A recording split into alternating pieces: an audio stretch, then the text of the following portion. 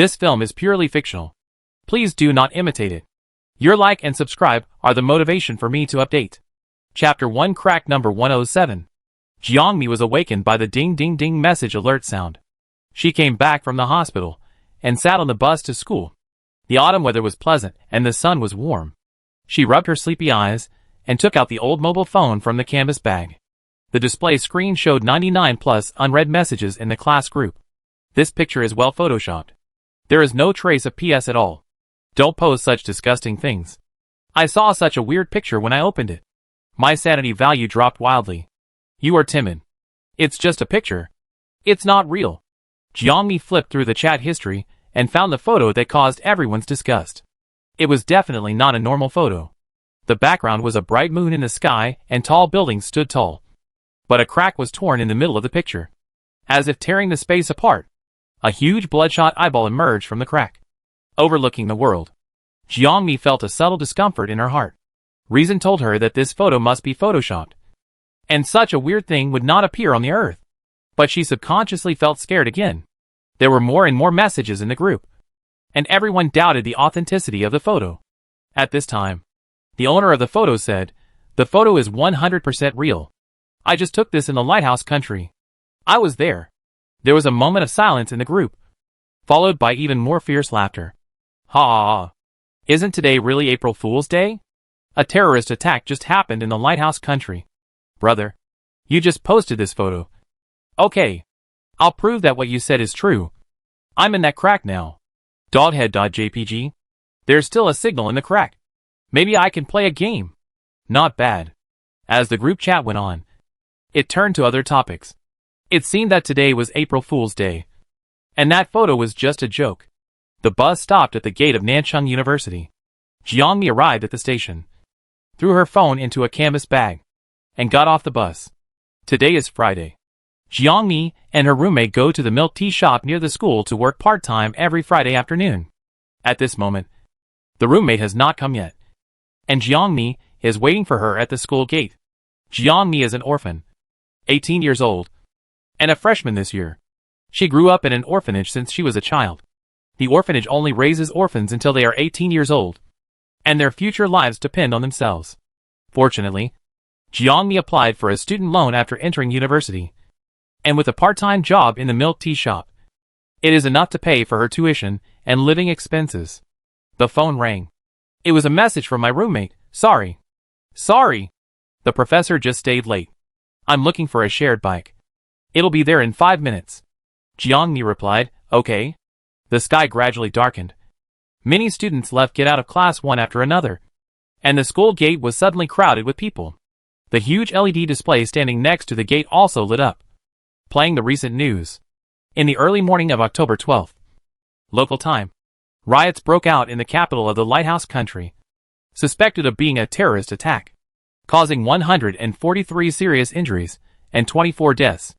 The riots have not yet been controlled, and casualties are still expanding. The news showed a video of the lighthouse country riots. The picture was blurry. The camera kept shaking, and the scene was vaguely seen in ruins, and the gray mud and stone debris was covered with blood. The scene turned and the camera pointed to the air again. A terrifying crack appeared in front of everyone. It was more than 300 meters long, even longer than the towering buildings around it. A huge eyeball emerged from the crack. It seemed to have life, observing everything outside. Suddenly, the eyeball pushed towards the crack and broke through the crack and rushed out. Everyone at the scene held their breath. This scene was too real. Jiangmi heard many people exclaiming around him. But before the eyeball rushed out, the LED display went black. What's going on? We just saw the climax. Is this crack and eyeball the terrorist attack in the lighthouse country? Impossible. This LED screen is managed by the school news agency. It's not official news. It's very likely that it's just a homemade short video by a certain upmaster. It's probably edited from some doomsday movie. The special effects are really good. Yes. I was scared to death when I first saw it. But I think it must be fake. That's right. Such a big eyeball and crack. It's very unreasonable. No one at the scene believed the authenticity of this news. Just like no one in the class group believed the photo. Jiangmi didn't believe it at first. A piercing sound suddenly came from his ears. and everyone at the school gate covered their ears in pain. The huge tearing sound was like countless uncomfortable frictions, forcefully inserted into everyone's mind, making people tremble with pain. Someone in the crowd shouted in horror, "Look!" Jiangmi looked in the direction of the sound, and the campus auditorium less than 100 meters away began to tremble, and the solemn building continued to collapse. Crash. It became a ruin. The central space of the auditorium seemed to be torn apart, and a huge crack appeared in front of everyone. The rolling black fog came out from the crack, devouring the nearby students. When the students who failed to escape touched the black fog, the whites of their eyes instantly turned red. Their pupils lost focus, and they pounced on other students with their fangs and claws. Jiangmi stared at the doomsday scene in front of her dully, and her eyes slowly widened. It's true. That photo, and the video on the LED display, are all real. Jiangmi suddenly woke up. In the blink of an eye, the scene in front of her suddenly changed. The school disappeared, and the crack disappeared. Jiangmi looked around and found that the night had fallen and she was in a primitive dense forest. Dreaming? No. Jiangmi was very sober. What happened at the school gate just now was not a dream. And the dense forest in front of her was not a dream. The surrounding environment gave her a chilling feeling, just like the discomfort she felt when she saw the crack. She wouldn't be sucked into the crack, right? Ah! A huge wolf howl came from behind, shaking the earth, and the surrounding dense forests were shaking because of the wolf howl, and the huge wind and waves blew the leaves all over the place. Jiangmi turned his head and looked behind him. More than 10 meters behind him, there was a 4-meter-tall silver-white giant wolf. Its fur was shiny and glossy, shining in the moonlight. The huge claws fell from the air, raising rolling dust. Jiangmi, this is definitely not the earth. A 4-meter-tall giant wolf cannot survive under the gravity of the earth, and its bones cannot support such a huge body. Maybe in the crack. There is a huge eyeball in the crack that appeared in the lighthouse country. Judging from its relative position to the crack, it is most likely the eyeball of a creature over 50 meters tall. If creatures over 50 meters tall can exist, then a 4-meter-tall giant wolf is nothing. Wait. Jiangmi almost wanted to slap herself. How could she still have the leisure to think about this? The giant wolf behind her opened its bloody mouth, its silver teeth flashing with sharp ferocity, its huge claws stepping on the dead branches on the ground, and walked towards Jiangmi step by step. Jiangmi's blood was about to coagulate, and her breathing was even more suppressed, and she couldn't take a breath. She instinctively wanted to run, but before she took a step, the giant wolf had crossed a distance of more than 10 meters and rushed in front of Jiangmi. Jiangmi's pupils shrank suddenly. In her eyes, a full moon was reflected, and there was the giant wolf that was extremely excited because of its prey. I will die. This is not a dream. I will really die. Ding. In panic, Jiangmi heard an emotionless voice in his ears. The host's magic power fluctuations have been detected, and the system has been activated. Currently, the host still has 1,000 points of mana that have not been allocated. How should it be allocated? The basic parameters are speed, strength, hardening, system, host, mana, allocation? What the hell? Jiangmi's mind was racing. But the giant wolf was even faster, opening its bloody mouth and biting Jiangmi. Without time to think, Jiangmi quickly answered, "Add hardening to me." Add to the full. As soon as the voice fell, it suddenly became pitch black in front of him. The tip of his nose was filled with a strong fishy smell, like the bad breath caused by food stuck between teeth for too long. This is the smell in the giant wolf's mouth. Jiangmi was eaten by the giant wolf. She wouldn't die just like that. Would she? It was less than an hour from the appearance of the crack to being eaten by the giant wolf. And she was going to die GG? The cannon fodder in movies and TV shows is not as weak as her. The next second, Jiangmi's eyes brightened, and the sense of imprisonment stuck on her disappeared. Her body loosened, and Jiangmi slipped out of the giant wolf's mouth and fell to the ground powerlessly. The strange thing is that she didn't feel any pain, whether it was the teeth that had just bitten her or the muddy ground. They were just stuck her just right. Jiangmi looked up in confusion and saw the giant wolf above her head, still opening its bloody mouth and staring at her. Then, its mouthful of teeth began to crack, and fell one by one, hitting the muddy ground, smashing deep pits. Jiangmi? Giant wolf? The giant wolf was furious. Its teeth were its glory, and the badge of its countless victories in battles. Without teeth, how could it raise its head in front of other wolves? Its fierce wolf eyes narrowed, full of fierce light. Then, the giant wolf waved its claws, and swung one claw towards Jiangmi. The instinct of creatures to seek benefits and avoid harm made Jiangmi subconsciously move her legs. But she was not as fast as the giant wolf, so it was useless to run away. The giant wolf's claws swung over Jiangmi, and the plants in the dense forest were destroyed by the air waves raised by the giant wolf's claws, becoming messy and dilapidated. And Jiangmi, who was at the center of the attack, fell to the ground softly like a person who had nothing to do. It was not because of the giant wolf's claws that she fell, but because her legs were weak. She ran 2 steps and fell to the ground again. Then, the extremely sharp nails on the giant wolf's claws began to break and fall off, falling beside Jiangmi. Jiangmi. Giant wolf. The man and the wolf looked at each other. The giant wolf looked at Jiangmi's thin body, then looked at his own teeth and nails scattered on the ground, with a big puzzlement in his round eyes. Giant wolf, doubts about wolf life. It couldn't believe that it was that skinny human who had just knocked off its teeth and claws. Is it fake? How could it be possible? The giant wolf didn't believe in evil. As a local overlord, it had never suffered such a great humiliation.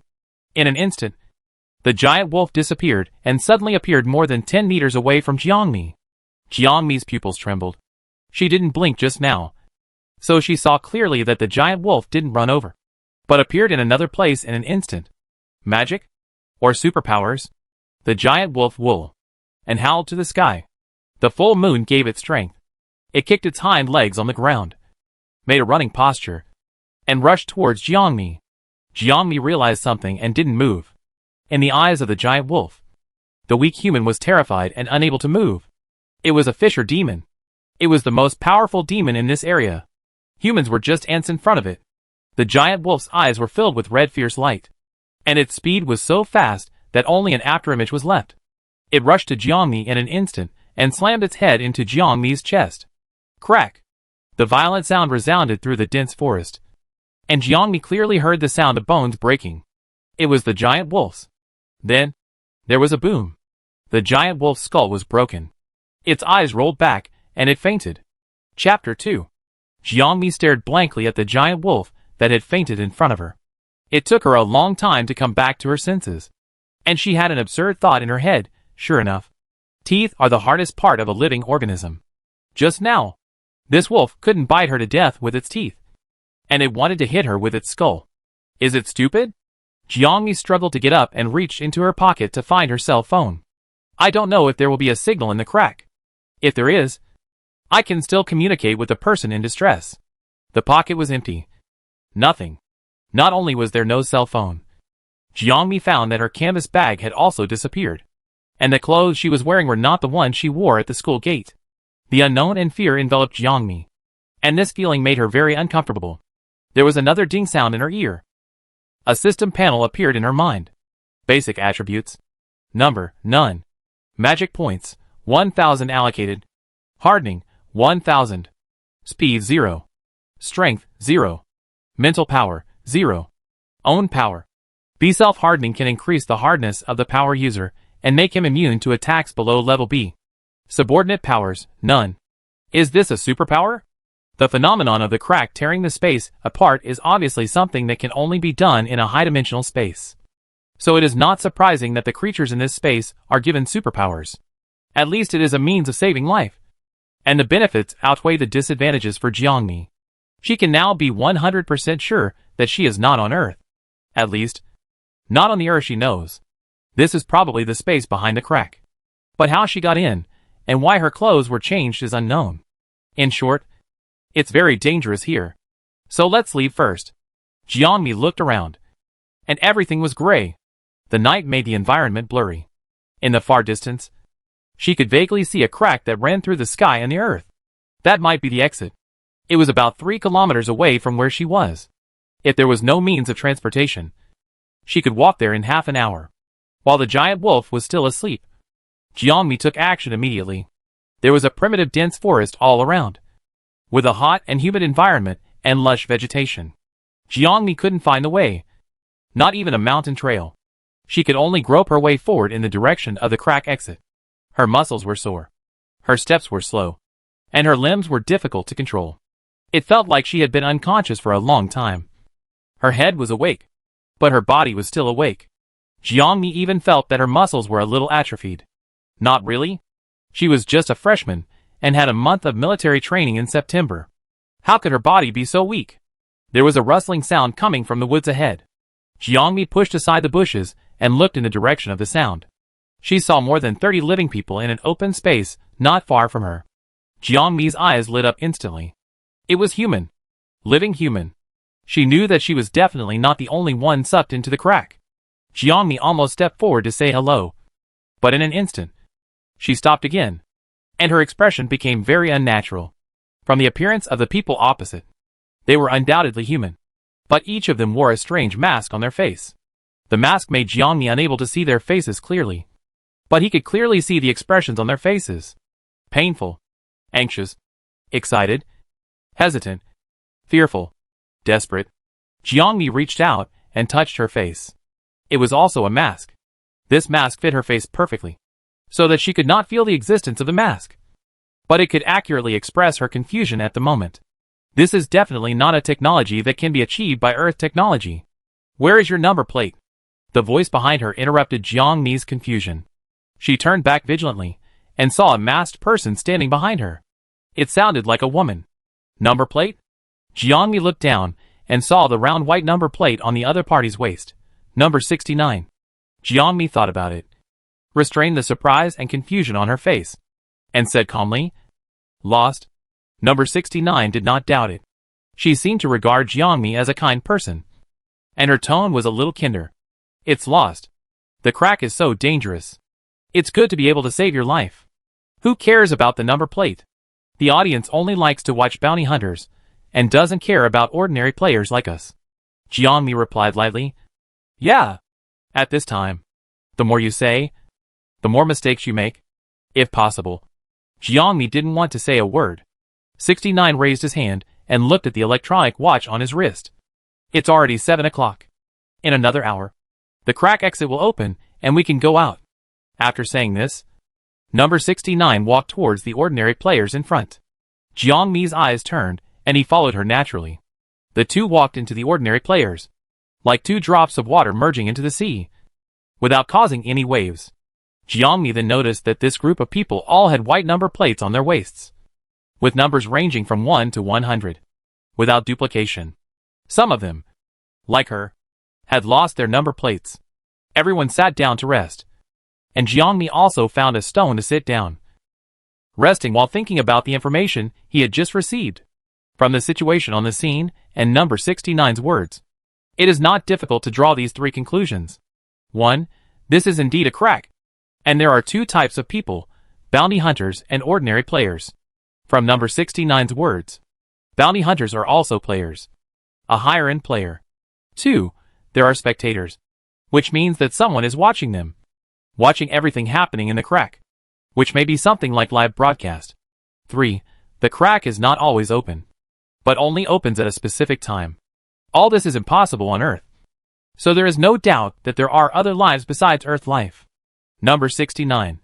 The ordinary players around, and the bounty hunters are all other lives. Unlike Earth life, other lives have already controlled the cracks. They have the ability to put their own kind into the cracks, and the ability to monitor the cracks. They even regard the cracks as a playground. They are very similar to Earth life, and may also be human. But they are not the same as Jiangmi. Only 1 hour left. If we get out of this dense forest, we can get out. Let's hold on. A man suddenly shouted in the crowd. Jiangmi looked up and saw a tall and thin man with a number plate of 27 on his waist. His arm was bruised, as if he was scratched by the claws of a beast. But he remained calm and tried to encourage the lost players around him. "How can we get out?" Someone poured cold water on number 27. "There are sea-level demons at the exit of the crack, and there are so many beasts in the dense forest. Half of our people are dead. It would be great if we could meet bounty hunters." Someone else said, "They all have superpowers. If we can follow them, we won't have to die." "Heh! It's not like we haven't met bounty hunters before. But they want 100,000 federal coins to help us. How can we have so much money? Entering the crack is a dead end. No one can survive. No one can survive. After escaping all the way, the players are already extremely afraid of the cracks and dare not hope to get out alive. Jiangmi didn't say anything, but listened to their arguments quietly. She originally thought that following number 69 was safer than fighting alone. But now it seems that ordinary players are just ordinary people without superpowers. The only benefit of following them now is that they can get information about the cracks. The ordinary players rested enough and set out on the journey again. In their plan, the exit of the crack will open in an hour. As long as they reach the exit of the crack within an hour, they can leave. The journey seems not far, but it is extremely bumpy. After walking a few hundred meters, a buzzing sound came from the air. One of the most terrifying threats in the tropical jungle is undoubtedly those insects. A swarm of bees attacked. One of them was as big as Jiangmi's fist, and the 3-centimeter-long stinger on their tails could be clearly seen with the naked eye, shining brightly in the moonlight. Their transparent wings flapped rapidly, and they rushed towards the crowd as if they were risking their lives. Jiangmi was most afraid of bees. When she was a child, she was stung by a wasp in an orphanage, and her whole arm was red and swollen. She still has lingering fears.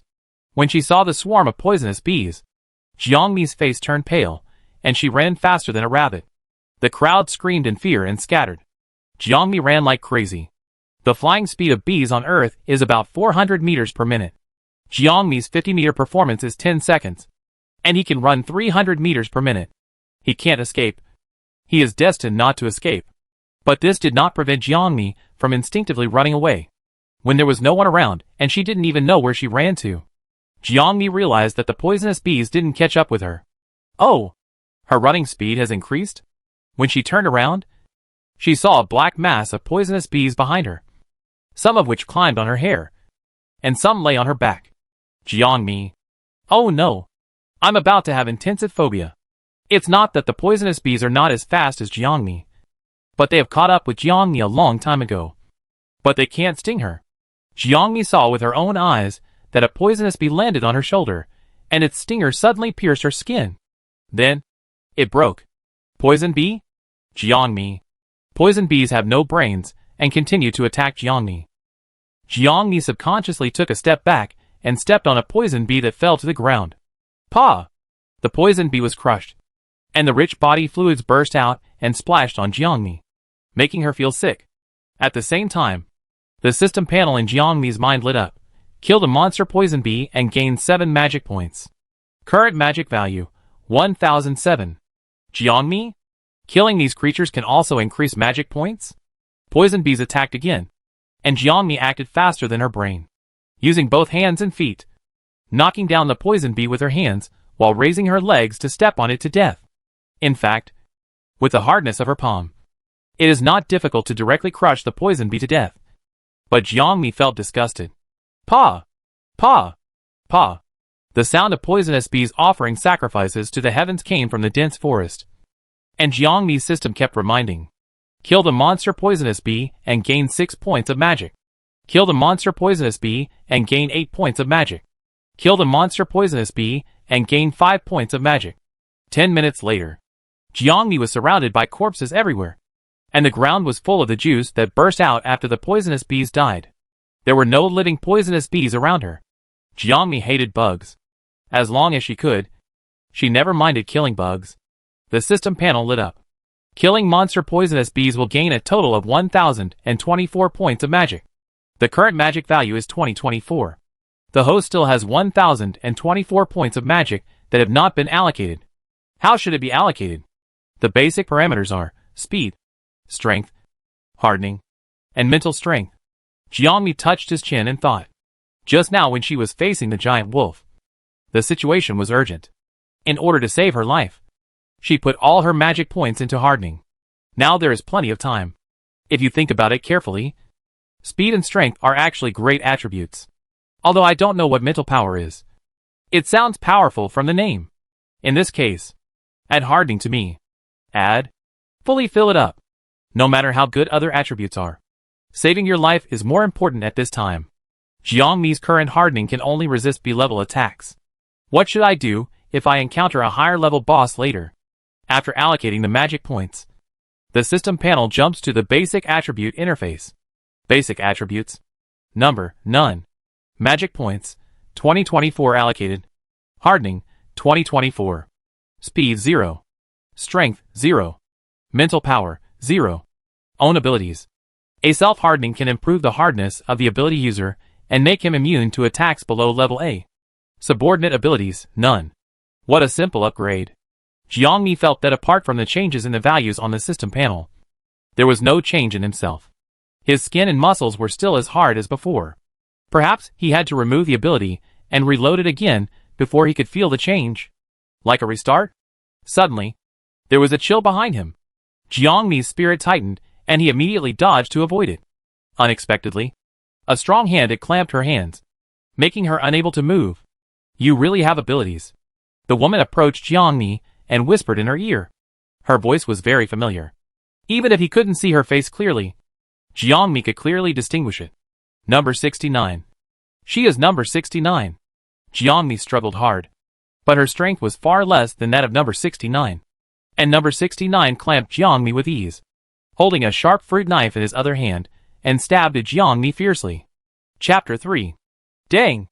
The steel knife hit Jiangmi's hard skin. The huge vibration caused number 69 to lose her grip. The fruit knife flew to the ground, and the steel body made a buzzing sound. Jiangmi took advantage of number 69's arm trembling, and quickly broke free from her restraints and retreated several meters. Ah! Number 69 was a little surprised and shook off his exhausted hands.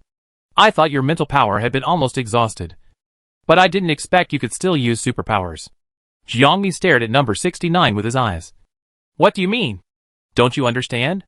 Number 69 picked up the fruit knife on the ground and slowly walked towards Jiangmi. You have been using superpowers since we met. With such a large consumption, you should have been unable to use superpowers long ago. Number 69 looked at Jiangmi carefully. Do you have a strong mental power? Impossible. I have observed you. When you were killing the poisonous bees, your mental power was almost exhausted. Seeing number 69 approaching, Jiangmi took 2 steps back and kept a distance from her. Jiangmi didn't understand what number 69 meant. Is mental power an indicator of how long to maintain superpowers? But her mental power is 0. There is no answer to this question for the time being. And Jiangmi doesn't think number 69 will kindly tell her the answer. Why do you want to kill me? Jiangmi changed the subject. Of course. It's to become stronger. Number 69 shrugged. Don't struggle. Although your defense is very strong, you can't use it many times. And my ability is teleportation. Do you think you can still defend me when your mental strength is exhausted? She spoke carelessly, but her movements were unambiguous. She teleported behind Jiangmi, placed a fruit knife across Jiangmi's neck, and cut it hard with a spatula. Tear. The sound of metal friction resounded throughout the dense forest. Jiangmi quickly broke free and stepped back, touching her neck in horror. The steel fruit knife did not cut her throat, but left a faint silver iron mark on her neck. Number 69 really wanted to kill her. The fear of death enveloped Jiangmi. Number 69 was right. Jiangmi could not maintain her superpowers for too long. Even though her superpowers had nothing to do with mental power, she was already breathing rapidly, and the power to maintain her superpowers was intermittent. This situation had already been hinted at when the poisonous bees appeared. But at that time Jiangmi was only concerned with destroying the poisonous bees and did not pay much attention. Now that she had calmed down, she truly felt that her control over her superpowers had declined. Now facing number 69, Jiangmi could only try to maintain the hardening. But even she herself did not know how long she could maintain it. Beads of sweat slid down Jiangmi's neck. Number 69 looked at this scene and was very satisfied. Jiangmi would never know that number 69's ability was not teleportation. If she had such a powerful ability, would she still worry about not being able to kill Jiangmi? Number 69's ability is a sea-level spatial ability path tracing, which allows the holder to trace back to any spatial point where she has existed.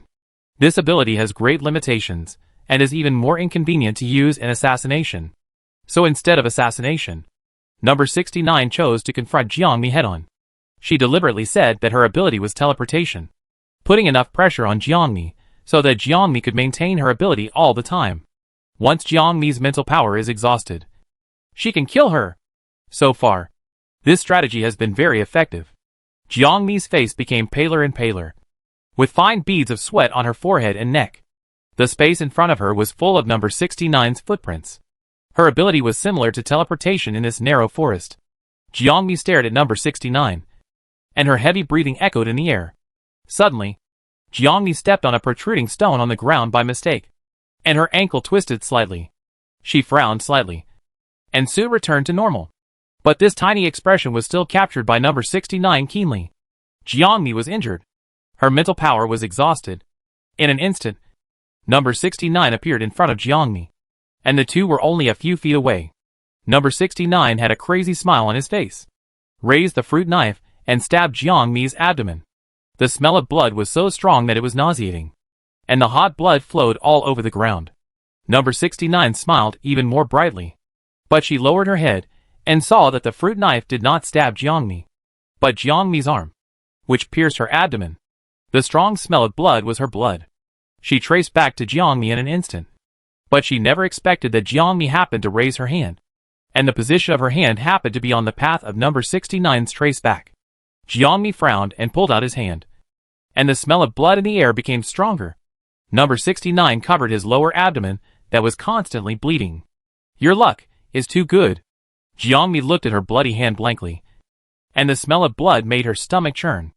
Her legs trembled, and her supernatural power was even more unsustainable. Ugh! Jiangmi ran to the side and retched. She hadn't eaten for a long time, and only vomited a few mouthfuls of sour water. After a while, she suppressed the nausea in her stomach and walked to number 69 again. It's not luck, Jiangmi said. What? Number 69 fell to the ground, blood gushing out of the blood hole in mouth. I can hurt you. It's not luck. Jiangmi's voice trembled slightly. Because I know that your ability is not teleportation. Your real ability is to return to any time in the past. Number 69 paused and widened his eyes.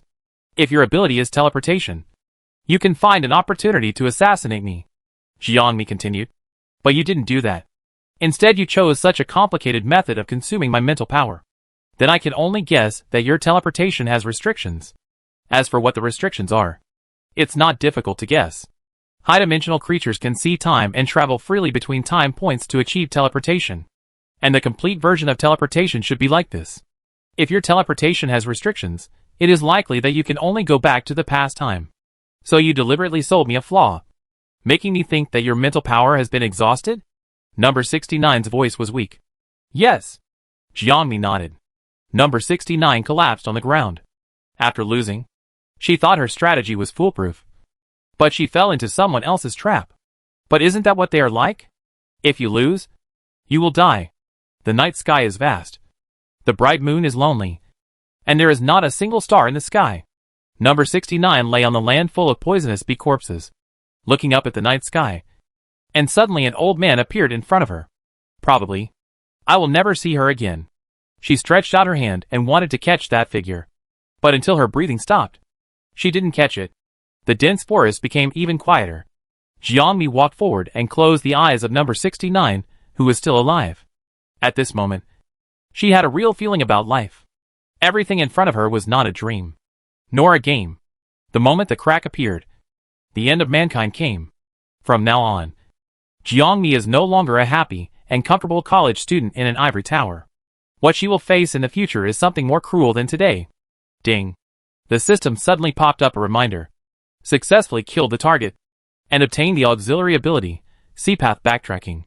Then, the system panel also lit up. Basic attributes. Number, none. Magic value, 2024 allocated.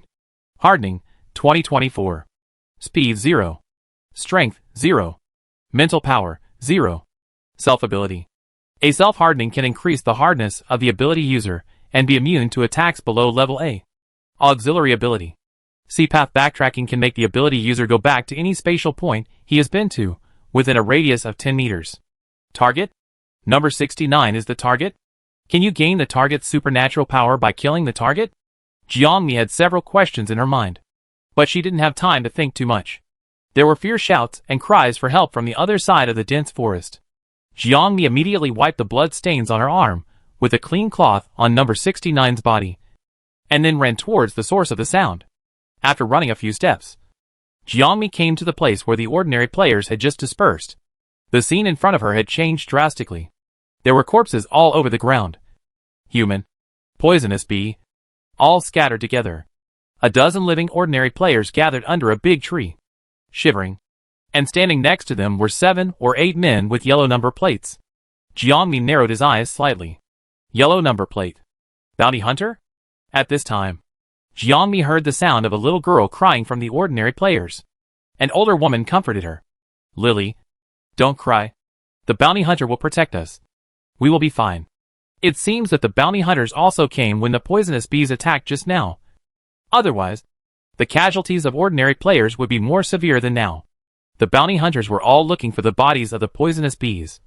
As if they were looking for something. One of the bounty hunters turned over several bodies in a row, and was suddenly hugged by a human corpse. Please! Please save me! Damn! It's a dead body. It's bad luck.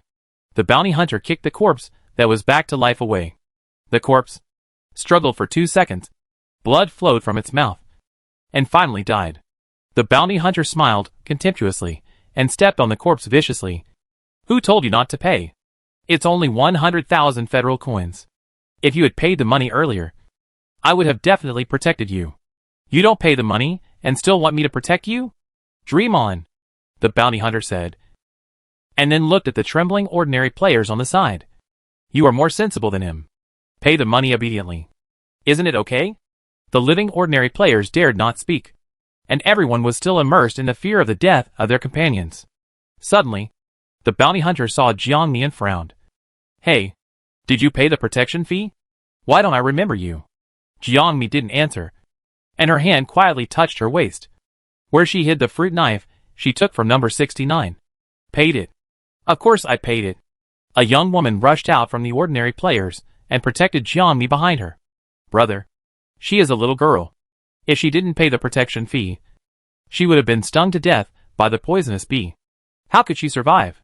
The bounty hunter looked at Jiangmi in confusion, only to see her shoulders trembling and timidly shrinking behind the woman. Such a timid person would definitely not dare to lie. At this time, the bounty hunter leader Zhuangdi blew the whistle, and all the bounty hunters put down their work and gathered towards Zhuangdi. The bounty hunter who was questioning in front of him also left Jiangmi and returned to the team honestly, looking at the other person's back for a long time. Jiangmi looked at the woman next to him. Thank you. What are you talking about? The young woman with the number 38 tag gently patted Jiangmi's shoulder. Ningning. We are neighbors, and it is right to help each other. Jiangmi paused. She was wearing a mask and lost her number tag. Number 38 must have recognized the wrong person. But she would recognize the wrong person, and it is likely that the real Ningning is dead. Jiangmi did not refute, and followed number 38 to stay among the ordinary players honestly.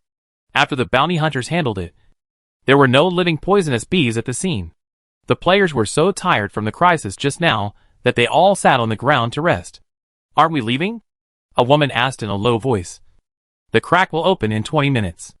I don't want to stay in this damn place any longer. I just heard from the bounty hunter leader that the poisonous bee queen's golden blood is missing. I'm afraid we can't leave. The man with the number 27 tag looked frustrated. The woman was horrified. They killed all the poisonous bees, and the golden blood is also with them. If they want to find it, they can find it themselves. Can't they let us go? Jiangmi stood next to number 38, and on the other side was number 38's 8-year-old daughter Luoli. Luoli listened to the conversation between the adults and asked curiously, Mom, is golden blood the kind of potion that can give you superpowers after taking it? Number 38 nodded. The creatures in the cracks are called monsters, and some of them will precipitate golden blood after death. However, number 38 looked at the man and woman in the conversation, and said doubtfully, I heard that whether a monster has golden blood after death is a probability event. Maybe this batch of poisonous bees don't have golden blood? Ordinary poisonous bees may not have golden blood. Number 27 explained. But the poisonous bee queen must have golden blood. This is clearly recorded in the crack atlas. The ordinary players discussed for a while, and the core was still around golden blood and bounty hunters. It is not difficult to find that all players come to the cracks to find golden blood. The difference is that bounty hunters come in voluntarily, while ordinary players are forced to come in. Most ordinary players lack knowledge about cracks, and when listening to other people's conversations, they all show a confused look, including the woman number 38, who mistakenly thought Jiangmi was Ningning. She knew very little about cracks. Only number 27 knew quite a lot about cracks. Jiangmi then asked number 27, "Only by taking the golden blood can you have superpowers?" Number 27 was surprised. But after listening to Jiangmi's voice, and thinking that she was not very old, she answered seriously, "Of course. Only by taking the golden blood can you gain superpowers. Moreover, a person can only drink one portion of golden blood, and can only have one superpower. What if you drink 2 portions?" Lori asked curiously. "You will die." Number 27's voice was cold. Chapter 4. A black drone hovered over the dense forest, and the camera captured everything about the Rift players. The footage was synchronized to the official website of the Blue Star Rubik's Cube Company. At this moment, millions of netizens were watching this death live broadcast with great interest. The poisonous queen bee is an E-level demon species. Although the E-level is very low, it is still a demon species. How could it be possible that it does not have gold blood? It must have been stolen by someone. E-level gold blood can be sold for 100,000 federal coins on the black market. Aren't ordinary players all prisoners of war? And there are also some criminals. It's not surprising that these people secretly hid gold blood. Zhuangdi raised his leg and kicked number 27, who was kneeling on the ground. Number 27 lost his balance and rolled on the ground twice. His body was covered with mud and his face was blue and purple. The remaining ordinary players knelt on their knees, lowered their heads, and dared not breathe. "Brother Zhuang, it's really not us." Number 27's voice was hoarse. "Even if we were brave enough, we wouldn't dare to steal your golden blood. Who else could it be if not you lowlives? Could my golden blood grow wings and fly away?" Zhuangdi stepped on number 27's face and kept crushing him, almost stepping his head into the mud. I don't know." Number 27 whimpered. A bounty hunter walked up to Zhuangdi and whispered, "Brother Zhuang, the crack will open in another 10 minutes. We still have a sea-level demon species golden blood to take. Time is running out." Zhuangdi angrily said pooh, and spit on number 27's face. "I shouldn't have saved you lowlives just now. You stole my things?" Zhuangdi glanced at the dozen ordinary players in front of him. He really didn't have much time, so he had to make a quick decision. "You won't admit it, right? All right," Zhuangdi sneered. "Then take off all your clothes. I'll check them one by one. I don't believe I can't find them." "What?" a female player explained. "There are so many people, and there are surveillance cameras above."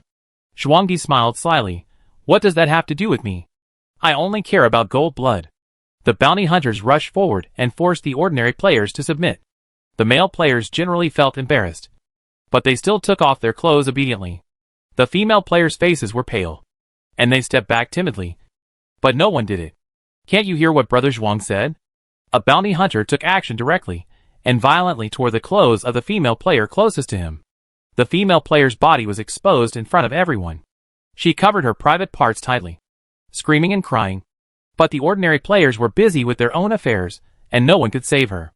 After checking the female player's body and clothes, the bounty hunter said casually, "Ah, it turns out that the golden blood is not on you." Then, he glanced at the female player's naked body. His eyes were obscene and greedy. The female player put on her clothes while crying, her face full of despair. The bounty hunters laughed and looked for more suitable targets. The masks blocked the faces of the female players, but could not block their figures. The bounty hunters quickly set their sights on Jiangmi. Even if you can't see her face, you can still see Jiangmi's young body and tight white skin. Not only the bounty hunters, but even some male players looked at Jiangmi with ill intentions. This is the end of the world. The evil of human nature is fully displayed at this moment, including Jiangmi. At this moment she is no longer a law-abiding citizen living in peacetime. She was thinking whether she could kill the bounty hunter in front of her. It is possible. Jiangmi remembered that his ability is to increase the attack attribute of other psychics, and he has no attack power. Jiangmi's physical strength has been restored. Even if the opponent reacts and counterattacks, she can use hardening to withstand the damage and then stab him to death. "Stinky bitch. What are you doing? Why? Do you want me to help you take off your clothes?" The bounty hunter smiled slyly and approached Jiangmi. Jiangmi clenched the fruit knife in her sleeve. The moment the bounty hunter reached out to touch her, Jiangmi quickly took action. "No. The black fog is coming.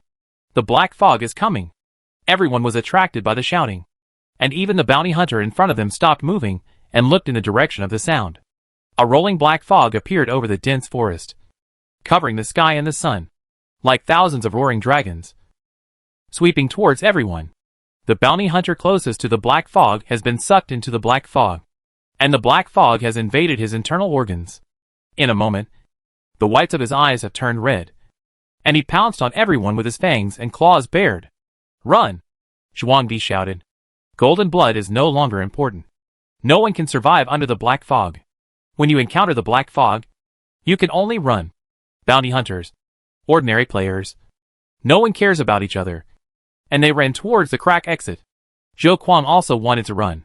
He was just an E-level bounty hunter, and he couldn't survive long in the black fog. With a puff sound, Zhou Kuang looked down and saw the blood hole in his abdomen, and blood gushed out of it. In front of him, Jiangmi quickly put away the blood-stained fruit and hid it behind her waist. She was already covered with blood stains, so she didn't care about this. You. Zhou Kuang's voice was hoarse. Jiangmi glanced at him coldly, turned around, and followed the main force to leave. Zhou Kuang covered the blood hole. His legs softened, and he knelt on his knees, with blood pouring out of his mouth. He wanted to escape and survive, but he had no strength. The black fog swept over and submerged Zhou Kuang in an instant. Kill E-level psychic and gain 126 magic points. Current magic value, 2150. Jiangmi followed the ordinary players, thinking while running, there is no additional superpower. It seems that only by killing the target can you gain the additional superpower. But why is number 69 the target? What is the difference between her and other psychics? Time passed by. The players had run out of the dense forest, and a huge lake appeared in front of the players. The wreckage of the ship was floating on the lake. There was an island in the center. A huge crack stood on the island, more than 300 meters high, reaching the sky. One had to raise his head to an angle that could not be raised to see the top of the crack. The dark crack was covered with a thin layer of red honeycomb pattern, like a barrier formed by some energy. Quick! Go to the island in the center of the lake. The exit of the crack is about to open. Someone shouted loudly. But the only long bridge from the lakeshore to the island in the center of the lake had been blown up, and there were no intact boats around to cross the lake. Number 27 quickly pulled a relatively intact piece of driftwood from the lake. Children and women get on the driftwood first. Those who can swim over by themselves. Plop! Plop! Plop! For a while, many players plunged into the lake. Number 38 carried Lori onto the driftwood. Lily, you go first. Mom will follow the next trip. No. Lily wants to be with her mother. Lily doesn't want to be separated from her mother. Lori's face was covered with tears, and she hugged number 38 tightly and didn't want to let go. Good boy. Lily, be obedient. Number 38 looked helpless. The driftwood was too small, and there was no place for her. Mom promised you. We can definitely leave the crack. The little girl was much more obedient under the comfort of her mother. Her eyes were still full of tears, but she stopped making trouble and sat on the driftwood to leave. Jiangmi followed other players who could swim into the water. In order to save electricity, the welfare home rarely turned on the air conditioner in summer. These orphans would go to a stream in the suburbs to play in the water, and the older children would take the younger children with them. Over time, everyone learned to swim. The distance from the lakeshore to the island in the middle of the lake is nearly 100 meters, which is very long. And it is still okay for players like Jiangmi who can swim. And the lake is gentle, and there are no waves, except for the poor water quality. It is no different from being in a swimming pool. As long as they swim to the island in the middle of the lake, they can survive. Everyone is more motivated as they swim. Leaving alive is the wish of every player, and hope is right in front of them. But when the first group of players who crossed the river rushed to the center of the lake, an accident still happened. A huge spider with fluorescent blue stripes suddenly emerged from the bottom of the water, and a huge spider web emerged from the bottom of the water, sticking to every player who crossed the lake. The spider web of the blue-striped spider has strong stickiness. All players cannot break free after being caught. The spider web seems to grow into their flesh and can't be pulled off at all. Jiangmi has been swimming near the long bridge so that she can have a floating object to rely on when she is exhausted. The moment the blue-striped spider appeared, she quickly hid in the bridge hole. Unfortunately, She was too slow, and was caught in the web of the blue-striped spider. The prey was caught, and the rest was to enjoy the food. Everyone cried and begged for help. The giant spider ignored it, and climbed leisurely on its spider web. Approaching its prey, it crawled towards Lori. Even creatures with little brains know that the skin and flesh of human cubs are the most delicate. Children have red lips and white teeth, and their flesh is so tender that you can almost pinch out water. The blue-striped spider stared at Lori, and the saliva on its mouth parts fell. Lily! Lily! Number 38 on the shore cried and screamed. Heartbroken. She couldn't imagine that she just wanted her daughter to leave earlier. But she didn't expect that she would send her daughter to hell earlier. She cried so hard that her voice was hoarse. She wanted to rush into the lake to save Lori, but was stopped by number 27. You can't swim. And you can't beat the blue spider? What are you doing down there? That's my daughter. That's my daughter. Number 38 was already crying. Oh! I was worried that this demon would run away. But it turned out to be here. A familiar male voice suddenly came from the dense forest. And Zhuangdi walked out of the dense forest with a group of bounty hunters. The sweep of the black fog has ended. Zhuangdi and other bounty hunters were all injured. But except for the bounty hunter who tipped off the beginning and was swallowed by the black fog, the remaining bounty hunters were safe and sound. Brother Zhuang. Brother Zhuang. Number 38 saw Zhuangdi. As if he saw hope. I paid the protection fee. I paid the protection fee for me and my daughter. You promised to help us solve the monsters in the crack and let us leave safely. Please, save my daughter. Number 27 echoed. Brother Zhuang. The blue-striped spider is a sea-level demon species. It must have golden blood. Didn't you come to the rift just for the golden blood? You won't let such a prey go. Zhuangdi picked his ears and flicked away an earwax out of boredom. You paid the protection fee. So I should protect you. I do need the golden blood of the blue-striped spider. However, Zhuangdi glanced at number 38 and number 27, and his tone suddenly became sinister. I haven't settled the score with you for stealing my golden blood. You still want me to protect you. What are you daydreaming about? Brother Zhuang. We didn't steal the golden blood. It really wasn't us. Number 38 cried even harder. Zhuangdi kicked number 38 away. If you care about your daughter so much, why don't you go and save her yourself? What's the point of asking others to save you? Number 38 was in tears. I can't swim. And I can't beat that demon. It's okay. I'll teach you a way. Zhuangdi smiled slyly and pinched number 38's chin. Blue-striped spiders like the smell of blood. That kind of rich, hot, fresh blood. It likes it the most. And when the blue-striped spider devours food, its alertness is the lowest. If there is such an opportunity, I can definitely kill the blue-striped spider and save your daughter. What do you think? Number 38 froze.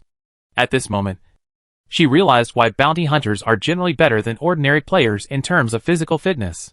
When they escaped from the black fog just now, they ran behind ordinary players. They did this on purpose. Because catching blue-striped spiders requires bait. When it eats, it is at its weakest.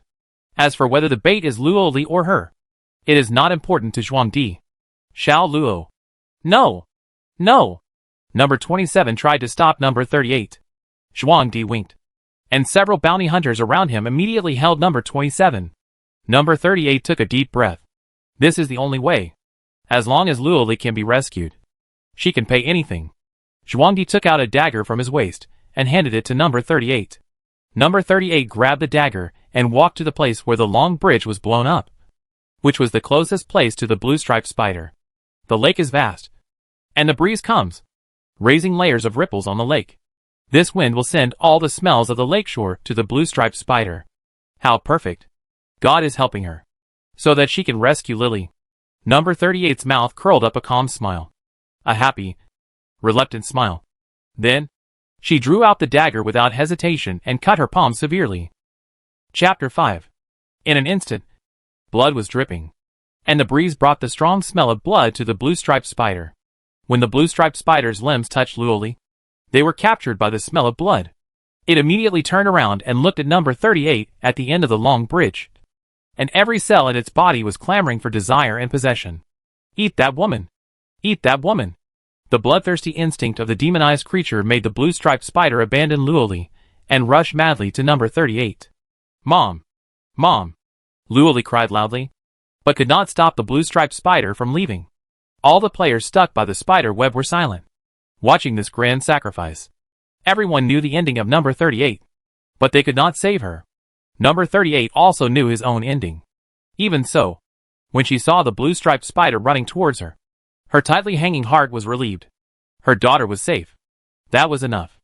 Jiangmi hid in the bridge hole, which was pitch black, and she was hidden in the darkness. This position allows her to see Zhuangdi and number 27 by the lake, and also see the players caught in the spider web. The players burst into tears, while the bounty hunter by the lake laughed up to the sky. This scene is really absurd. Jiangmi doesn't understand why number 38 is willing to cut himself to attract the blue-striped spider. The word maternal love is too far away for her. When they were in the welfare home, the director told them that parents have their own difficulties in abandoning their children. Jiangmi also believes that her parents have their own reasons for abandoning her. This morning, Jiangmi received a call from the director of the welfare home, saying that her parents came to see her. Jiangmi was so happy for the first time. It turned out that her parents really had to abandon her. It turned out that they also missed her. It turned out that the dean was not lying. But when Jiangmi arrived at the hospital and saw her biological parents, when they begged her to donate bone marrow to her brother, Jiangmi knew why they came to her. Jiangmi was successfully matched, but she refused to donate bone marrow to her brother. Her parents scolded her, beat her, said she was an ungrateful person, said she didn't deserve to live in this world, and said they really regretted giving birth to her. It turned out that some parents really don't love their children.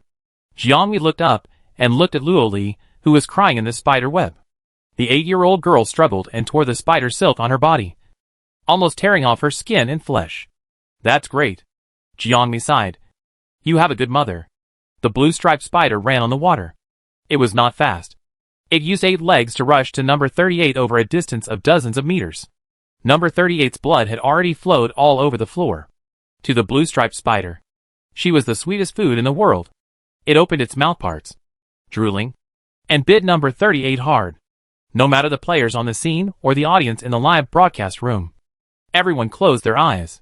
No one wanted to see such a bloody scene. Number 38's death was a foregone conclusion. Suddenly, the blue-striped spider froze. The spider silk it spewed caught number 38, and the blood dyed the white spider silk red. The prey was in sight, but the blue-striped spider fell to the ground with a bang, and its 8 legs were grabbing wildly as if out of control, and the mouthparts made a death whine. Number 38 was so scared that he took 2 steps back. The blue-striped spider struggled more and more, grabbing desperately. This process lasted less than a minute. After struggling to death, the huge creature that everyone feared suddenly stiffened and lost its life. The blue-striped spider is dead. Everyone at the scene was shocked and speechless, not daring to imagine what had just happened. A string of water splashed out from under the bridge hole, and Jiangmi appeared in the bridge hole out of thin air. She was covered with horrible yellow sticky, and some of the chewed insect entrails. Just now, when the blue-striped spider rushed to number 38, it passed the path that Jiangmi had swam. At that moment, Jiangmi started to harden himself and used the path to go back and appear in the body of the blue-striped spider. The shell of the blue-striped spider is harder than objects and cannot be hurt by sharp blades, but the inside of the organism is soft after all. Jiangmi appeared in its body in a hardened state, and instantly squeezed the blue-striped spider's entrails. Jiangmi covered her mouth and nose with one hand, and grabbed a fruit knife with the other hand, cutting around in the blue-striped spider's body. When she returned to the bridge hole, the fishy smell came to her nose, and the water quickly washed Jiangmi's body, taking the sticky yellow liquid and entrails fragments and disappeared. The system popped up a reminder: kill the sea-level demon blue spider and gain 450 points of magic. Current magic value, 2,600. The blue spider is completely dead, and the originally sticky spider silk has also lost its vitality. Players who are entangled in the spider web can easily tear off the spider silk on their bodies. The blue spider is dead. The blue spider is dead. The scene was full of cheers from the players. Zhuangdi's pupil shrank suddenly, and he suddenly thought of something. He quickly rushed to the long bridge and carefully searched for the body of the blue spider. Golden blood? Where is the golden blood? The crack atlas divides the creatures in the crack into 2 categories. One is monsters, and the other is demons. Demons must have golden blood.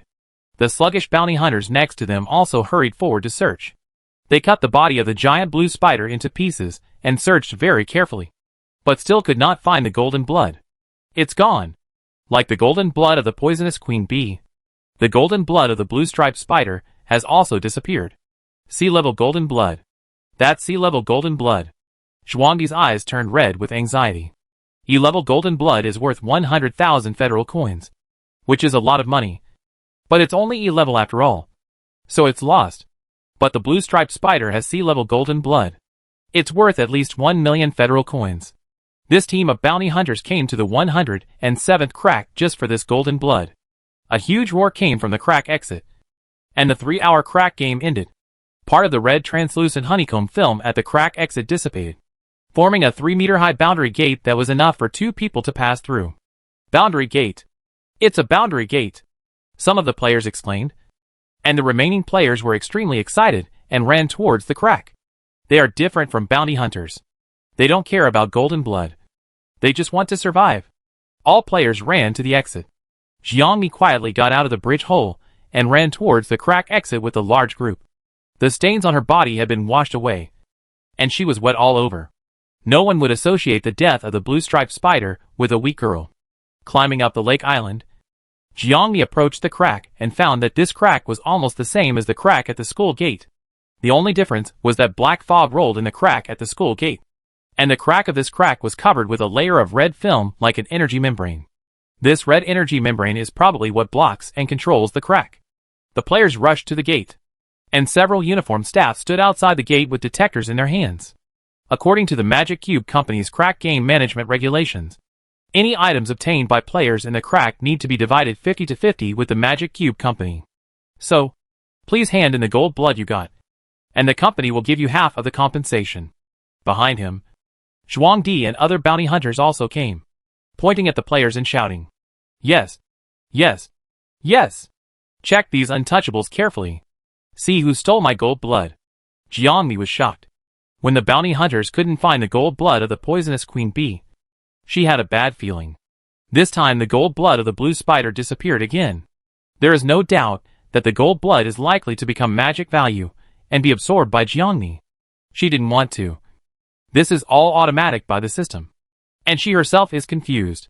The players lined up in 2 teams and took turns to pass the test. When Jiangmi was detected, a huge siren suddenly came from the boundary gate, followed by an AI report. Players are detected to be illegally holding crack items. Players are detected to be illegally holding crack items. Jiangmi instantly clenched the fruit knife hidden in his sleeve. The hardening of the self has already begun. Move! At the same time, Zhuangdi rushed to number 27 next to Jiangmi and grabbed his neck with both hands. "Okay. It turned out that you stole my golden blood." The 2 teams checked at the same time, and number 27 was found out. Jiangmi breathed a sigh of relief and quietly withdrew his hand holding the fruit knife. Number 27 was pressed to the ground, struggling and begging for mercy. He took out the right front foot of the blue-striped spider from his bag in horror. "I just heard that the corpse of the demon species can be sold for money. I didn't steal the golden blood. I really didn't steal it." The staff took the right front foot of the spider and continued to scan number 27 carefully with the detector, and found that he really only had the right front foot of the blue-striped spider on him. This thing is not worth much, and it only costs 700 or 800 federal coins when sold on the black market. The Magic Cube Company does not intend to collect a share and let number 27 leave. Behind him, Zhuangdi and other bounty hunters were furious, and they wanted to strip every player's clothes and check them carefully. In front, Jiangmi followed the staff and quietly passed through the gate. The moment he walked through the gate, Jiangmi clearly felt the changes in the surrounding environment. It was a very clear sense of heterogeneity. The surrounding temperature, humidity, light, and the smell of the air. No matter which point, it was completely different from the crack. Passing through the gate, it is another world. Jiangmi looked up and looked outside the crack. The crescent moon was in the sky, and the dark clouds covered the sun. The cold high-rise buildings around stood like giants. Neon lights and electronic advertisements kept flashing, and high-tech maglev trains shuttled through the steel city. This is not the school gate, nor the Earth. This is a brand new world. Player, congratulations on leaving the crack successfully. Please take off your mask and sign here. The staff greeted Jiangmi to complete the rest of the game process. Jiangmi took off his mask with the help of the staff. The staff compared her face. Mr. Ning, this is your player information. Please sign here. The Magic Cube Company will settle all players' achievements within 24 hours.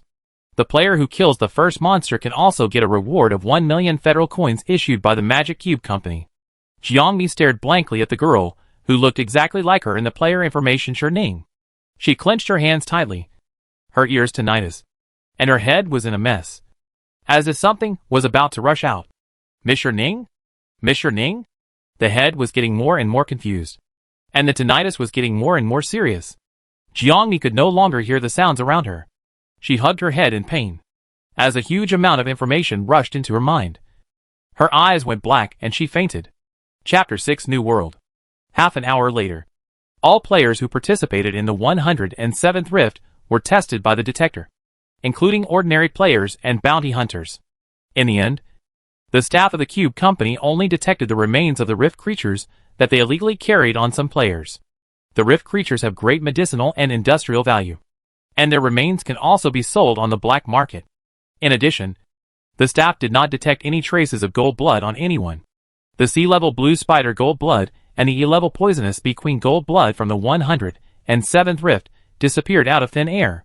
The official website of the Cube Company's Rift game live broadcast was hung with the situation of players slaughtering monsters in the 107th Rift. The player ranked first can get a bonus of 1 million federal coins provided by the company. After the Rift game started, Zhuangdi's name topped the list, followed by the names of other bounty hunters. But half an hour after the Rift game ended, Anonymous landed on the list and became the first in this Rift game. For a time, the fact that Anonymous became the first player in the Rift game became popular on the Blue Star network. Who is this Anonymous? A thief who stole the golden blood? You can't say that. Golden blood is first come first served. And Anonymous killed the blue spider. So what's wrong with him taking the golden blood? And the Cube Company stipulates that all the items obtained from the cracks before the boundary gate must be shared with the company 50-50. But not after the boundary gate. This means that as long as you have the ability to avoid the company's detector, all the items will belong to the player. Guys, the golden blood is no longer important. Didn't you see the video of the blue spider's death? I'm just curious about how it died. The official report said that its internal organs were damaged, which means that Anonymous' ability can destroy the blue spider's internal organs. Moreover, he was not next to the blue spider at the time, and did not touch the blue spider at all. How did he do it? Long range? Destroying internal organs? This ability is too amazing. At least A level. No. No. No. He also stole the golden blood quietly, and evaded the inspection of the Rubik's Cube Company. From this point of view, he is at least S level. And he is also a space system. It's so scary. It can't be that some big guy uses a small account to bully the newbies in the novice village. Oh my god. It's worth it to be able to watch such a game with a big guy. Worth it. What a pity. I thought Zhuangdi would win. He is a B-level ability user. I bet 1 million. Ha! I bet on ordinary players to win. I made 1 million. I'm so lucky. I love Anonymous. Rubik's Cube Company office. The transparent glass teacup flew over and hit Zhuangdi's forehead. Zhuangdi didn't dodge, and his forehead was scratched by the glass teacup. Blood and flesh were blurred. Waste. I bet 10 million on you. 10 million. How dare you lose to me? Zhuangdi. Do you want to die? The middle-aged man angrily poked Zhuangdi's forehead with his hand. Zhuangdi was tall and strong, but he lost his temper in front of the man. He could only lower his head and let him insult him. Man, besides me, many bosses above also bet on you to win. As a result, you not only lost the gold blood, but also the bonus. If I had known you were so useless, I shouldn't have given you the B-level gold blood. Zhuangdi was horrified and knelt on the ground with a thump. Mr. Zhao, I was wrong. Please give me another chance. I promise that I will definitely catch Anonymous this time. Get back the gold blood. Zhao Qi sat on the sofa angrily. The secretary next to him poured him a cup of tea. Zhao Qi didn't drink it. He sneered at Zhuangdi. You'd better hope that Anonymous will show up because of the 1 million bonus. Otherwise, I can't protect you. Zhuangdi's forehead and neck were covered with sweat. He was so scared that he kept kowtow to Zhao Qi. Boss Zhao. With this bait, I believe Anonymous will appear. I will definitely catch him. Zhao Qi, get lost. Don't show up in front of me. It's an eyesore. Zhao Qi waved his hand, and the secretary stepped forward to open the door for Zhuang Di. Zhuang Di swallowed his saliva, wiped the cold sweat from his forehead, and walked out of the office trembling. Walking to the lobby of the Rubik's Cube Company, a huge hexagonal light column was erected on the reception desk in the center of the company's lobby, showing the ranking of the crack games organized by the Rubik's Cube Company in recent days. The word Anonymous was prominently listed, surpassing Zhuangdi's name. Anonymous. Zhuangdi looked at the two words and gnashed his teeth in anger. The light computer rang, and the caller ID Zhuangnijin. Zhuangdi changed his expression instantly and connected the light computer. Brother, I saw the live broadcast of the number 107 crack game. Did your boss make things difficult for you? The voice on the other side of the light computer was very young, sounding no more than 20 years old. How could that be possible? Our boss values me the most. It's just a mistake. The boss won't do anything to me. Zhuangdi comforted his brother carelessly. I didn't get the sea-level demon's golden blood this time, but I will definitely help you get it next time. No need, brother, Zhuangnijin said sensibly. Actually, E-level golden blood is also fine.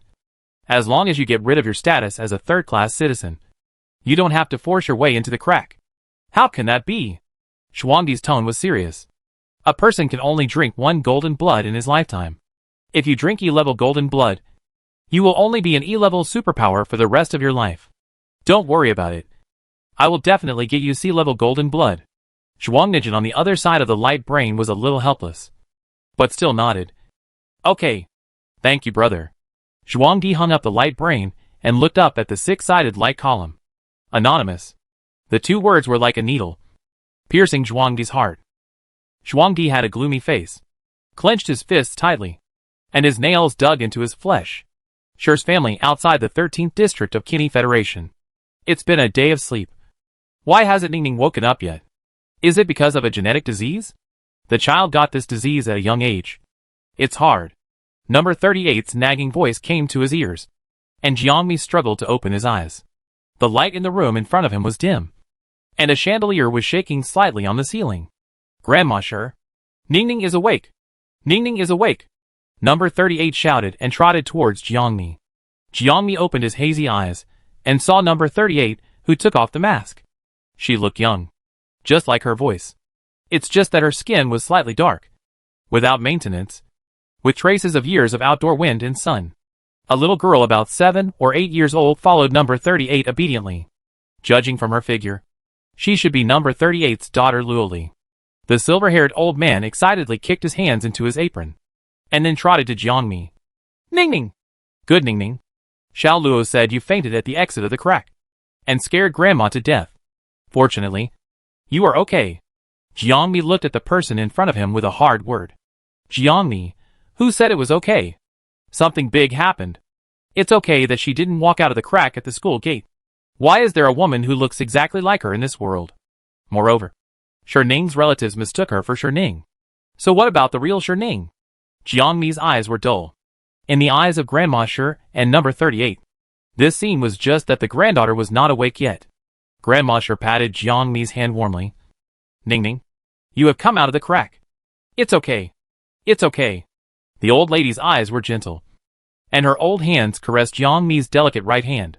Jiangmi paused and quickly pulled out his hand to take a closer look. There was a callus on the first joint of the middle finger, which was a proof of Jiangmi's hard work in the past 18 years. But now it is gone. There should be a scar on the inside of the left arm, which was the mark left by Jiangmi's fall and glass scratch when he was a child. Now it has disappeared. The appearance and figure of this body are so similar to his past self. But this is not Jiangmi's body. Traveling through time? Or soul travel? Jiangmi is not feeling well. It's good that you woke up. It's good that you woke up. Grandma Sher kept nagging. Ningning, you have slept all day. Get up and eat something. Grandma made millet porridge for you. She got up to set the table, and number 38 and Luoli beside her also got up. Grandma, since your Ning is awake, we won't disturb you. We'll go home first. Grandma Sher exchanged a few words with number 38 again, wanting to keep her for dinner. But number 38 had something to do at home, so she took Luoli away. Only Jiangmi and Grandma Sher were left in the room. Jiangmi sat at the table obediently. His mind was still dull, thinking about his time travel. Grandma Sher didn't think so much. After the table, she kept picking up dishes for Jiangmi. When Jiangmi reacted, the dishes in the bowl were already as high as a hill. Ning Ning, have you lost weight on this trip to the crack? Eat more. Eat more. Jiangmi was a little dazed. Growing up, no one has ever helped Jiangmi pick up food. That is something only relatives do. And Jiangmi has no relatives. Looking at the food piled up in the bowl, Jiangmi felt a warm and sour feeling in his heart. Grandma Sher is a very good person. She is very gentle to Sher Ning. Unfortunately, Jiangmi is not Sher Ning. When Grandma knew that her granddaughter's body was occupied by a strange soul, would she still be so gentle? After dinner, Grandma Sher went to wash the dishes. Jiangmi was alone in the room, looking at the Sher family. The Sher family was poor, small, with few furniture and very simple decoration. Both Sher's father and mother were soldiers who died in the war a year ago. Their portraits were hung on the white wall of the living room. Only Grandma Sher and Sher Ning were left in the Sher family. Apart from these, Jiangmi could not get more information. The Sher family did not have mobile phones or computers, not even TVs, so Jiangmi could not get news from the outside world. He still had to find an internet cafe or a library. Jiangmi thought to himself. The next day, Jiangmi got up early. Number 38's real name is Luo Shi. She lives next door to Sher Ning's house with her daughter Luo Li. Last night, Jiangmi got information from Luo Li that their area is called District 13. There is a library in the city center of District 13, which is free for citizens. This is good news for Jiangmi. When she walked out of the house, Grandma Sher suddenly called her and stuffed a hot sweet potato into Jiangmi's pocket. You can eat in the library, Grandma Sher said with a smile. Don't starve yourself. Then, Grandma Sher took out a wad of wrinkled money from her pocket. They were all small denomination federal coins. She smoothed each one and folded it neatly. She picked out a federal coin with the largest denomination of 100 and handed it to Jiangmi. Buy some delicious food when you're hungry. Don't save money. Grandma can make money. Jiangmi knew that the Sher family was very poor. How could a family without a labor force be rich? The Sher family had been living on the minimum living allowance, less than 800 federal coins a month. These 100 federal coins were the living expenses of the Sher family for 4 or 5 days. I just went to the library to look up some information, Jiangmi said truthfully. Grandma Sher still folded the federal coin in half and stuffed it into Jiangmi's pocket. It's okay. Girls should have some money on them, just in case. After stuffing the money, she patted Jiangmi on the back. Come back early. Grandma will make you your favorite spring pancakes. Grandma Sher smiled happily. Her smile was like the sunshine that warmed the earth in winter. Jiangmi was a little stunned, looked at it for a long time, and replied as if possessed by a ghost. Okay. Chapter 7. Sher's family is located in the outskirts of District 13. Very remote. Jiangmi walked a long way before arriving at the maglev station. The lights flashed. The windows of the car were bright and clean, and one could clearly overlook the city. This is a civilization completely different from the Earth. With a high level of technology, service robots can be seen everywhere on the road, and flying vehicles shuttled through the city. 3D electronic billboards floated in the air, and celebrity models almost walked out of the screen. In the cracks, Jiangmi could not feel the difference in civilization. But in the real society, the distance in technology was fully demonstrated. Half an hour later, the maglev train stopped at the entrance of the city library. Jiangmi walked into the library. The library was sparsely populated, and there was an intelligent robot in butler's clothes at the central service desk, coordinating everything in the library. Seeing Jiangmi coming in, the intelligent robot bowed politely. Hello. I am your library-type intelligent butler robot. What kind of information do you need to check? Jiangmi answered without hesitation. History. It seems that you are a woman who loves history. The robot joked and extended its mechanical arm in a friendly manner. That historical information is in Area D. Please follow the yellow sign on the ground. As soon as the voice fell, a yellow indicator light lit up under Jiangmi's feet, leading Jiangmi to the historical book collection area. There are many historical books, and the classification method is similar to that of libraries on Earth. Jiangmi quickly found the historical information of Blue Star. She spent most of the day reading the information and concluded that the civilization of Blue Star is extremely similar to that of Earth, but completely different. The similarity lies in the position of Blue Star in the universe, and the surrounding conditions are exactly the same as those of Earth. It also revolves around the Sun, and has a satellite called the Moon. The solar system also has 8 planets, and Blue Star ranks third. The difference is that the Blue Star civilization has evolved a human civilization that is completely different from the Earth civilization. Every country in the human history of Blue Star is unfamiliar to Jiangmi. Now it is the year 2224 of Blue Star. The Blue Star world has formed a superpower headed by the Kinney Federation, and there are many powerful and small countries surrounding it. It seems to be a parallel version of Earth civilization. After learning about the history of Blue Star, Jiangmi came to the crack area under the guidance of the robot administrator. There are also many studies on cracks on Blue Star, mainly focusing on the medicinal value, industrial value, and medical value of crack organisms. Jiangmi only knows that the crack appeared on Blue Star 100 years ago, and the black fog that escaped from it caused a devastating blow to Blue Star. The Blue Star people and the cracks have been fighting for more than 50 years. After more Blue Star people took the golden blood to gain superpowers. The Blue Star people have the ability to defeat the cracks and obtain a way to close the cracks. Today, there are 107 cracks on Blue Star, which are regarded as resources. Once a new crack appears, the local government will send researchers to block and study it. After the research is completed, the government will sell the cracks, and the buyers can dispose of them at will. The most common buyers are major multinational companies, who will organize crack games to allow bounty hunters and ordinary players to enter the cracks and make profits through the traffic and rewards of the crack game live broadcast. These are all the information about cracks that Jiangmi can find in the library, mainly focusing on the use value of cracks and their creatures. There are few books on the research of cracks themselves, such as its origin, existence, and suppression, compared to the fact that the Blue Star people did not conduct similar research. Jiangmi was more inclined to believe that the government had closed the relevant information, and some information was not available to civilians. Jiangmi needed to get more information about the origin of the cracks in order to find a way to leave Blue Star and return to Earth. It was already dark when he came out of the library. The sky was full of bright stars and colorful flowers. A woman was sitting on a bench at the entrance of the library, wearing a cashmere coat. Judging from the fabric, it should be a high-end product. The woman's soft, long curly hair hung down and was casually pinned behind her ears. She was reading a book, a very thick and obscure book. Jiangmi did not notice her when she came out, but the woman immediately closed the book after seeing Jiangmi and walked quickly to her. "Shirning, classmate." Her voice was gentle. "Finally I see you."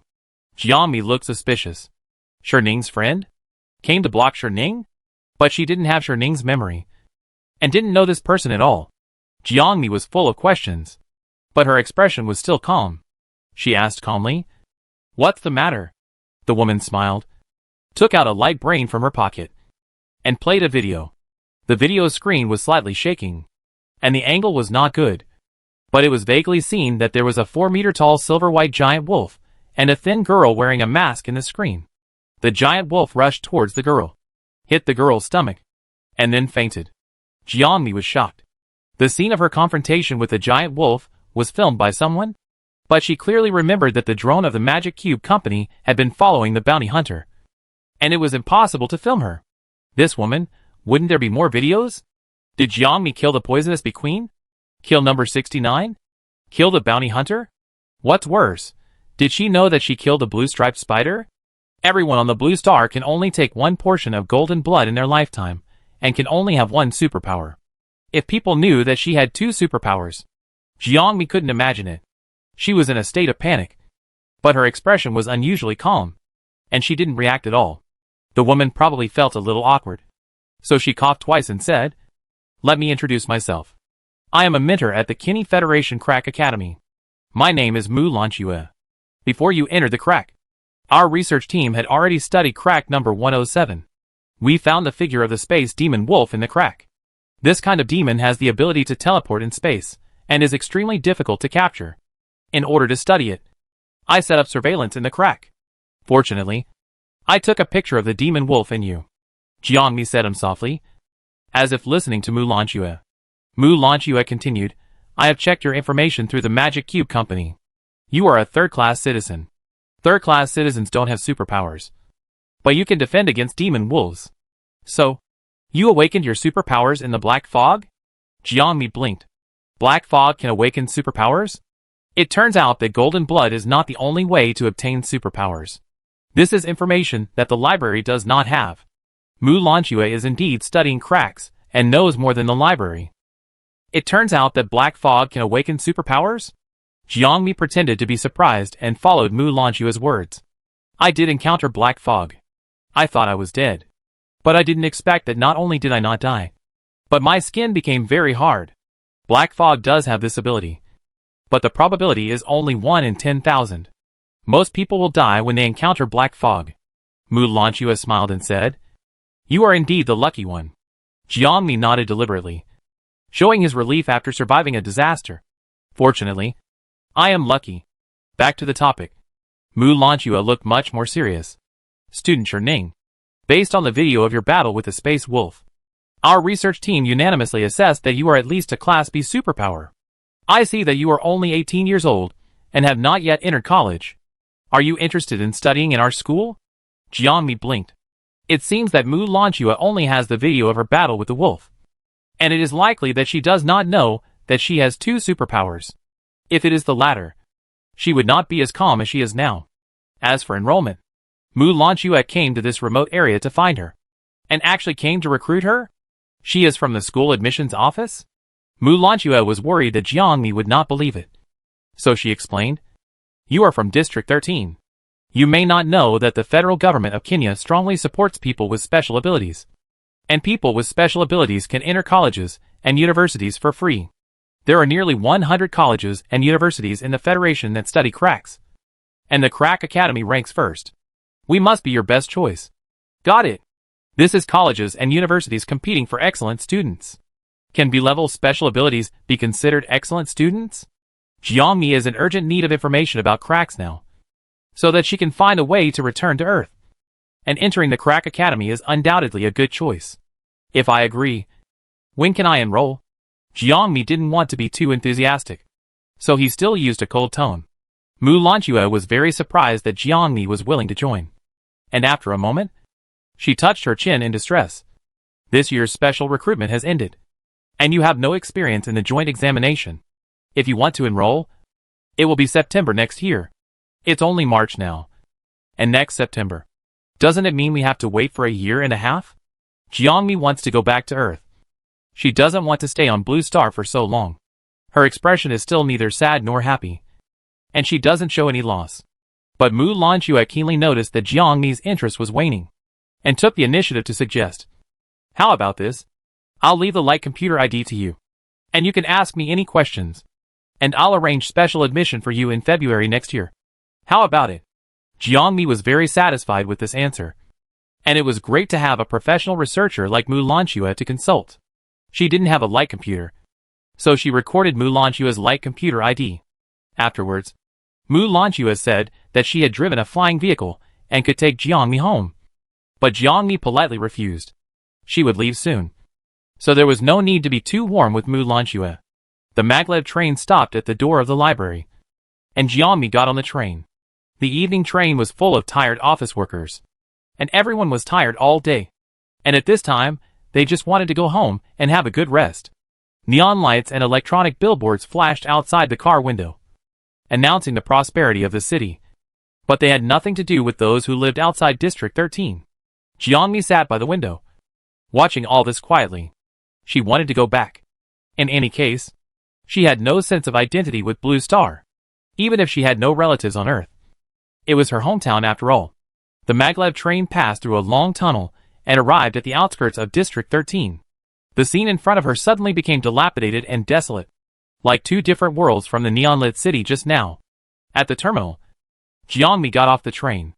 The dark road was lit up with sporadic lights, illuminating the way home. Jiangmi has never had the concept of home. The welfare home is not home. It is a shelter for orphans.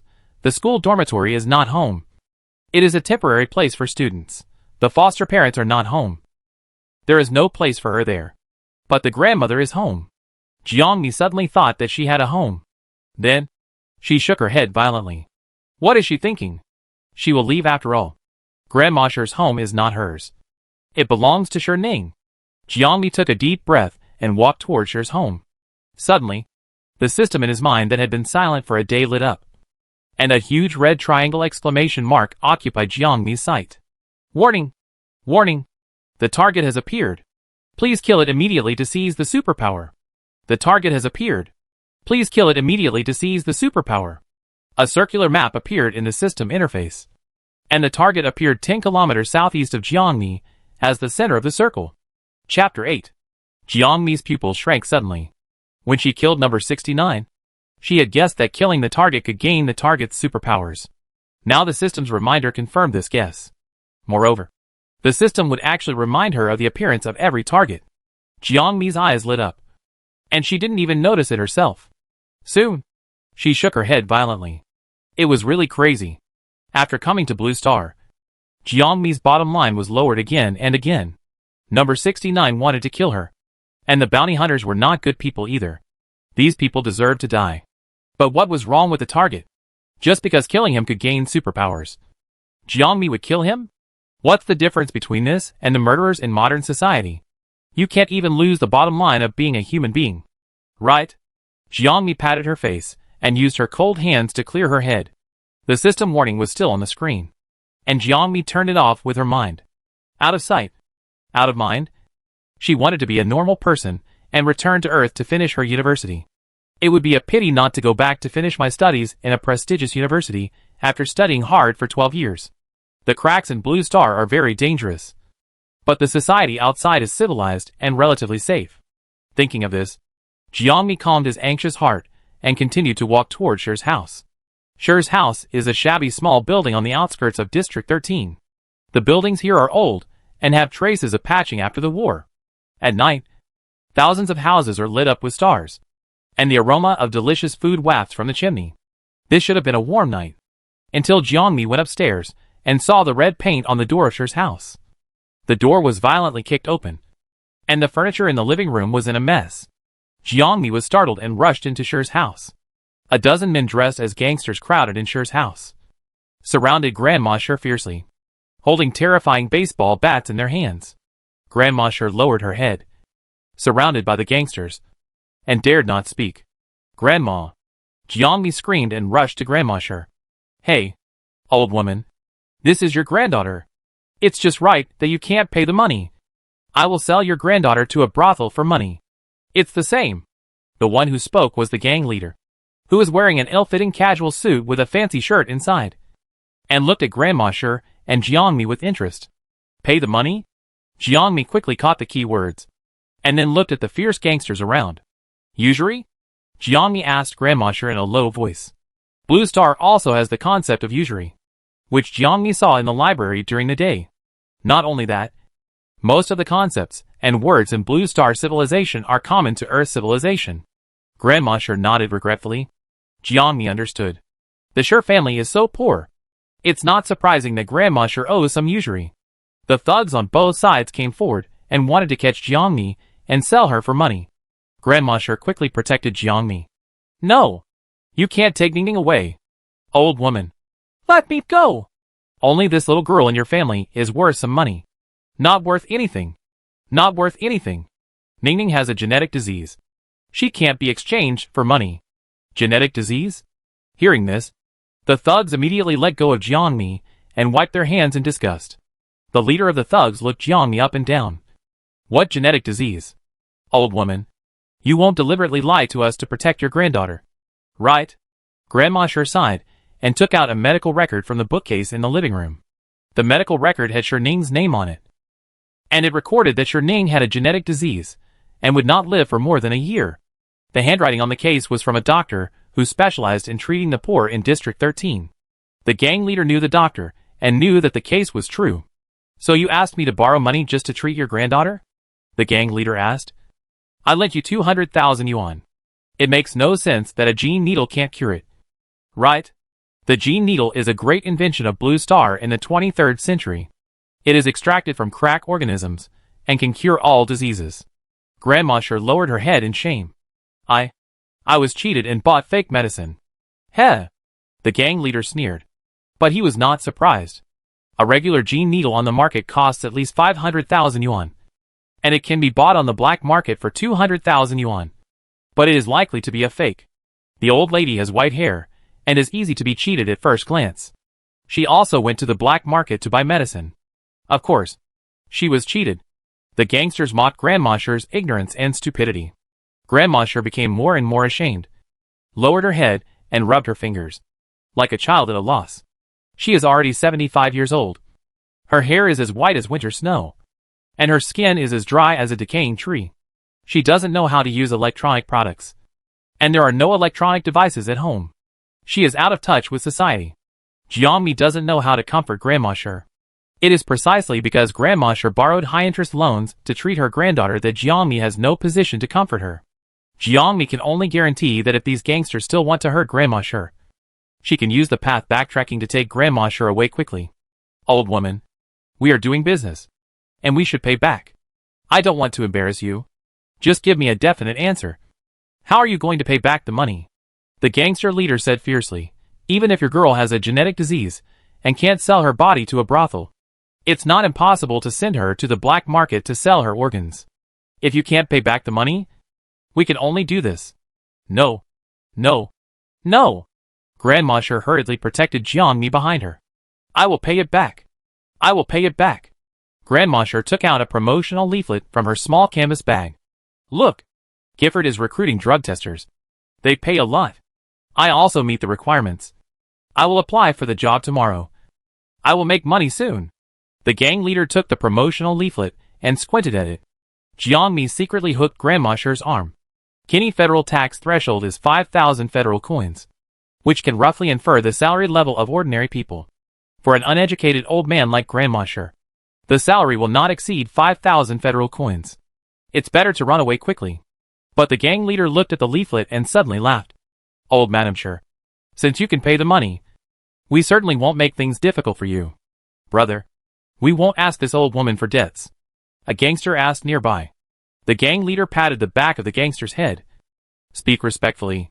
This is Madam Sher. She is our guest. After teaching the gangster a lesson, the gang leader respectfully returned the flyer to Grandma Sher. Then Madam Sher, I will give you another week's delay. After a week, remember to pay me back. After that, the gang leader led the other gangsters and swaggered out of the Sher family. The crowded Sher family suddenly became deserted. Jiangmi took the flyer from Grandma Sher's hand and looked at it carefully. It was clearly marked 100,000 federal coins per week for drug testers. Jiangmi had a bad feeling when encountering such opportunities to get rich quickly on Earth. Most of them are accompanied by fraud. Grandma, I think there's something wrong with this flyer. Jiangmi expressed his concerns. That's why we have to deal with them first. Grandma Sher snatched the flyer from Jiangmi and stuffed it into her small canvas bag. Ning Ning, you're back so late. You must be hungry? Wait. Let me clean up and we'll have dinner. You don't have to worry about the loan sharking. That's the adult's business.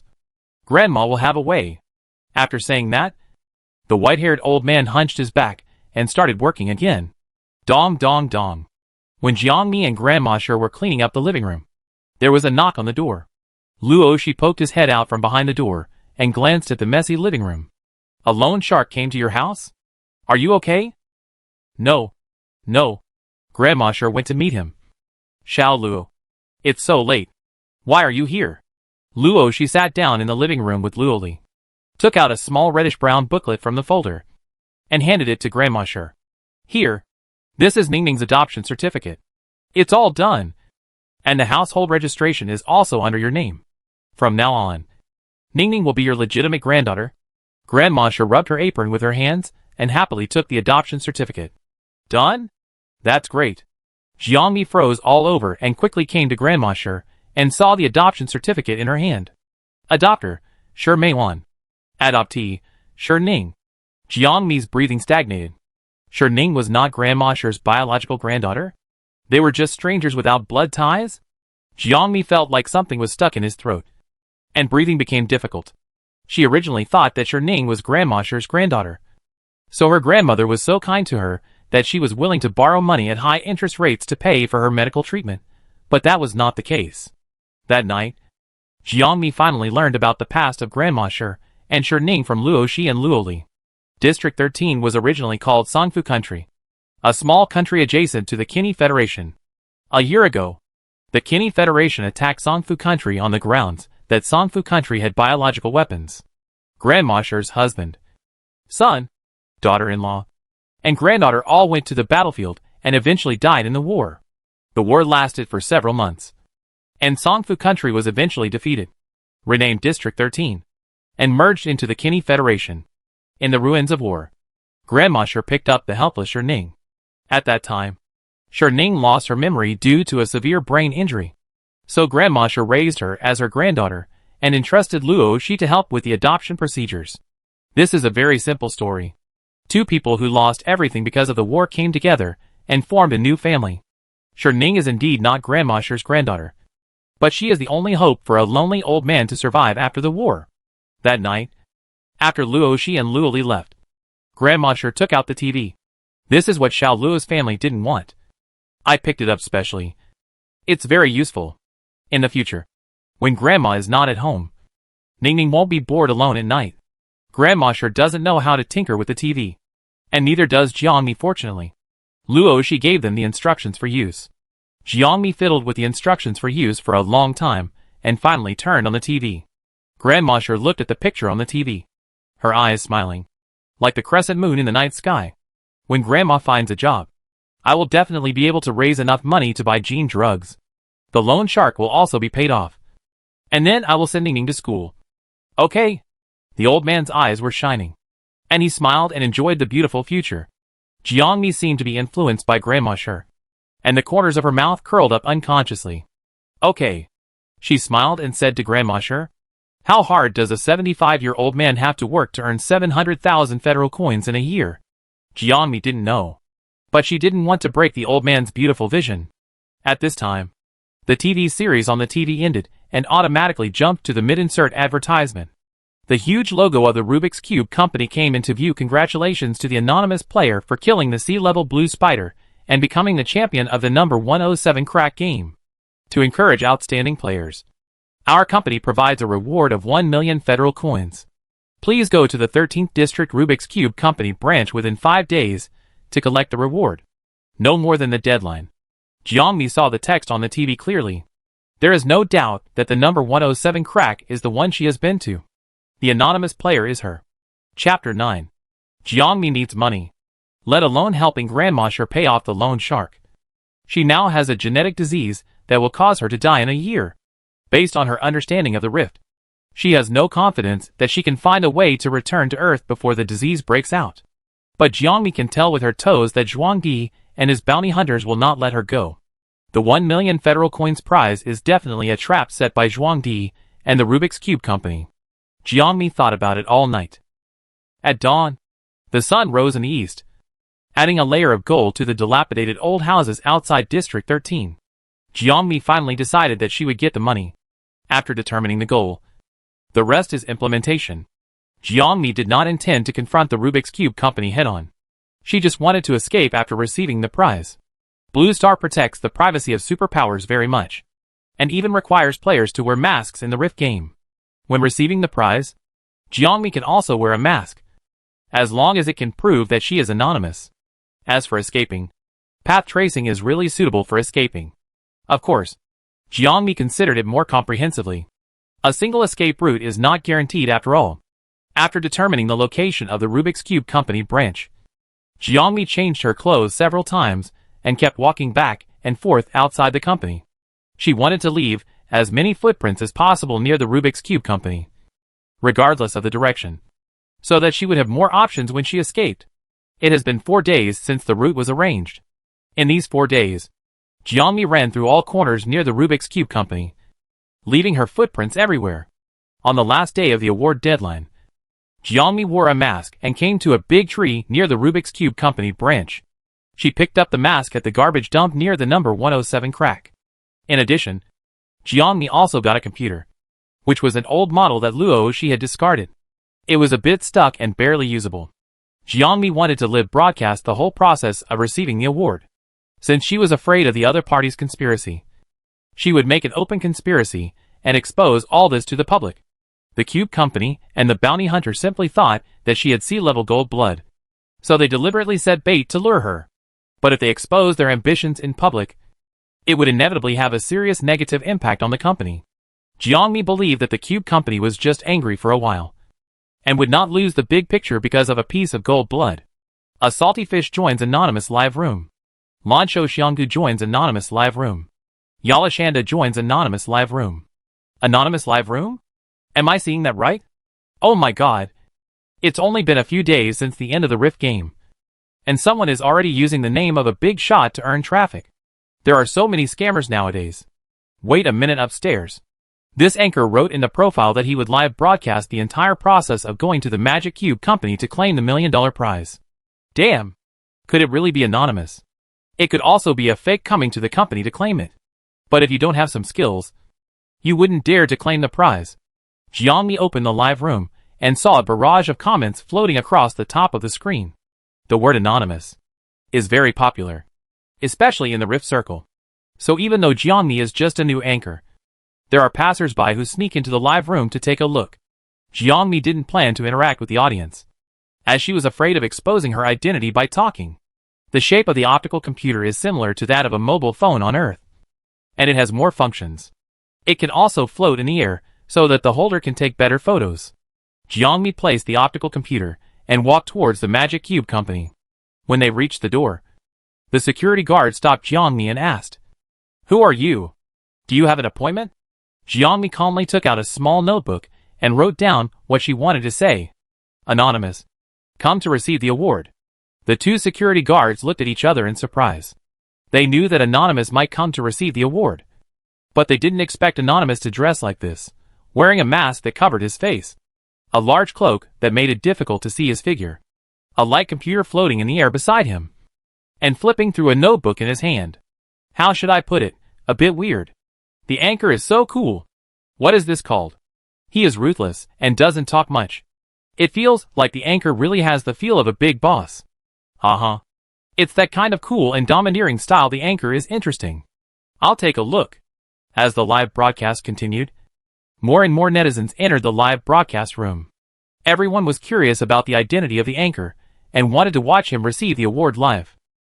Zhuangdi almost choked on his tea when he received the news from the security guard and learned that Anonymous had appeared. Anonymous is finally here. After waiting for 4 days, he thought the plan would fail, and he would be dealt with by Zhao Qi. Sure enough, Anonymous couldn't help it. He excitedly rushed to the lobby of the Magic Cube Company and saw the invisible figure in the cloak. Are you Anonymous? Zhuangdi frowned. Jiangmi flipped through his notebook. Can you give me the money quickly and stop talking nonsense? Ha ha ha. You are getting more and more arrogant. Why do you feel a little bluffing? It's better that the anchor is the real Anonymous. Otherwise, how can you be so arrogant? You will be embarrassed if you are exposed later. I am looking forward to the identity of the anchor more and more. Zhuangdi was furious. He had been treated coldly by Zhao Qi for losing his gold blood in the past few days.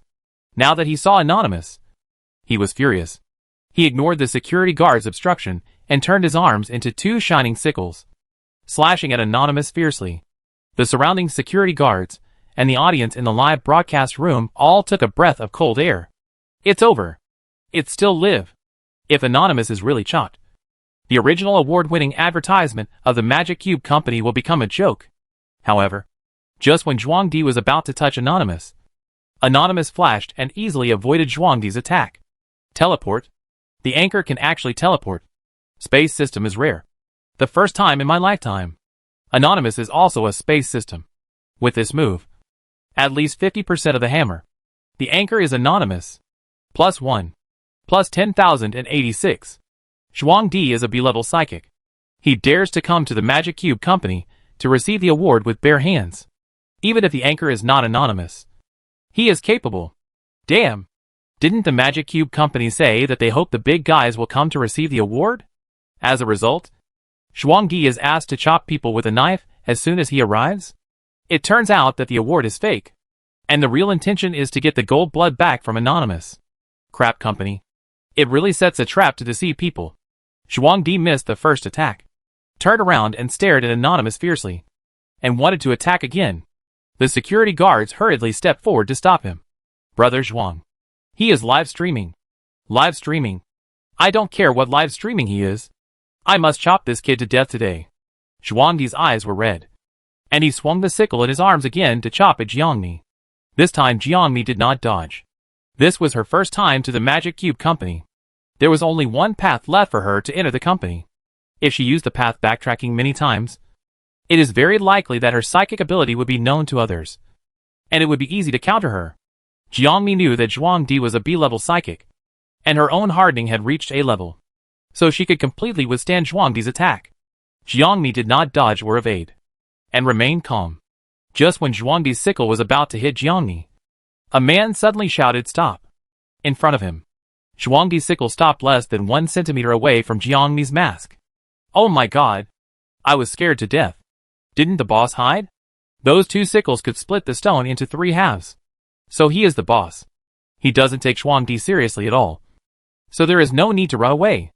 I have never seen an S level, but I really feel the oppression of the S level. I understand why the anchor wanted to receive the award live. He knew that this was a trap set by the Cube Company. But he didn't care. So he came to receive the award in a swaggering manner and broadcast it live to netizens. He just wanted to slap the face of the Cube Company and the bounty hunter. It's confirmed.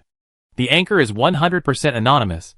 And he came to slap the face of the Cube Company and Zhuangdi. Oh! Now the faces of these 2 parties are really slapping. Beads of cold sweat oozed from Zhao Qi's forehead, sliding down his cheeks to his neck. After confirming that Zhuangdi's sickle did not hit anonymous, he breathed a sigh of relief. If this knife really cuts down, the reputation of Magic Cube Company will be completely ruined. Damn it. Zhao Qi never thought that Anonymous would actually do a live broadcast to receive the award. Is he worried that they would secretly do something to harm him? No. No. No. Zhao Qi shook his head. With the courage that Anonymous showed in confronting Zhuangdi, he was not afraid of Magic Cube Company at all. Let alone Zhuangdi. He was provoking. He deliberately started a live broadcast to provoke them. Anonymous had no expression on his face. But Zhao Qi could almost imagine that the face under his mask looked at them with contempt and sarcasm. Mr. Anonymous. Zhao Qi smiled. I'm sorry. It was our man who was reckless. I apologize to you on his behalf. As he spoke, Zhao Qi pressed Zhuangdi's head and bowed to apologize with Jiangmi. Jiangmi looked calm and composed, but he wanted to leave 1,000 times in his heart. She took out her notebook again and showed the words she had written earlier. Can you give me the money quickly and stop talking nonsense? The boss is always domineering. Boss, I'm tired of you hypocritical people. Give me money. I already knew your tricks. It's better to give me money. Stop talking nonsense. Taking the bonus is the right way. Bonus. Of course, no problem. Zhao Qi wiped his cold sweat. But you have to prove that you are really Anonymous first. Seeing Anonymous calm, Zhao Qi waved his hand, and several scientific researchers in white coats came over. We have extracted the DNA of the blue-striped spider. As long as it is matched with the golden blood, we can confirm. Jiangmi knew that the Magic Cube Company would do this. They did so much. In the end, it was for the golden blood. But Jiangmi didn't have the golden blood. So she simply opened her notebook and said 2 domineering words. Sold. Zhao Qi. Zhuangdi. The boss is really so arrogant. Of course, I sold the golden blood. What are you thinking? Do you still keep it for you to snatch? Tisk. Even if there is the golden blood of the blue spider, it can't prove that the owner is anonymous. It may be the purchaser. Yes. How to prove that there is really no solution? It is impossible for the Rubik's Cube Company to get a blue-striped spider for Anonymous to kill on the spot. The difficulty of this matter is, the boss can really kill the blue-striped spider instantly. But the Rubik's Cube Company can't get a blue-striped spider. The Rubik's Cube Company, damn! I didn't expect that the test was actually me. Zhao Qi's face was embarrassed, and he almost flipped the table and left. But when he saw the live broadcast in the light brain in Anonymous' hand, he smiled and said, Then how do you prove that you are Anonymous? There must be such a process. Right?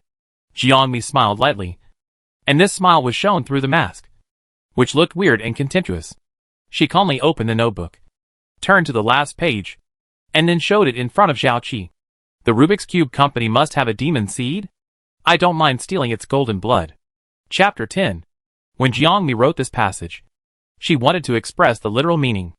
The Magic Cube Company is a multinational company that focuses on crack biological research. Its products involve the sale of golden blood, crack biological industrialization, crack biomedical value, and other aspects. Therefore, Jiangmi has reason to believe that there must be living demons in the Magic Cube Company to facilitate their research and experiments. She estimated that there were no high-level demons, but E-level demons were not a big problem. She could kill them on the spot, and then let the golden blood be absorbed as magic power. This was enough to prove that she could steal the golden blood and was anonymous. But the meaning of this passage changed completely when others saw it. Threat. Naked threat. The boss is definitely threatening the Rubik's Cube Company. If you don't pay, I will kill all the demons in your company. Steal all the golden blood. Before in the crack, the boss also killed the blue-striped spider remotely and took its golden blood. The boss definitely has this ability. Wow! Can't I see the boss slaughtering demons? I'm so looking forward to it. Zhao Qi glanced at the light brain and saw the barrage on it, and cold sweat ran down his face. He should have known it earlier. How could a big shot like Anonymous, who can kill C-level demons that will care about a bonus of 1 million federal coins, as long as he stays in the crack longer and encounters more demons, he can earn tens of millions of federal coins in minutes. Anonymous must have other purposes for coming to the Rubik's Cube Company. In the past 2 days, Zhao Qi's leader came to District 13 and brought a B-level demon. And this demon is now in the underground laboratory of the Rubik's Cube Company. Zhao Qi's pupil shrank suddenly. Anonymous knew that the Magic Cube Company had a B-level demon seed, and he came here just for this demon seed. This thing has extremely high medicinal value, and the golden blood can be sold on the black market for at least 3 million federal coins. If Anonymous really stole the golden blood of the B-level demon seed, Zhao Qi couldn't imagine it. Zhao Qi said seriously, I understand. You have proved that you are anonymous. I will have someone collect the bonus now. Jiangmi? Wait. What happened just now that she didn't know? She has already bought a fruit knife. Brand new. With a sharp blade. She sincerely wants to show her killing of a demon seed on the spot. How is it proved? Magic Cube. The company finally got wise.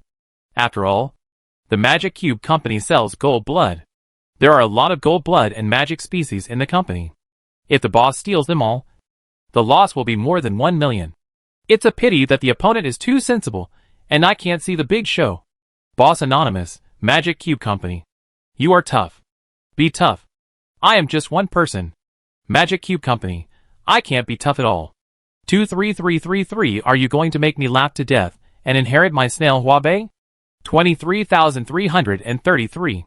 When his subordinates went to collect the bonus, Zhao Qi invited Anonymous to sit on the sofa in the company lobby and poured him tea attentively. Of course Jiangmi didn't drink it. She kept a cold face from beginning to end, giving people the feeling of being hidden. Beside him, Zhuangdi had a gloomy face, and the sharp blade on his arm was looming. He wanted to strangle Anonymous several times, but was stopped by Zhao Qi. The live broadcast is still on, and we will do it after it ends, Zhao Qi said in a voice that only Zhuangdi could hear. The prize money arrived, and Zhao Qi opened the prize box, which contained a brand new pure black federal card. Mr. Anonymous, here are all the 1 million federal coins. Zhao Qi smiled. This is a brand new federal card. The spending records are secret and cannot be tracked. You can use it with confidence. Jiangmi calmly took the federal card. The pure black card surface was thin and light, but it was actually quite heavy. Zhao Qi and others respectfully sent Jiangmi to the outside of the Magic Cube Company. The moment he walked out of the building, Anonymous live broadcast of receiving the award ended, and Jiangmi closed the live broadcast. Now! Zhao Qi's smiling face turned into a fierce ghost, shouting loudly, and the security guards around him used their superpowers and rushed towards Jiangmi. In an instant, Jiangmi had used 3 paths to trace back, and retreated to a place 30 meters away at a time. Zhao Qi and Zhuangdi. It turned out to be teleportation. Space-based demons are extremely difficult to capture, resulting in the rare golden blood of space-based demons in the market. So far, there has never been a space-based superpower above level beyond Blue Star. But Anonymous is at least an A-level psychic. Zhao Qi's eyes revealed greed, and his extreme desire for power dyed his eyes red. His interest was high and his expression became crazy. Catch him. We must catch him. Anonymous is the best research subject. He is the key to allowing Magic Cube Company to further obtain spatial information. However, after Zhao Qi gave an order, the green light on the zebra crossing in front of Magic Cube Company turned on, and pedestrians shuttled through the crowd. The anonymous in a black cloak disappeared in the crowd and was never seen again. Zhao Qi couldn't even be sure whether anonymous teleported to a farther place or mixed into the crowd. Mr. Zhao, there are too many people, and I can't find him. The security guard came back and reported the frustrating news. Zhao Qi's eyes flashed with a hint of viciousness. Does he think he can escape?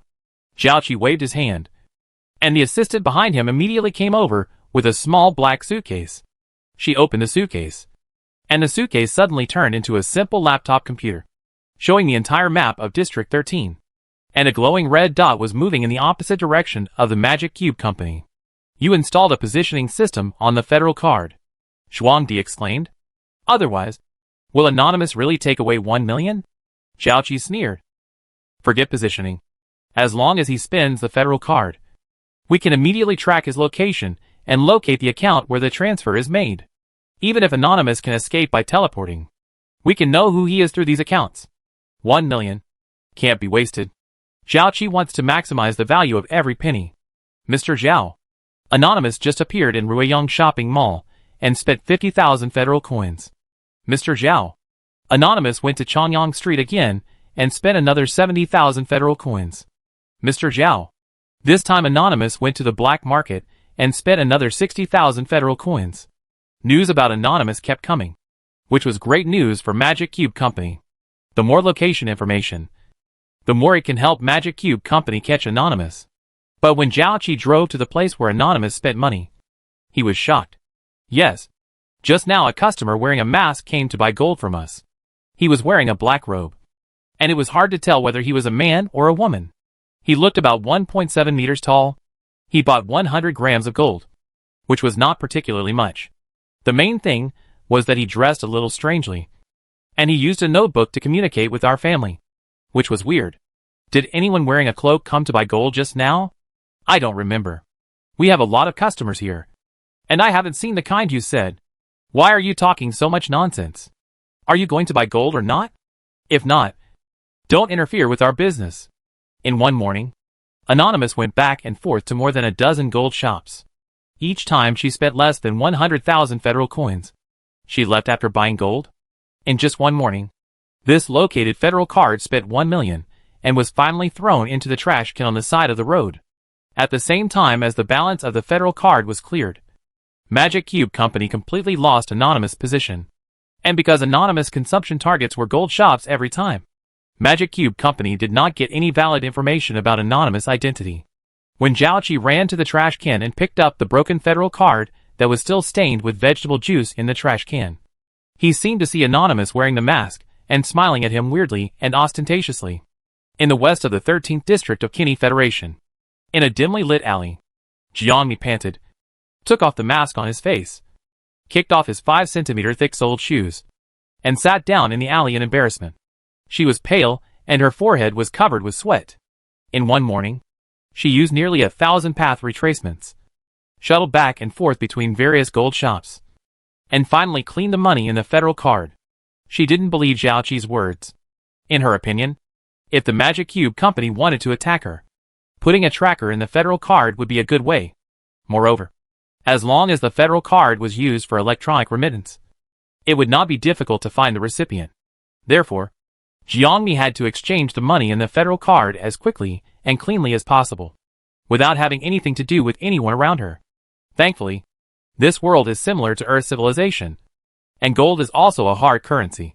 1 million federal coins can be converted into gold weighing just over 2 kilograms, which is not too heavy to carry around. Next, Jiangmi only needs to go to different gold shops every day and sell a few grams of gold. Jiangmi wiped the cold sweat from her forehead, and her palms were wet. Just now, when she used the path backtracking to the limit, the system interface popped up real-time magic value. Every time Jiangmi used the path backtracking, she would consume a little magic value, and her magic value limit was 2,600, which was the highest value she had after hunting the blue spider. The real-time magic value is like the blue bar in the game, which will be consumed when Jiangmi uses superpowers, and will gradually recover with events. And number 69 said at the beginning that mental power is an indicator of the length of time to maintain superpowers. Obviously, Jiangmi is different from ordinary superpowers, and she can't tell whether this is a good thing or a bad thing. But at least, if mental power is not used as an indicator to measure the time of superpower use, Jiangmi's magic value is still sufficient. After a half-hour break, Jiangmi's real-time magic power recovered and her face became ruddy. This is the westernmost part of District 13, the farthest place from the Sher family. If you take the maglev train, you have to cross the entire District 13 to go home. Jiangmi did this on purpose. She didn't want the Magic Cube Company to find out about the Sher family. As long as the Magic Cube Company doesn't have any technology or superpowers that are too non-human, Jiangmi is confident that the Magic Cube Company won't get any real information about her. The maglev train keeps shuttling through the Steel City. The afternoon sun shines on the body through the transparent windows, making people feel warm. 2 hours later, Jiangmi got off the train, finally returning to a familiar place. She breathed a sigh of relief. Today's action ended perfectly. Jiangmi now just wanted to return to Sher's house and have a good sleep on that not-so-soft bed. When Jiangmi left the station and walked to a path home, she saw Zhuangdi standing not far away. Jiangmi's breathing stagnated.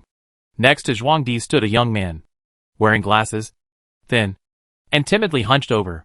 Jiangmi didn't recognize that face. Jiangmi took a deep breath.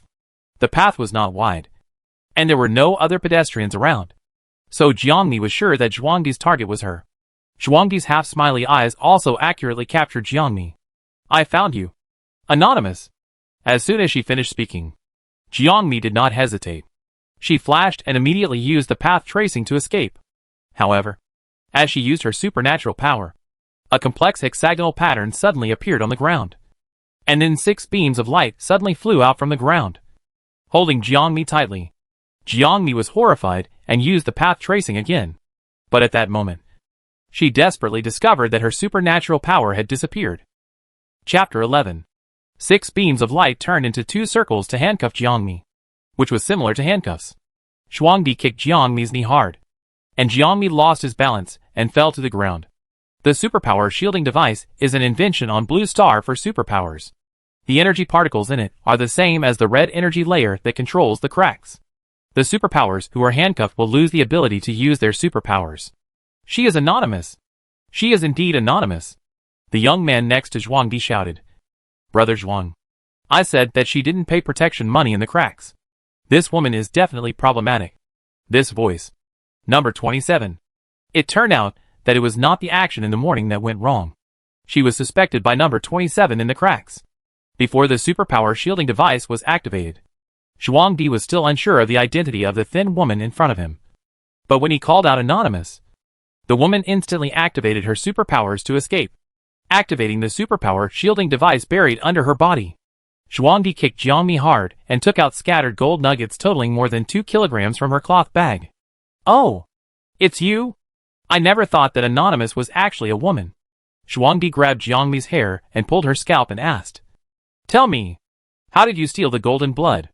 How did you get the golden blood out of the crack? Your superpower allows you to travel between the crack and the real world?" While questioning Jiangmi, Zhuangdi's arm had turned into an extremely sharp knife, stroking Jiangmi's cheek, and the tip of the knife pierced her skin. Jiangmi's eyes were stern. The handcuffs on her hands were tied against her wrists, but not invasive, which meant that the power blocker was a range blocker. However, Zhuangdi was still able to use his power even though he was so close to her. This meant that the power blocker could only block a single power. Jiangmi had seen the introduction of the superpower shield in the library. This is a weapon that only the government has, mostly used to capture superpower criminals. And the ranged superpower shield will inevitably cause the police escorting the criminals to lose their superpowers, which has too many disadvantages. And if this thing can only shield one superpower, it can perfectly solve these defects.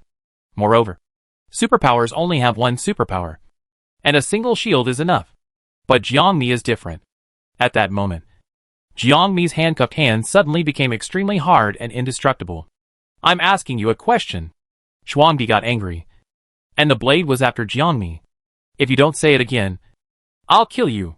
If you kill me, you will never get the golden blood of the blue spider and the poisonous queen bee," Jiangmi said calmly. There was only number 27 around Zhuangdi, but no one from the Magic Cube Company. Jiangmi had reason to believe that Zhuangdi wanted to rob her and take the gold blood from her without Zhao Qi's knowledge. Zhuangdi's eyes were shining with greed and possessiveness. I knew you hadn't sold the gold blood yet. Where is it? Where is it? Brother Zhuang, you have already caught the person. Can you let me go? Number 27 shouted timidly. He wore glasses, and under the reflective lenses, his flattering and fearful eyes could still be seen, which was annoying. Oh, I almost forgot about you. Zhuangdi left Jiangmi and looked down at number 27. Yes, Anonymous has been found. And you are useless. Yes. Yes. Number 27 nodded repeatedly. Since it has nothing to do with me, I will leave first. Zhuangdi did not stop him. You go. Number 27 was overjoyed. He rolled and crawled towards the maglev train station. Bounty hunters were his nightmare. He didn't want to stay in this hellhole for a minute. Before leaving, number 27 turned around and looked at Jiangmi, who fell to the ground in shame. Sorry. Ning. You can't blame me. Number 27 whispered in his heart. In a world where the weak are the prey of the strong, if I don't betray you, I will die. In District 13, it's good enough to survive. What's the moral? What's the bottom line? Besides, I just told Zhuangdi that you didn't pay the protection fee. I told the truth. What's wrong with me? Wrong. It's also wrong that you didn't pay the protection fee. It's wrong that you didn't pay the protection fee, and you still wanted to survive. Number 27 ran wildly, and his steps became light and cheerful. But before he ran more than 10 meters, his neck suddenly felt cold, and hot blood gushed out. Number 27's body lost its balance and support and fell to the ground. And his head fell to the ground and rolled into the barren weeds. Huh? How could it become like this? Number 27 wanted to scream and ask for help, but his throat could no longer make any sound. Zhuangdi swung his sword, and a streak of blood fell to the ground. Then, the sword turned into Zhuangdi's hand, and Zhuangdi took out a tissue to wipe it. He's still dead, so he can keep the secret. Since he took Anonymous away without the knowledge of the Magic Cube Company, he would not let anyone expose this matter.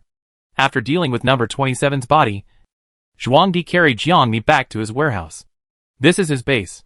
In addition to working for the Magic Cube Company over the years, he also took on some murder and robbery jobs. With a base, it is much easier to deal with corpses. Walking into the warehouse, the gatekeeper stood up immediately. Brother Zhuang, you're back. Zhuangdi said him. Oh, you brought a little girl back. The younger brother looked at Jiangmi with lustful eyes. She's so tender. She must be great in bed. Zhuangdi laughed. What are you thinking about? She's Anonymous. How dare you? The younger brother paused and swallowed his saliva in fear. Then he smiled slyly. Isn't this more interesting? Brother. Zhuangdi was stunned, touched his chin, and laughed with the younger brother. He threw Jiangmi to the ground, and Jiangmi fell on the cold ground, groaning softly in her throat. She didn't use hardening, and she really felt the pain of falling to the ground. Now that she was caught by Zhuangdi, her own hardening was her only trump card to escape from here. She didn't have enough strength to break free from the superpower shielding device, so she had to hide. Tell me first. Zhuangdi pulled a chair and sat cross-legged in front of Jiangmi. Why do you have superpowers? Aren't you a third-class citizen? Third-class citizens don't have superpowers. Right. The Kinney federal government implements a citizen system. First-class citizens are citizens who have made significant contributions to the country. Second-class citizens are ordinary people. Third-class citizens are citizens of small countries annexed by the Kinney Federation, as well as some criminals. District 13 was originally a small country called Songfu.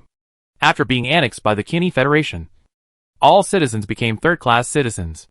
As long as you pay the government 1 million federal coins, you can upgrade to a second-class citizen, or if you drink golden blood and successfully awaken superpowers, you can also upgrade to a second-class citizen. Third-class citizens are no different from other citizens in life. But the federal government allows the buying and selling of third-class citizens, especially some Rift Capital companies, when they organize Rift games. In order to increase the bloodiness of the game, they will buy a group of third-class citizens as ordinary players to participate in the game. The fate of third-class citizens in the Rift is mostly visible. They were originally prisoners of the defeated country and had no human rights in the Kinney Federation. Zhuangdi was also a third-class citizen, so he didn't believe it at all. Since Anonymous had superpowers, why didn't he upgrade to a second-class citizen and still participate in the Rift game? Jiangmi's eyes were as dead as ashes, and he lost hope of survival. He mumbled and answered, I don't know either. I didn't walk in the Rift for a long time before I got separated from other players. Later, I encountered black fog. I thought I was dead. I didn't expect to survive miraculously and awaken the ability of teleportation. Zhuangdi frowned. Awakening superpowers through black fog? Although the official has not clearly confirmed that black fog can awaken superpowers, bounty hunters like Zhuangdi know that black fog can indeed make people evolve into superpowers. Some bounty hunters awaken in this way, but the probability is very low. And the probability is that it can only awaken to a low-level superpower. People like Anonymous, who not only did not go crazy in the black fog, but also awakened high-level superpowers, are so lucky. What's even more heartbreaking is that she awakened a space-related superpower. After confirming Anonymous' superpowers, Zhuangdi naturally deduced her method of instantly killing the blue-striped spider. So, you didn't kill the blue-striped spider remotely, but teleported into his body to kill it? After that, you didn't avoid the detector of the Cube Company, but used teleportation to leave the crack first and put the golden blood outside. So the detector didn't find anything? Jiangmi? Can you still analyze it this way? To be honest, with the strength of the blue-striped spider's body, a normal person would die if they teleported into its body. If she really had the ability to teleport, would she have to take the maglev train home?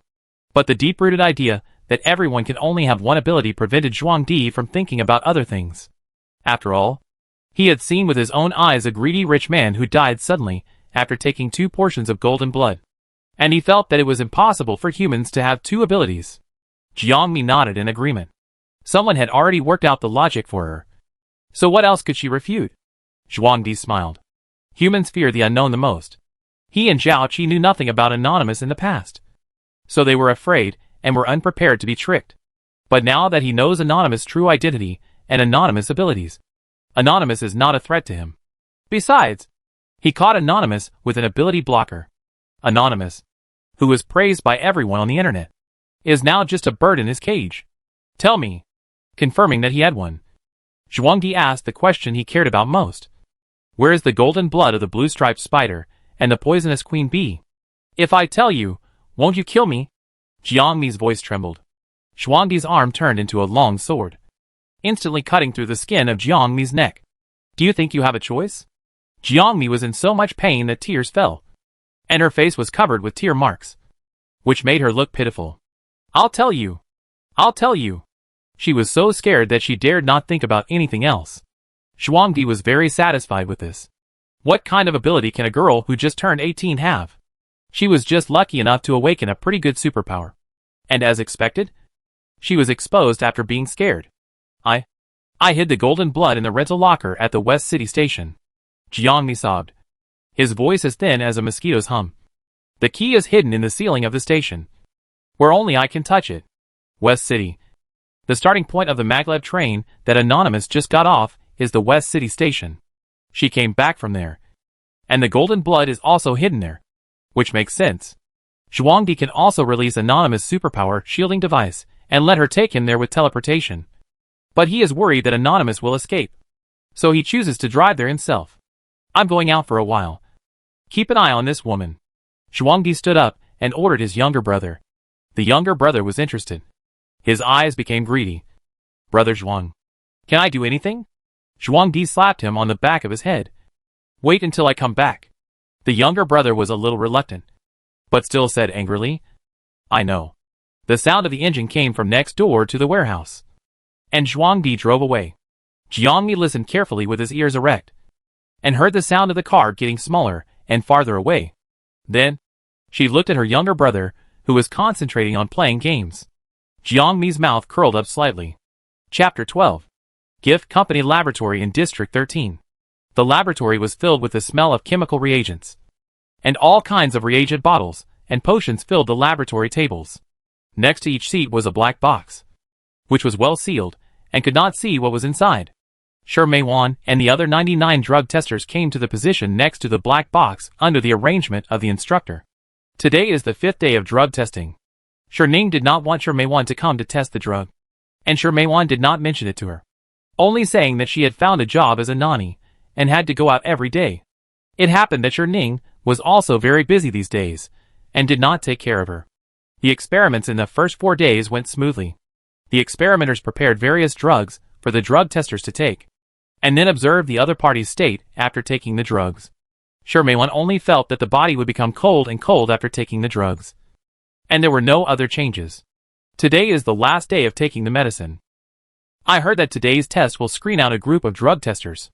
Ah, if you don't pass, you can't be a drug tester? But the money they pay is really high. I still want to continue to be a drug tester. This time the test is endurance. Only those who can tolerate pain can enter the next stage. But my friends who have been here before said that almost no one can endure it. Shermaewon pricked up her ears and eavesdropped on the conversations of other drug testers around her. She also wanted to work here longer and make more money. After a while, the experimenter in a white coat came over. She prepared the medicine for Shermaewon to take, just like the past 4 days, and then guided her to put her right hand into the black box next to her. Shermaewon guessed in her heart that this was probably the endurance experiment that the 2 drug testers just talked about. The experimenter was unlocking the black box, and the fastest tester next to him had already put his hand into the box. His originally nervous face turned pale in an instant, and he screamed in pain. The desperate voice echoed in the laboratory. The whole process took less than 10 seconds, and the tester had lost consciousness and fainted. 2 security guards came over quickly and splashed water on the tester, who woke up in a daze. Go to the finance office to get the money, and you don't have to come anymore, the experimenter said coldly.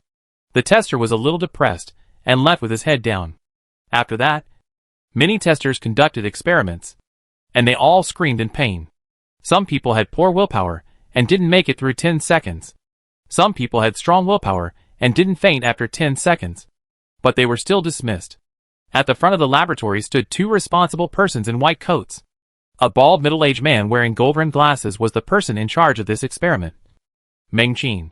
Next to him stood a young woman, his assistant Yao Qian.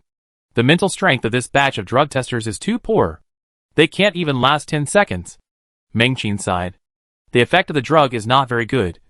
Yao Qian analyzed calmly.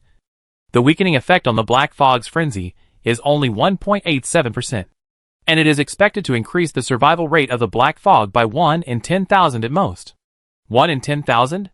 Although it is twice the survival rate of the black fog, it is still very low. Meng Qin frowned and pushed his glasses. Pick and see if there are any drug testers suitable for the second round of experiments.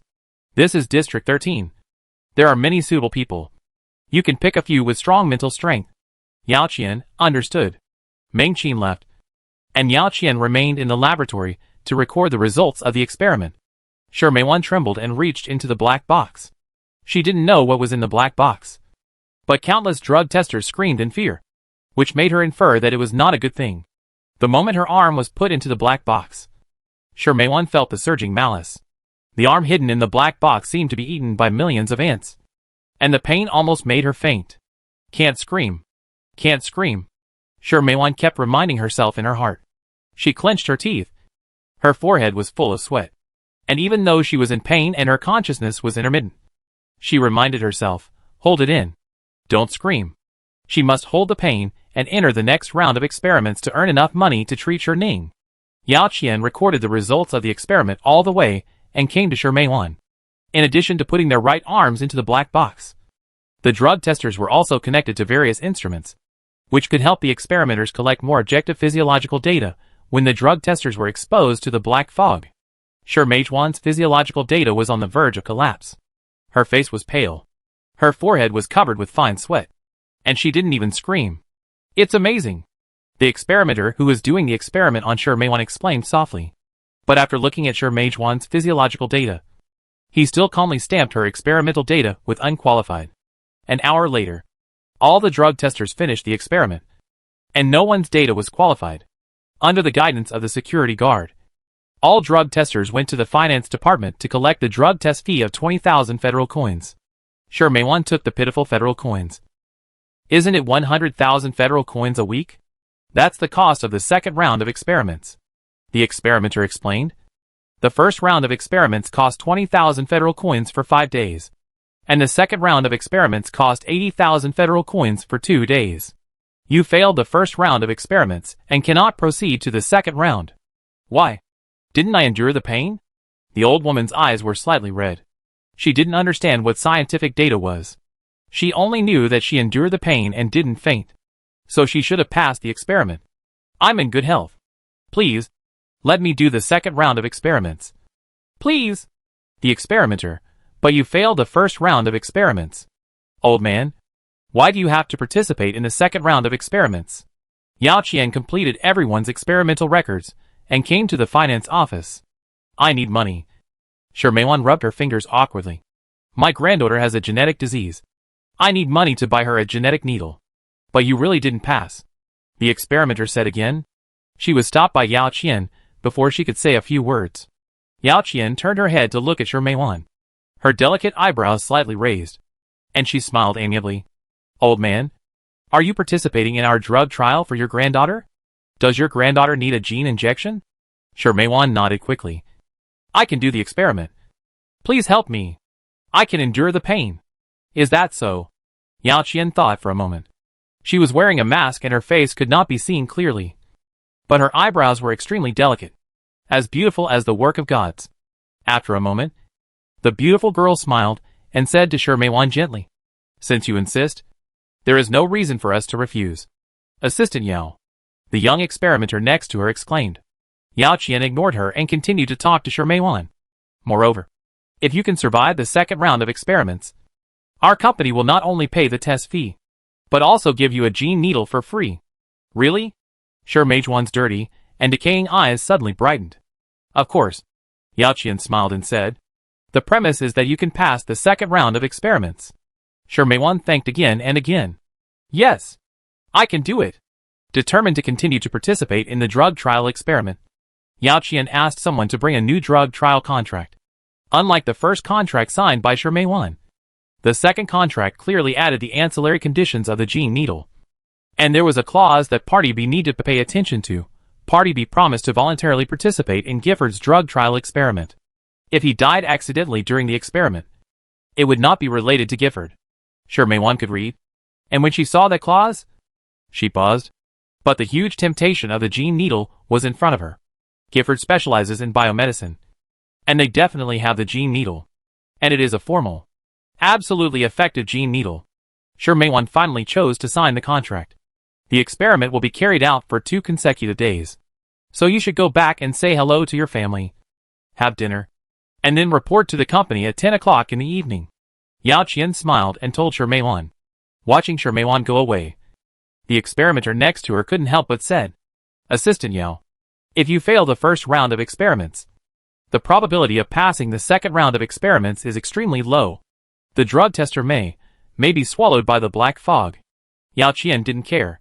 Experiments are definitely not going to succeed every time. Failed experiments also promote research. For the progress of mankind, some sacrifices are inevitable. Everything is God's will. The experimenter's pupils dilated slightly. She looked at the beautiful girl in front of her in disbelief. It was hard to imagine that such a young child would despise life so much. But after a moment, she realized something. Clasped her hands in front of her chest, lowered her eyes and silently said, Everything is God's will. Assistant Yao, will you come back from the experiment tonight? Another experimenter handed the sorted data to Yao Qian. It depends on the situation. Yao Qian flipped through the documents in her hand and checked the drug testers suitable for the second round of experiments. There is a target to be solved. If you are lucky, you will come back in time. If you are unlucky, it depends on you. After that, Yao Qian handed the checklist to the experimenter. She turned her head to look at the sky. The sunset fell, and the sky gradually darkened. In her field of vision, a circular map appeared, 7.8 kilometers away from her northwest. The red mark of target was flashing continuously. Chapter 13. As night fell, Shermeiwan trembled as she returned to the Sher family. In order to save money, she walked home and went to the supermarket on the way. She bought some fresh food at half price. When Ningning left in the morning, she said she wanted to eat braised pork. It's just right. I can make braised pork for her tonight. The old man thought excitedly, and put the thawed pork into the pot to blanch it. The pain from the arm experiment was still there. when holding the iron pot. Sure, Mejuan's muscles cramped, and she almost couldn't hold the iron pot. The moment the fire on the stove was lit, she vaguely felt the malice coming from the black box, swallowing her. Sure, Mejuan took 2 steps back in fear. Her face was pale, and her back was already wet. Pain. Even though the experiment had ended for several hours, Sure, Mejuan still felt the fear of being completely swallowed when she put her hand into the black box. On the way home, she kept encouraging herself not to show cowardice, but her mind was still trembling with fear. The second round of experiments will definitely be more difficult. However, she will persist no matter how difficult it is. She wants to get the gene needle and the full cost of the drug test. This is the only way she can save Shirning. Sure, Mejuan gritted her teeth, suppressed the fear in her heart, and picked up the spatula again. That's all scary. Ningning is going home soon, and we have to make dinner quickly. Otherwise, there will be no food when Ningning comes back. Zhuangdi Warehouse. District 13. The windows of the warehouse are gray, as if they have not been cleaned for a long time and covered with a layer of dust. The sky outside the house has been completely dark, with dark clouds covering the sun, and no stars or moon can be seen. Jiangmi's eyes fell on the fruit knife on the yellow wooden table, which was piled with messy tools, and the fruit knife was very inconspicuous among them. She needs a knife. Her whole body hardened only ensured that she would not die, but it could not give her enough attack power. Her strength was also average, and it was impossible for her to kill Zhuangdi's little brother with her fists. The little brother was still concentrating on playing the game. Jiangmi quietly moved her body, inch by inch, and carefully approached the yellow wooden table. Just when she was close to the corner of the table, a fireball suddenly appeared and exploded in front of her unexpectedly. The sparks did not hurt Jiangmi, but burned a small part of her hair, and then annihilated in an instant. Don't move, the little brother said casually while playing the game. It will kill people. He was not kidding. If the fireball was a little further back, Jiangmi's head would have turned into a ball of ashes. This was just a test. After getting the test results, Jiangmi was relieved. The little brother thought that Jiangmi was finally quiet, and he was concentrating on conquering his small game again. The game console kept coming with the violent sound of characters fighting. Suddenly, Jiangmi behind him ran and rushed towards me. My expression was startled. TMD! I'm fighting the boss. He cursed loudly, but his movements were not vague. While Jiangmi was running towards him, he held the game console in one hand and continued to operate it with one hand, while the other hand kept releasing bigger and bigger fireballs, attacking Jiangmi fiercely. The blazing fireball was as big as Jiangmi, and the flames were overflowing, instantly drowning Jiangmi. I blew the flame on my fingertips with regret. What a pity. I killed him. Brother Zhuang won't blame me. Right? It's no use blaming him. He's dead. I fiddled with the game console, turned around, and threw myself into the game again. At that moment, a naked woman suddenly jumped out of the fireball. Although her hands were handcuffed, she was holding a fruit knife in her hand. She rushed to my brother with lightning speed and stabbed the fruit knife into his heart. I didn't expect this accident. How could a person survive in a fireball? The woman's clothes were all burned, but the pain in his heart told him that the woman really survived. West Suburb Maglev train station in District 13. The station in the west of the city. The last train arrives at 10 o'clock every night, and the door is closed after the train ends. When the security guard at the door was about to lower the gate, he saw an off-road vehicle parked at the door, and a masked man walked out of it. Security guard, sir. It's 10 o'clock. Our station is closed. If you want to take the train, you have to wait until tomorrow. Before he finished speaking, Zhuangdi shot his head off. You talk too much nonsense. Zhuangdi didn't use his superpowers. His superpowers have been exposed in the crack game. If he continues to use them in modern society, he is likely to be discovered by the people of the Crack Management Bureau. The Rift game prohibits players from using hot weapons, but modern society cannot prohibit it. Zhuangdi held the gun and continued to walk into the station. The station has been closed, but there are still administrators staying in the station. Zhuangdi pointed the gun at the other person's head. The other person did not dare to disobey, and obediently followed Zhuangdi's instructions to climb to the ceiling to find the key to the locker. No. No. The administrator's voice trembled. The ceiling area of the station is very large. They have been groping for a long time, but still can't find the key to the locker. Zhuangdi's face is gloomy, and there is a lingering haze in his eyes. He suddenly raised his gun and fired at the rental locker. With a crackling sound, the originally hard iron sheet of the locker was instantly smashed to pieces, and the things stored in it were also blown up. In the ruins, Zhuangdi looked up. Still nothing. What hiding the golden blood in the locker was simply a cover for Anonymous. How dare she lie to him? She was handcuffed with a superpower shield, and her life was in his hands. And she dared to lie to him. Zhuangdi immediately took out the light brain and contacted his younger brother.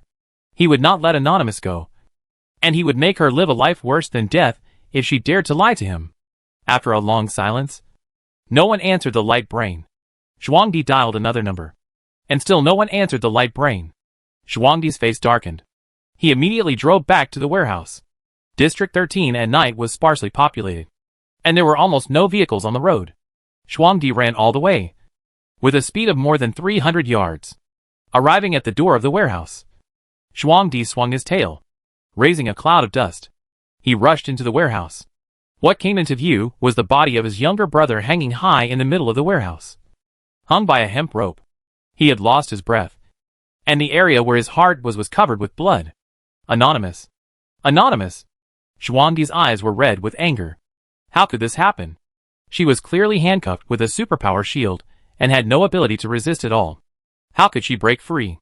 Suddenly, Zhuangdi felt a chill on his back. The next moment, Jiangmi, who was wearing men's clothes, appeared behind Zhuangdi. She held a gun in her hand and pressed it against Zhuangdi's head. Instinct made Zhuangdi dodge immediately, but the bullet still grazed Zhuangdi's ear, blowing off half of his ear. TSK. Jiangmi sneered. After all, he was a B-level superpower user, and his reaction speed was really fast. Zhuangdi wiped the blood from his ear. Years of bloody battles had made him accustomed to such pain. He stood up, his eyes burning with fire. Anonymous! I'm going to kill you! Kill me! Jiangmi chuckled. Then let's see if you have the ability to do it. Chapter 14. A little girl who can teleport. Even if Anonymous finds a hot weapon in the warehouse and points the gun at Zhuangdi, Zhuangdi does not think she can pose a threat to him. After all, she is just a woman. The sound of gunfire echoed in the warehouse. Jiangmi's footprints were everywhere here. She kept tracing back and appeared in Zhuangdi's blind spot, trying to shoot Zhuangdi in the head. But Zhuangdi also knew the blind spots that Jiangmi knew. His vigilance against death made him avoid Jiangmi's attacks every time. Veterans with many years of experience have an overwhelming advantage in such a competition. Experience is something that Jiangmi cannot make up for in a short time. The incomparable gap between the forces also made Jiangmi dare not approach Zhuangdi easily.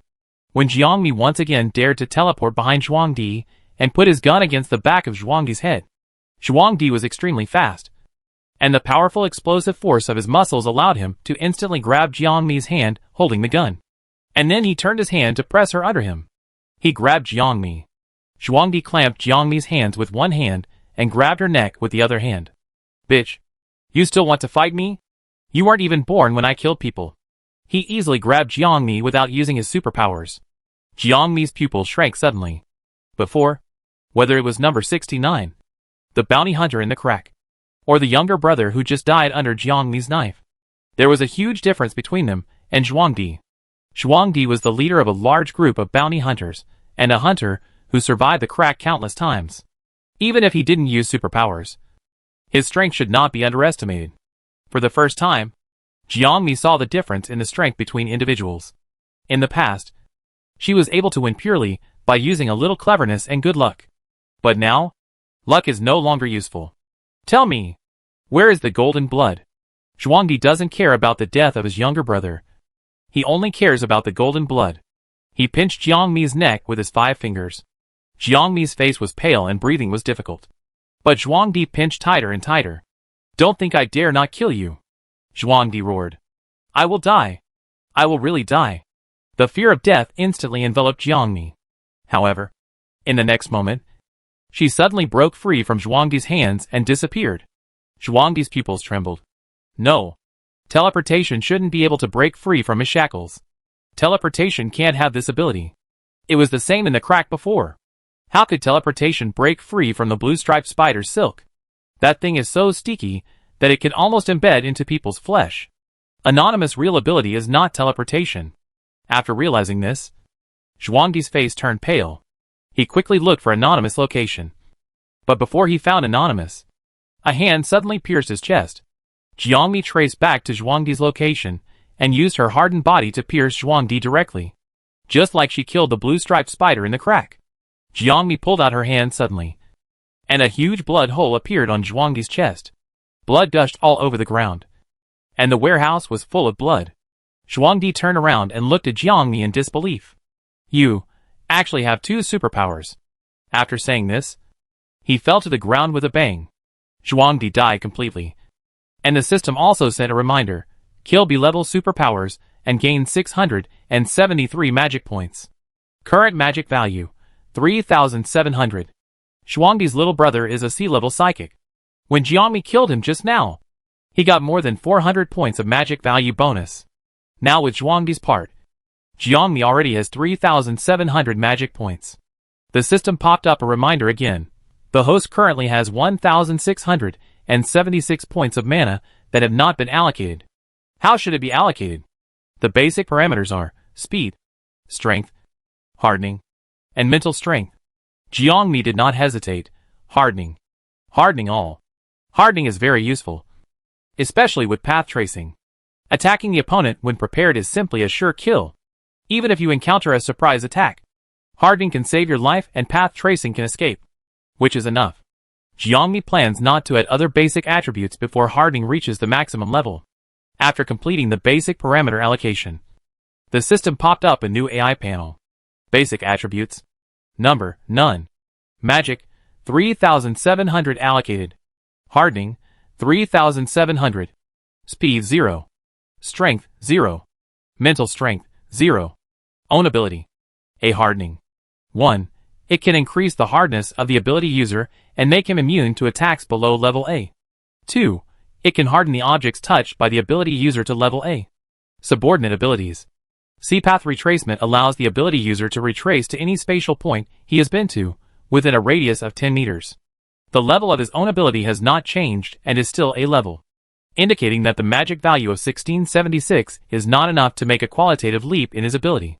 However, the original self-hardening has become hardening. And Jiangmi's ability has also expanded from self-hardening to object hardening, which is a big improvement.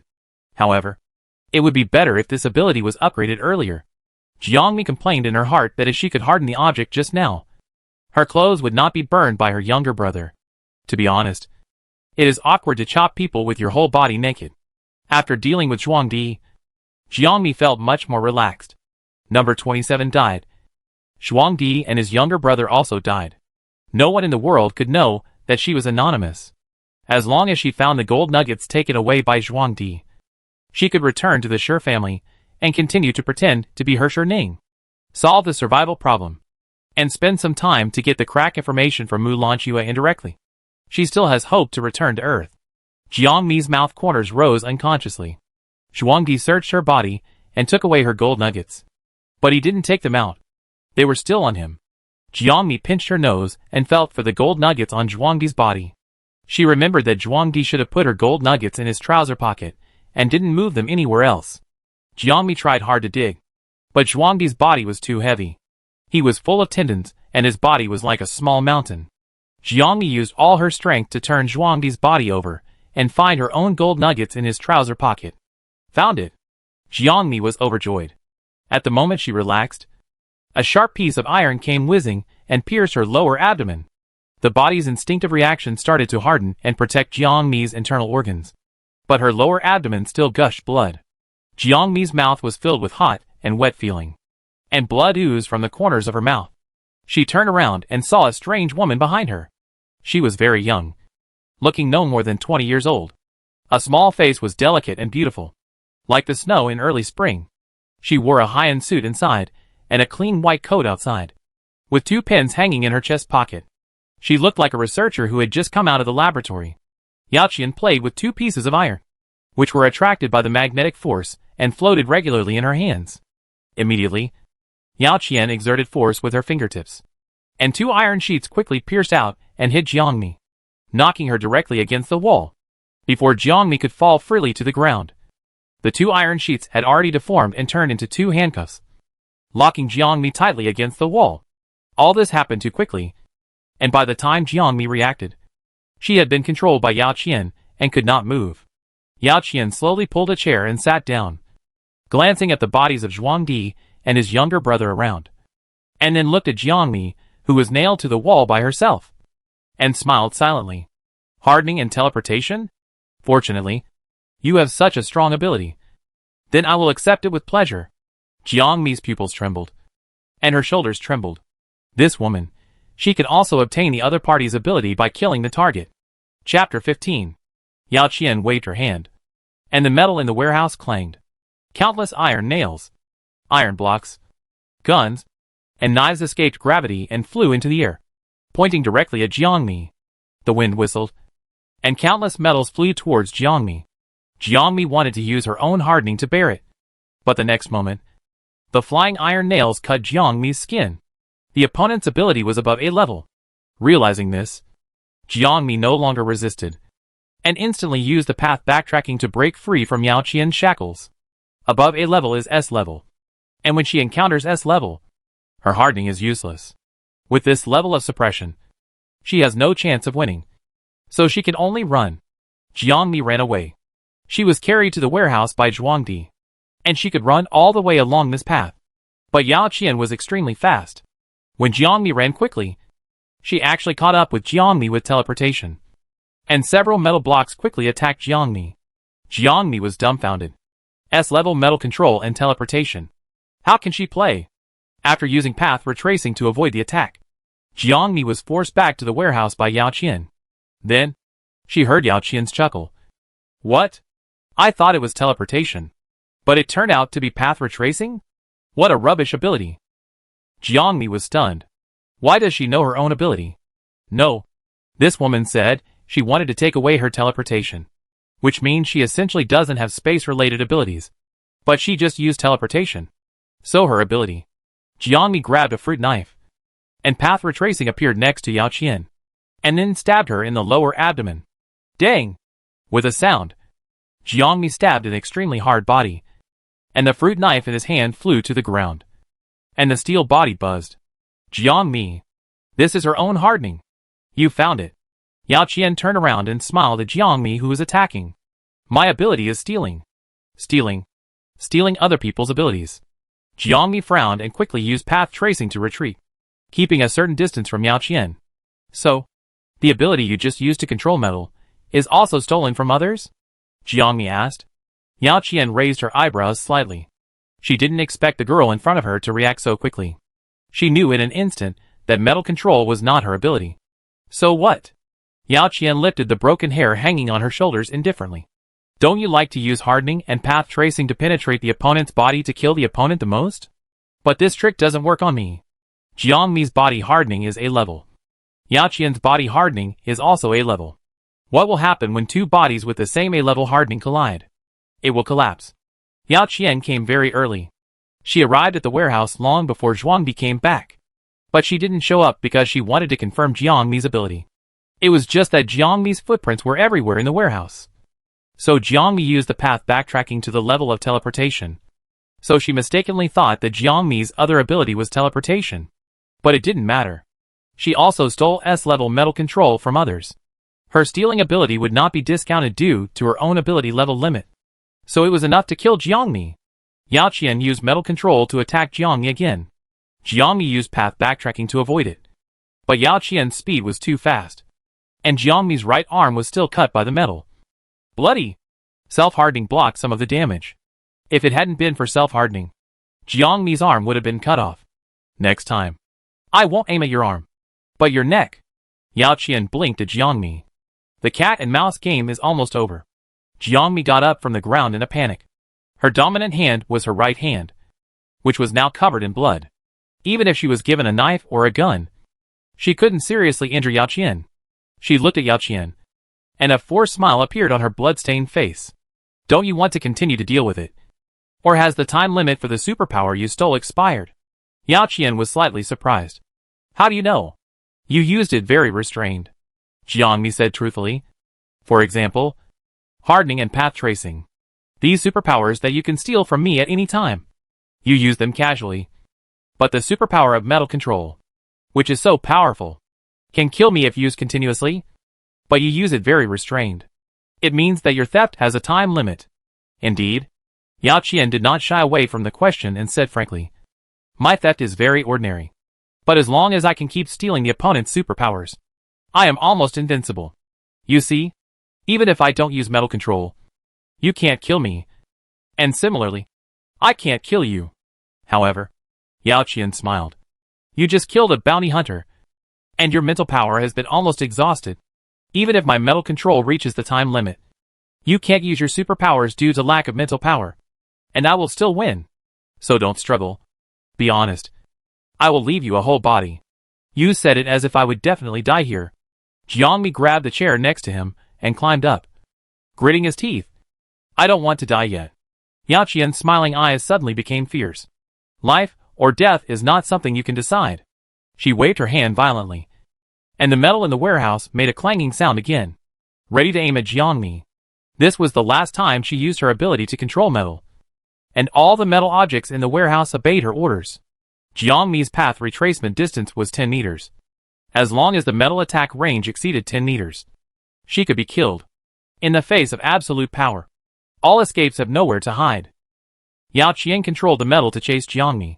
The speed was extremely fast, and each attack was directed at Jiangmi. This time, Jiangmi did not dodge again, and flashed in front of Yao Qian, and the distance between them was less than 1 meter. You still want to sneak attack her at close range? This close? It's really courting death. Yao Qian's face was ferocious, sensing all the metals in the warehouse to attack Jiangmi suddenly. She felt severe pain from all her limbs, and her muscles seemed to be broken and unable to move. Injured? How is it possible? She clearly stole the target's hardening ability. A-level hardening defense. She couldn't be injured. Yao Qian lowered her head and saw that her body was shattered. A yellow wooden chair that had been deformed and could not be seen clearly was embedded in her body, and the two collapsed together. The woman in front of her actually used a chair to penetrate her body. Jiangmi said coldly, use my body to penetrate your body. We will both die. But if you use hardened objects to penetrate your body, the ability of space is above all attacks in space. Jiangmi grabbed the hardened yellow wooden chair and traced back to Yao Qian. The chair appeared in Yao Qian's body, and the two collapsed together. Yao Qian's pretty mouth spat out blood. Her legs softened, and she collapsed to the ground. She could use metal control once more, but she lost before she could. Yao Qian's chest rose and fell violently. Unwilling to give up, she reached out to use her ability for the last time, but her internal organs did not give her this chance. The broken heart continued to ooze blood, and stopped beating in its dying struggle. Yao Qian's breathing also stopped. Ding! The system popped up a reminder, successfully killed the target, and obtained the additional ability, B-Theft, E-Mind Reading. The basic attribute panel lit up immediately afterwards. The previous basic attributes and own abilities remained unchanged. Only 2 new items were added to the additional abilities. B-Theft allows the ability user to steal the opponent's ability to use, limited to 1 minute. E-Mind Reading can read the other party's voice, limited to creatures with an IQ under 5 years old. Jiangmi opened his eyes slightly. The other party's theft was only B-level, but she had previously stolen S-level metal control and used this ability to the extreme. At one point, Jiangmi thought that Yao Qian's theft was A-level. As for the mind reader, Jiangmi originally thought it was a good thing, but it was followed by limited to creatures with an IQ under 5 years old. Jiangmi? What the hell? Who wants to listen to the voices of children under 5 years old? The child's mother will think she is a weird aunt and throw her out. This thing can't even hear Luo Li's voice. Jiangmi complained in her heart and turned off the system panel. This night, she was exhausted. There were too many traces of her at the scene. The technology on Earth could track Jiangmi through bloodstains and fingerprints. Jiangmi believed that Blue Star could do the same. She cleaned up the warehouse, found the gold nuggets, took away Yao Qian's optical brain, and then set a fire. The raging fire continued to burn, burning all the sins and traces to ashes. In the horizon, the moon had disappeared, and a little light appeared on the distant mountain skyline, setting the mountains with a layer of gold. Dawn broke, and the sky was bright. This long night finally ended. Chapter 16 Gifford Company. After Yao Qian died, The map indicating the target location on Jiangmi's system interface disappeared. Before that, the target's location had been fixed at the initial position 10 kilometers southeast. Jiangmi didn't know how Yao Qian found her. In her opinion, the range of 10 kilometers was very large, and it was not easy to find the target reminded by the system. Perhaps Yao Qian had a special way to locate the target. Moreover, she received a reminder from the system before she knew that she had to kill the target to obtain the other party's superpowers. What about Yao Qian? Would Yao Qian also have a system? If Yao Qian had a system, did number 69 also get a reminder from the system when he wanted to kill her in the crack number 107? Jiangmi felt a chill down her spine. She originally thought that Ning was just an ordinary citizen of District 13 who was forced into the crack because of the population trait of the Magic Cube Company. Now it seems that Ning's identity is by no means simple. She is a target, and there are many targets like her in this world. Everyone does not know each other's identity, and only kills each other when they are close to each other to obtain each other's superpowers. What about me? Jiangmi wondered if I really got transferred to Ning because of the crack. They looked exactly the same. Was it just a coincidence? There were too many unknown factors, and Jiangmi couldn't figure it out. But she suddenly had a strong feeling that if she figured out Ning's identity and why she got transferred to her, she might be able to return to Earth. Jiangmi looked back. 100 meters away, a raging fire engulfed Zhuangdi's warehouse, and people's cries for help came from all around. Someone called the police, and firefighters were rushing over. Jiangmi poured alcohol and gasoline on Yao Qian, and even if the firefighters arrived, she would be left with only a skeleton. If there is a chance, we should still catch a live target, so that we can ask more information about Ning. When we returned to Shi's house, it was already daybreak. Jiangmi was in the living room, tiptoed to take out the medicine box to bandage the wound, and then returned to the room. She didn't want to disturb her grandmother's sleep, but the two beds in the room were clean and tidy, and her grandmother had left. Jiangmi came to the kitchen and saw that the refrigerator was piled with dishes cooked by her grandmother, which could be eaten after heating. She went to work as a nanny in someone else's house again. Jiangmi scratched her hair, heated up the dishes cooked by her grandmother, and sat alone at the dining table to eat. As she ate, tears fell. 5 days ago, she was still an ordinary college student on Earth. 5 days ago, her world was still peaceful. At that time, Jiangmi thought that being forced by her biological parents to donate bone marrow to her brother was the most difficult thing she had ever encountered in her life. Until she came to Blue Star, Jiangmi suddenly felt that those were nothing. However, if the Blue Star, which now has the ability to control the cracks, is in such a state, what will the Earth become when it is attacked by the cracks for the first time? Will it really be better than the current Blue Star? Jiangmi dare not imagine. Return to Earth is the only belief that keeps her going, which makes her firmly believe that everything she does now is meaningful. But if this belief collapses, no, it cannot collapse. She must firmly believe in this, so that she can persist and survive. Zhuangdi Warehouse, District 13. In the ruins, many firefighters in life jackets are working hard. The fire has been extinguished, and the scene is in a mess. Only 3 skeletons have been dug out, all of which have been charred. Boss, the medical examiner just reported that these 3 people had died before the fire. One died from a knife wound. One had a cylinder with a diameter of 7 or 8 centimeters pierced through his lower abdomen, and another was even worse, with a chair piercing his entire body, his internal organs burned, and his bones broken. The assistant wearing the uniform of the Crack Management Bureau reported seriously. In front of him stood a man in a black windbreaker. He had a face of about 27 or 28 years old, black hair like ink, a solemn expression, and a serious expression. Are there any signs of using supernatural powers? Zhongjung Bowen asked. Yes.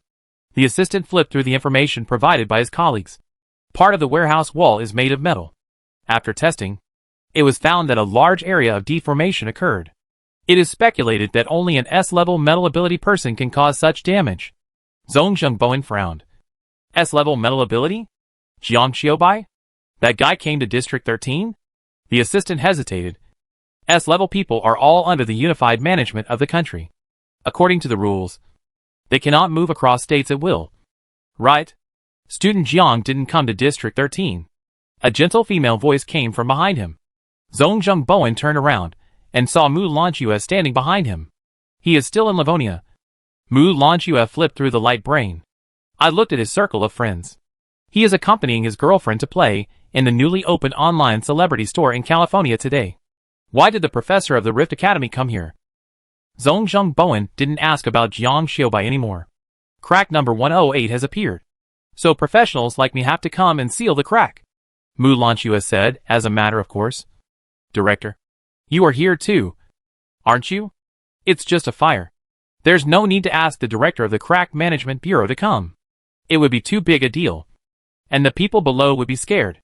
Zhong Bowen was always serious. When it comes to S-level superpowers, it's no small matter. There were cries coming from the ruins. The firefighters had contacted the family of one of the dead and asked them to claim the body. The thin and short boy lay on the body covered with white cloth, crying loudly. Who is he? Zhong Bowen asked. Assistant, Zhuang Nijin. The younger brother of the deceased Zhuang Di. Zhuang Di and Zhuang Nijin are from District 11. Third-class citizens. Zhuang Di was a bounty hunter before his death. He had a conflict with a player named Anonymous in the 107th crack game. Zhuang Di might have found Anonymous and wanted to take back the golden blood from him, but was killed by Anonymous. Zhong Bowen, what about metal control? The assistant scratched his head. We suspect that this is the superpower mastered by the third corpse, which may be imitation, theft or something like that. But her body was severely damaged. We didn't extract DNA, and we don't know her identity. In fact, the assistant didn't tell the whole story. Even if DNA was extracted, it couldn't match the identity. The third body is likely to be a citizen of District 13. District 13 has just been incorporated into the Kinney Federation, and residents have not yet registered their identities. For today's fire, it is enough to speculate that there is a personal conflict between Anonymous and Zhuang Di. As for catching Anonymous, the assistant thinks it is not important. It is just an internal conflict among bounty hunters, and it is not the turn of the Crack Management Bureau to take action. The investigation is almost over here. Mu Lanchua reminded Zhong Bowen. Director, the 108 crack is about to be mined, and the crack test is about to start. You have more important things to do. The assistant was very tactful and handed Zhong Bowen a list of crack testers. The real purpose of their trip to District 13 was to study the newly appeared crack number 108. Mu Lanchua raised her hand and looked at her watch. If nothing unexpected happens, the test of crack number 108 will begin at 10 o'clock tonight. Zhong Bowen looked at the list. His eyes swept over the rows of names. Those were third-class citizens, who could be bought and sold at will under federal law. More than 100 unfamiliar names should not have any intersection with Zhong Bowen. But in the end, Zhong Bowen's eyes fell on the 100th name Zhuang Nijin. Zhong Bowen closed the file. I didn't expect that his brother had just died, and he would also be thrown into the crack to die. Mu Lanchua knew what Zhong Bowen was talking about, and also looked at Zhuang Nijin, who was crying while holding the corpse. Isn't that the case of third-class citizens? Their lives are not lives. Excluding Jiang Xiaobai's suspicion, the Crack Investigation Bureau's mission on the warehouse fire ended. Before leaving, Zhong Bowen walked to Zhuang Nijin and glanced at the thin boy. The data shows that he is already 18 years old. But due to the years of war in District 11, he is malnourished and is now only 1.7 meters tall and weighs less than 50 kilograms. The person who killed your brother is called Anonymous. Zhong Bowen said coldly. If you want to avenge your brother, survive the next crack test, and then find Anonymous. Zhuang Nijin held Zhuang Di's body and looked at Zhong Bowen in disbelief. He just heard the staff talking and knew that this person was the young director of the Crack Management Bureau. Can people who participate in the crack test really survive? Zhuang Nijin asked. Zhong Bowen looked at the location of the number 108 crack in the distance, and was silent for a while before saying, that depends on how much you want to avenge your brother. Chapter 17. Sitting in the cockpit of the aircraft, the assistant found that Zhong Bowen did not come up with him. The boss is just making a fuss for Zhuang Nijin. The assistant looked at Zhong Bowen and Zhuang Nijin outside the aircraft window. Crack number 108 is at least a level 4 crack, and the survival rate is only 10%. Can this kid survive? Who knows? Mu Lanchua sat by the porthole, holding her chin to admire the ruins outside the window. Well, there is currently no research to guarantee the survival rate of humans in the black fog. But the stronger the mental power, or the stronger the sense of belief, the greater the probability of survival. Mu Lanchua's eyes moved down and fell on Zhuang Nijin. Perhaps hatred can also make a person survive. After Zhongjung Bowen informed Zhuang Nijin, he boarded the federal aircraft. The assistant started the engine and drove the aircraft to the newly developed crack number 108. The fear of the unknown was waiting for them in the crack. At the same time, somewhere in the crack, a space demon wolf with silver-white fur and a few missing fangs walked slowly in the jungle. Its incomplete teeth dripped saliva, and its mouth opened weakly, looking miserable. The taste of missing teeth was very unpleasant, which made it lose its appetite. It couldn't tear the raw meat covered with blood, and could only swallow a large piece into its stomach. What's worse, the demon wolf was expelled by the wolf pack. It used to have the ability to teleport, and was the pride of the wolf pack. It could fight the wolf king with this ability. But after its teeth fell off, and most of its claws were broken, it no longer had the ability to compete with the wolf king. And even the wolf cubs in the wolf pack looked down on it. What kind of wolf is a toothless wolf? It's even worse than a dog. Ah! Bah! The demon wolf howled, and cursed in wolf language with its leaky mouth. The wolf king drove it out of the wolf pack, because the most beautiful female wolf in the wolf pack had a crush on it. Stinky wolf king. Trash wolf king. You can only trip me up from behind. When my teeth recover, I'll go back and chop you up. The demon wolf howled a few more times, and the air leaked from its mouth so much that howled also became like woof woof woof. The wind howled. The demon wolf was hungry, because it had indigestion due to lack of teeth. It had eaten very little recently. It would be nice if there was something to eat, preferably something soft and not requiring much chewing with teeth. A group of demonized ants passed by, each as big as a human fist, and they were dragging a dead giant dung beetle to move. None of them were delicious. The demon wolf sighed angrily, stretched out its huge claws, and slapped the ants passing by to death. Demon wolf, impotent and furious ing. The wolf king was annoying, and the human who made it lose its teeth was also annoying. In short, they were all annoying. While slapping, the demon wolf suddenly felt a warm sensation in its stomach. This was a long-lost feeling. It had experienced it once when it gained the ability to teleport in the past, but it hadn't experienced it for a long time now. The demon wolf quickly realized that its teleportation had been upgraded, and it could move to a farther place. However, it was useless. Its teeth were still broken, and its claws were still broken. The demon wolf looked up at the distant sky, through the overlapping mountains and dense forests. It could see a very small gap in the air. The crack was covered with a red energy layer. Once, the toothless wolf could not cross this energy layer. But now, the magic wolf feels that it has the ability to cross. It wants to cross the crack and find the damn human who made it lose its teeth. It wants revenge and kills humans. The magic wolf's eyes lit up with a fierce light. It jumped a few thousand meters away. In an instant, it appeared in front of the crack number 107 and easily passed through the energy membrane.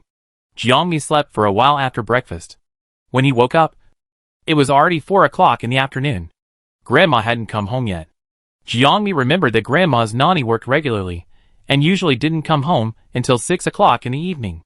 Under the pillow were the gold bars that Jiangmi exchanged. They were all 100 grams, and there were more than 20 pieces. Jiangmi picked a piece at random, subtracted the number on the gold, and went out to find a small gold shop to sell it. It has been 10 hours since Zhuangdi died.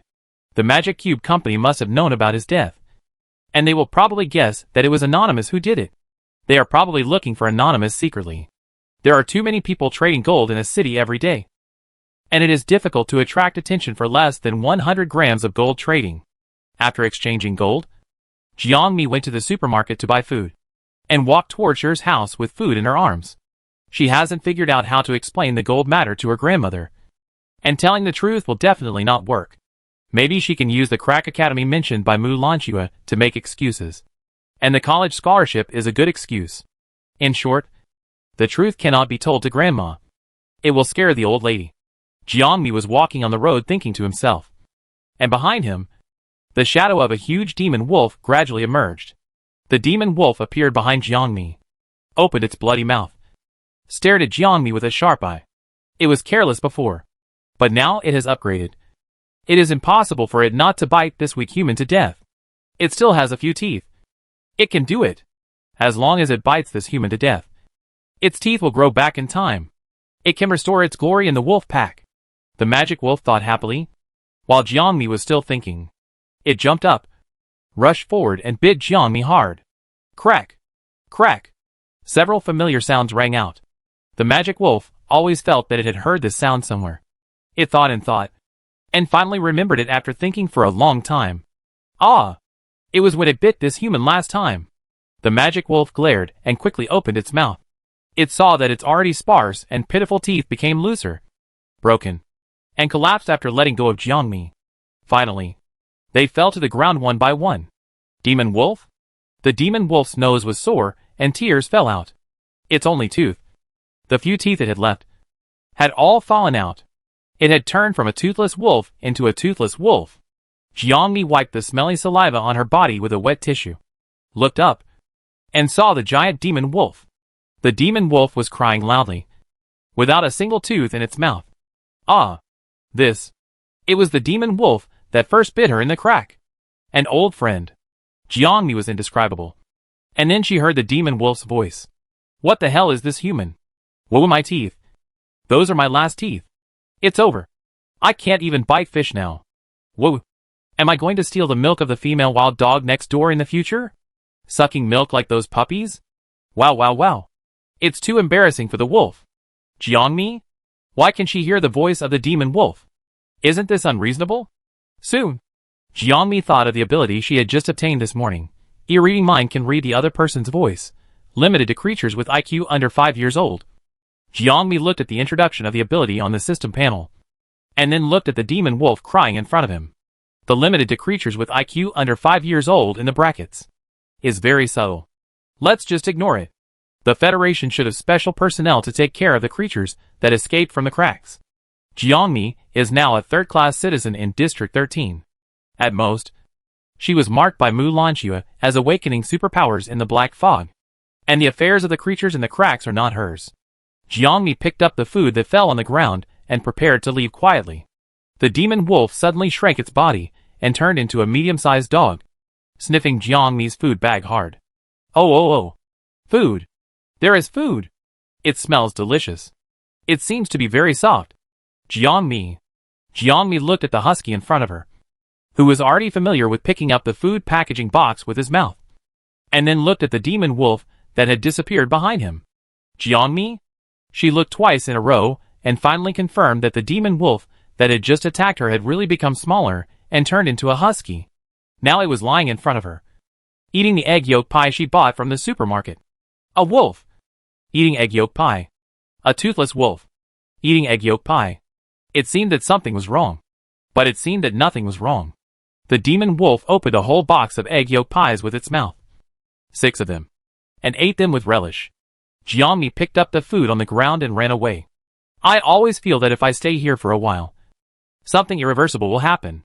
Sure enough, after walking 2 steps, Jiangmi was stopped by a staff member wearing urban management uniform. Hey! Is this your dog? Why don't you put a leash on it? And you left your dog lying around. You've committed the crime of abandoning a pet. The city management officer lectured Jiangmi. Jiangmi explained with difficulty. It's not a dog. It's a wolf. The city management looked at the husky who was concentrating on chewing the egg yolk pie, and then looked at Jiangmi. Little girl, do I look stupid? Do you think I can't even tell the difference between a dog and a wolf? Jiangmi wanted to cry. It's really a wolf. Okay.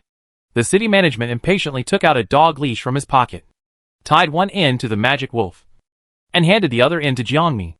You must tie a dog leash when you keep a pet in the city. Also, since you have decided to keep a pet, you must treat them well. They are also your family. Understand?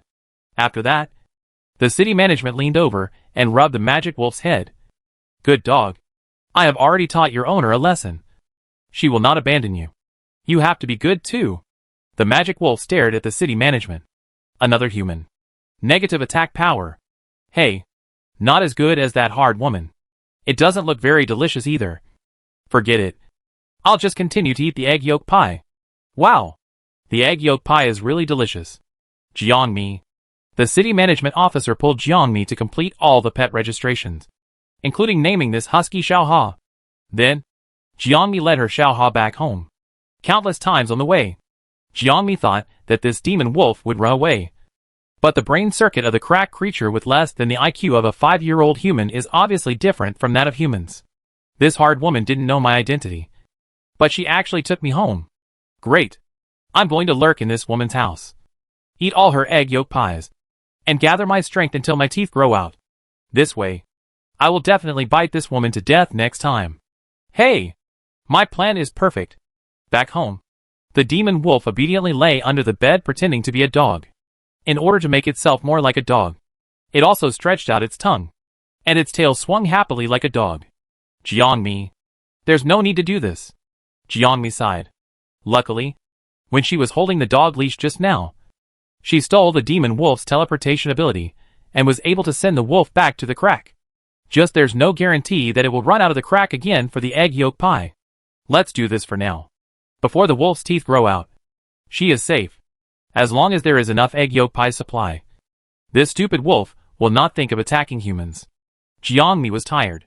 She put the food she bought from the supermarket into the refrigerator and shelves, and then collapsed on the sofa. It was already 6 o'clock in the afternoon, and Grandma hadn't come back yet.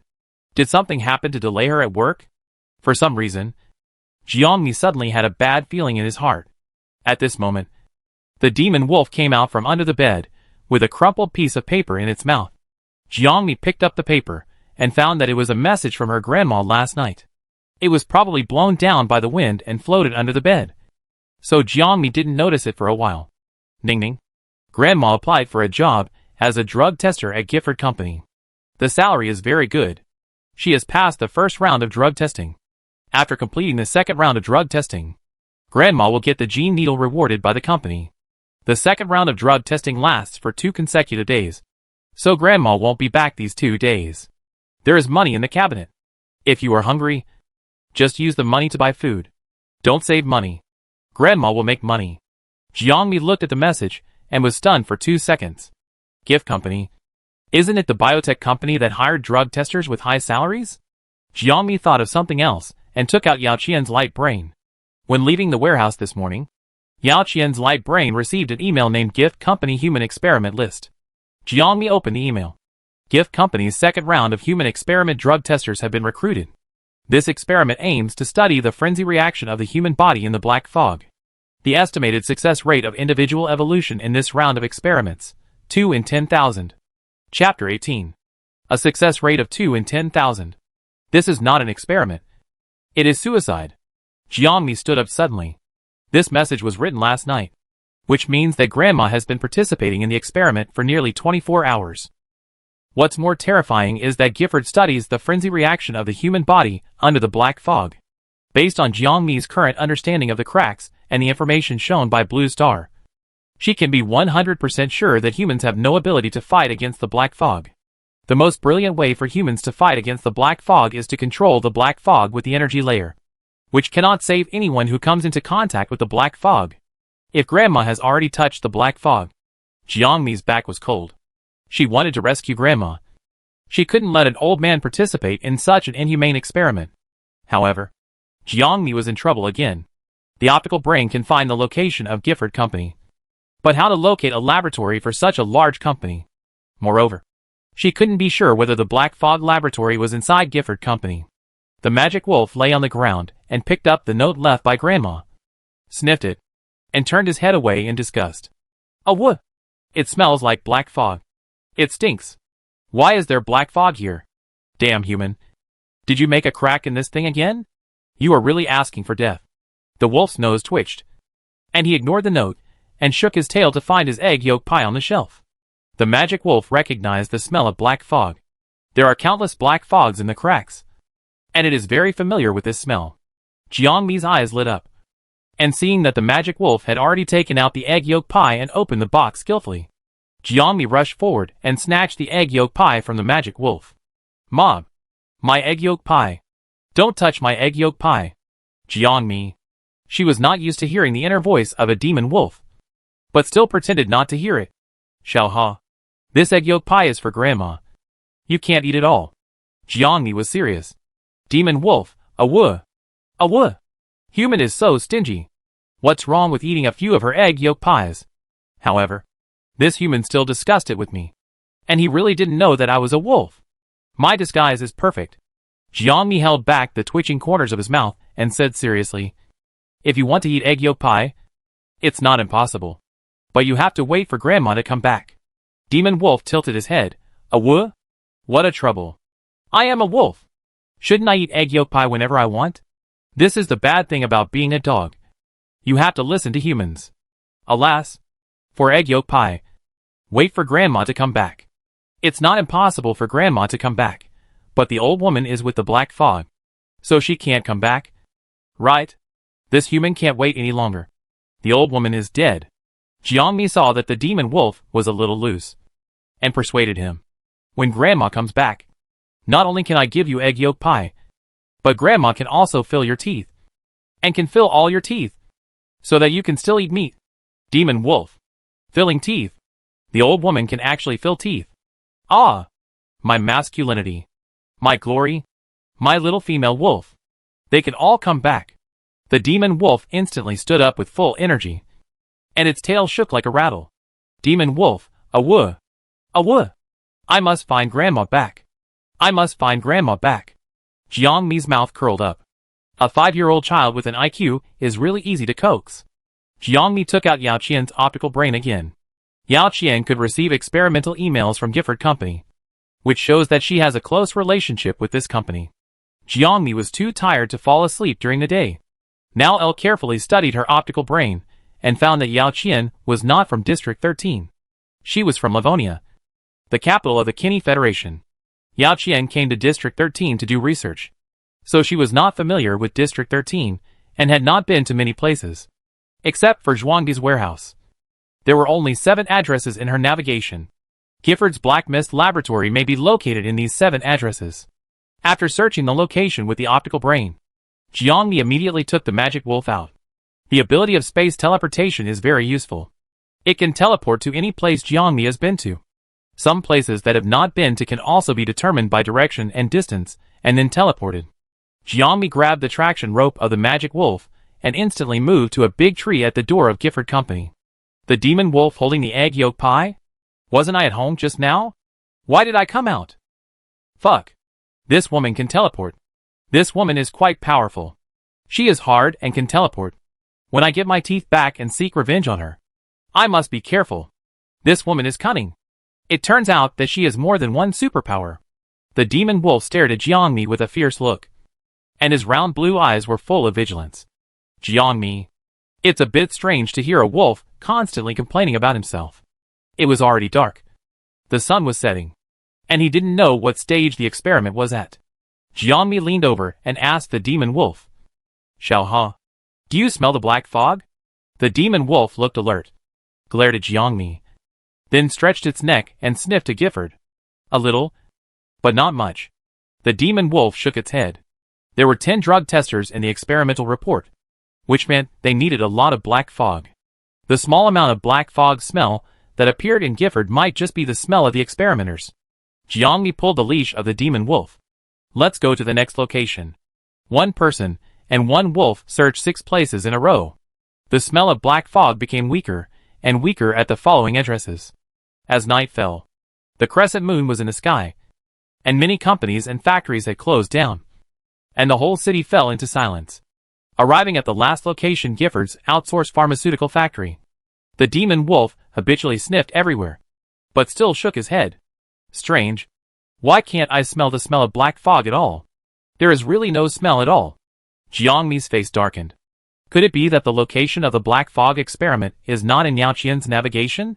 Is there another address? District 13 was once a country, but now it is Kinney's state. It is very large. How can you find a laboratory in such a state? Jiangmi bit his nails and fell into deep thought. How could there be nothing at all?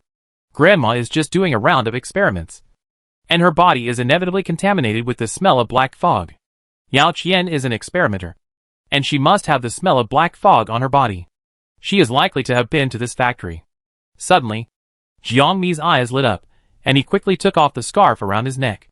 This scarf was knitted by Grandma, and was just given to her 2 days ago. Jiangmi put the scarf in front of the demon wolf's nose. Xiao Ha. This scarf has the smell of grandma. Smell it, and see if there is a similar smell in the factory. The demon wolf sniffed the factory again. Yes. It's the smell of grandma. Sure enough. Gifford is engaged in the crack economy, and most of its products are related to crack creatures. If there is any crack, it is impossible not to have the smell of black fog. This factory has no smell of black fog at all. It must use energy layers or something to isolate the black fog. Grandma is in this pharmaceutical factory. There are twinkling lights outside the factory. At this time, the workers have already gone off work. A security guard is sitting in the security booth at the door, looking down at his light computer, as if playing a game. Jiangmi teleported and successfully sneaked into the factory park. The pharmaceutical factory park is very large, with different factories located in it, producing various crack-related medicines. But there is no smell of grandma in these places. The demon wolf broke free from the leash and shook its tail. Jiangmi followed the demon wolf to a building and hid in the dark to observe quietly. Demon wolf, awoo. Awoo. The smell of grandma is the strongest here. There are security guards standing at the entrance of the pharmaceutical building, and there are several patrols outside the building. The security here is not at the same level as other places. Jiangmi was still thinking about how to sneak into the building without being discovered, and a beam of light was shining on her. Who is it? The patrol officers were very alert and immediately rushed under the big tree. But when they used the searchlight to look around, they found that there was no one under the big tree. Dazzled, the leading patrol officer rubbed his eyes in confusion, and then used the searchlight to check around again.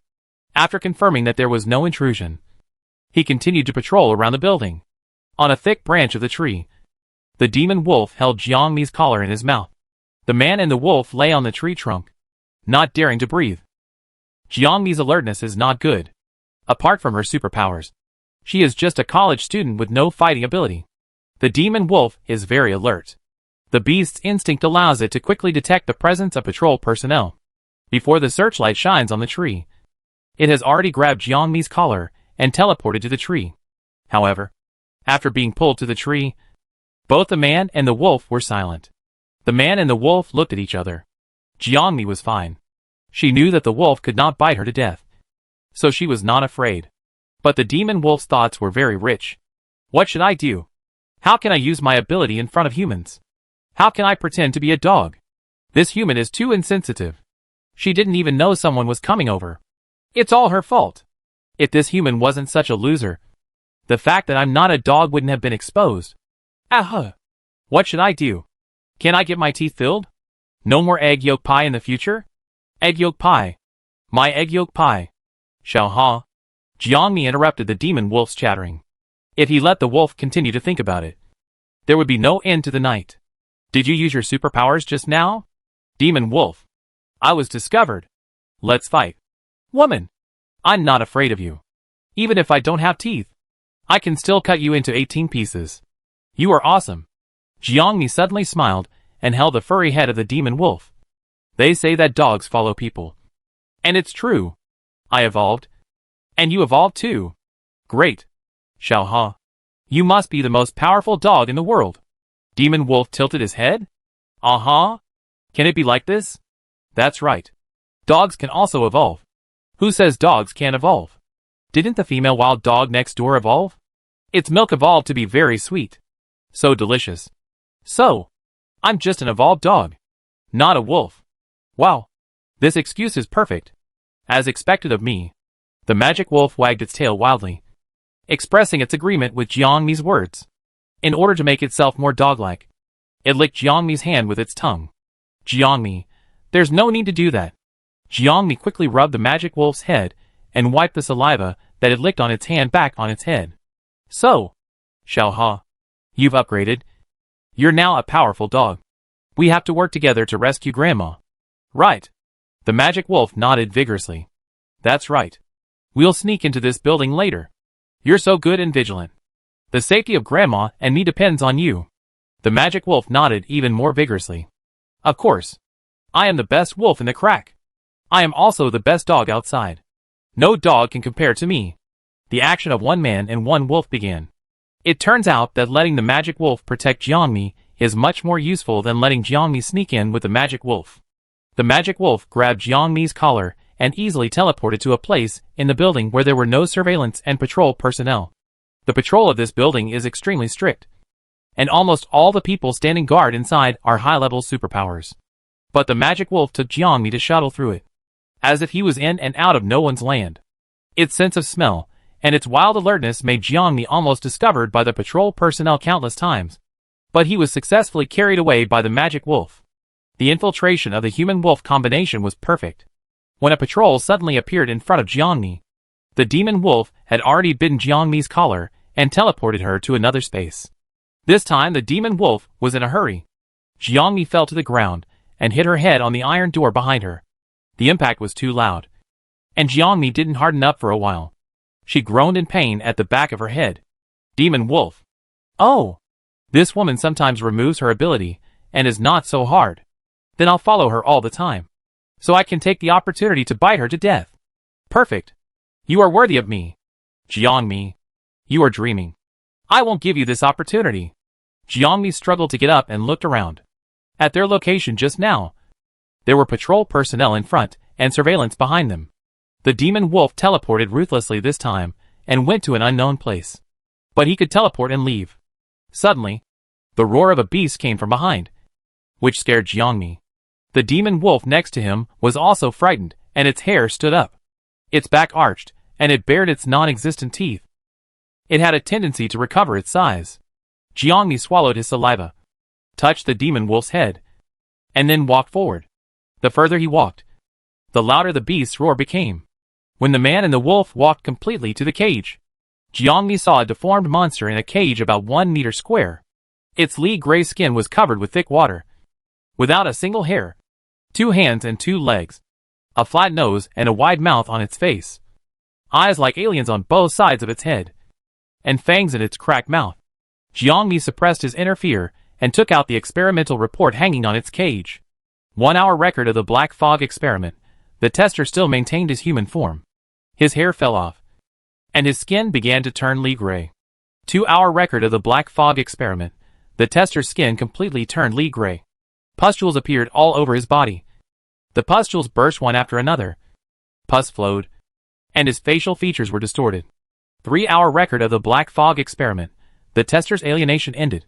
He lost his human rationality and consciousness, and became a complete beast. Experiment summary. The tester awakened D-level superpowers in the black fog, but could not maintain his human form and rationality, and the experiment failed. With a clang, the experimental report in Jiangmi's hand fell off and fell to the ground. At the same time, the monsters in the countless cages in front of him kept roaring, and the sound resounded throughout the room. They were all human beings. Jiangmi was still immersed in the great shock of the black fog experiment, and the magic wolf's ears suddenly trembled. Someone is coming! It's a master! It grabbed Jiangmi's clothes and wanted to teleport to a safe place.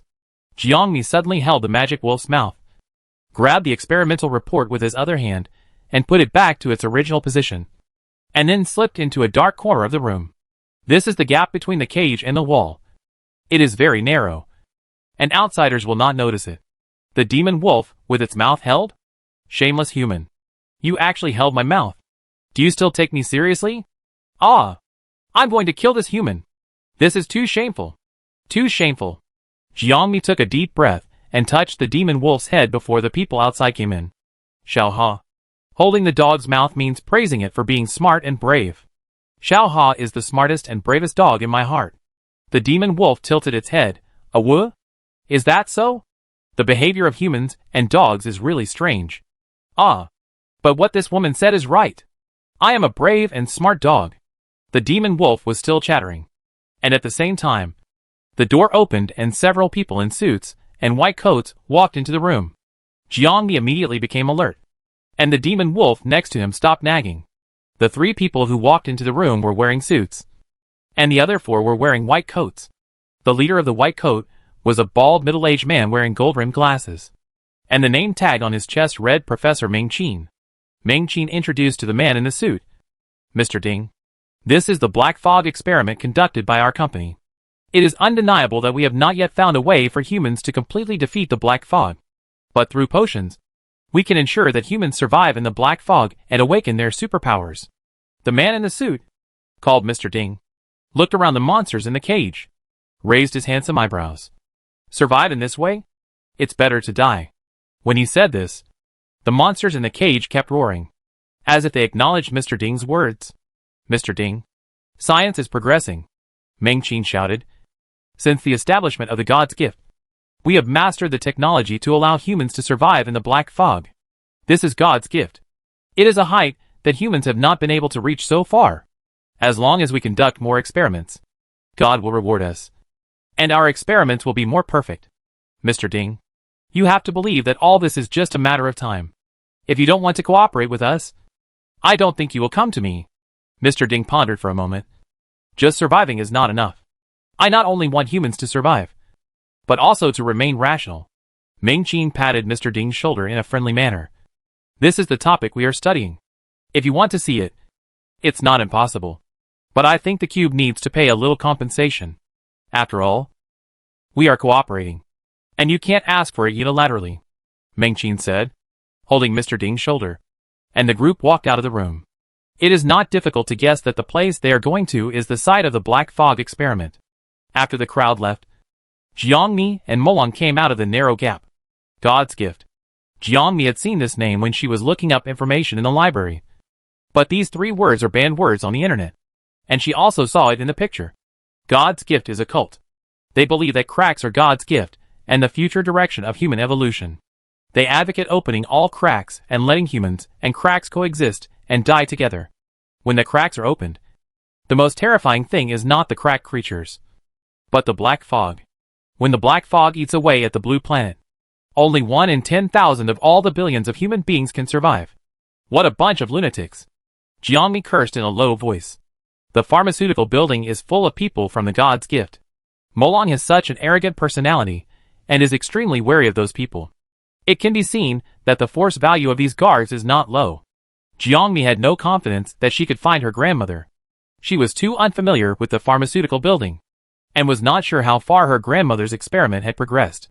However, she still had to give it a try. Anyway, she still had a helper. Right? Jiangmi squatted down and gently stroked the head of the magic wolf. Xiao Ha. A smart dog is the best helper for humans. It is loyal and brave to humans.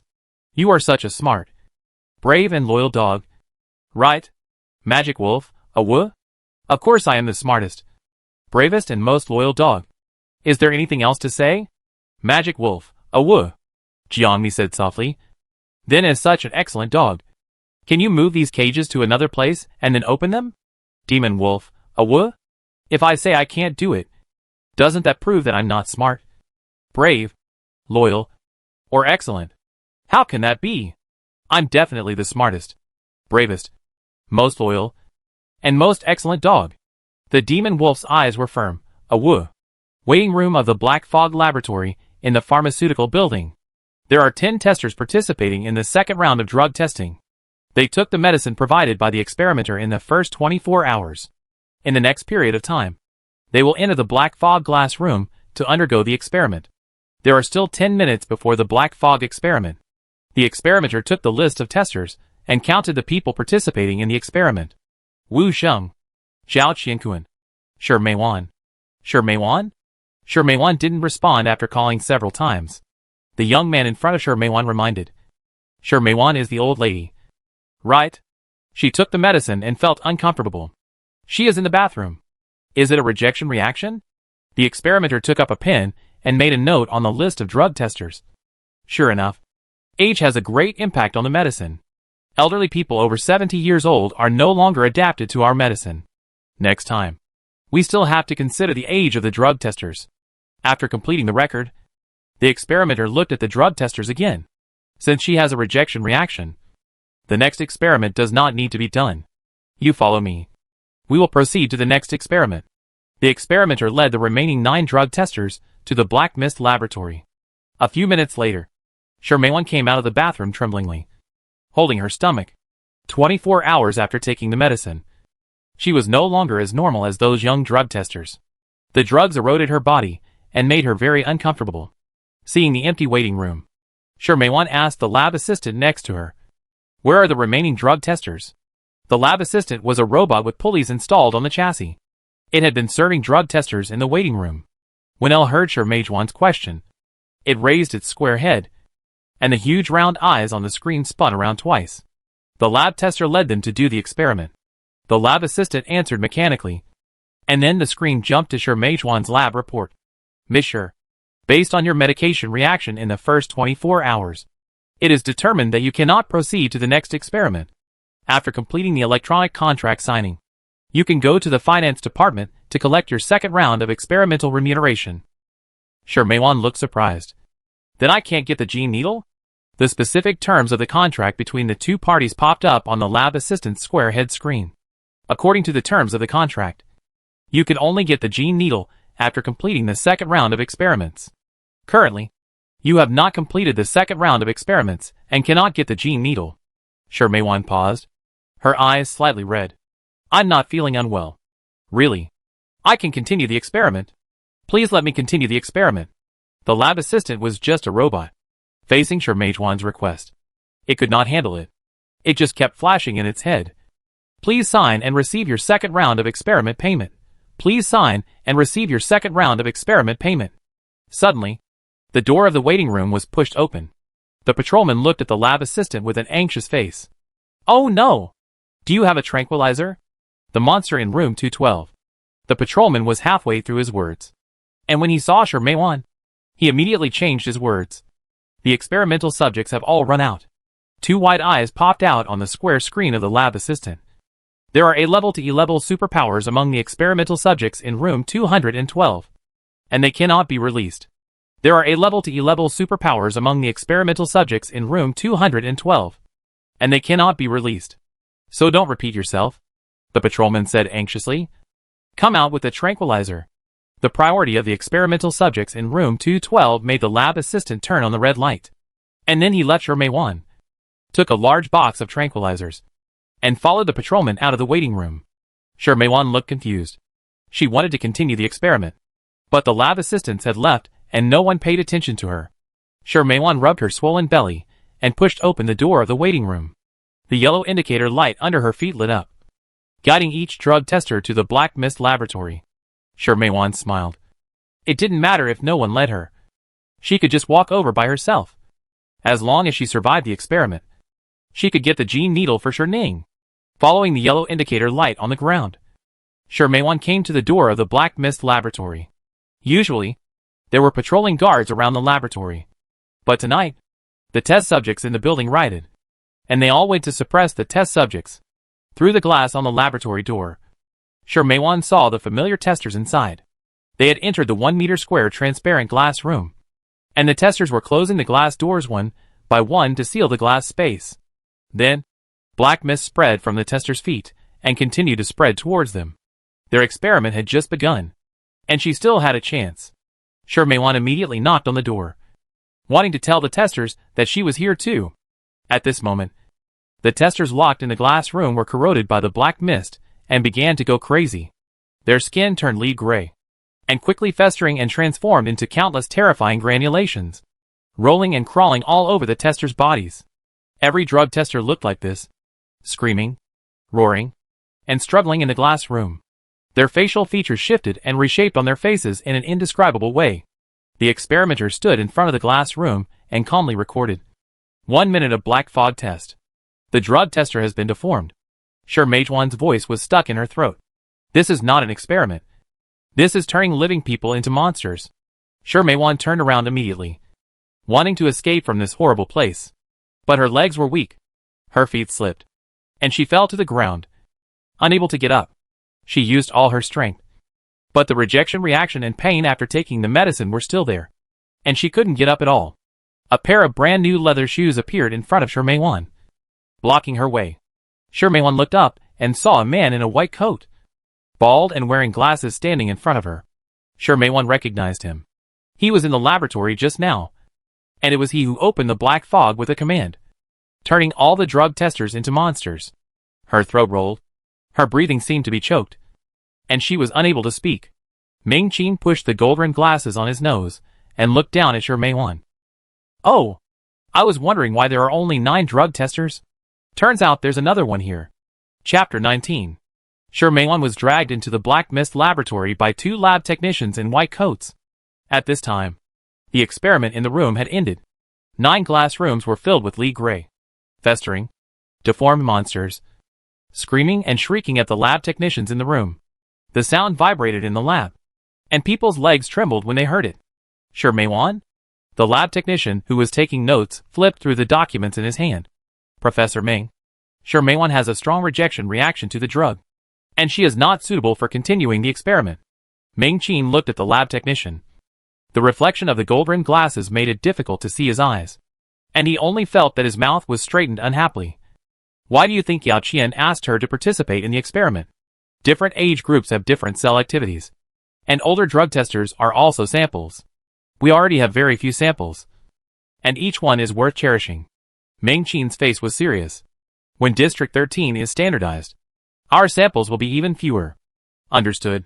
The lab technician did not refute again, and directed other lab technicians to carry Sherman into the glass room. Ming Qin took off his gold-rimmed glasses and wiped them elegantly with a glasses cloth. Where is Yao Qian? Why isn't she here for such an important experiment? Assistant Yao said last night that she had something to do and might not be able to come to watch the experiment. The experimenter answered truthfully. Ming Qin frowned. She's about to start school. I guess she won't have time to do research with us in the future. After saying that, Ming Qin took the experimental report from the experimenter and looked at Sherman, who was locked in the glass room. The experimental report contained the predicted experimental results written by the experimenter. The predicted results of the first 9 drug testers were all distortion mutation. But Sherman's prediction was it is expected that the drug tester will not be able to withstand the distortion. 99.32% will die, and 0.68% will have uncontrollable distortion. Death is Sherman's destination. But it's just death. How many deaths have occurred on the road of human scientific progress? How many bodies of experimental subjects have been stepped on? It is their death that promotes the progress of science. You are devoting yourself to science. Ming Qin looked at Sherman and said in a sonorous and powerful tone, Science will be grateful to you. Then, he put his right hand on his left chest and lowered his eyes. Everything is God's will. The other 3 experimenters looked serious and also put their right hands on their left chests. Everything is God's will. The glass door that locked Sherman was completely locked. Ming Qin walked to the operating table, which was covered with laboratory controller buttons. As long as the black switch was pressed, the black fog would be input into the glass room, and the drug testers in the room would be distorted. This is an operation that Ming Qin has experienced countless times. All the monsters in the cages downstairs are his masterpieces.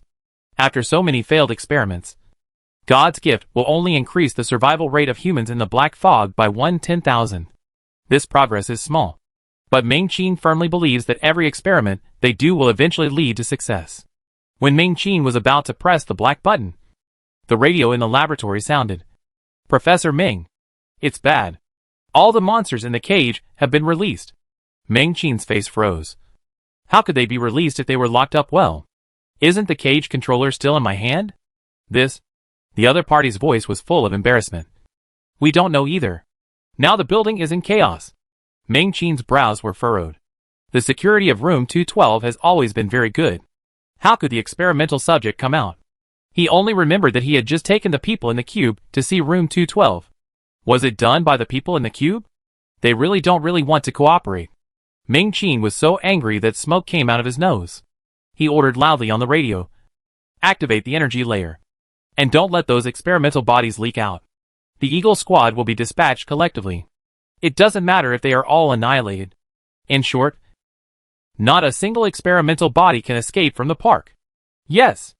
After giving orders to his subordinates, Ming Qin's attention returned to the laboratory. The escaped experimental bodies must be annihilated. Now he only has 9 experimental bodies in his hands. And Sherman, who has not completed the experiment, will be Ming Qin's final research results. For science. Ming Qin shouted and pressed the black button hard. Bang bang bang. Several bullets fired at the control panel. Lightning flashed, and the control panel was blown into ruins. A ghostly shadow appeared in the glass room. Before Ming Qin could see clearly, the shadow had already pulled Sherman and teleported outside the glass room. The next second, black fog filled the glass room, and the entire glass room turned black. Invasion! It's an invasion! The experimenters shouted in horror. Before they could shout, a gun was pointed at the back of their heads. 3 bangs and 3 experimenters fell to the ground. After the smoke, Ming-Chin finally saw the girl in front of him and Mei-wan who was protecting her. Teleportation? It's actually teleportation, Ming-Chin muttered, and then reacted. You are anonymous?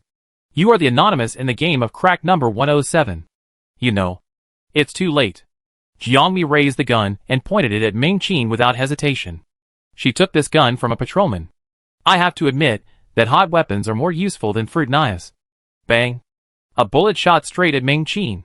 Jiangmi's gun skills are not good. But at a distance of 2 or 3 meters, a blind cat can catch a dead mouse. Jiangmi confirmed that he aimed at Ming-Chin accurately, and there could be no deviation. But at the moment the bullet was fired, Ming-Chin turned transparent and disappeared. Jiangmi.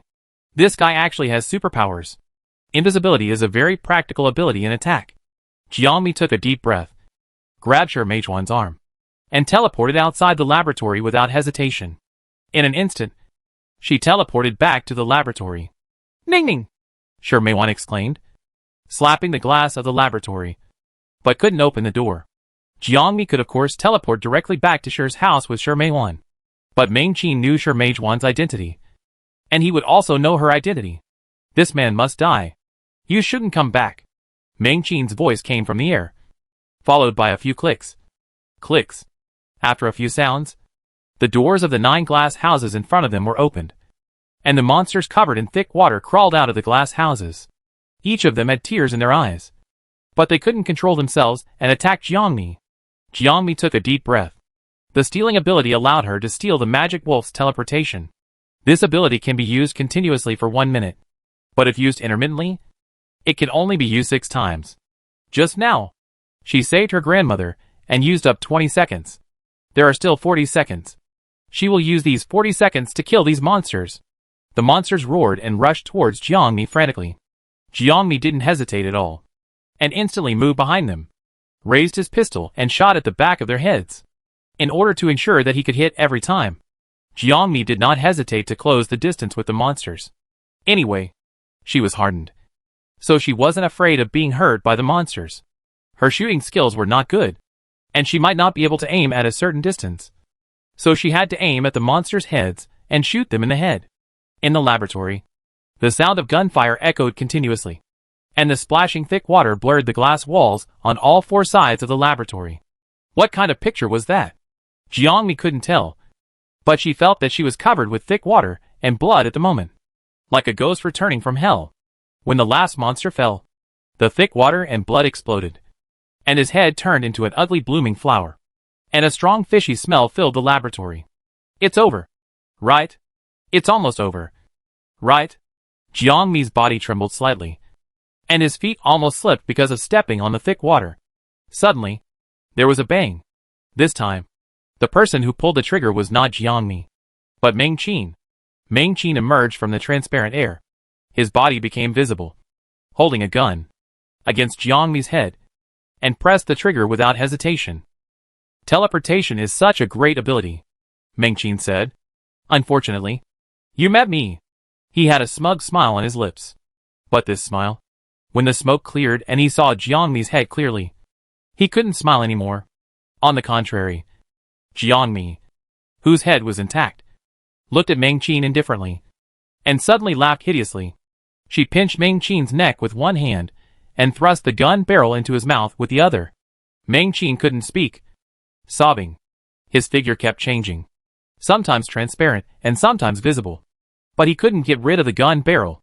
Unfortunately, you met me. With a bang, Jiangmi returned the words to Ming-Chin. Kill D-level creatures and gain 237 points of magic. Kill D-level creatures and gain 242 points of magic. Kill E-level creatures and gain 132 points of magic. The system popped up 9 reminders in a row, the last one being kill B-level mutants and gain 611 points of magic. Current magic value, 6325. Currently, the host still has 2,625 points of magic that have not been allocated. How should it be allocated? Jiangmi did not hesitate and added all the values to Hardening. The system showed a new attribute box. Basic attributes. Number, none. Magic value, 6,325 allocated. Hardening, 6,325. Speed 0. Strength 0. Mental power 0. Self-ability. S Hardening. 1. It can increase the hardness of the mutant and make it immune to attacks below the S level. Automatically activated when the mutant is in danger. 2. It can harden items to the S level. Limited to a radius of 10 meters. Her own abilities have been greatly upgraded. And the best thing is that they are automatically activated when in danger. Which means that even if Jiangmi does not keep her abilities activated continuously, she can still avoid accidental injuries, which can greatly reduce her consumption of magic power. The evolution of item hardening is also not small, and it is no longer limited to contact. From this point of view, Jiangmi can cause S-level attacks as long as she uses a gun. Of course, it is limited to a radius of 10 meters. Jiangmi is unlikely to hit creatures more than 10 meters away. Jiangmi stood up and opened the door of the laboratory. Shermeiwan outside the door was dumbfounded. She witnessed the inhumane one-sided massacre in the laboratory. Perhaps she has realized that Jiangmi is not her granddaughter. Jiangmi just wanted to take her home. They would probably go their separate ways later. And Jiangmi thought it was nothing. Not wanting to. Grandma gently touched Jiangmi's hair. Child, you have suffered. Jiangmi was stunned. And her nose was sour. The old lady did not show any annoyance or disgust towards Jiangmi, who was covered in blood, but just gently rubbed her hair. It's okay. We can go home soon.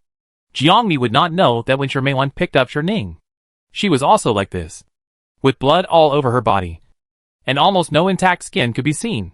Afterwards, Ning never told Shermeiwan the reason, but Shermeiwan knew. She must have suffered a lot. The pharmaceutical building held hundreds of failed experimental subjects, and they were released from the cages one by one under the space ability of the Magic Wolf. The Magic Wolf proudly shook its furry tail. I released all these monsters in such a short time. I am indeed the best dog. It sniffed, and with a flick of its body, it teleported to Jiangmi. At this time, Shermeiwan was still holding Jiangmi, who was covered in blood. The strong pungent smell of blood and thick water made the demon wolf's nose twitch. What the hell? It's stinking me to death. Shermeiwan was shocked when she saw the husky that appeared out of nowhere.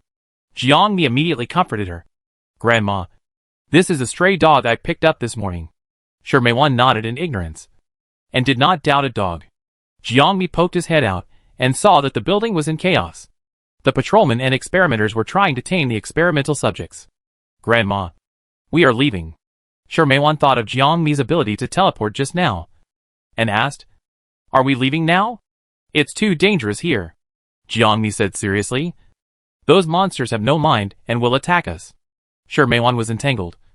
But I haven't got the gene needle yet. Without the gene needle, Ning will die within a year. Jiangmi showed a trace of surprise on his face. At this time, an experimenter was chased by a monster and ran to the vicinity of the Black Mist laboratory in a panic. The magic wolf raised its ears, exposing its wildness, and rushed forward to the monster with a claw. The monster's head was hit by the magic wolf. The experimenter was still in shock and sat on the ground in fear. Shermeiwan didn't know where she got the courage from. She took the Glock from Jiangmi and pointed at the experimenter with trembling hands. Tell me, where is the gene needle? The experimenter was shocked. He recognized Shermeiwan and knew that she was one of the drug testers in today's Black Mist experiment. He no longer had the courage to resist, and said in horror, Don't kill me! Don't kill me! I tell you, the gene needle is on the first floor, in pharmacy number 114. Pharmacy number 114 is on the first floor, where the most experimental monsters and members of the God's Gift Society gather. Fortunately, the door of the pharmacy was closed and locked with a password lock, so it was safe inside. Jiangmi told the Magic Wolf the approximate location, and the Magic Wolf took Jiangmi and Shermeiwan into the pharmacy. The pharmacy was filled with a wide variety of medicines, all of which were developed by Gifford Company based on crack creatures. And there were also various levels of golden blood they took out from crack creatures. This is Gifford Company's treasure house, and any medicine is worth a lot of money. Jiangmi and Shermeiwan walked into the shelves and looked for the gene needle separately. They didn't understand the experimenter's way of classifying medicines. so it was not easy to find, and the magic wolf couldn't understand human words at all, and lay boredly beside it, gnawing on the medicine box that didn't taste good. After a while, Jiangmi heard his grandmother's voice. Found it. Found it. Shermeiwan held 2 boxes of gene needles, her eyes shining. Gene needles from a biotechnology company, priced at 520,000. It's genuine. Ning Ning. You are saved. Shermeiwan held the gene needles. Her eyes red. Tears filled her eyes. You won't die. Jiangmi looked at Shermeiwan, and the corners of his mouth curled up unconsciously. At the same time, the top floor of the pharmaceutical building, the night enveloped this dangerous park, and the energy layer of red honeycomb patterns lit up around the park. A medium-sized aircraft slowly rose from the top floor of the pharmaceutical building. The aircraft's hatch was open, and the wind was howling. Mr. Ding stood at the door of the aircraft cabin, overlooking the chaotic building. Mr. Ding, something has happened to the God-given society. Their experimental subjects are rioting, which is expected to cause quite a stir in District 13. Zhao stood on the inside of the aircraft and respectfully reported to Mr. Ding. Although their park has an energy layer, it can't last too long. And the people from the Rift Management Bureau are in the 108th Rift, not far from here, and they are likely to discover the riot here. Mr. Ding frowned. Zongjung Bowen? This guy is also in District 13? Zhao nodded. I met people from the Management Bureau when I was dealing with Zhuangdi's body this morning, and their director was also there. Mr. Ding pulled his suit tie and sneered. Without the ability to control these monsters, they are still doing this kind of experiment. The God-given society is really reckless. Zhao, Mr. Ding, what should we do next? If the Management Bureau thoroughly investigates District 13, I'm afraid it will also find us. What else can we do? We can only clean up their mess, Mr. Ding said in a deep voice. The gods will thank me. Zhao understood and winked at the pilot of the aircraft. The pilot also understood what Mr. Ding meant and pressed the red button on the aircraft. The aircraft took off rapidly, increasing the distance from the ground. At the same time, the tail of the machine opened, and an energy bomb slid down from the end and shot straight at the pharmaceutical building. The people on the aircraft closed the hatch and watched the energy bomb getting farther and farther away through the transparent glass porthole. Destroy it. Pharmacy number 114 in the pharmaceutical building. Shermeiwan walked towards Jiangmi with several boxes of gene needles. She read the instructions carefully and knew that Ning would be cured with just 1 needle. Ning no longer had to worry about genetic diseases. Shermeiwan couldn't stop smiling. She took not just 1, but several gene needles. Luoxi's back is not good, and the gene injection can improve it a lot. Luoli had a heart problem when she was born, and this can also be improved with the gene injection. And Laoli downstairs, he has been coughing for several years, but he just doesn't want to go to the hospital for treatment. Now Blue Star's gene injection can solve 80% of the diseases of these poor people. Shermeiwan muttered to herself, imagining a bright future when she returned to the community. At this moment, the fire broke out. Time slowed down in Shermeiwan's eyes. Like a slowdown shot, she saw the pharmacy door with an intact electronic lock suddenly exploded, and the fire flooded the pharmacy. The first one to be affected was the husky that had been chewing the medicine box on the ground. The fire burned most of its tail, and it would, and disappeared in a moment of fright. Next came Ning, who looked terrified. She seemed to be shouting something, but Shermeiwan could no longer hear it. She only saw her stretching out her hand and rushing towards her like crazy. However, the moment she stretched out her hand, the fire had already flooded the pharmacy. The scorching temperature burned Shermeiwan's skin, inch by inch, and in an instant, Shermeiwan turned into a charred skeleton. Her eyeballs had disappeared, and her eye sockets looked forward with empty eyes. Ning Ning. She wanted to call her granddaughter's name for the last time, but she could no longer call it out. On the other side, research preparation area outside the number 108 crack. All 103rd class citizens have arrived. Under the arrangement of the staff, they put on protective clothing and equipped with various research equipment. They are the first group of members to explore the crack after it was discovered.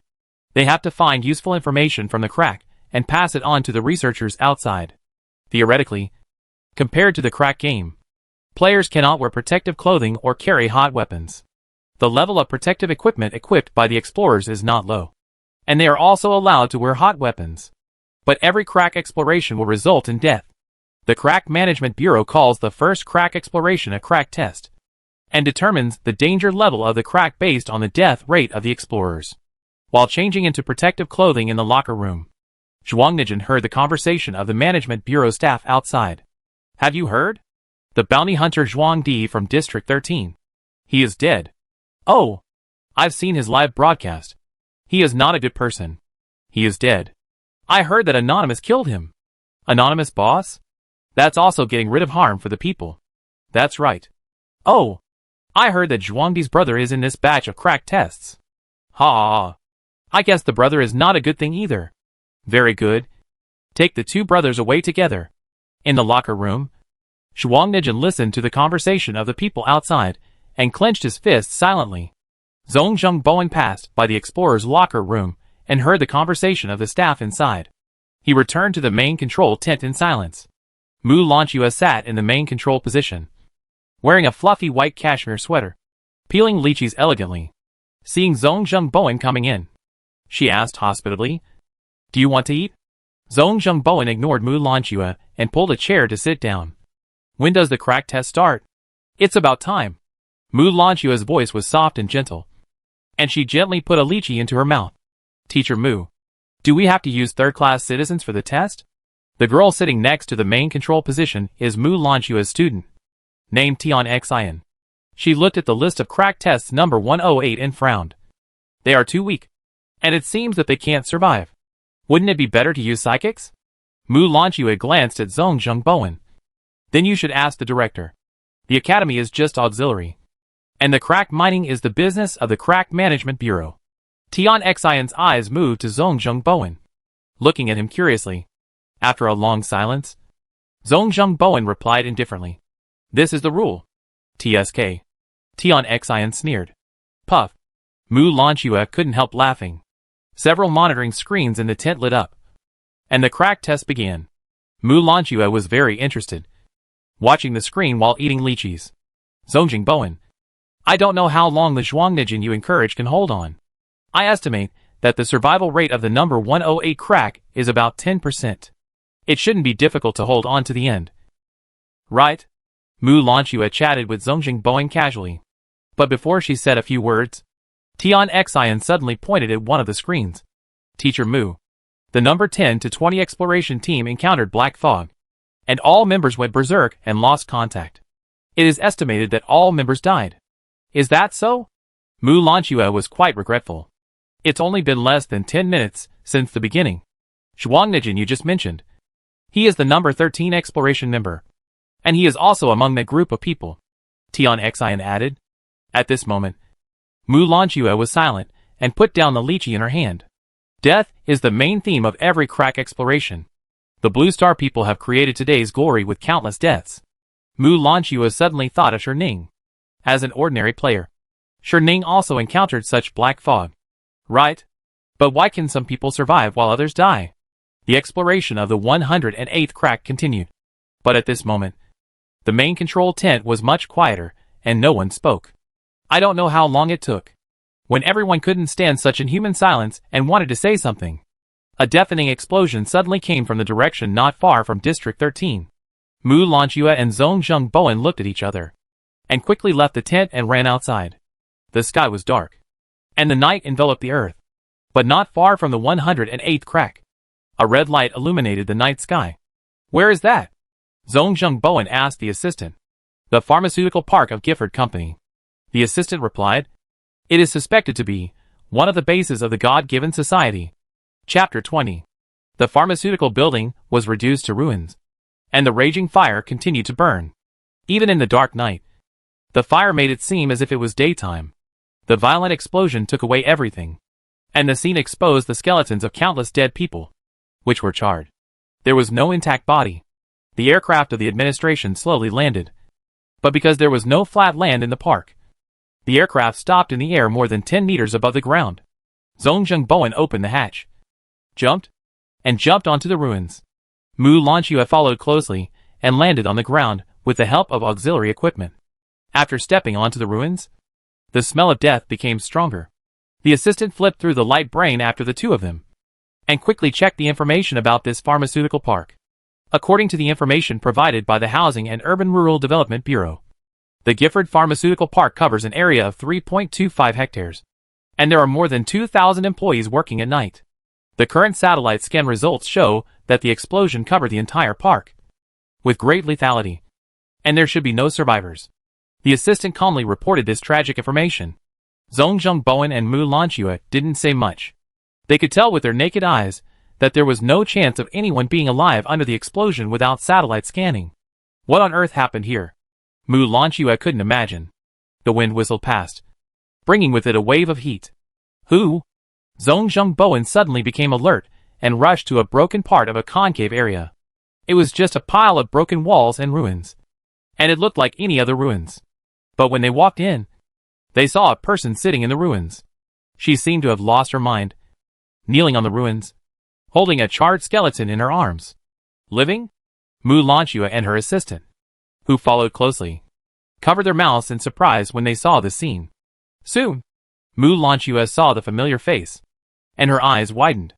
A second later, she reacted and took off her tweed coat without hesitation and put it on the man. Shirning? Why are you here? The girl turned her head mechanically when she heard Mu Lanchua's voice. Her beautiful eyes were now extremely empty, staring at Mu Lanchua blankly. Teacher Mu. Please save Grandma. Save her. Mu Lanchua looked down at the dry bones. In such a violent explosion, she should have fallen apart and turned into a skeleton that could be seen everywhere in the ruins. But now this dry bone has become extremely hard and indestructible. One step late. Shirning was one step late after all. Mu Lanchua sighed and shook her head helplessly. Jiangmi felt even worse. She was obviously not injured, but when she saw Mu Lanchua's action, she still felt a piece missing in her heart. Zhong Jung-boen and his assistant had been standing 3 meters away from Jiangmi when he heard Mu Lanchua talking to her. He turned his head and asked the assistant, "Who is she?" The assistant looked up the information. Shirning, from District 13. A third-class citizen. She is Professor Mu's newly recruited student. If nothing goes wrong, she will be enrolled in the Rift Academy next year. The assistant's optical computer projected Jiangmi's detailed information, including her height, weight, and family relationships. Zhong Jung-boen saw Jiangmi's ability level, which read prediction, B-level hardening. Zhong Jung-boen looked at Jiangmi again. A desolate ruin, filled with the breath of death. Only she, even her clothes were not damaged, sitting out of place in the ruins. Zhong Jung-boen reached out his hand, crossed out B and changed it to S. Those who can withstand energy bombs must be at least S level. As Zhong Jung-boen and Mu Lanchua arrived, many staff members of the Rift Management Bureau also arrived at the scene. The exploration of the pharmaceutical park was inevitable. But the terrible thing was that the explosion destroyed everything and wiped out all traces of organisms. So there was very little they could detect. It's a headache. A staff member of the Administration Bureau hit his head sadly. We found out that Gifford Company had some relationship with the God's Gift, and wanted to continue to investigate along this clue. But now there is nothing left after the explosion. There are energy layers around the park, so this should be a very important base of the God's Gift. The assistant checked the information, but such an important base was blown up without blinking an eye, which is too unreasonable. Who would blow up their own base unless it is absolutely necessary? Their aircraft are still in the warehouse, the staff member added. The transportation is still there, and they dared to blow it up. Perhaps it was not the God's Gift that blew it up. Zhong Jung-boen put his hands in the pockets of his windbreaker and glanced at Jiangmi on the aircraft. He paused for a moment and then retracted his eyes. There may be other forces at the scene. Mu Lanchua placed Jiangmi on the sofa seat of the aircraft, covered her with bedding, and then left to the aircraft and came to the ruins of the park. The Academy satellite captured other situations. Mu Lanchua took out her laptop and showed everyone the images taken by the satellite. There are tracks of other aircraft leaving the scene. According to our data matching, it is a private aircraft. Zhong Jung-boen confirmed. It seems that there are other forces. The explosion is no longer the focus. Director, let's check what the God's Gift Association is doing here. It can't be a small matter that other forces are willing to destroy with energy bombs. Mu Lanchua said again. The park and the 108th crack are up to you. I have to send Shirning home first. Zhong Jung-boen nodded. The explosion in the pharmaceutical park was originally the business of their administration. The 108th crack needed the assistance of academic researchers. But Tion Xian was already there to monitor. So it was not a big problem. Ning was just found in the ruins. After all, he is S-level and more important. Afterwards, Mu Lanxue and Zhong Zhengbowen parted ways. Mu Lanxue drove a flying vehicle alone to send Jiangmi and Shi Meizhuan's bodies home. On the sofa of the flying vehicle, Jiangmi slowly opened his eyes. Other forces. Cube. Mr. Ding. Jiangmi hugged Shi Meizhuan's body tightly. At this moment, her eyes were extremely cold, like ice in December, leaving some investigators from the Crack Management Bureau to continue investigating in the ruins of the park. Zhong Zhengbowen then took a flying vehicle back to the research area of crack number 108. At this time, the sky was pale. The morning sun slowly rose, and the day was dawning. Unlike on the blue planet, in the other world behind crack number 108, the day has just ended, and the long night is about to begin. Tion Xian saw Zhong Zhengbowen coming back and opened the data report. The crack test has been carried out for 10 hours. It has been determined that the black fog-free area is less than 10 hectares, and other areas are covered with black fog and cannot be explored. There are hundreds of crack creatures living in the black fog-free area, including at least 30 demon species. The highest level A. The exploration personnel suffered heavy casualties, and the current mortality rate is as high as 92%. The boundary gate on the crack has been opened, and the explorers are leaving the crack. Zhong Zhengbowen looked up at the crack. Under the towering crack, there was a small boundary gate. The exhausted explorers walked out of the crack one by one with the help of the staff. 8 people. 100 people went in, but only 8 survived with protective clothing and hot weapons. All the explorers have been rescued, and the boundary gate has been closed. Before the official researchers arrive at the crack number 108, the boundary gate of the crack number 108 will be closed. Tion Xian performed a series of operations according to the routine and was about to close the boundary gate. Suddenly, a bony hand was placed on the edge of the boundary gate. There are still people. There are still people. The exclamations of the staff came from the crack. Tion Xian quickly stopped the switch to close the boundary gate and looked out of his head. At this time, the boundary gate was infinitely reduced, leaving only a door hole less than 1 meter high. A man covered in blood came out of the door hole in a panic. His protective suit was torn and shredded, hanging on his body like rags. His skin was covered with blood and scars, and the wounds were covered with granulation tissue, which kept rolling and repairing his damaged muscles. The man used all his strength to get out of the door. The moment he left the crack, he turned over and lay on the ground, gasping for breath. The medical staff came up immediately, plugged in various medical instruments for him, and treated him. Tion Xian also came up after closing the boundary door. Then, she saw the number plate on the man. Number 13. Zhuangnijian. Zhuangnijian? Didn't he die in the black fog? He didn't die. He came out alive. The medical staff conducted a series of examinations on Zhuangnijian and finally reported in disbelief. It's amazing. We checked number 13's body. He clearly encountered the black fog, but his body did not show any signs of frenzy or distortion. Instead, he gained superpowers. Tion Xian was a little surprised. He didn't die after falling into the black fog? He could awaken superpowers? She could have asked Mu Lanxue this question because Mu Lanxue was her mentor. But unfortunately Mu Lanxue was not there at the moment. Zhong Zhengbowen was one of the few people at the scene who knew that the black fog could also make people evolve. He looked at Zhuangnijian and was silent for a long time. With a probability of 1 in 10,000, he actually survived. On the other side, compared with the mining of the number 108 crack, the explosion in the pharmaceutical park in District 13 caused a great sensation on the internet. The explosion suddenly occurred in the middle of the night, and the flame shot up into the sky. Almost all residents in District 13 heard it. The Blue Star Network has been talking about things related to the explosion for several days in a row. Currently, no department can give accurate information about the explosion. In the freshman group of the Rift Academy, many students also talked about information related to the explosion. District 13 is so dangerous recently. I originally wanted to go to District 13 for a summer vacation, but now it seems that I have to forget it. Hello, brother. Who is going to District 13 for a trip? Have you forgotten the war in District 13 over the past year? This place is full of dangerous people. If your ability level is too low, you should stay at home. By the way, the registration for freshmen of level 24 is ended. I wonder if there will be friends from District 13. What kind of superpowers can there be in such a poor and remote place?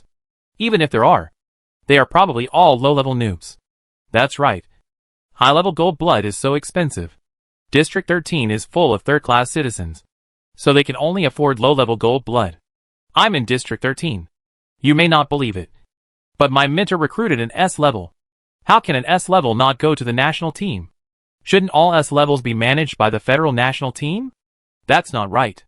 This student did not take the joint entrance examination, but was specially recruited. She was supposed to enter the school next year, but this year, a specially recruited student did not take the physical examination and his quota was deleted. That S level took her place and has already been admitted. S level, probably the first S level, who does not go to the national team since the establishment of the college. I'm looking forward to it. Yao Xingli looked at the message in the freshman group and closed the chat group irritably. He pulled down the contact list, found a gray avatar, and clicked into the chat dialog box, which was filled with messages he had sent unilaterally. Sister, the special recruitment physical examination is about to begin. Why don't you come back? This physical examination is very important. If you don't come, we can't enroll together. Sister, are you still angry with Dad? Dad is just saying angry words. He will not care about you. Sister, where are you? I miss you very much. Can you come home? Yao Xingli sent many messages, but Yao Qian didn't reply to any of them. If it weren't for Yao Qian's avatar occasionally lighting up, Yao Xingli once thought that his sister had abandoned this account. Back at Yao's house, Yao's father was reading a newspaper on the sofa. When he saw Yao Xingli coming back, he asked calmly, "Haven't you contacted your sister yet?" Yao Xingli replied irritably and awkwardly. Sister must have been too busy and forgot about the physical examination. How could she forget such an important thing? Yao's father was so angry that he slammed the table, and several peeled oranges on the table rolled to the ground. She was originally only B level. It's okay that she didn't take the joint examination. I finally got her a place in the school recruitment. But she didn't go for the physical examination. What on earth does she want to do? Yao Xingli clenched his fists. Sister really just forgot for a moment. Besides, after the special recruitment quota is determined every year, how can it be cancelled because of the lack of physical examination? Professor Mu is clearly trying to get a backdoor for his students. She is the one who doesn't follow the rules. Pa! Yao's father slapped Yao Xingli in the face. She is S level. Just shut up if you are not as skilled as others. I really dote on your sister too much, which is why she is so lawless. Tell her that if she doesn't come back, she will no longer be the daughter of my Yao family. Yao Xingli was wronged and anxious. If he could contact Yao Qian, he would certainly tell her and persuade her to go home. However, he had not been able to contact his sister for a long time. 13th District Cemetery. It had been a week since the explosion at Gifford Pharmaceutical Park. Jiangmi, wearing a dark suit, stood in front of Shi Meijuan's grave. Mu Lanqiu had prepared the clothes for her, and she also had someone arrange the funeral. This gentle young female teacher was usually soft and not aggressive, but she was very efficient in doing things. Since Mu Lanqiu had sent Jiangmi home, Jiangmi fell into a coma due to excessive use of her supernatural powers. During this period, she survived because Mu Lanqiu had found a doctor to hang nutrient solution for her. She hadn't woken up, but maybe she knew that today was Grandma's funeral. So she got up as if possessed by some ghost. At the funeral, Luo Shi and Luo Li also came, as well as some old friends of Grandma that Jiangmi didn't know. Everyone stood in front of the tombstone to mourn the deceased old man. Jiangmi had never attended a funeral before. Where did the orphan have relatives? How could he have the opportunity to attend a funeral? This was the first time that Jiangmi felt death at a funeral, and relatives and friends bid farewell to the dead soul together. They lowered their heads and sobbed softly, and everyone was so reluctant to let Grandma go. Jiangmi couldn't bear to let her go either. This was the first time someone cared about her since she was a child, remembered her preferences, and remembered the dishes she liked to eat. It was also the first time someone was willing to work so hard to make her live better. Why not tell Grandma? Tell her that she has a lot of gold, enough to pay off all their debts, and buy the gene needle to treat her genetic disease. She never believed in this old man. Or rather, The environment she grew up in made Jiangmi not trust anyone around her. Nor did she believe that others were not kind to her for no reason. So, in the end, she was unable to take the old man away alive. The funeral ended in silence. Finally, the friends hugged each other and paid their last respects to the deceased. Jiangmi watched everyone leave. As Sher Meijuan's closest person in name, she stayed until the end. When everyone left, she looked at Sher Meijuan's tombstone and bowed deeply. After the funeral, Jiangmi put on a black hat and walked out of the cemetery. There was an aircraft parked in the wilderness outside the cemetery. Mu Lanchua sat on a chair beside the aircraft door, waiting for Jiangmi. As always, she took the time to look at the obscure documents in the optical computer. When she saw Jiangmi come out, she put away the optical computer. She handed Jiangmi an admission letter from the Rift Academy. This year's special recruitment quota is full, but for some reason, the principal canceled the special recruitment quota of a student and gave it to you. In September, you can enroll normally with the admission letter. After Mu Lanchua finished speaking, she opened the optical computer again and sent an electronic file to Jiangmi. This is your physical examination report. During the time you were in a coma, the academy doctor helped you with the physical examination. Your health is very poor. In addition to your S-level superpowers, your speed, strength, and mental strength are all below average. I got you a set of physical skills information that can enhance your physical fitness. Before school starts, you should practice according to this information. Thank you. Jiangmi's answer was neither salty nor bland, and it was hard to tell what tone he had. Mu Lanchua sighed. She put away the information, walked forward, and gently hugged Jiangmi. Sure Ning, I have seen the contract signed by your grandmother in Gifford. She participated in the drug trial to treat your genetic disease. She hopes you will live well until she dies. So, live well, and don't let her down. Jiangmi's nose was sore, and her eyes were wet instantly. She couldn't even say a complete sentence, so she could only close her eyes and nodded. Okay. After saying goodbye to Mu Lanchua, Jiangmi walked back to the Sher family step by step. Across most of the city, the rent of this house expired 2 days ago, and Mu Lanchua helped her renew it for a few months, so she can live there until school starts. The empty house was clean and tidy, but also lonely, and the smell of home-cooked meals could no longer be smelled.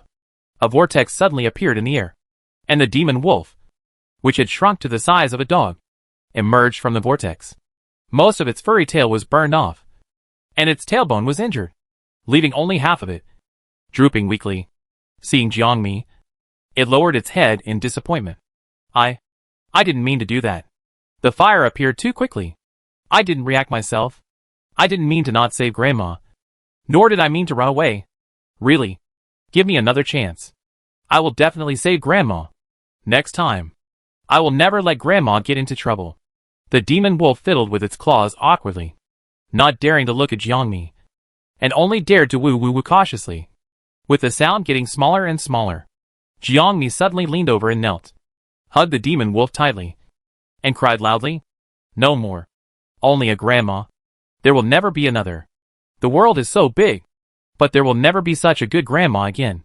Jiangmi didn't know how long she had been crying. Her arms made the demon wolf unable to breathe, and it suddenly disappeared from her arms. After a while, the demon wolf came out of the room with Yao Qian's light computer in its mouth. There was no sound in the silent living room. Only the light computer kept sending out message notification sounds. Jiangmi wiped away her tears and turned on the light computer. A series of messages on it, all from a contact named Yao Xingli. "Sister, where are you? I miss you so much. Can you come home? You won't really never come home again. Will you? Come back. Dad will definitely forgive you when you come back." Jiangmi was not interested in the news of this person. Pulling down the contact, there were some messages about contacting Yao Qian on the left and right, which were not very important. Suddenly, Jiangmi saw a message. It was from a contact named Deacon. "The explosion in District 13. Gifford is in trouble. Xingji, where are you? Xingji, please contact me as soon as possible. The organization needs you." Jiangmi glanced at the chat records of the two people, and it was not difficult to see that the other party was also a member of the God-given society, and his status in the God-given society was higher than Yao Qian, and he was most likely Yao Qian's boss. Xingji was Yao Qian's code name within the God-given society. Jiangmi stroked the light brain. The message was sent this morning. That is, 2 hours ago. It was not too late to reply now. Jiangmi then typed, I am Xingji. I'm fine.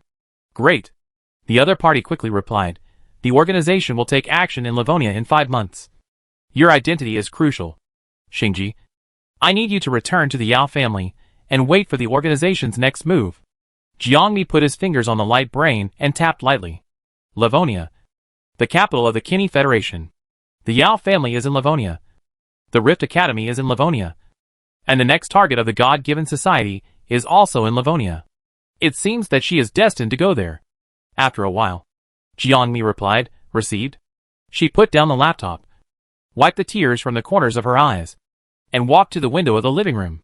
Outside the window was a leaden sky, and the haze of District 13 was filled for a long time. God-given society. Mr. Ding. Some accounts should be settled. Chapter 21 Crack Academy. 5 months later. Crack number 108. District 13. Have you seen Anonymous? I haven't seen her since the game started. What are you afraid of? There are so many of us. Are you afraid that we can't snatch it from one person? The golden blood of this demon is definitely ours. No one can snatch it from me. I'm really afraid of her. No. I can't lose to her this time. Several bounty hunters gathered together, hiding in the bushes, staring at the demon in front of them. The demon crawled and devoured the prey it caught. Its 7 or 8 meter tall body was like a hill, with no skin on its body, only a body formed by bones, and sharp teeth connected to its bones, constantly tearing the prey under its feet. The bounty hunters compared the crack atlas. Yes, it's the bone elephant. That's right. This is an A-level demon species. Kill it, and the golden blood will be ours. The bounty hunters whispered a few words, gathered strength in their hands, and their supernatural powers quietly emerged. And then, they rushed towards the bone elephant.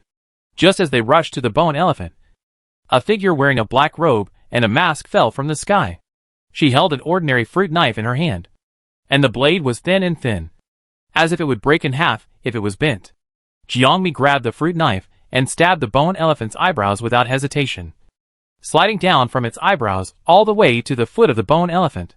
A huge crack tore the bone elephant apart. Even though it had an extremely hard bone shell, it could not withstand such an attack. The bone elephant roared to the sky, and black and red blood splashed. It kept struggling on the grass, and its tailbone swept over the bounty hunters who rushed up. Fuck. It's Anonymous. Where did she come from? She killed the demon again. Damn it. Help. The bone elephant is going crazy. I don't want to die yet. Go away. Go away. Monster.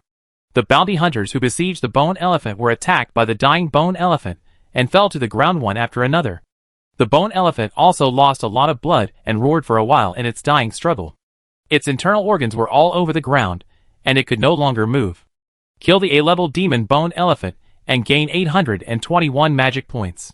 Current magic value, 16321. Seeing the system reminder, Jiangmi confirmed that the bone elephant was dead. The bounty hunters got up from the ground in a panic and approached the bones of the bone elephant one after another, trying to find the golden blood. Not surprisingly, this thing was absorbed by Jiangmi, and only the bloody skeleton was left at the scene. They found nothing. The bounty hunters gnashed their teeth and stared at Jiangmi fiercely, their eyes like knives. Jiangmi shook off the blood on the fruit knife indifferently, and then looked at the bounty hunters. Instantly, the bounty hunters fell silent and dared not say more. Jiangmi raised his eyebrows. Tisk. At the other end of the bush, ordinary players shouted. The bone elephant is dead. It is the most terrifying demon species in the 108th crack. Even it is dead. The other monsters must have run away. I really can't imagine it. I thought I was dead in the crack game, but I didn't expect that I could survive. Me too. I have written a suicide note. I didn't expect that there was no injury at all. Not only the players on the scene, but also the netizens watching the live broadcast behind the drone saw this scene and exclaimed one after another.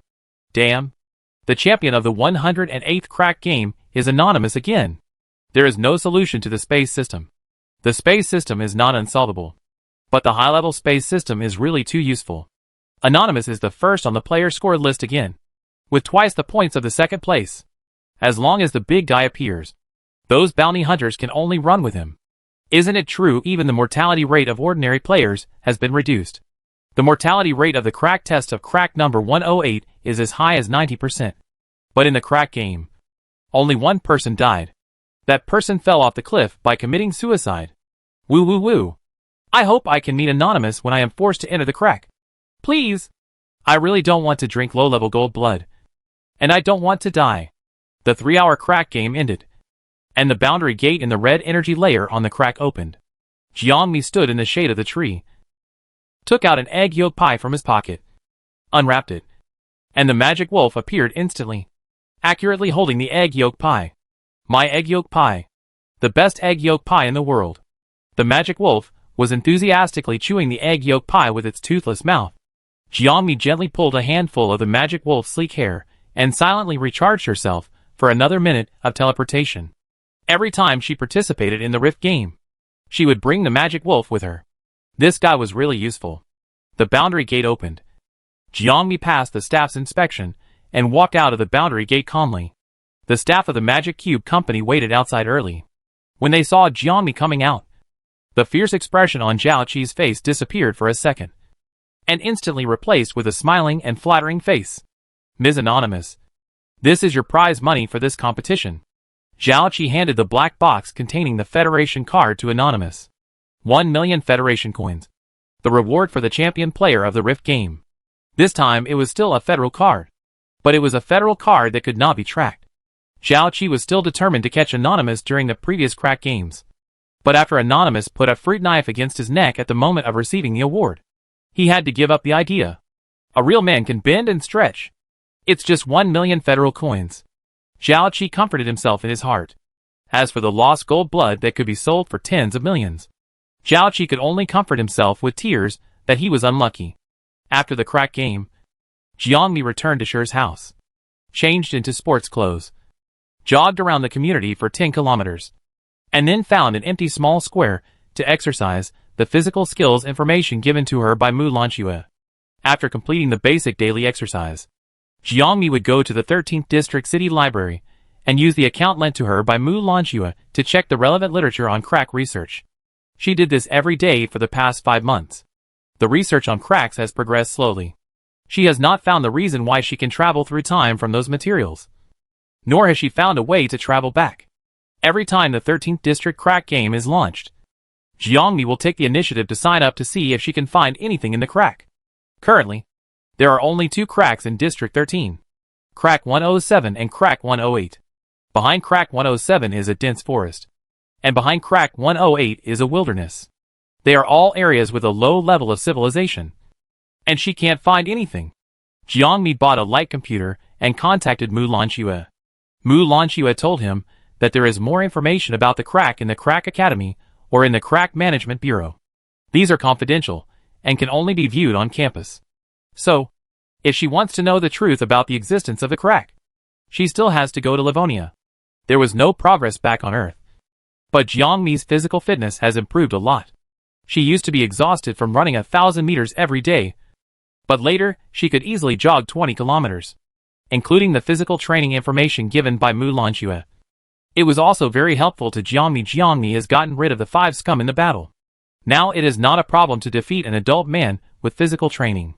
However, since the crack appeared 100 years ago, the Blue Star has ushered in an era of national exercise, especially the children of those big families, who have taken high-level golden blood since childhood, obtained high-level superpowers, and also received physical training. Jiangmi has only escaped poverty from being a weak chicken, and there is still a distance between her and those superpowers. She is still too weak now. The God's Gift Association that killed Shi's grandmother is an extremely large organization, deeply rooted in the Kinney Federation. The Cube destroyed their base in District 13, but they still have many bases. Jiangmi learned from Yao Qian's optical brain that there are still SS-level superpowers in the God's Gift Association. She still needs to become stronger. After completing today's training and learning, Jiangmi swiped the card and said goodbye to the management robot of the library. After getting off the maglev train, she turned to the express station and took the things she bought from the black market. Jiangmi was introduced to the black market by a loan shark. After Mu Lanxue left, Jiangmi paid off the debt owed to her grandmother and spent 100,000 federal coins to let the loan shark take her to the black market and set up a black market account. The black market is essentially an illegal website that is not under the jurisdiction of the Federation. There are all kinds of transactions here, especially the transactions of crack creatures. Jiangmi posted a demand to buy magic wolf teeth. 5 months have passed, and she has only bought all the magic wolf teeth. The claws of the demon wolf grew completely 1 month after the fall, but its teeth really stopped growing. This stupid wolf was complaining. For a long time, egg yolk pie was not tasty. He sobbed every day, making Jiangmi unable to sleep. Jiangmi used egg yolk pie and tooth filling to lure the demon wolf to help her enter the Black Mist laboratory. Although the action failed in the end, the demon wolf helped her a lot. She planned to fill the teeth of the demon wolf. The teeth of wolf monsters cost 100,000 yuan each. Jiangmi spent nearly 5 million to buy all of them and returned to the Shi family with huge wolf teeth. The demon wolf was watching dog cartoons in the living room. When he saw the teeth Jiangmi was holding, his eyes brightened instantly, and he turned into a giant shape in a flash. The 4-meter-tall demon wolf is nothing in the wilderness, but in the small Shi family, it is a behemoth. The 3.5-meter-high floor height of the house forced the demon wolf to lower his head, but its eyes were still bright, looking at the teeth in Jiangmi's arms expectantly. My teeth! I can have teeth now! Woo woo woo! I can get my teeth fixed soon and go back to seduce the little female wolf. The demon wolf was in tears, and even forgot that it should not be able to grow huge in front of Jiangmi. Jiangmi. Forget it. The demon wolf's IQ is less than 5 years old. How can she ask a mentally retarded person to think so much? The tools were bought. In addition to the demon wolf's teeth, there were also many tools for filling teeth. Jiangmi had studied the knowledge of filling teeth in the library these 2 days. It was not a big problem. It didn't matter if it was a big problem. Anyway, it was the demon wolf's teeth that were filled, not her teeth. When the filling started, Jiangmi put on a white coat and went into battle. She knew only a little about filling teeth. Fortunately, she borrowed her filling assistant robot from a dentist in a nearby slum. This little thing was busy and helped Jiangmi a lot. One after another, huge teeth were transplanted into the mouth of the demon wolf. Blue Star has advanced tooth filling technology, although it is unprecedented to fill teeth for creatures with cracks. Jiangmi thinks it is almost the same, so he will use the human method. It took most of the day, from noon to night, and the demon wolf's 42 teeth were finally filled. The head of the dental assistant turned into transparent glass, flashing in front of the demon wolf, and the mechanical voice excitedly said, "Fixed, fixed." The demon wolf opened his mouth for most of the day, and his jawbone was sore. Now Ella finally saw his 2 rows of white and neat teeth through the mirror of the dental assistant. The demon wolf's blue eyes widened and moistened my teeth. Woo woo woo, my teeth! My teeth are finally back. My heroic figure. My valiant spirit. My little female wolf. Ah! They are all back. I am the most perfect wolf again. The demon wolf was so excited that he couldn't express it in words. Not only did he keep talking in his heart, but he also kept woo woo woo in his mouth. Jiangmi was also somewhat relieved. Although she didn't get along with the demon wolf at the beginning, she had lived with him for 5 months after all. She had some feelings for the wolf. Otherwise she wouldn't have agreed to spend 5 million to fill his teeth. Seeing the demon wolf's eyes narrowed with joy, grabbing the dental assistant and looking in the mirror constantly, Jiangmi didn't bother him and turned around to pack up the tools for filling teeth. Some of the tools were disposable and thrown away after use, while others were rented from the dentist, and she had to return them after use. Thinking of this, suddenly, a click sound came from her ear. Jiangmi felt her head getting hot, and 2 streaks of blood slowly flowed down the part of her scalp that was bitten by the demon wolf. Jiangmi? The demon wolf opened his mouth, and Jiangmi turned back silently and looked at the demon wolf. The demon wolf's extremely happy eyes suddenly became confused, and he opened his bloody wolf mouth sluggishly, and the teeth that had just been filled in his mouth broke, collapsed, and fell out of his mouth. Demon wolf? Demon wolf? The demon wolf was stunned, and the dental assistant next to him was also stunned. Only Jiangmi was speechless. My teeth? My teeth fell out again? My teeth are so big. How could my teeth fall out again? The demon wolf blinked his eyes. His eyes were wet, and bean-sized tears rolled down from his blue eyeballs. The demon wolf cried loudly, crying heartbreakingly. Woo, my teeth! My teeth are gone! My teeth are gone again and again! How can this woman be harder than before? My teeth! You stinky Shirning! You still have my teeth! The whole night, the Shur family was filled with the desperate howling of Husky. And Jiangmi, lying on the bed, with 2 balls of cotton in his ears. It's what he deserves. It's just a pity to lose teeth. It would be better if the useless brain was also lost. Jiangmi also thought about continuing to fill the teeth of the demon wolf. But those teeth have been broken into slag because of the demon wolf's unparalleled bite force and Jiangmi's unparalleled hard head. It will take another 5 months to purchase wolf teeth from the black market. This only considers the ability of black market sellers to purchase wolf teeth, not the ability of Jiangmi's wallet to bear. The demon wolf cried even more sadly when he learned about this. 5 months. It will take another 5 months for me to have teeth. I don't want to live any longer. Forget it. I'll eat some egg yolk pie and take a break before crying. My teeth. Woohoo, my teeth. Oh, the egg yolk pie is so delicious. Woohoo, my teeth. Jiangmi. The next day, Jiangmi packed her luggage, left District 13, and headed for Livonia. The Kinney Federation has 20 states and 13 colonies, and is the largest country on Blue Star. It's about 2,000 kilometers from District 13 to Livonia, and it takes 2 hours to get there by aircraft. Jiangmi bought plane tickets with her optical brain. One for humans, and one for the wolf. The magic wolf has been registered as her pet dog. If she takes a plane to Livonia alone, and lets the magic wolf use its space ability to transfer there, the city management will suspect that she is abusing the dog.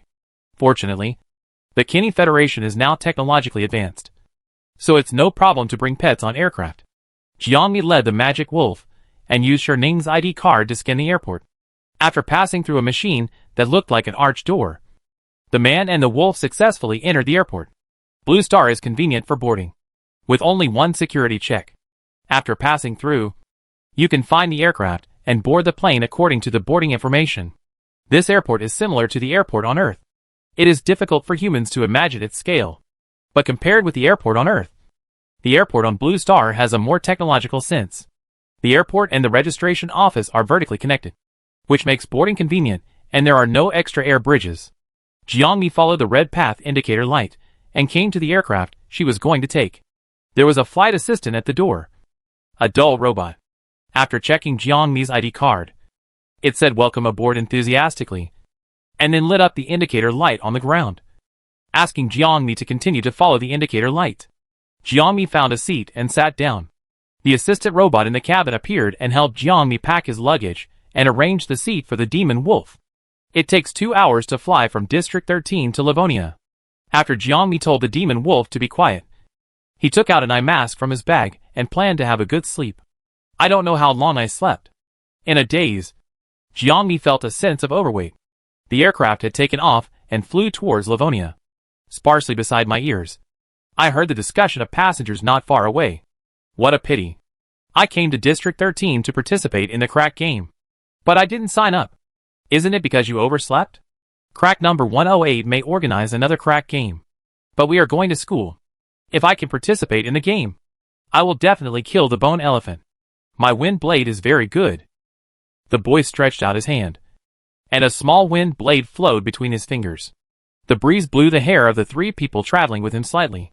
Oh, the wind blade of the nature system. Not bad. The curly-haired young man next to him spoke, lowering his eyes to admire the tiny wind blade. Being able to control the wind blade between fingers proves that the other party has a good ability to control the wind. Isn't it? I've been practicing for a long time. Weka was very proud. Of course, I can't compare with Brother Shiobai's metal control. But the S-level students have all joined the national team, and the highest in the academy is A-level. I must be the best. What are you thinking? The girl next to him poked Weka's head. You forgot that my mentor accepted an S-level student. He is the ceiling of our academy, and it's not your turn for A-level students. Hee. Weka didn't care. Sister Tianxin, you haven't seen the information about the S-level student, right? I saw it when I went to the school clinic the other day. Oh, her speed is not up to standard. Her strength is not up to standard. And most importantly, her mental strength is less than 100. So even if she has S-level abilities, what's the use? Tian Xian was surprised. Some time ago, she followed Mu Lanchua to District 13 to assist the Ability Management Bureau in studying the number 108 crack. From the conversation between Mu Lanchua and Zhong Bowen, she knew about Hardening's existence. She thought that the student, who was cared for by the director of the Ability Management Bureau, should be very strong. If you don't believe me, ask Brother Xiaobai. Wake Up pouted at Jiang Xiaobai. If she is really an S level with potential, why didn't she enter the national team? Jiang Xiaobai pondered for a moment. He originally thought that this student, who was personally judged as S level by the director, would join the national team. But as Wei said, Hardening's data in other aspects was too poor. If it was just speed and if the strength is not good, it can be enhanced through training. But mental power is an important indicator for maintaining the superpower of a superpower. Hardening's mental power is less than 100. The mental power of ordinary superpowers can exceed 1,000. And the mental power of a national team S-level member, like Jiang Xiaobai, must be at least more than 5,000. Therefore, this S-level member newly recruited by Professor Mu is just a waste with high-level superpowers. Compared with her, Jiang Xiaobai is more interested in the anonymous in the Rift game. The national team includes the best students of Blue Star every year. There are people who are better than people. And there is an anonymous who cannot be recruited by the national team. Jiang Xiaobai came to District 13 to recruit Anonymous on behalf of the national team this time. But it's a pity that Anonymous is too mysterious. Jiang Xiaobai has been to the 108th Rift and has also contacted the Rubik's Cube company, but still hasn't got any information about Anonymous. He also tried to contact Anonymous through the official website of the Magic Cube company, but Anonymous did not reply to him. Apparently, she had no interest in the national team at all. Wiki and Tion Xian were still chattering. The two quarreled for a long time, probably because they were hungry, and they quarreled while eating. At this moment, the magic wolf dog sneaked up to the three people. There were only a few teeth left in its mouth, and saliva was flowing down. It was not interested in the noise of humans, and its blue round eyes stared at the egg yolk pie in Wiki's hand. Stinky Hardening. Bad Hardening. No egg yolk pie for me. Woo, I'm hungry. I haven't eaten for a long time. I want to eat egg yolk pie. The magic wolf sniffed, looked around, and finally sneaked to Jiang Xiaobai and others. He aimed at the egg yolk pie, opened his wolf mouth, and bit it with a roar. Sweet, soft, delicious egg yolk pie. The magic wolf was so happy that he ate even more happily. And suddenly, something wet and warm bit Vike's hand. He lowered his head and saw the dog chewing his left hand. Vike? Vike? Ah! Vike's heart-wrenching screams came from the cabin. Vike's face turned pale, and he quickly pulled out his hand to get rid of the magic wolf. However, the magic wolf ate too happily and learned to lick human hands like ordinary dogs, and didn't want to open its mouth at all. Tion Xian and Jiang Xiaobai were next to him. When they saw this scene, they were stunned at first, and then laughed. But Vike didn't have such a mood. He was scared to tears when his hand was bitten by the magic wolf, and his mind was blank. In order to break free from the demon wolf, he also waved his other hand wildly. The wind blades lingering on his fingertips suddenly lost control due to his nervousness and flew towards the window of the aircraft. Jiang Xiaobai stood up suddenly. It's bad. Weika is an A-level psychic. If his wind blade gets out of control, it will be more than enough to split the aircraft. The wind blade that was originally lingering between Weika's fingers for showing off finally broke away from his hand and flew quickly towards the porthole of the aircraft. Beside the porthole, there was a passenger who was sleeping without knowing anything. Jiang Xiaobai was shocked and immediately used all his abilities to control the aircraft, trying to ensure that the aircraft would not be damaged by the wind blade and split. However, he knew very well that his metal control could control the aircraft and ensure that the aircraft would not crash due to the out-of-control wind blade. But it could not protect the sleeping passenger. The wind blade whistled and slashed at the passenger fiercely. Everyone was so shocked that they dared not speak. Especially Weika. He could already imagine the scene of himself hurting ordinary people because of his out-of-control superpowers, and then being handcuffed and thrown into prison by the iron-faced and impartial Crack Management Bureau. Weika closed his eyes in fear. In an instant, the wind blade hit the passengers and the aircraft cabin wall, and a dull crash was heard in the cabin. Tion Xian and Jiang Xiaobai instinctively grabbed the handrails to prevent the aircraft from being damaged and the hurricane that poured into the cabin from hurting them. However, after a crash, the aircraft shook slightly, and everything returned to calm after the captain controlled the balance of the aircraft and apologized to every passenger through the radio. It was calm and nothing happened. The aircraft was intact. The cabin was safe, and there was not even a scratch left inside. The passenger sitting next to the porthole was unaware and still slept with his head tilted to one side, breathing lightly. Didn't hit it? Wiki was a little dumbfounded. Tion Xian didn't understand either, and her face was no less confused than Wiki's. After a moment, her eyes lit up, and she reached out and poked Wiki's head. You said you were A-level, but this aircraft is fine, and I don't think you are even sea level. Wiki was even more confused, stamping his feet and quibbling. How is it possible? I have also used wind blades at home, and it must be A-level. How could there be nothing wrong with L? The two continued to argue, and the noise echoed in the cabin. Jiang Xiaobai was silent, turning his head to look at the sleeping passenger by the porthole. The huge hood blocked her face, revealing only her fair and small chin. She was wearing a loose black sweater, petite, curled up in the seat, and looked like a thin girl. Really?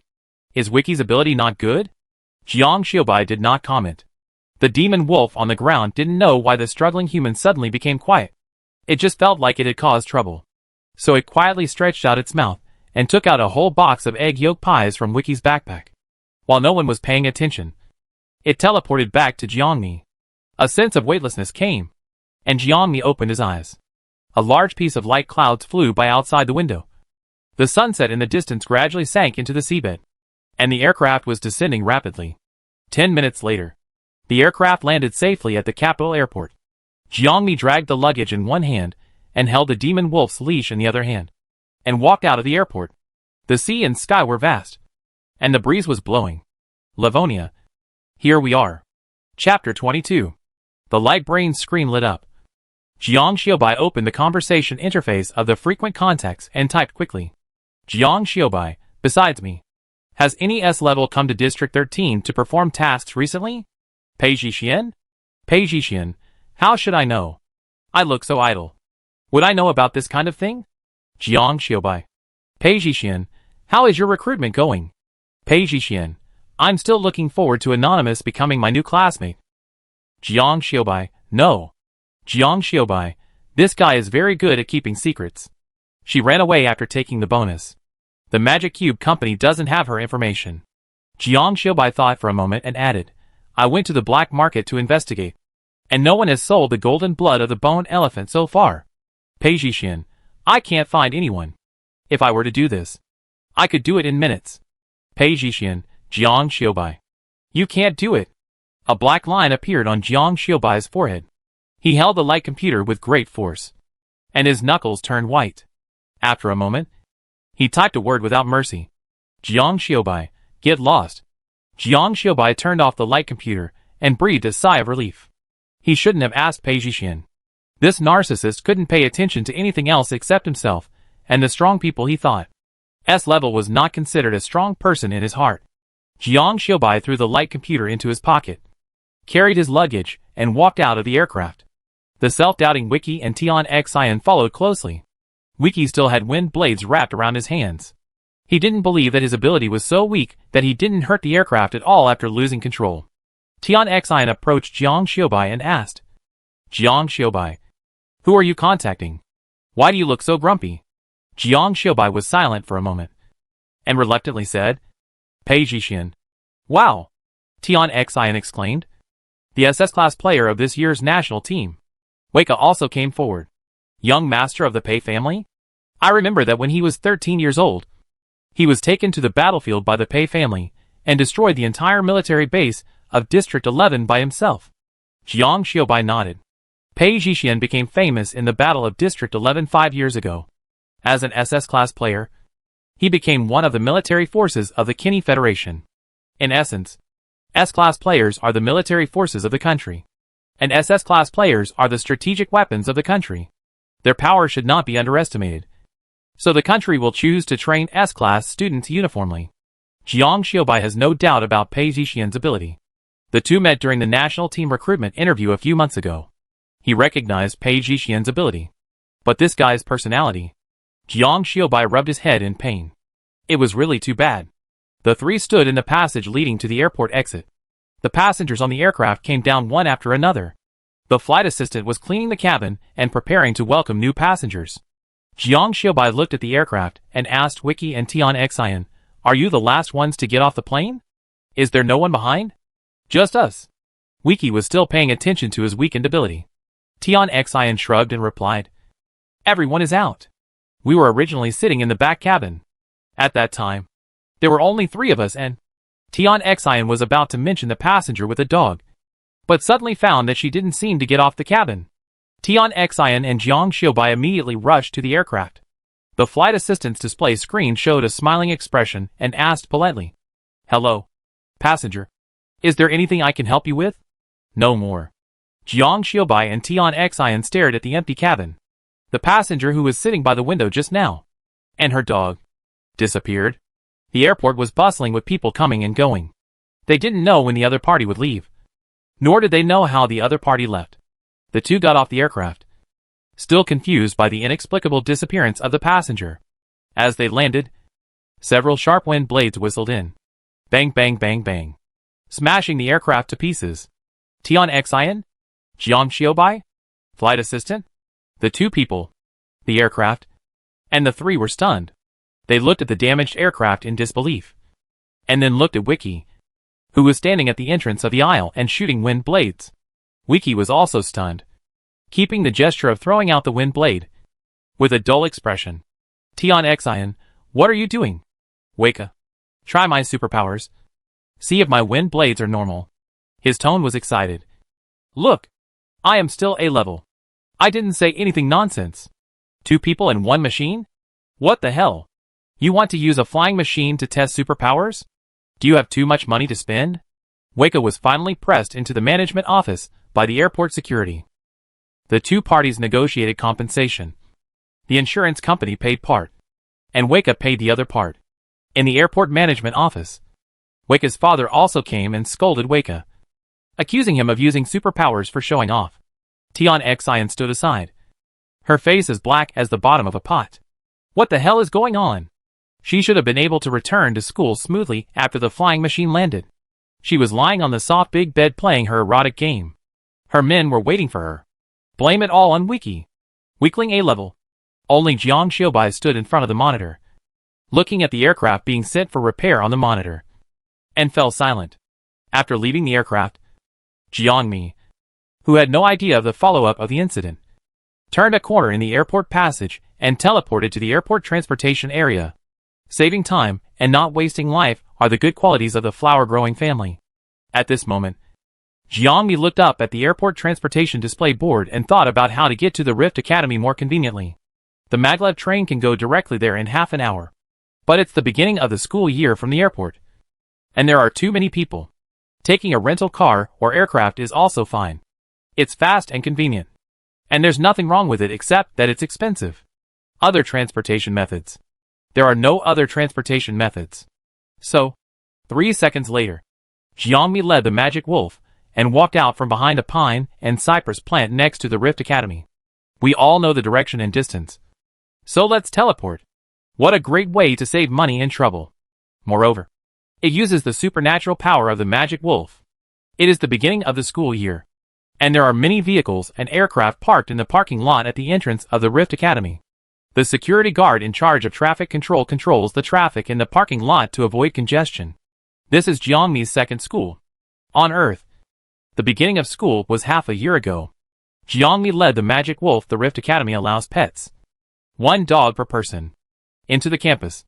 The Rift Academy is larger than Jiang Mi imagined, with various buildings full of technology. The campus is lush and green, with lush vegetation, and the entire campus is like a park. This is different from what Jiang Mi imagined. District 13 is a steel city with a sense of technology but also coexisting with ruins. She thought Livonia would be colder and more solemn. But in fact, this city is like a garden, with vegetation and ecology everywhere. This is what the future city looks like. Jiang Mi successfully entered the living area after swiping the student ID card mailed by the school. The atmosphere of life here is more intense than that of the teaching area, and there are more students, most of whom are freshmen carrying luggage like her, and old students who are enthusiastic about introducing the school. Jiangmi carried her luggage and stood downstairs of the dormitory in the living area. She had read the introduction of the admission process of the Crack Academy before, and she needed to pay the accommodation fee first and choose a dormitory. She is rich now. Even though the 5 million yuan she spent on filling the teeth of the demon wolf has gone down the drain. She has participated in 6 crack games in total, and she still has 500,000 yuan left. This money is enough for her to live well in the Crack Academy, and she can probably live in a very good dormitory. The school provides 3 levels of dormitories. A-level dormitories cost 1 million yuan a year. B-level dormitories cost 200,000 yuan a year. C-level dormitories cost 10,000 yuan a year. Classmate, which level of dormitory do you want to choose? The person in charge of dormitory registration is a boy about 1.7 meters tall, with a thin figure, looking at Jiangmi with a smile. Jiangmi? 1 million per year. Why don't you go grab it? Jiangmi complained. Shuangnijin smiled. Well, the A-grade dormitories are indeed too expensive. But there are also B-grade and C-grade dormitories. Most students still choose C-grade dormitories. I'm a freshman, and I live in C-grade dormitories. Jiangmi took out her federal card helplessly. She had no choice. After 4 years, she couldn't afford the 4,800,000. Only the C-grade 40,000 was barely enough. The prices in the Crack Academy are really too expensive. Shuangnijin took out the spreadsheet and asked Jiangmi to register and sign. Jiangmi swiped the student card, and the basic information was naturally displayed on the tablet. Shuangnijin glanced at him. Shirning, S-level, from the 13th district of the Kinney Federation. Shuangnijin's eyes widened. You are the S-level this year. His voice was full of surprise and admiration. Jiangmi said him embarrassedly, and signed the spreadsheet with a stylus. Oh, by the way, Jiangmi asked Shuangnijin. I brought my pet dog. I remember that the school allows pets. Is it okay to live in the dormitory? Shuangnijin, 2 people in a C-level dormitory. As long as your roommate has no objection. After paying the accommodation fee, Jiangmi led the magic wolf and luggage and walked towards the dormitory area. After watching Jiangmi leave, Shuangnijin took the registered electronic contract and went to find the dormitory teacher. As a freshman, Shuangnijin came to the Rift Academy a week in advance. Since Shuangdi's death, his life has plummeted and living expenses have become a problem. Shuangdi made a lot of money as a bounty hunter over the years. But after his death, all the money was divided up by his younger brothers, and not a cent was left for Shuangnijin. Fortunately, Shuangnijin took the joint entrance examination at the beginning of the year and got good grades. In addition, with his identity as a superpower, he could enter the Rift Academy without tuition. If he came to the academy earlier, he could also be a volunteer to guide new students to enroll and earn living expenses. Shuangnijin handed Jiangmi's spreadsheet to the dormitory teacher, who stamped it and glanced at the form. This S-level freshman is really here. I thought she would go to the national team. Maybe there are other reasons? Shuangnijin didn't know much about the world of superpowers. A strong figure pressed over, violently pushed Shuangnijin away, and took away the tablet on the dormitory desk. His eyes fell on Jiangmi's information, and he narrowed his eyes slightly, with a hint of sharpness in his eyes. Yao Xingli? What are you doing? The dormitory teacher scolded him rudely. Nothing. Yao Xingli returned the tablet to the dormitory teacher. Just looking at some information. Yao Xingli walked out of the dormitory office, and the younger brothers followed him. Brother Yao, that Shirning really came to school.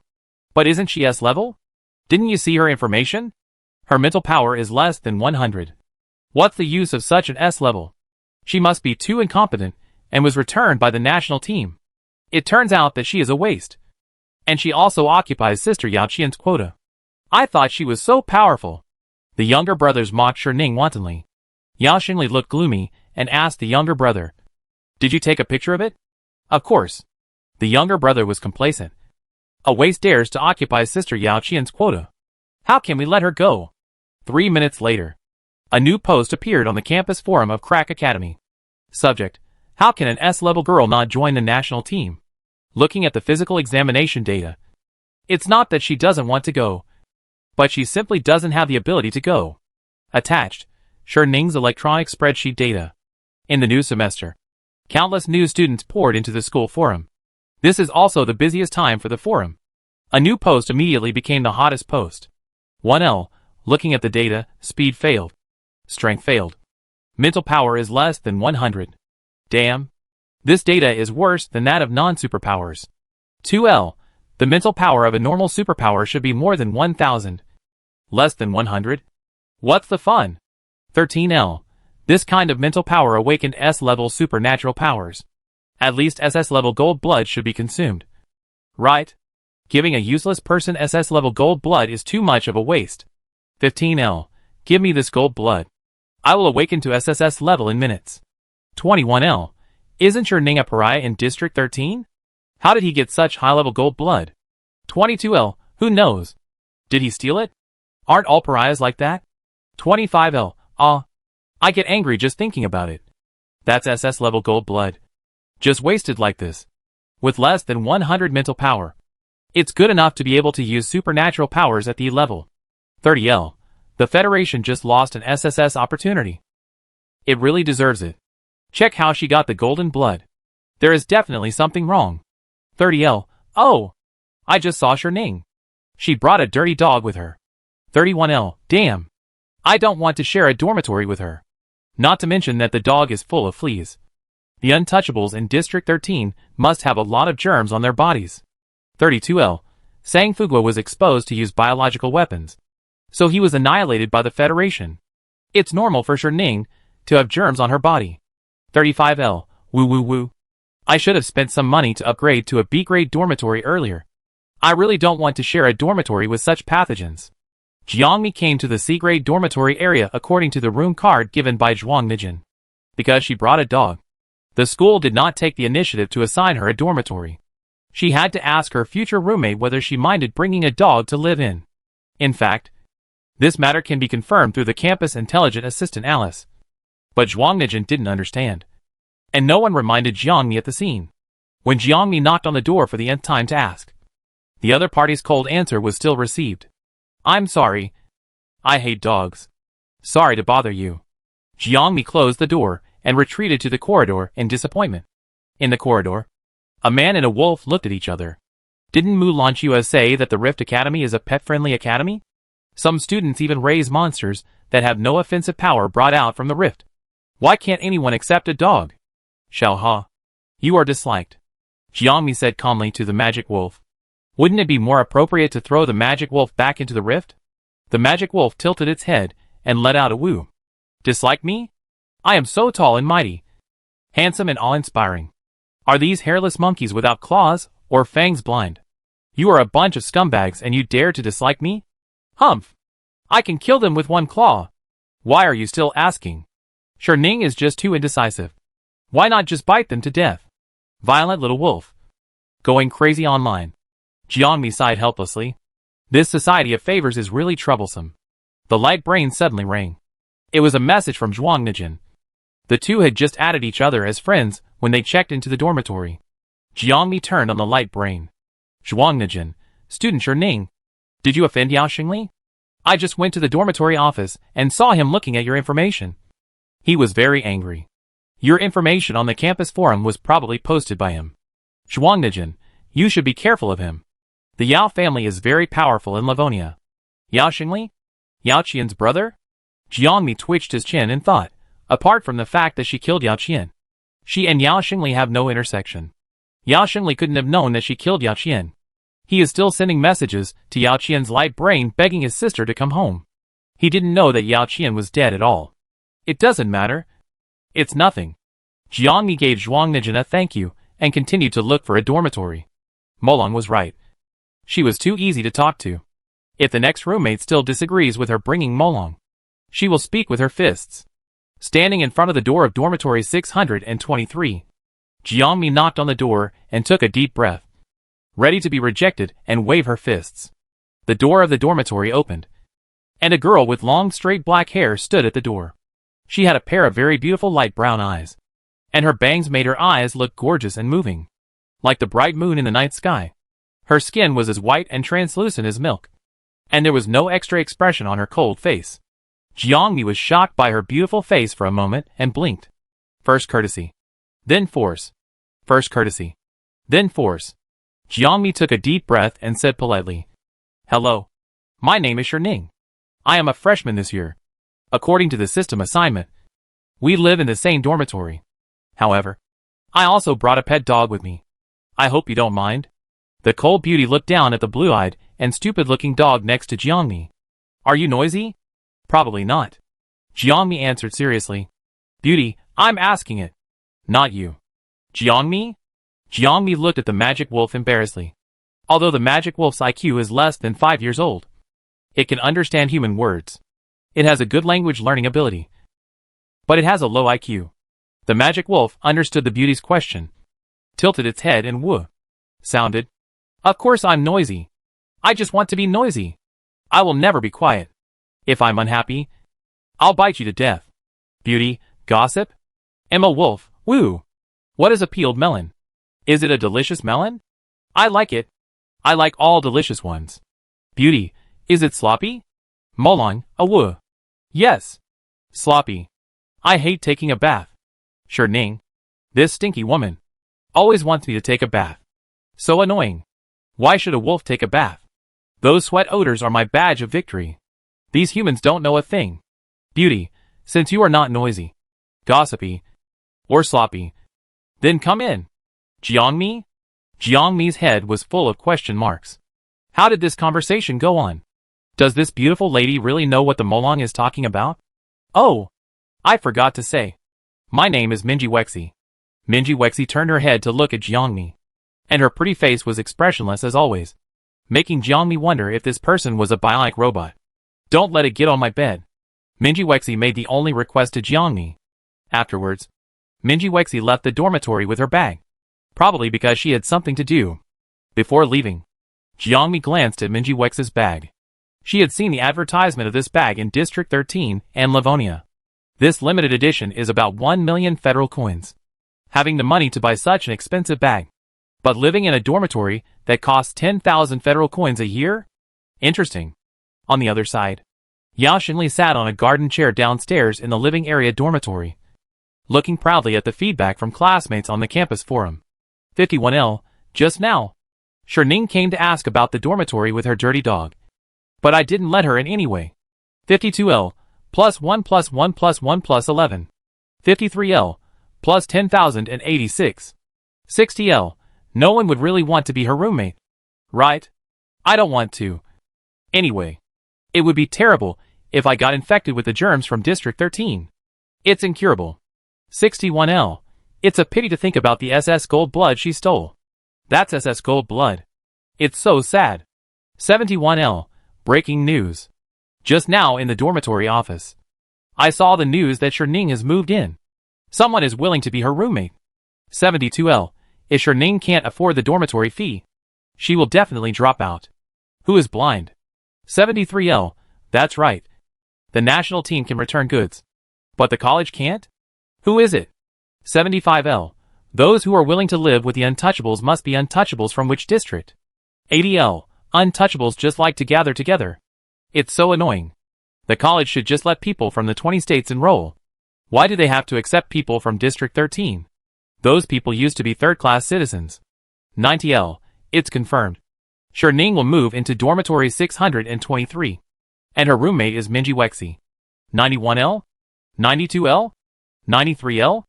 100L, Miss actually lives in the C-grade dormitory? Why doesn't she live in the A-grade dormitory? 102L, who knows? I never expected this ending. 103L, Miss doesn't like to surf the internet, so she probably doesn't know about Hardening. 105L, has anyone reminded Miss? I feel sorry for Mississippi. She will have to be roommates with the untouchables for at least a year. 107L, if you meet Minji Wexi, remind her. Living with Hardening is really unlucky. Yao Xingli frowned as he looked at the comments on the forum. Originally thought that Hardening's expulsion was a foregone conclusion, and Yao Qian could come back, but it was still ruined. At this moment, Minji Wexi came downstairs with her bag.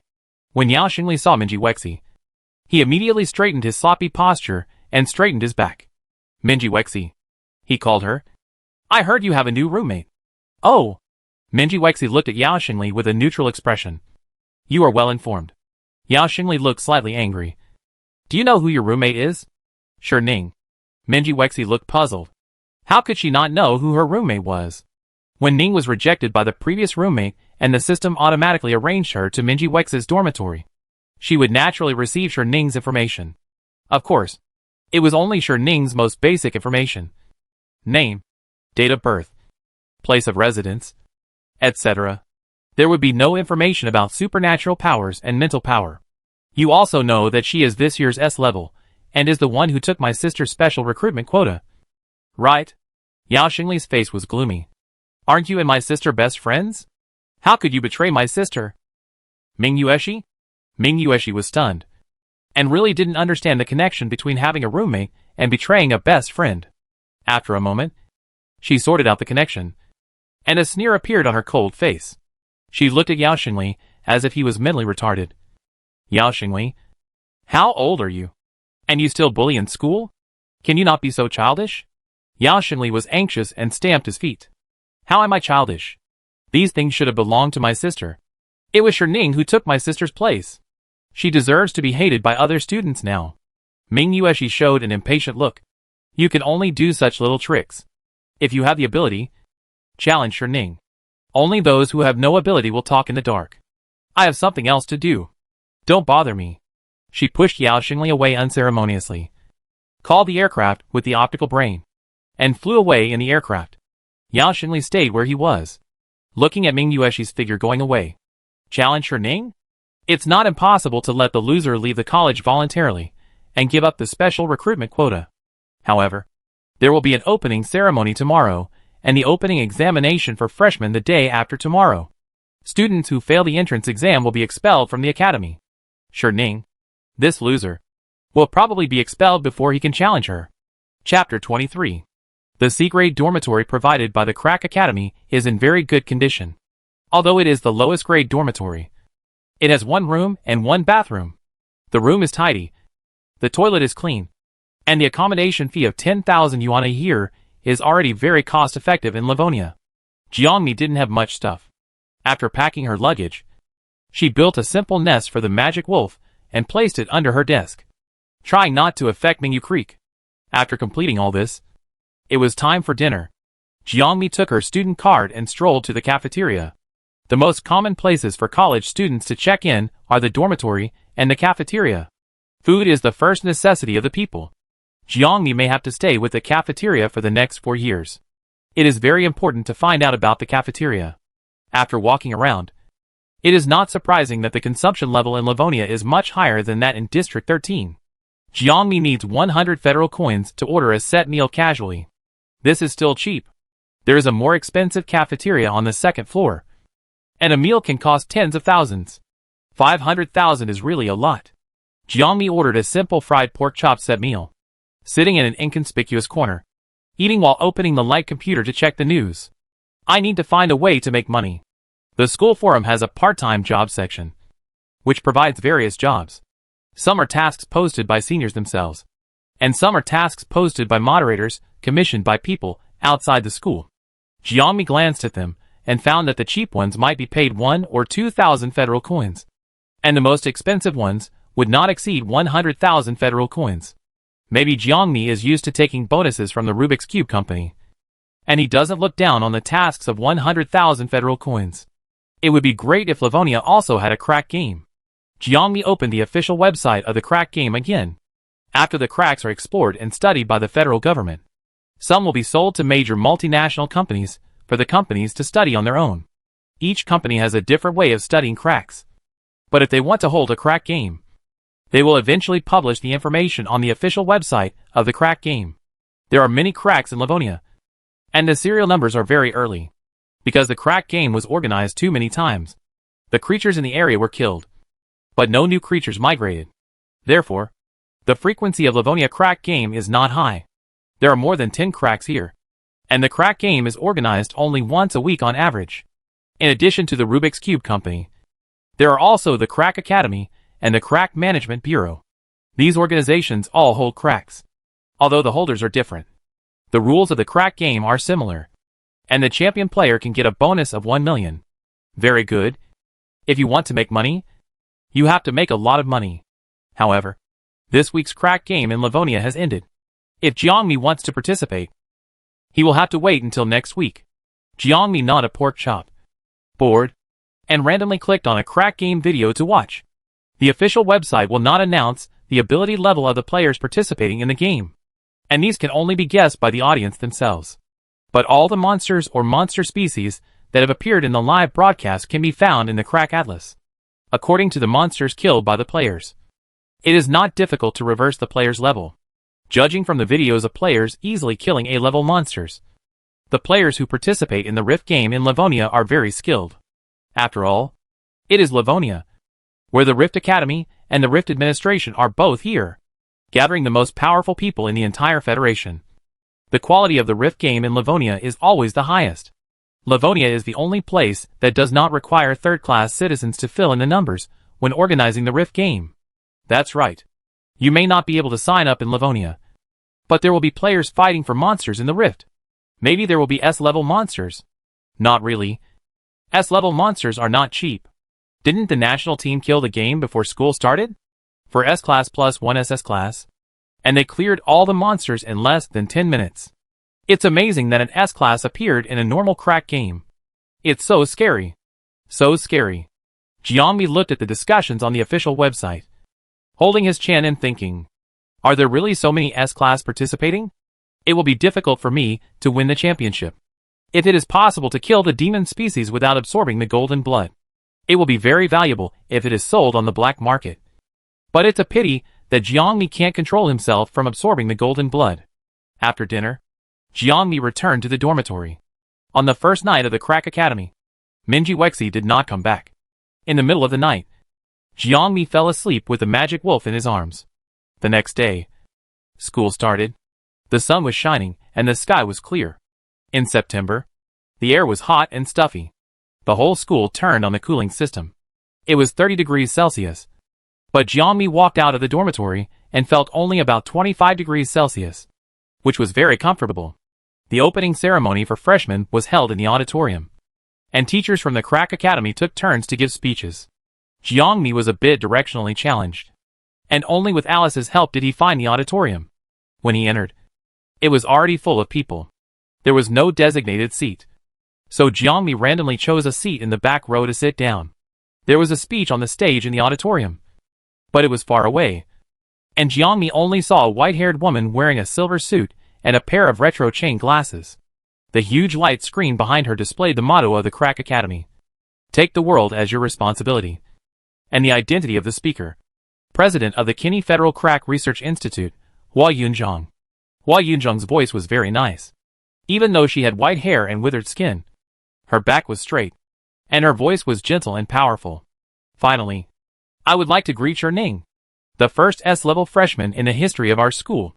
After delivering his speech, Hua Yunzhang raised his head.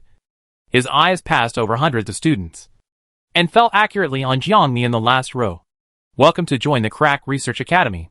In an instant, countless eyes in the solemn auditorium looked at Jiangmi. Curious, inquisitive, excited, contemptuous, indifferent. Jiangmi? Embarrassing enough to carve out a dream castle. You are the first student who rejected the invitation of the national team and chose to join the academy. Hua Yunzhang smiled. I believe you will lead the teachers and students of the school and shoulder the responsibility of the world. Jiangmi. Reject the invitation of the national team? Oh, it's true. At the beginning, Mu Lanchua asked Jiangmi that she was S-level and could choose to join the national team or the academy. Jiangmi knew that the national team was automatically incorporated into the military and political department of the Federation and belonged to the military force. She wanted to follow Mu Lanchua to study cracks, so she chose the academy. The national team was also happy that she didn't join because her mental strength was too poor. This doesn't count as a rejection, right? Jiangmi smiled awkwardly, not knowing how to reply to Hua Yunzhang. The people below started to whisper. Wasn't it because Ning's physical fitness was too poor that she was rejected by the national team? But Principal Hua said that Ning rejected the national team. How could someone reject the national team? I feel that Principal Hua saw the content of the campus forum and deliberately gave Ning a way out. That's right. I can't think of any reason why Shirning rejected the national team. Is she stupid? Ha ha ha. It may be that Shirning really rejected it, knowing that her mental strength is not good. She would rather be the head of a chicken than the tail of a phoenix. I couldn't tell for a moment whether you were mocking us or Shirning. I know that the data of your first physical examination was not ideal. Hua Yunzhang adjusted his glasses, still with a kind smile on his face. But I believe that through studying in the academy, your physical fitness will improve, and your mental strength will also improve. Jiangmi felt that he could not sit any longer, so he quickly stood up and bowed to Hua Yunzhang.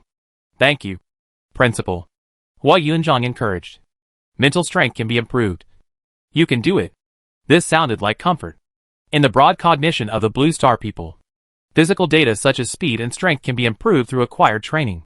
But mental strength is an innate ability, which can only be improved slightly through exercise. And it is almost impossible to make a qualitative change. Jiangmi can of course add points to his mental strength by adding magic points. But there is no need for this. However, the comfort of the elders is all good intentions.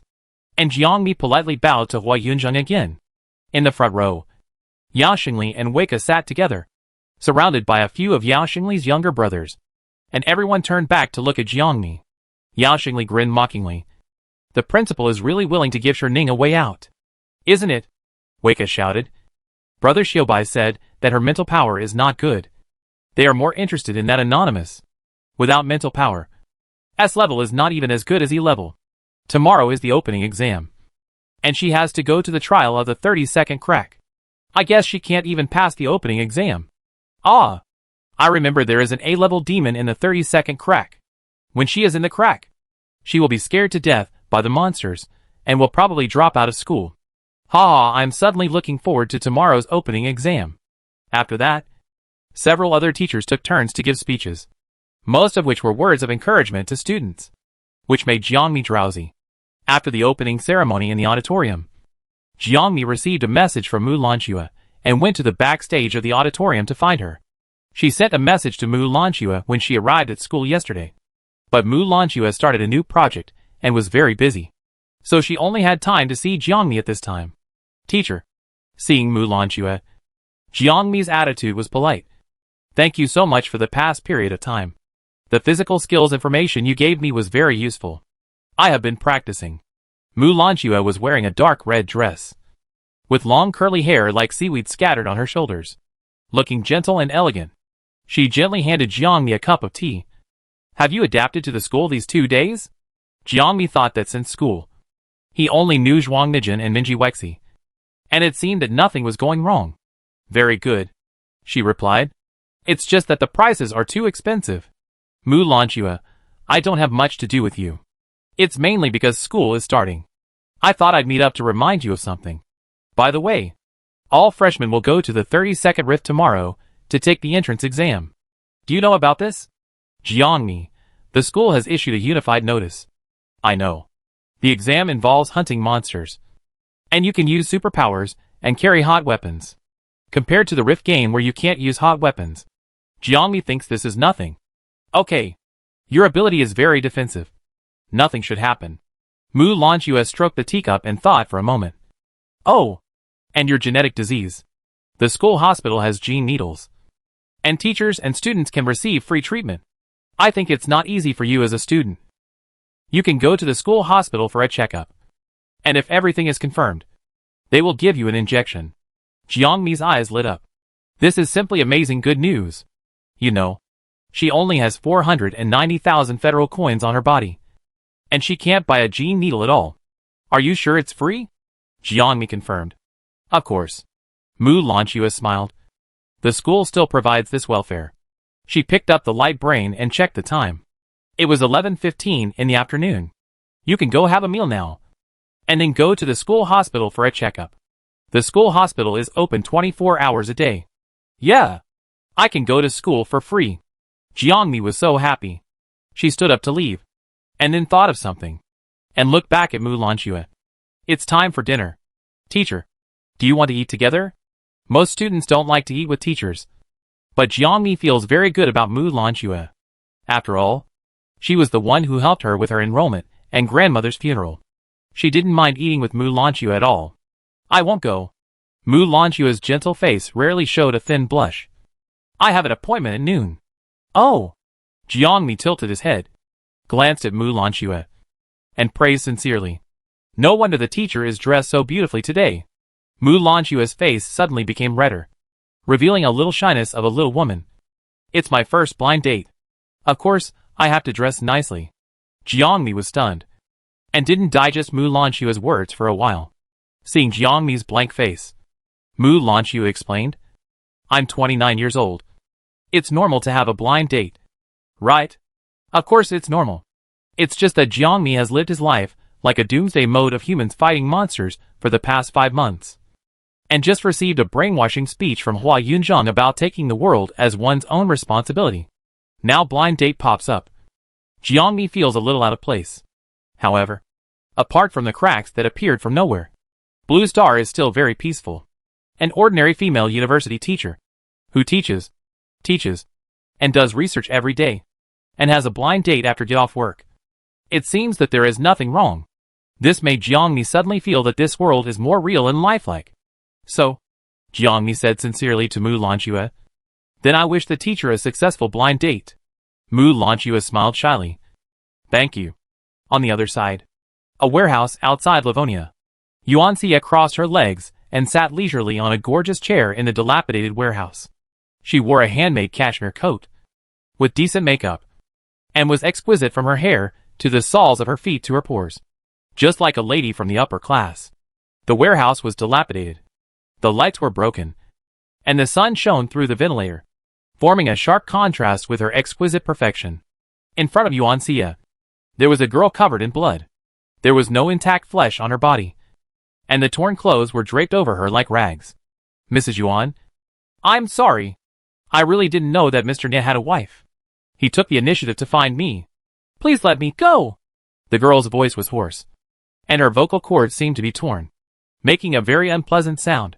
Yuan Xie took a sip of the black tea in the white porcelain tea set slowly, and then asked the man who was pouring tea for her attentively. Did you really take the initiative to contact her? Nie Yin was wearing the uniform of the Crack Management Bureau. He stood straight but bent over to pour tea for Yuan Xie. How is it possible? The only person I love from beginning to end is you. My wife. After that, he looked at the girl and said viciously, this vixen. It was clearly she who drugged me and made me go to her bed. If it wasn't so, how could I touch her? Wife. I was also fooled by her. You must believe me. The girl shook her head violently, and the rope hanging her trembled. No. It's not like this. It's really not like this. Yuan Xie didn't listen to the girl's explanation. After thinking for a moment, her slender finger with exquisite nail art touched Nie Yin's face, and the blazing red nails gently scratched his skin. Husband, then I will believe you again. Remember? It's the last time. Nie Yin nodded violently. Of course. There will never be a next time. Then, Nie Yin looked at the girl who was hung. This bitch. How are you going to deal with it? Yuan Xie put down the white porcelain teacup, held her chin with one hand, and looked at the girl who was hung. Your eyes are very beautiful. You just look at my husband with your eyes. Right? Your mouth is also very good. Did you kiss my husband with this mouth? Oh! This hand must have touched my husband's body. Right? The girl was so scared that she shook her head frantically. Every cell in her body said no. But even so, it couldn't change anything. Yuan Xie took off her bracelet. There was a dice hanging on the diamond-studded bracelet. The points on each side of the dice were inlaid with broken diamonds. Let's play a little game. Yuan Xie smiled and said, if you get 6 points, you will accept the punishment honestly. If it is any other points, I will let you go. Okay? The girl had no chance to refuse. From the moment she was caught in the warehouse, her life fell into Yuan Xie's hands, and she had to decide. As Yuan Xie finished explaining the rules of the game, she threw the dice easily, and the dice flipped in the air, pulling everyone's heartstrings. There is only a 1/6 chance of a 6 on a 6-sided dice, and the girl has a great chance of winning. The girl's breathing was suppressed, and her eyes were fixed on the dice. It turned several circles in the air, and finally fell to the ground, rolling a few meters away and stopped, freezing at the number 3. The girl's eyes were hot, and she cried with joy. It's 3. It's 3. Mrs. Yuan will let her go. However, at that moment, the dice rolled inexplicably, turned over, and turned into 6. The girl froze, and the blood from her fingers to her heart went cold inch by inch. It seems that I am still lucky. Yuanxia's smile flashed to sharpness. In the dilapidated warehouse, the girl's heartbreaking screams echoed throughout the area. Yuanxia and Nie Yin walked out of the warehouse. The smile on her face completely faded. When she looked at Nie Yin again, her dark green pupils were as cold as frost. Nie Yin, get it clear? Yuanxia crossed her arms, obviously impatient. You can have your current position in the Rift Management Bureau because of me. If you don't want to do it, there are people who can replace you. Wife. This time it was really an accident. Nie Yin nodded and bowed. I will never do it again in the future. It's better this way. Yuanxia turned around and looked at the warehouse where screams were heard continuously. Deal with the body. I don't want to see her again. Nie Yin, yes. Nie Yin returned to the warehouse. The hanging girl had been put down by Yuanxia's men. She had no eyes or mouth, and both her hands were cut off. She was crawling on the ground lifelessly, her body trembling. Nie Yin squatted in front of the girl and gently stroked her hair. The girl's world was dark, but she still felt the touch. She moved away in fear, but because she had no strength to move, she could only tremble in fear. The days with you are really happy. Nie Yin sighed. Unfortunately, it ends here. After leaving the warehouse, Nie Yin returned to downtown Livonia. He had another date today. As the clock struck 12, he pushed open the door of the restaurant. The restaurant was reserved by Nie Yin today. There was only a woman in a crimson dress sitting by the window in the entire restaurant. She had a gentle posture, and her long curly hair hung quietly on her shoulders and neck, revealing her beautiful collarbone. Ms. Mu. Nie Yin walked modestly to Mu Lanxue, pulled out the chair and bowed slightly. Sorry, I'm late. Mu Lanxue looked up and saw the clock in the restaurant pointing to 12 o'clock, and her face flushed like a shy girl. No, I came early. Mr. Nya, you are very punctual. Ding ding ding, the message prompt sound of the optical brain sounded, and the content of the group chat popped up one by one. Tian Xian, is he a handsome guy? This is very important. The face is a man's facade. Mu Lanxue, he is quite handsome. Tian Xian, how is the economic situation? Teacher, I tell you, men without money are not allowed. Phoenix men are not allowed. Finding a husband still needs to be rich and capable. Mu Lanxue, he is a member of the Special Combat Division of the Rift Administration Bureau. He should earn a lot. Right? Tian Xian, oh, a civil servant. Great. If he is in the Special Combat Division, he must be the director's subordinate? Not bad. Tian Xian, keep going. Teacher, I think there is a chance. I hope I can drink your wedding wine before I graduate. Mu Lanxue, thank you. Mu Lanxue, I will try my best. Jiangmi sat on the hospital bed in the school hospital, looking at the group chat records in the optical computer. This group is Mu Lanxue's teacher-student group.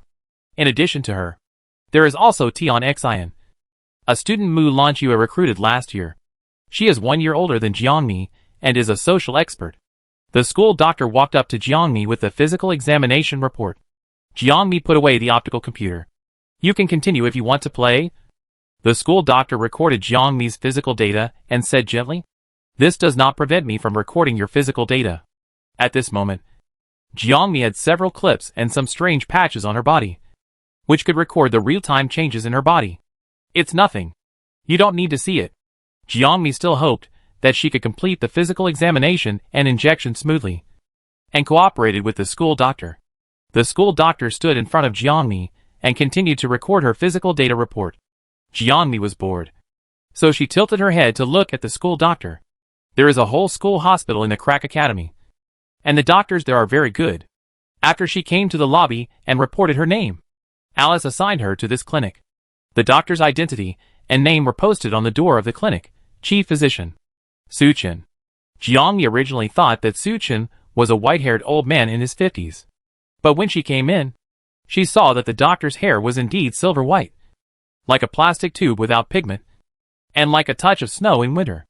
But he has an upright figure, a young face, a high nose bridged like a distant mountain, and blue eyes like the sky. He is only about 25 years old. Such a young man has white hair, which is obviously weird. but his eyebrows reveal a bit of morbidity, which makes this weirdness harmonious. Student Ning, if you keep staring at me, I will suspect that you have a crush on me. Su Chen's words were teasing, but his tone was not offensive. As if he was joking.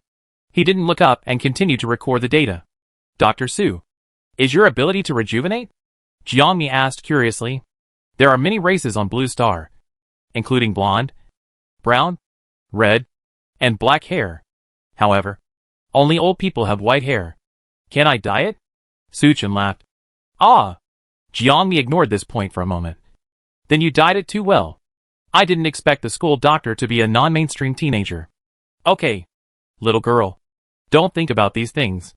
Su Chen finished recording, took the physical examination report and walked to Jiangmi, and took off the various data recording instruments on her body. Teacher Mu told me about your situation. The school hospital can prescribe gene injections. However, in the past, there have been cases where students came to the school hospital to get medicine after being misdiagnosed elsewhere. So we have to give you a comprehensive examination to confirm your condition. Are the tests just done to confirm my condition? Jiangmi asked. Su Chen, yes. But genetic diseases are very complicated. We can only diagnose whether you have genetic diseases at first, but cannot determine the cause. The detailed test results will not be available for 2 days. Oh! Jiangmi nodded thoughtfully. This is normal. Even if you get an examination at a hospital on Earth, the results may not be available on the same day. Okay. Then I'll trouble Dr. Su. Jiangmi picked up her canvas bag. Can Alice send me a message when the results come out? Or you can notify me to come to the school hospital to pick it up. Su Chen flipped through the physical examination report. The results will be available in 1 to 2 working days. I will send you a message at that time. If everything goes well, you can get the injection on the same day. Wow. The efficiency is good. Thank you, Dr. Su. Jiangmi politely thanked Dr. Su, jumped off the bed, and prepared to go back to the dormitory. By the way, when he walked to the door, Su Chen suddenly called Jiangmi. His eyebrows were still gentle and humble, but his tone became a little serious. Student Ning, are you sure you really have a genetic disease? Jiangmi turned around and looked at Su Chen with an inexplicable expression. Of course. Grandma sure took out Ning's physical examination report to confirm it. And the result was also confirmed by the loan shark leader. This is a foregone conclusion. Jiangmi's soul was transferred to Ning's body, and her body did not change. It was impossible that she did not inherit her disease. Su Chen, I know. I will inform you when the results come out. Sorry, doctor. Jiangmi thanked him again and turned to leave the school hospital. At the window of the ward, Su Chen watched Jiangmi go away until her figure could no longer be seen. He lowered his eyes and stared at Jiangmi's physical examination report with blue pupils. The report was full of tedious data, and only a line of scribbled words was written on the last page of the annotation. Preliminary diagnosis. The patient is healthy and has no disease. Chapter 24. After Jiangmi came back from the school hospital, he turned to the school supermarket, bought a lot of snacks and egg yolk pies, and walked back to the dormitory with satisfaction. Being able to get a gene injection at the school hospital is definitely the best news she has received recently. The school has already settled the admissions. As for Yao Qian, except for a person named Deacon, who sent her a message after the pharmaceutical building was destroyed, the God-given society has not contacted her for the next 5 months. Yao Qian can still receive messages from other people in her optical brain, such as Yao Xingli, Yao Qian's parents, and Minji Wexi.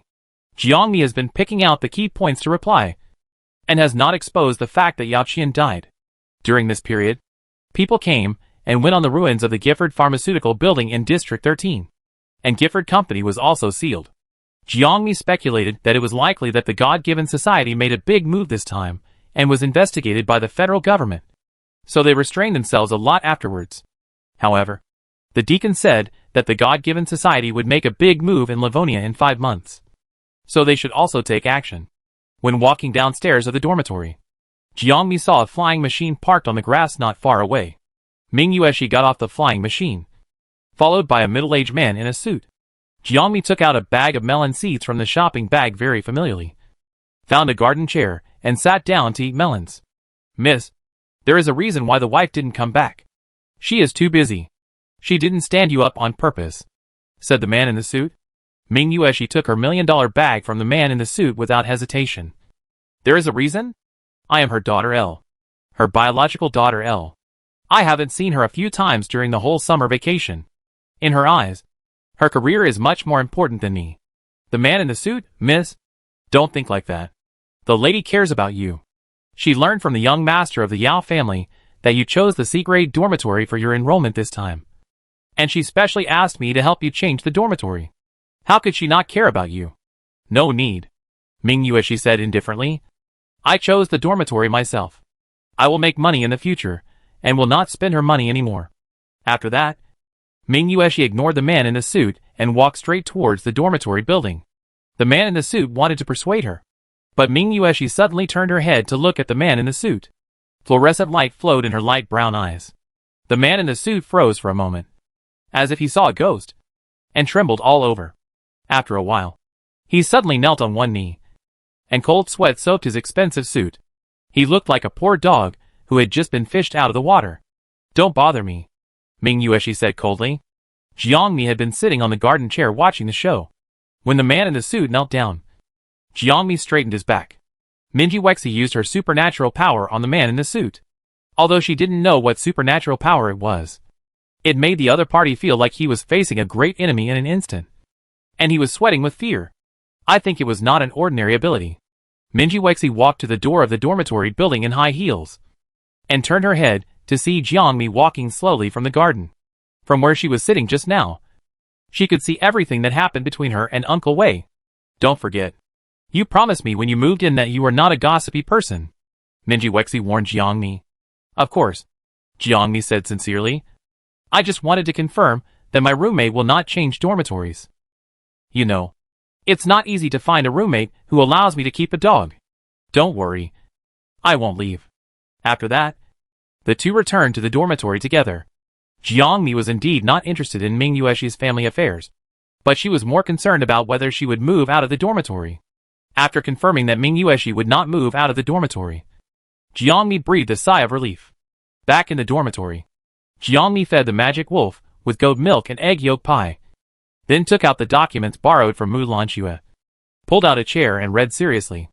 The crack information owned by the Crack Academy is indeed more than that of the external library and the online document library. Jiangmi is now looking up the topic that the Academy has been studying for more than 10 years, the alien world behind the crack. Many scholars headed by Hua Yunzhang believe that the alien world behind all the cracks is likely to come from the same world and carry the same civilization. Through one crack, you may reach another crack. Even if the texts, symbols, and civilization levels presented in many alien worlds are not the same. For Blue Star, on a large enough planet, the less connected land will inevitably have inconsistent scientific and technological progress. This does not mean that these continents are in different worlds. This is just an important reason for the regional differences in civilization. The other world behind the crack is most likely the same civilization. However, this civilization is not only separated from Blue Star by a physical distance, but also by a time gap.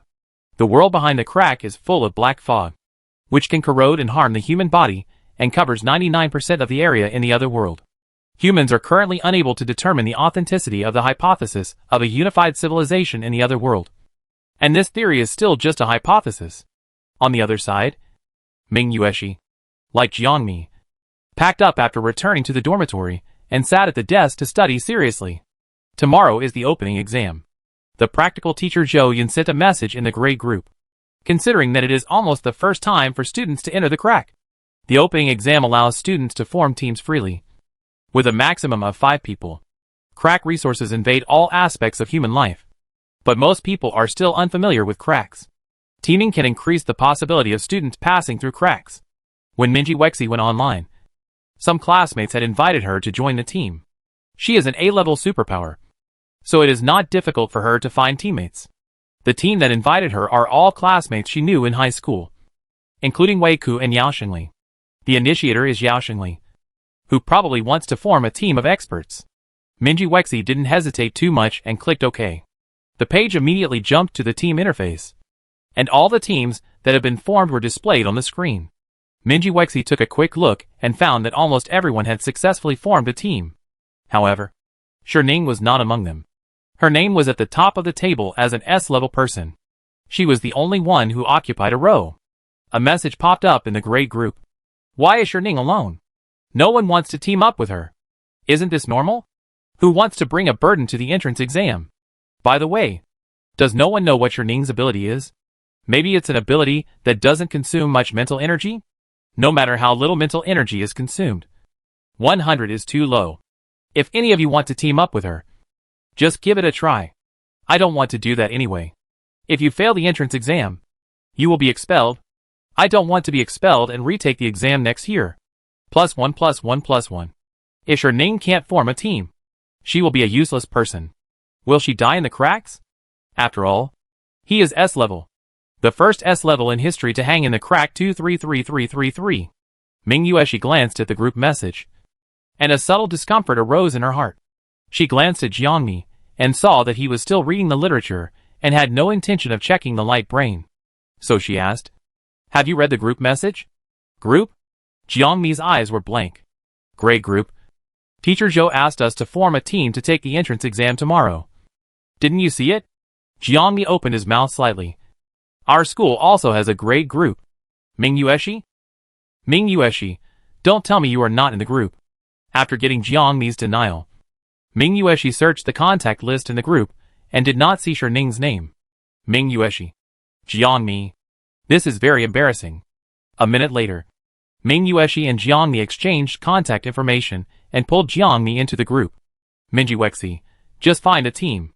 After all, it's better to go to the rift with a team than to go it alone. Thank you. You are such a good person. Jiangmi is sincere. Although Minji Wexi looks cold and doesn't like to smile, she is kind-hearted. After joining the grade group, Jiangmi glanced at the message sent by teacher Zhou Yun. This kind of grade group is similar to the grade group of universities on Earth. It is used for students to exchange information and notify messages. However, most of the notifications are not so formal. For formal messages, the school will send them to everyone's light brain through Alice Group. Jiangmi roughly knows the process of tomorrow's exam, and decides to find a team to join. Suddenly, she saw the content of the group chat. Why is Ning alone? Isn't this normal? Who wants to bring a burden to the exam? If Ning can't form a team, she will be a useless person. Will she die in the crack? She is S-level after all. The first S-level person in history to hang in the crack 233333. Ming Yueshi saw Jiangmi suddenly silent, and realized that she saw the group chat message. She comforted him a little awkwardly. They are just talking casually. Just talking casually? It's not that Jiangmi hasn't seen the posts on the forum that exposed her mental power. The Crack Academy is a place that admires the strong. Even if she has S-level abilities, her mental power is not good. In the eyes of other students, she is not good. Jiangmi held his chin and was silent for a moment. How to say it? It's childish. They are all in college. Adults. And they are still bullying on campus. Jiangmi didn't care about it. Zhou Yun informed the students in the notice that the most dangerous thing in the number 32 crack is the A-level demon species, which means that the danger coefficient of the crack is just SOSO, and it can carry hot weapons. So Jiangmi can do it alone. However, this silence was more of a mockery and inability to refute in the eyes of others. A moment later, Yao Xingli sent a message in the group, Ning. Since no one wants you, there are 3 people in our team, and it's okay to take you alone. Afterwards, you can treat us to a meal as a thank you. Soon, Yao Xingli's younger brother started to make a fuss. Yes. Brother Yao's team is a 3A combination, so it's okay to add a burden. Is it too cheap for Ning to just treat him to a meal? The untouchables in District 13 still live in a C-level dormitory. How much money can they afford? Brother Yao, you are such a nice person. Jiangmi glanced at the group chat message and replied calmly. No need. Is it necessary to form a team for a school entrance exam? I can do it alone. Only the weak need to stick together. Jiangmi doesn't think he is a strong person. But a crack with only a level demon species doesn't have to form a team. Right? Yao Xingli sat at the desk in the dormitory, watching everyone's ridicule of Ning in the group chat. And he was very happy. Suddenly, he saw Ning's 3 messages, and his face changed suddenly. Ning's messages didn't have much tone, but they were like 3 slaps, hitting Yao Xingli's face hard. Yao Xingli seemed to see her looking at him with disdain. saying, "Is it necessary to form a team for a school entrance exam? What are you so arrogant about? A waste with less than 100 mental power." Yao Xingli was so angry that he almost smashed the keyboard. The great group fell into a long silence, and no one posted any more messages. But Jiangmi's 3 sentences were still screenshotted by someone with ulterior motives and posted on the campus forum. Subject: "Come and see. The only S level in our school. How domineering. Why form a team? Just one S level person will do." Possession: chat screenshot. 1L. Taking the entrance exam alone? Is Shirning crazy? Doesn't she know how dangerous the crack is? 2L. I still remember that when we took the exam, our group of 5 was chased all over the mountain by a B-level iron-eating beast. The creatures in the crack are really scary. 4L. The bounty hunters in the crack game also compete in groups. Taking the exam alone is really risking your life. 6L. I'm a senior, and I don't dare to enter the crack alone. 10L. I know that the national team will have an assessment in the later stage, and let students enter the crack alone. But they are genuine S level. Everyone's mental power exceeds 5,000. If 100 mental power can't be used once, she will be GG. 12L. I can only say that she is too young, and the cracks will teach her how to be a person. 13L. Can the freshman entrance examination be broadcast live? Oh, I want to watch Sherning's exam. 14L. You have a bad mind upstairs. 20L. To be honest, I want to watch it too. 25L. Watch the S-level escape live online. Ha ha ha, I want to watch it too. In the boys' dormitory, Zhuang Nijin scanned the comments mocking Shirning on the college forum. He closed the forum. Originally, seeing Shirning alone, he wanted to invite her to take the exam together. Zhuang Nijin's team is not strong, with only 4 people, but it should not be difficult to pass the cracks and kill a few monsters together.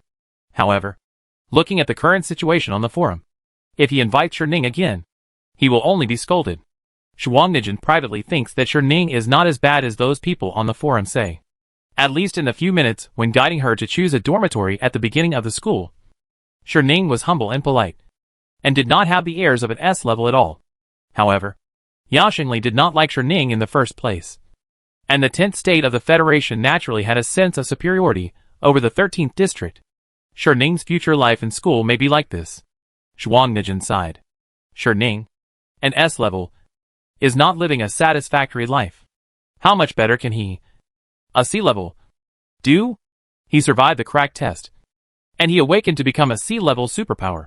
But there is still a huge difference between him and Anonymous. Can he really avenge his brother? Night fell quietly. The sky was full of stars. Dazzling. A flying machine, covered by stars and moon, stopped in the open space in front of the teacher's dormitory. The gangway descended. Nie Yin stood at the door of the cabin, politely made a gesture of invitation, and Mu Lanchua walked out of the cabin. The two dated from noon to night, had lunch, watched a movie, visited an art exhibition, and spent a candlelight dinner together. Mu Lanchua and Nie Yin's first blind date was perfect. The two chatted happily, and it was dark before they knew it. I'm very happy to meet you today. Nie Yin's eyebrows were smiling. Look forward to our next meeting. He picked up Mu Lanchua's shoulder bag intimately and handed it to her. When exchanging the shoulder bags, Mu Lanchua's hand accidentally touched Nie Yin, and the physical contact made her cheeks flushed. Well, I'm very happy today too. She was shy and didn't dare to look directly at Nie Yin. The light computer rang, and the caller ID showed Yuan Xia. A trace of panic flashed across Nie Yin's eyes, but he immediately regained his composure and reached out to gently touch Mu Lanchua's hair. Lanchu, it's late. Good night. Good night. Mu Lanchua's face was still flushed, and she watched Nie Yin drive the aircraft away. On the aircraft, Nie Yin first called Yuan Xia back, saying that he had just been working overtime and didn't hear it, and then dialed another number. How is it? The stuff I introduced to you this time is just right. The person on the other side of the light computer said. Not bad. Not bad. Nie Yin praised repeatedly. But she is a teacher at the Rift Academy. Is there any power behind her? What kind of power is that? The introducer said slyly. I have already known her background. Both her parents died, and she is an orphan. Her superpower is only B-level, and it is related to mental power. It seems that she can work in the Rift Academy because of her good brain. You can play with such a woman. If Yuanxia finds out, she can deal with it if she wants. She is just a female teacher. There is nothing to be afraid of. Thank you. Nie Yin pulled his tie happily. Don't tell me. Since Yuanxia found my little slut, I have been abstinent for a long time. Damn. She is married and still comes to me. Why can't I find another woman? It's just to help me enter the management bureau. Why are you so proud? Anyway, hurry up. Don't let Yuanxia, the tigress, find out before you take action. It's necessary. The aircraft flew away and gradually entered the clouds. Under the classroom dormitory building, Mu Lanchua watched the aircraft fly away, and the gentle smile on her face faded a little bit, until the aircraft completely left. Mu Lanchua's smile completely disappeared, and her eyes became cold. She took out her light brain and sent a message to Su Chen. I started to act. A moment later, Su Chen replied, be careful. The next day, at 8 o'clock in the morning, the freshmen of the Crack Academy gathered in the training area. Teacher Zhou Yun, who guided the actual combat, would teach everyone how to use hot weapons. After learning how to use weapons, students can choose weapons to enter the number 32 crack and complete the exam. Jiangmi came very early. She was not familiar with firearms and needed to spare more time to practice shooting. When she arrived at the training area, many students had already gathered here. Although many freshmen said in the group yesterday that they had learned shooting in high school, they were still worried about problems and came to practice early. The students practicing shooting were divided into two distinct groups. One group was students with advanced superpowers. Most of them came from privileged families. Their families not only prepared advanced golden blood for them, but also let them learn physical skills and shooting in high school. The other group was students with low-level superpowers. They came from ordinary families and did not have the conditions to learn shooting since childhood. When they came to the training area, it was almost the first time in their lives that they held a gun. Jiangmi was the latter. As an ordinary child who grew up on Earth, he had done a lot of test papers and exam questions, but had only a few opportunities to hold a gun. In the weapons room, Jiangmi saw Ming Yueshi assemble a pistol that was completely disassembled and could not be seen clearly. When Ming Yueshi loaded the gun and aimed it at the target in front of him, Jiangmi suddenly realized that it was a Desert Eagle. Awesome, Jiangmi exclaimed sincerely. She didn't even know how to change bullets. No one taught her. She used to shoot with ready-made guns directly, and change to the next one when the bullets ran out. It's not difficult. You can try it too, Minji Wexi encouraged Jiangmi. Jiangmi took a deep breath and was eager to try. Looking down at the gun parts that Minji Wexi had disassembled so much that even her mother couldn't recognize them. Jiangmi, forget it. On the podium, Zhou Yun analyzed the types of guns, the advantages and disadvantages of each type of gun, and the shooting essentials for the students. These will be explained in more detail in the actual combat courses in the future. Now students only need to know the characteristics of each type of gun and learn how to shoot and change bullets. Jiangmi picked a Glock and went to the shooting training ground. The shooting range training of pistols often adopts the unified standard of Blue Star. The fixed target position is generally 25 meters and 50 meters. Of course, custom distances are also available. When Jiangmi entered the shooting training ground, Zhou Yun adjusted the fixed target position to 50 meters away. Ming Yueshi easily assembled the Desert Eagle next to him and raised his hand to shoot 10 rings. 10 consecutive shots. 10 rings every time. The exclamations of students around came. Ming Yueshi is so powerful. Don't you know that Ming Yueshi participated in shooting competitions in high school and won awards? The eldest lady is the best at sniping. She can shoot a crow's eye from 500 meters away. She is worthy of being an A-level superpower. In the eyes of the students of the Rift Academy, the real A-level students of the Academy should be like this. If it is an S-level student, it should be stronger without a doubt. Jiangmi raised her pistol in disappointment. This is the 4th time she has held a gun. The first time on Earth. During the military training in college, she had the opportunity to participate in live-fire shooting. Each student was given 3 bullets and used a Type 95 rifle to shoot at a target 50 meters away. Without exception, she didn't even hit the target. The instructor once explained to them that when shooting at a distance of 50 meters, if the sight deviates by 1 millimeter, the shooting point will deviate from the center of the target by 16 centimeters. They were rookies who were dizzy and almost broken by the recoil of the buttstock, let alone deviating by 1 millimeter. so it was not surprising that they missed the target. The first shooting was against Shuangdi. The third shooting was at the Gifford Pharmaceutical Building. Although the aim was quite accurate in both shootings, Jiangmi was no more than 3 meters away from the target. This is the fourth time.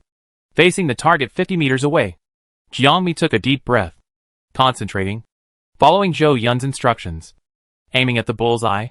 This time is different from the past, and also different from the first time. Jiangmi can use his superpowers to offset the pain caused by the recoil of shooting. Once there is no recoil, the accuracy will be much better. Jiangmi closed one eye and adjusted her breathing. The crosshairs moved slightly, and kept approaching the bullseye as she aimed. At the moment when the two overlapped, there was a bang. Jiangmi took off her earmuffs excitedly. Then, she heard Alice's gentle voice remind her off target. Off target. Off target. The voice resounded throughout the shooting training ground. Jiangmi, there is no need to do this.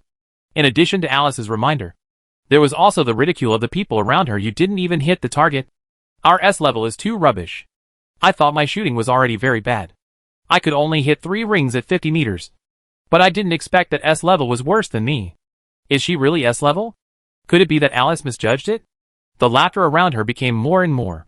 Jiangmi had no choice but to put on earmuffs and let Alice adjust the fixed target distance to 10 meters. Practice honestly within 10 meters. That's your dominant area. Chapter 25. Afterwards, Jiangmi ignored the ridicule of the people around her and calmly practiced the 10-meter target position. 10 meters away is meaningless to her. A gun is just a gun, but within 10 meters, Jiangmi can use the ability of hardening objects. And ordinary bullets can also exert S-level attack power. It is enough to master this for now.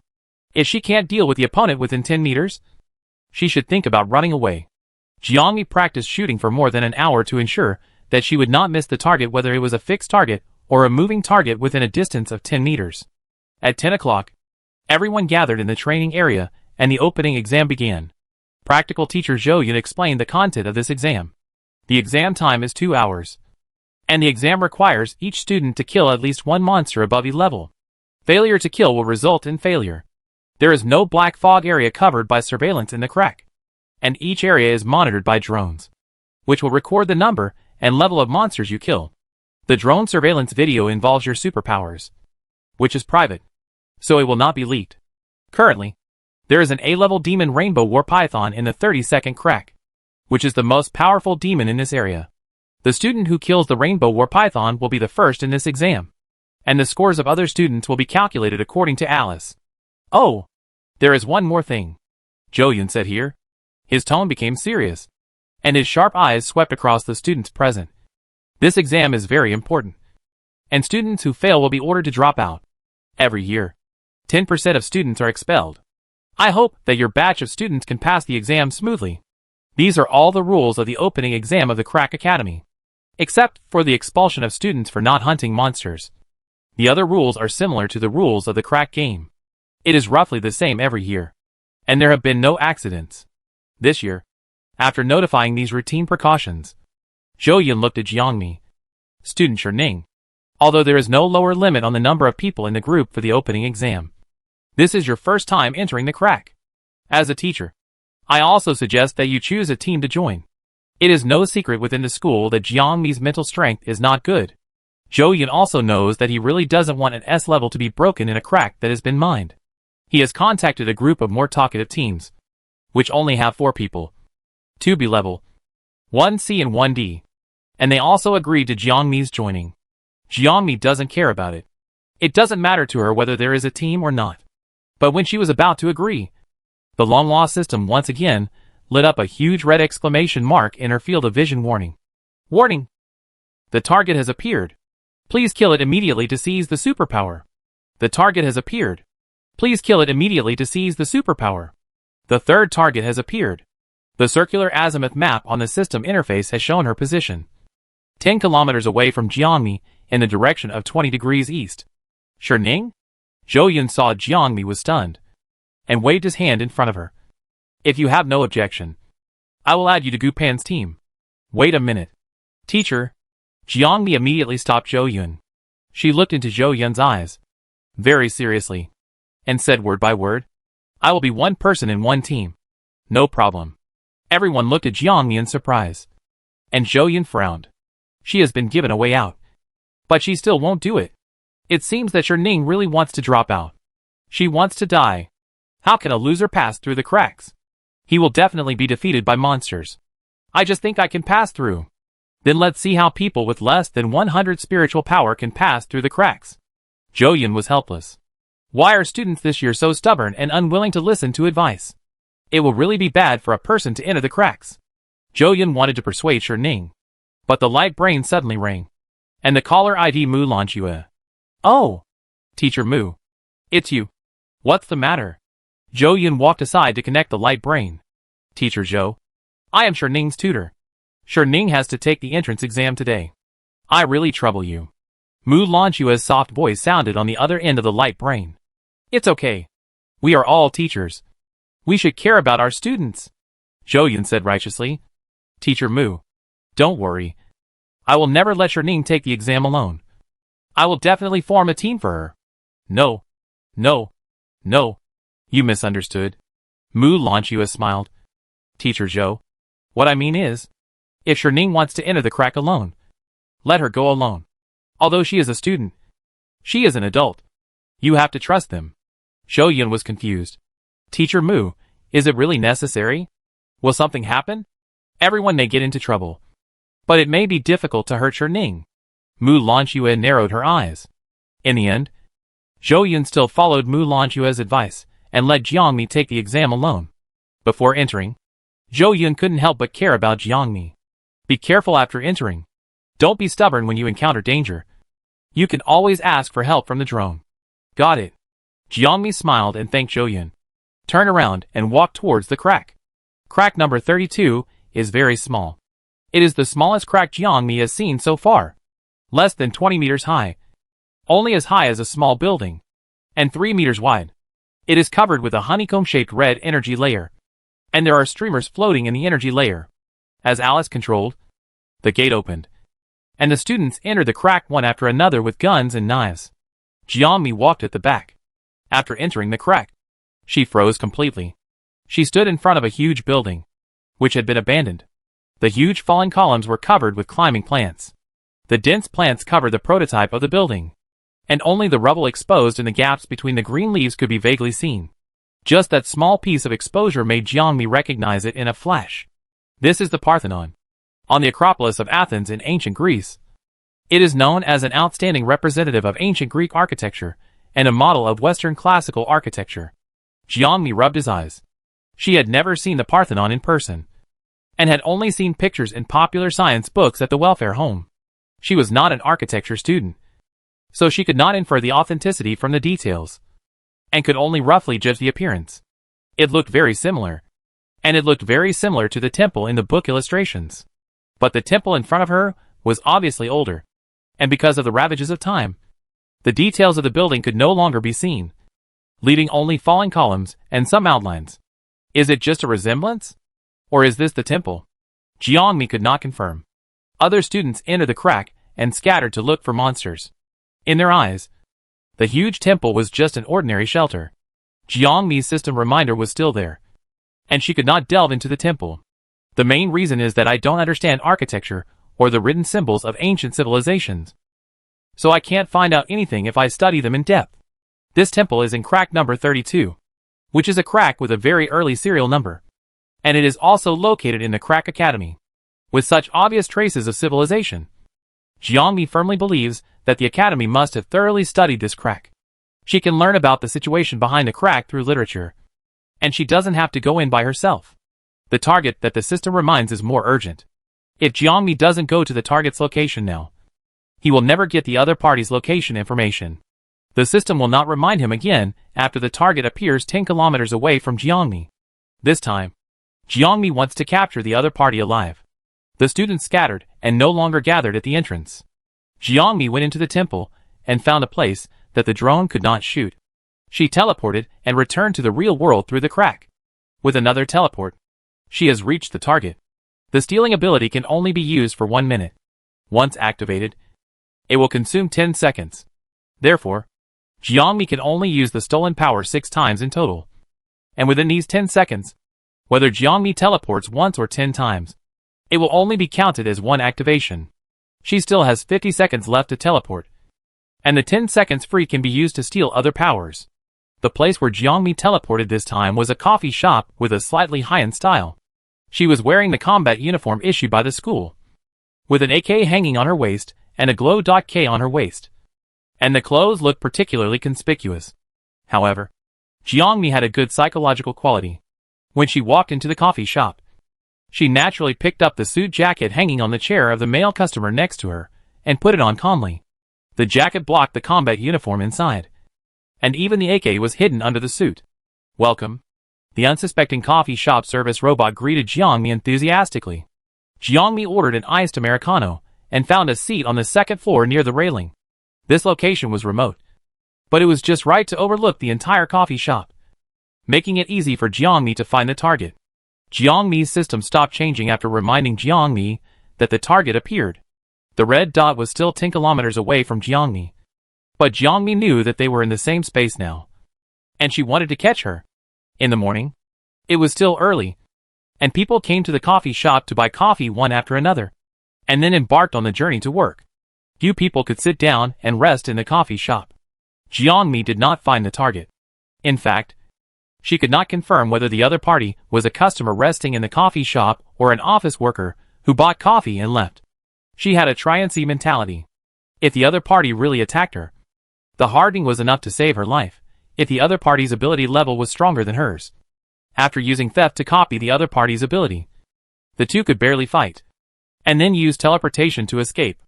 Jiangmi had to think of plan B before she dared to teleport here openly. However, the cafe was unusually quiet. No one attacked her, and Jiangmi didn't feel that anyone was wrong. This was just like an ordinary morning, an ordinary cafe, and all the things that happened were sparse and ordinary. Maybe the person had left? Jiangmi sat in the cafe for 10 minutes and found nothing. After all, she had no professional training and couldn't find the target. On the other hand, the exams for the start of the semester were still going on, and she still needed to finish the exams. Jiangmi called the service robot and planned to check out and leave.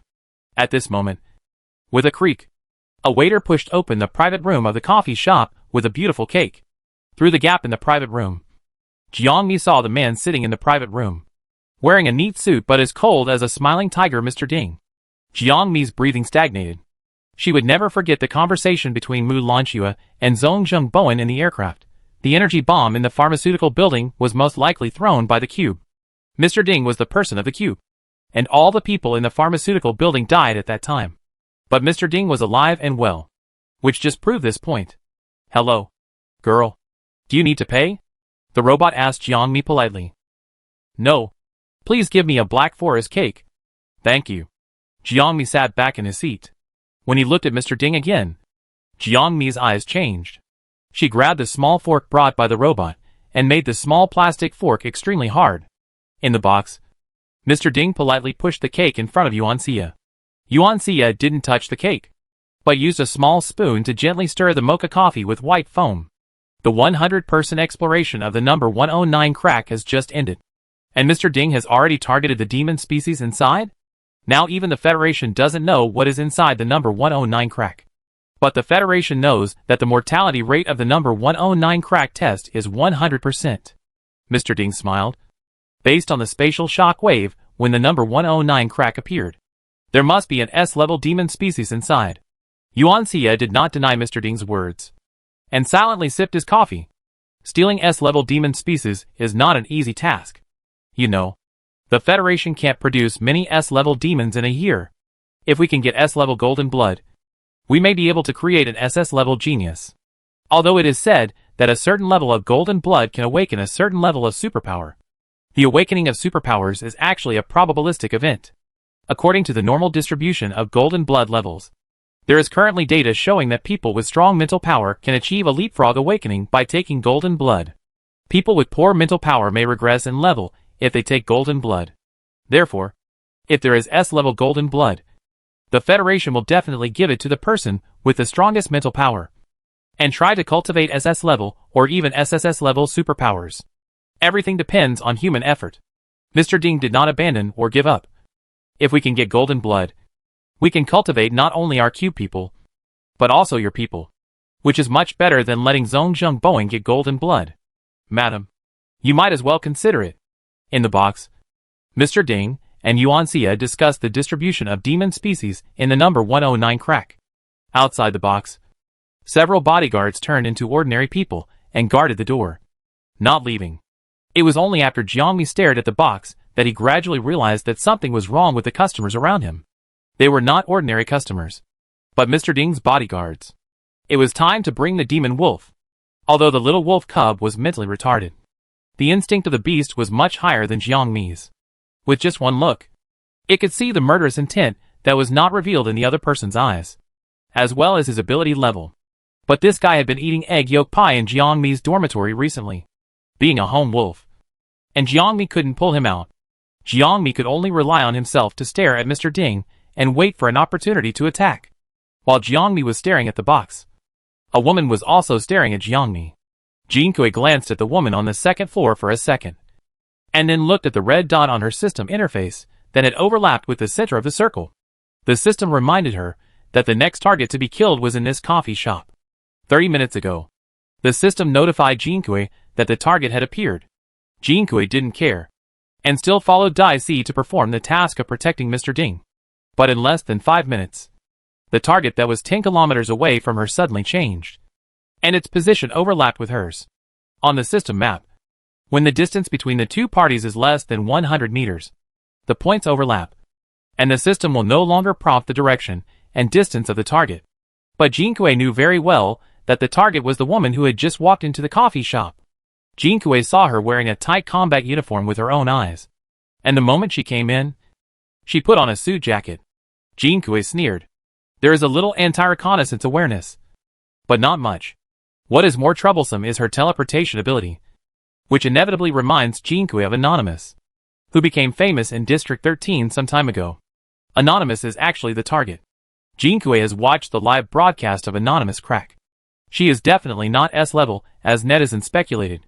With her current spatial ability, she is only A-level. But she is likely to have other abilities, so she can kill A-level monsters easily, giving people the illusion that she is S-level. And this ability to kill A-level monsters in seconds can be done by any killer who has received professional training. In addition, although the spatial ability is powerful, it is mainly used to facilitate the holder to escape. In itself, the spatial system is only an auxiliary ability. If it is only A-level, it has not reached the S-level. In the world of superpowers, it is generally believed that there is an unbridgeable gap between A-level and S-level, and superpowers above S-level have an overwhelming advantage over lower-level ones. If the target is not S-level, it is not a problem for Jinkui. There are still 70 minutes before the end of the opening exam. Mr. Ding has been in the box for a long time, and the target may still be in the cafe. Jiangmi even suspected that the target was among Mr. Ding's bodyguards and had realized her approach. She still had an exam and had to make a quick decision.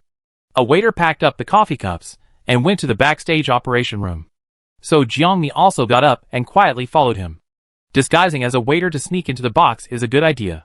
There are not only robots in the cafe, but also busy waiters. After following the waitress into the locker room, Jiangmi teleported quickly and stabbed the other person's neck with a knife, and the waitress fell unconscious. This is a skill that Jiangmi learned from the physical skills information provided by Mu Lanxue. She is no longer a scumbag. After knocking down the waitress, Jiangmi took the tape from the waitress's locker, tied her hands and feet, sealed her mouth, and stuffed her into a closet in the corner of the locker room. Immediately, Jiangmi took out the waitress's clothes and prepared to change into them. However, just as she took off her coat and was left with only her underwear, she suddenly felt an inexplicable chill behind her. A ghostly figure quickly approached Jiangmi, covered Jiangmi's mouth with one hand, and grabbed a sharp and small military knife with the other hand, and slashed Jiangmi's neck. The opponent's movements were crisp, like flowing water, and every move was only to take Jiangmi's life. Jiangmi felt bad, and without hesitation, she instinctively stretched out her hand to block the opponent's military knife. Then Jiangmi's back shrank, and she successfully escaped from the opponent's shackles. She quickly stepped back and kept her distance from the other party. In front of her was a strange woman, whom Jiangmi did not recognize. Her face did not match anyone in the coffee shop. But the capable women's suit on her still betrayed her. Jiangmi only saw a female bodyguard who protected Mr. Ding wearing that suit. Target? Jiangmi asked. Jinkui stretched her arms. You know, too late. She acted quickly, leaving only a shadow behind her. Jiangmi's pupils shrank. She had only seen such actions in movies. The other party held a military knife and attacked fiercely, aiming at Jiangmi's death. Jiangmi thought that her physical skills were enough to deal with a B-level psychic like Xuangdi. But when she met Jinkui, she found that they were far behind. Ding ding ding. After a few hits, Jiangmi's hard skin was covered with wounds, leaving traces of the silver-white sharp blade sliding over. Jinkui looked at her broken military knife, and then at Jiangmi, who was completely fine. Jinkui, what the hell? Jiangmi patted the iron filings left by the friction of the military knife on his arm. Oh, I'm just tougher. If you want to kill me with this knife, you'd better give up this idea as soon as possible. It's a bit contemptuous. At least use an energy bullet for physical attack. Jinkui choked. Advanced defense plus advanced teleportation. With these two abilities at the same time, the word life-saving is simply engraved on the forehead. No wonder a rookie dared to run in front of her. Jinkui suddenly understood Jiangmi a little. It's a pity, what's the use of having more life-saving abilities? Jinkui chuckled. Mental power will eventually run out. Jiangmi suddenly had a bad premonition, and her instinct was to use teleportation to escape. But when she thought of Mr. Ding in the box outside, Jiangmi resisted the idea. The next second, the window of the locker room opened, and the plants with a diameter of more than 1 meter rushed into the locker room like crazy, trapping Jiangmi tightly. Jiangmi! The plant vine strangled Jiangmi in a humiliating posture, and wrapped her whole body with wriggling. Several vines turned into sharp spikes, floating around, waiting for an opportunity to attack Jiangmi. Jinkui walked in front of Jiangmi and gently patted Jiangmi's cheek. Plant control. Don't think about using teleportation to escape now. Jinkui's control of superpowers is better than Yao Qian's. Those wriggling plant vines tightly attached to Jiangmi like octopus tentacles, making it completely impossible for her to use space superpowers to escape. Jiangmi was hung in the locker room, unable to move forward or backward, and Jinkui controlled the vines to constantly strangle her. If she didn't use hardening to maintain the hardness of her body, she would be shredded by the vines. Jinkui turned on the optical brain and checked the time. Let me see how long you can hold on. She did not despise Jiangmi, nor did she estimate the range of Jiangmi's mental power, but used force to force Jiangmi to continue using his superpowers. Jiangmi's face was pale, and cold sweat oozed from his forehead. Jinkui was more ruthless than all the superpowers she had met before. Her superpowers were not very good, but she was not a waste of time when killing people, and her physical skills were unique. If Jinkui was allowed to exhaust her magic power, Jiangmi's pupils would tremble, and he would die. Chapter 26. Jiangmi struggled for several minutes, but found that she could not break free with her physical skills, and she could not use her spatial ability. Finally, she gave up and looked at Jinkui dejectedly. Why do you know I'm the target? She asked. You are in the mood to talk to me about this now? Jinkui held her chin and looked at Jiangmi leisurely. Is my vine not tight enough? As soon as she finished speaking, Jinkui's vine instantly exerted force and wrapped Jiangmi again, almost wrapping her like a dumpling. You know, you can't hurt me before my mental power is exhausted. Jiangmi looked calm. I just want to die with a clear mind. I thought you shouldn't have discovered me when I suddenly teleported here. Jinkui looked at Jiangmi inexplicably, frowning, as if she couldn't understand what she said. After a moment, she thought of something. Is there a bug in your system? You must know that on the system interface, our distance is no more than 100 meters. Right? Jiangmi? No more than 100 meters? After her system reminded the target to appear. The map has not changed. Suddenly, Jiangmi thought of something. At the beginning, Yao Qian also found her easily, and made a hole in her lower abdomen. At that time, Jiangmi had just arrived, and had not thought about it carefully. She just thought that Yao Qian saw that she had 2 superpowers, so she inferred that she was the target. Yao Qian didn't infer it at all, but came here according to the system reminder. The system can actually have a bug. Jiangmi didn't expect this possibility. She was careless. It seems that the situation after her crossing is worse than she knew. It is okay that the target is not within 10 kilometers of her, Once the target appears, as long as it is not solved, Jiangmi will always be in danger. And she doesn't even know when and where the other party will approach her. Second question. Jiangmi digested the news of the system bug with difficulty and asked Jinkui, "Do you know what the system is? Why are we the target?" Jinkui was not interested in Jiangmi at first and sat on a backless bench in the locker room, waiting for Jiangmi's mental strength to run out. But when she heard this question, she straightened her back. Jinkui believed that every target was curious about why they became a target, but no one had an answer. When the targets met, there was only fighting between them. Either you die or I live. Like this time, she was able to sit down and chat with Jiangmi calmly for her. One-sided calmness was very rare. "So, you also suddenly activated the system one day. And one day, you were suddenly asked by the system to kill the target?" Jinkui asked Jiangmi back. Sure enough, the other party's situation was exactly the same as Jiangmi. Jiangmi was not sure whether Jinkui had reservations, but from Sherning's perspective, Sherning was the same. She. Number 69. Yaoqian. Jinkui.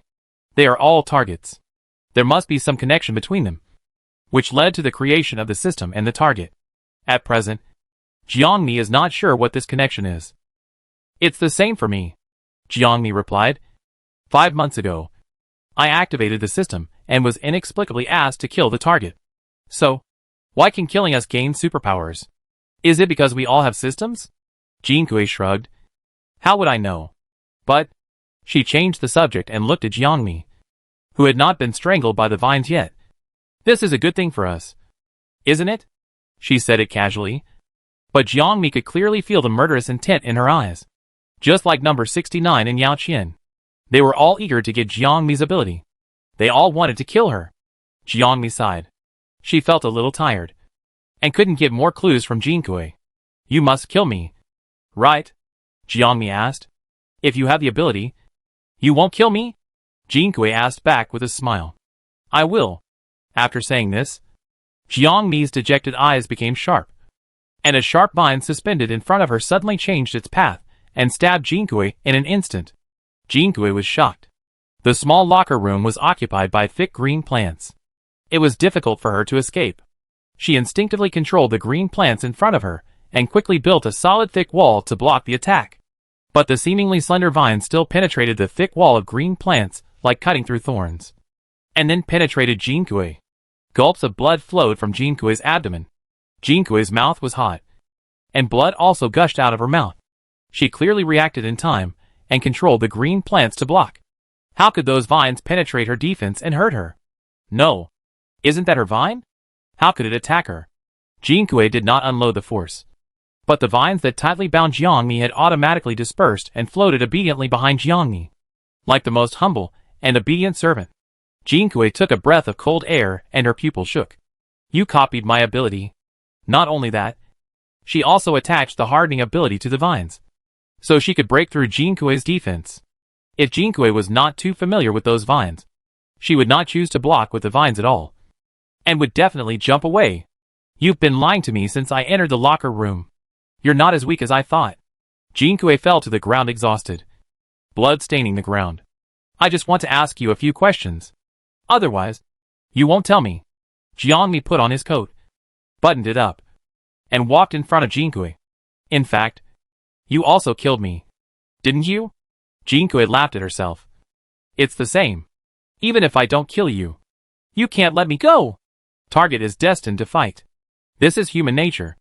Jiangmi did not comment. Jinkui's blood flowed more and more, and her breath became weaker and weaker. Jiangmi killed her. The vines penetrated Jinkui and destroyed her internal organs. She couldn't survive. When Jinkui was about to die, Jiangmi asked her the last question. Is it really you?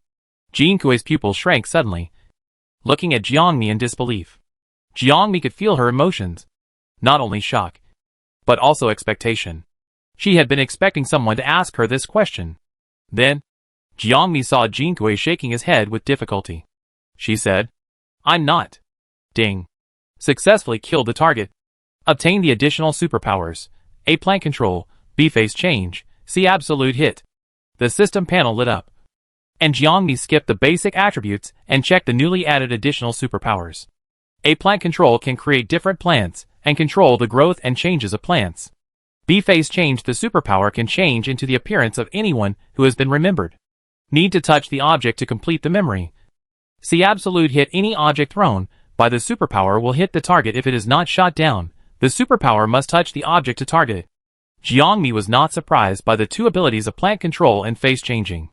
At this time, Jinkui's face had changed, becoming the face of a female bodyguard that Jiangmi had seen in the coffee shop before. This was her true face. A very dull face that was inconspicuous in the crowd. If it was an absolute hit, it would be a pleasant surprise for Jiangmi. This was very useful for a shooting waste like her. But it was a pity that she needed to contact the target to use it. Otherwise this ability should not be only sea level. Dong dong dong. Jinkui? Someone knocked on the door outside. Jinkui was the name of the target. When Jiangmi was in the coffee shop, a man who was traveling with her called her that. She hadn't appeared for so long.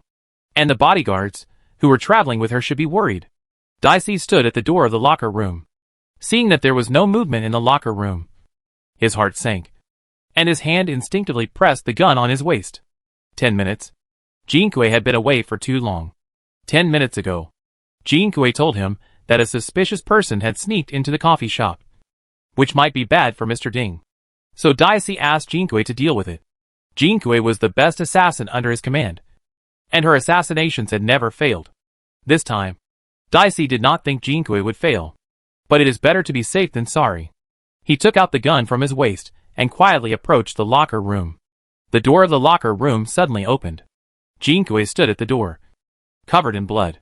Daisy frowned and glanced into the locker room, which was a mess. A woman with messy hair fell in a pool of blood. Her clothes were torn, and she was unconscious on her face. Solved? Daisy put the gun back into the holster bag. It's not your style to make it so bloody. It's a bit difficult. Jinkui looked at the corpse expressionlessly, then pointed at her bloody clothes. I need to deal with it. Daisy nodded in agreement.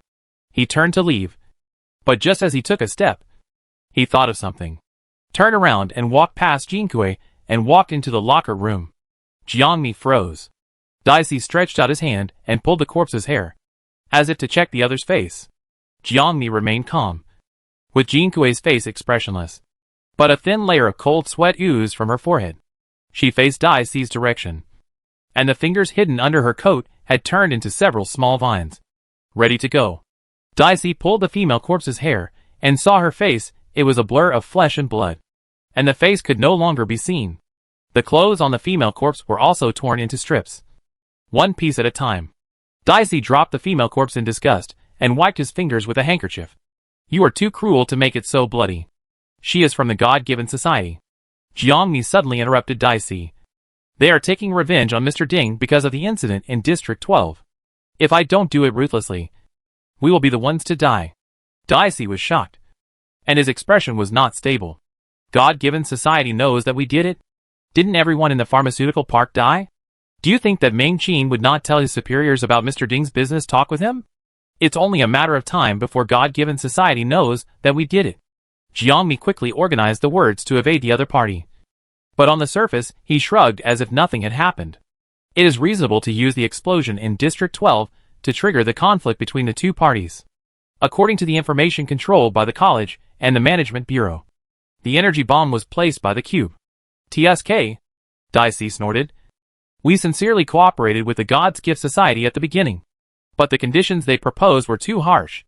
Later, the experimental subjects in their base rioted. If we hadn't taken action, the administration would definitely find out the problem. The God's Gift Society didn't thank us, and they hired someone to assassinate Mr. Ding? A bunch of bastards. Well, aren't they just a bunch of bastards? Jiangmi sincerely followed and cursed the God's Gift Society. Daisy took a deep breath. I will report this to Mr. Ding. You? Daisy glanced at the body on the ground, and felt sick in his heart. Dispose of the body cleanly. Don't let the people in the administration find it. Yes. Daisy left. Jiangmi closed the door of the locker room and returned to Jinkui's body. Destroying Jinkui's face was very risky, and it was somewhat suspected of hiding the identity of the deceased. But letting Daisy see Jinkui's face was even more risky. As for provoking a conflict between the God's Gift Society and the Cube, in fact, The God's Gift Society knew that the energy bomb was the work of the cube. After the deacon contacted Yao Qian, Jiangmi also asked indirectly using Yao Qian's identity. The deacon said that the God's Gift Association would most likely suffer this loss. The Gifford Company in District 12 is just a branch of the God's Gift Association, and it would not hurt the Foundation if it was destroyed. But if Ming Qin and the experimental subject were captured by the people of the Rift Management Bureau, the consequences would be disastrous. Mr. Ding's energy bomb did help the God's Gift Association. But is the cube really going to help the God's Gift Association? Jiangmi doesn't believe it. Behind the cube is the Magic Cube Company, which is the news Jiangmi saw from Jinkui's light brain. The Magic Cube Company has a branch in District 12. It is not difficult to guess that they are also doing unknown business in District 12. Mr. Ding chose to blow up the pharmaceutical building, but in fact, he wanted to divert the attention of the administration to the God-given association, not to investigate the Magic Cube Company. Everyone is for their own interests. Jiangmi was just using Jin Kuei's identity to slightly sow discord between the two parties. Cube didn't know what the God-given association was thinking. So would the bosses of the two parties sit together to discuss? The cafe is located in the riverside area of Livonia. The river is vast, and ferries pass by from time to time, causing ripples on the river surface. Jiangmi wrapped Jin Kuei's body with large banana leaves, and then tied it tightly with vines, hung a few heavy stones, and then sank it into the river.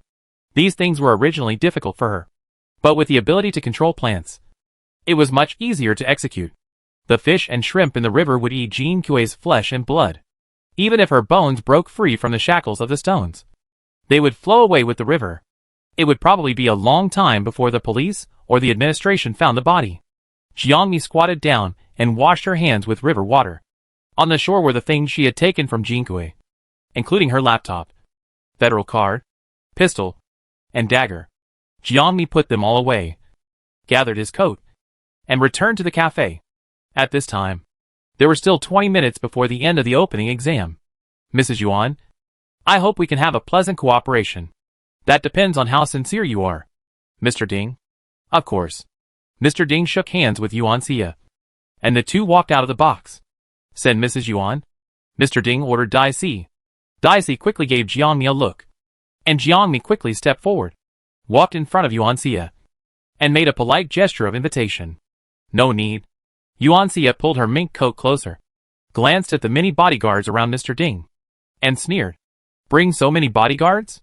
But what's the use of numbers? She looked at Mr. Ding, her tone even more contemptuous. 100 A levels are no match for 1 S level.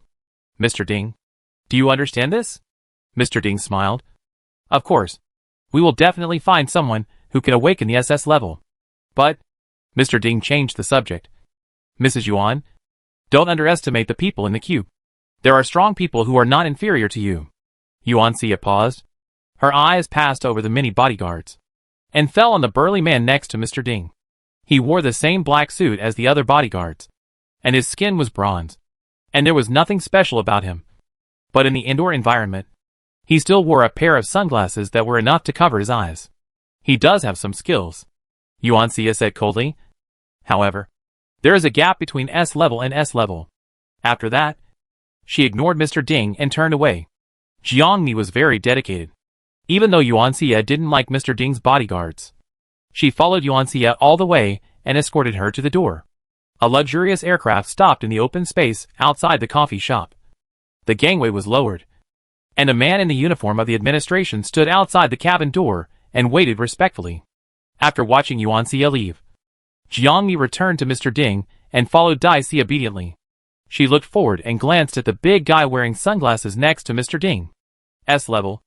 I don't know what his ability is. Jiangmi has only fought with one S level so far.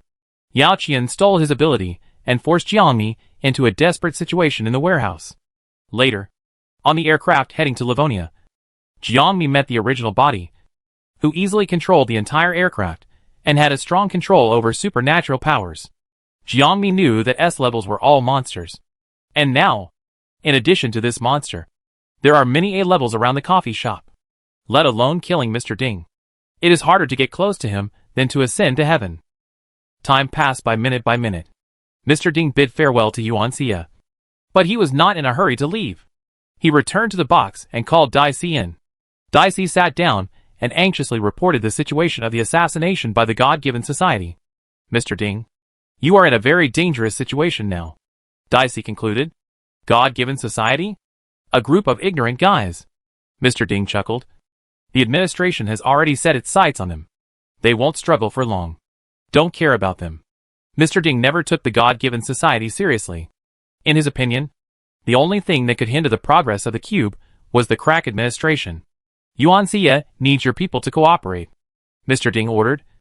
We must get the S-level gold blood of the 109th crack. Yes. Dicey's eyes were firm. While Mr. Ding and Dicey were talking, Jiangmi glanced at the box from time to time. There was nothing wrong with that. As a bodyguard, it was his duty. The box blocked the sound, and Jiangmi could not hear the conversation of the people inside. She was hesitating. She didn't have much time. At this time, the waiter came to the door of the box with a cup of coffee. Hello. I'm here to deliver the coffee. The bodyguard at the door let him in, and the waiter walked into the box with ease. In the box, Mr. Ding and Dicey saw someone coming in and stopped talking. The waiter leaned over and placed the coffee in front of the two. Dicey paused. We didn't order coffee. As he finished speaking, a cold light flashed in the waiter's eyes, and the arm hidden under the tray suddenly turned into a sharp knife, stabbing at Mr. Ding fiercely. Cube. I'll kill you. Mr. Ding didn't make any move and drank his coffee calmly.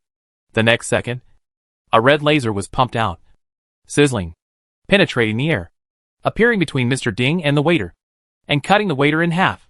The bodyguards were shocked and rushed forward to protect Mr. Ding. Jiangmi also rushed into the box with a large group.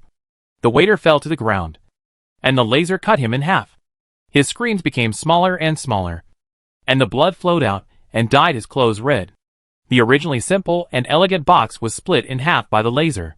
Half of the building was stable, but the other half gradually broke away, rubbing against the broken beams, and shattered into ruins with a bang.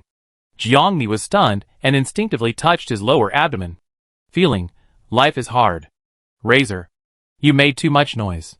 Mr. Ding was still drinking his unfinished cup of coffee. Sorry, sir. The big guy Razor put on his sunglasses woodenly, without any apology. The assassin had died, and Dea squatted beside the body and carefully examined his body. It was the test subject who escaped from the previous experiment. It is probably because the experiment failed, and he came to take revenge, Deus reported. Mr. Ding glanced at the body coldly, his eyes full of disgust. That's it. Mr. Ding stood up and patted the non-existent dust on his body. If you stay any longer, the people from the administration will come. The people in the cafe were shocked to find out about this incident. But the people in the cube didn't care at all. They left the cafe and went to the open space outside. The cube's aircraft had already landed in the open space. Deus didn't follow. He was not Mr. Ding's bodyguard. He had other tasks. He and Jiangmi stood on the high stand of the cafe and watched Mr. Ding leave. The preliminary exploration of the 109th crack is over. After that, the Management Bureau will contact the researchers of the Federal Research Institute and the Crack Academy to conduct further research on the crack. Dea said to Jiangmi. Mr. Ding's people are in the Research Institute. Jinkui, you have to find a way to sneak into the Crack Academy and get the news of the 109th crack. Is this difficult? Jiangmi didn't think Jinkui would tell her boss that she had the face-changing ability. The dual ability was a secret that couldn't be told. Deus, it's enough to get the list of their explorers who entered the crack. Yes. Jiangmi agreed casually. Even if she agreed, she might not really do it. After instructing Jinkui, Deus knew that it was not appropriate to stay in the cafe for long. So he got into his car and left in a hurry. Jiangmi, on the other hand, said that she was going to perform a mission. But after Deus left, she returned to the cafe. In the locker room, there were AK and Glock that she took from the Academy's arsenal, as well as the school's combat uniform, which she had to take back. More importantly, Jiangmi put on the combat uniform, walked out of the locker room, looked up and saw the aircraft gradually moving away in the sky. I don't know when I will meet Mr. Ding next time. Jiangmi didn't want to wait any longer. As soon as she touched her face, Jinkui's bland facial features changed, and countless tiny granulations moved rapidly and reorganized quickly. Her face was undergoing earth-shaking changes. When Jiangmi withdrew her hand, Her face had become extremely delicate and beautiful as porcelain that would break at the touch, and beautiful without any flaws. The glass on the wall of the cafe reflected Jiangmi's face at this time. Yao Qian. Jiangmi smiled softly. Then, with a teleportation, she suddenly appeared in the cabin of Mr. Ding's aircraft. Chapter 27. Razor opened his eyes suddenly. There is an invasion. He quickly stood up and rushed to the rear cabin where the superpower fluctuation appeared. The sudden appearance of superpowers could not be traced. He had to eliminate this inexplicable superpower. However, just as he took a step, the original superpower fluctuations disappeared, and a strong killing intent appeared behind him. Razor's pupils shrank suddenly, and he turned back suddenly, and saw a very beautiful young woman who had appeared in the front cabin at some point and easily captured Mr. Ding. Teleport. This woman's superpower is teleportation. The sudden change happened in an instant, and no one except Razor reacted. When they saw Jiangmi holding Mr. Ding hostage, the bodyguards were shocked for a moment, and then they drew their weapons from their waists and aimed at Jiangmi. Mr. Ding, put down your weapons. Let go of Mr. Ding. Mr. Ding was stunned. He was in a high position and encountered many assassinations, but he had bodyguards around him and Razor as a trump card. So far, no assassin had touched him. This woman is the first time. Teleport. Are you anonymous? As Zhao Qi's boss and one of the managers behind the scenes of the Magic Cube Company, Mr. Ding knows Anonymous. In the past 5 months, she has made quite a stir in the crack game in District 12. Mr. Ding knows that Zhao Qi hates Anonymous, but he himself does not hate Anonymous. A little gold blood and bonus are nothing to him. Mr. Ding even wants to recruit Anonymous. The advanced space ability is really useful. At least, the fact that she can easily approach him proves this point. What do you think? Jiangmi did not confirm or deny, and deliberately replied to Mr. Ding in a sloppy manner. No, he is not Anonymous. Every time Anonymous appears, she wears a mask and a cloak, not letting anyone get any information about her. She hides her identity very much. But the woman in front of him showed her face openly, without any hesitation or cover, and teleported to his aircraft openly. This is not Anonymous style. Lei Sei rushed to the front of everyone, reached out to take off his sunglasses, and wanted to give Jiangmi a fatal blow. Suddenly, Jiangmi, who was pinching Mr. Ding's neck, turned around and let Mr. Ding stand between her and Lei Sei. S-level. Think about it, Jiangmi said unscrupulously. Even if your laser hits me, I promise that when you hurt me, I will let your boss take a hit. Jiangmi's physical skills are not enough to face Jinkui, but it is more than enough to deal with Mr. Ding. This is the first time she has seen someone who is more scum than her. Lies. Wait. Mr. Ding hurriedly stopped Lei Sei. The woman behind him was wanton and ostentatious. She could run away without a trace with a space system. He was completely convinced that she would use him as a scapegoat. Girl, I don't know you. There should be no hatred or resentment between us. Right? Mr. Ding asked Jiangmi. What do you want? Tell me. I can satisfy you. Jiangmi sneered. The superiors always like to negotiate with their opponents in a condescending tone, as if as long as they give enough, the opponents will give up the action and choose to obey. Unfortunately, some things are lost and Mr. Ding can never give them. The explosion in the pharmaceutical park in District 12. Jiangmi whispered in Mr. Ding's ear. So many lives. Mr. Ding, have you forgotten him? Mr. Ding's pupils shrank. Who is this woman? How did she know about the pharmaceutical park? And how did she know that it was him who threw the energy bomb? God's gift? Dicey had just reported to him that there was an assassin from the God's gift ambushing in the coffee shop, and he had already dealt with him. I didn't expect that they still had a backup plan. Mr. Ding was so angry that he gnashed his teeth. A bunch of stupid and retarded organizations. He must have been shot in the head at the beginning, so he would consider cooperating with the God's gift. Even so, Mr. Ding did not give up. While dealing with Jiangmi, a sharp thorn arrow quietly floated out from behind him, floating in the air, aiming at the head of the woman behind him. This is Mr. Ding's ability, mind control. He has never told anyone about his ability. This is his last means of saving his life. While he was getting words from Jiangmi, he was accumulating strength, and the thorn arrow suddenly shot towards Jiangmi. Mr. Ding smiled. This woman was still careless. She only had the ability to teleport. He didn't believe that she couldn't be killed this time. Clang. The porcelain cup on the table suddenly flew up, knocking away the arrow that Mr. Ding had aimed at Jiangmi. Mr. Ding was stunned for a moment.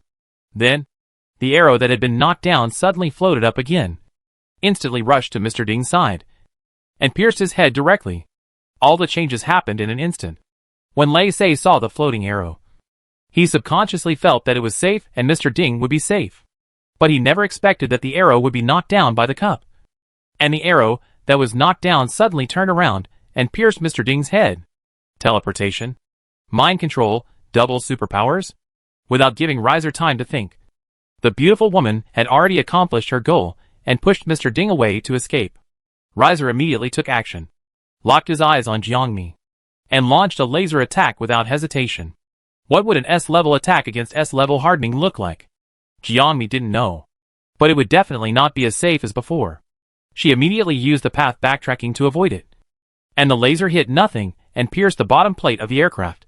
The aircraft sizzled and emitted green smoke, and the entire fuselage shook.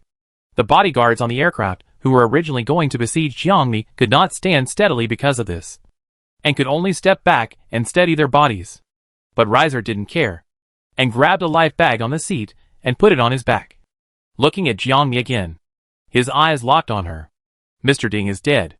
Even if the aircraft is destroyed, even if the people on the aircraft are wiped out, this beautiful woman who assassinated Mr. Ding must die. The laser was launched again, strangling a large area, and the red laser was all over the cabin. The cabin was instantly riddled with holes. The aircraft, which was barely able to maintain its flight, lost power.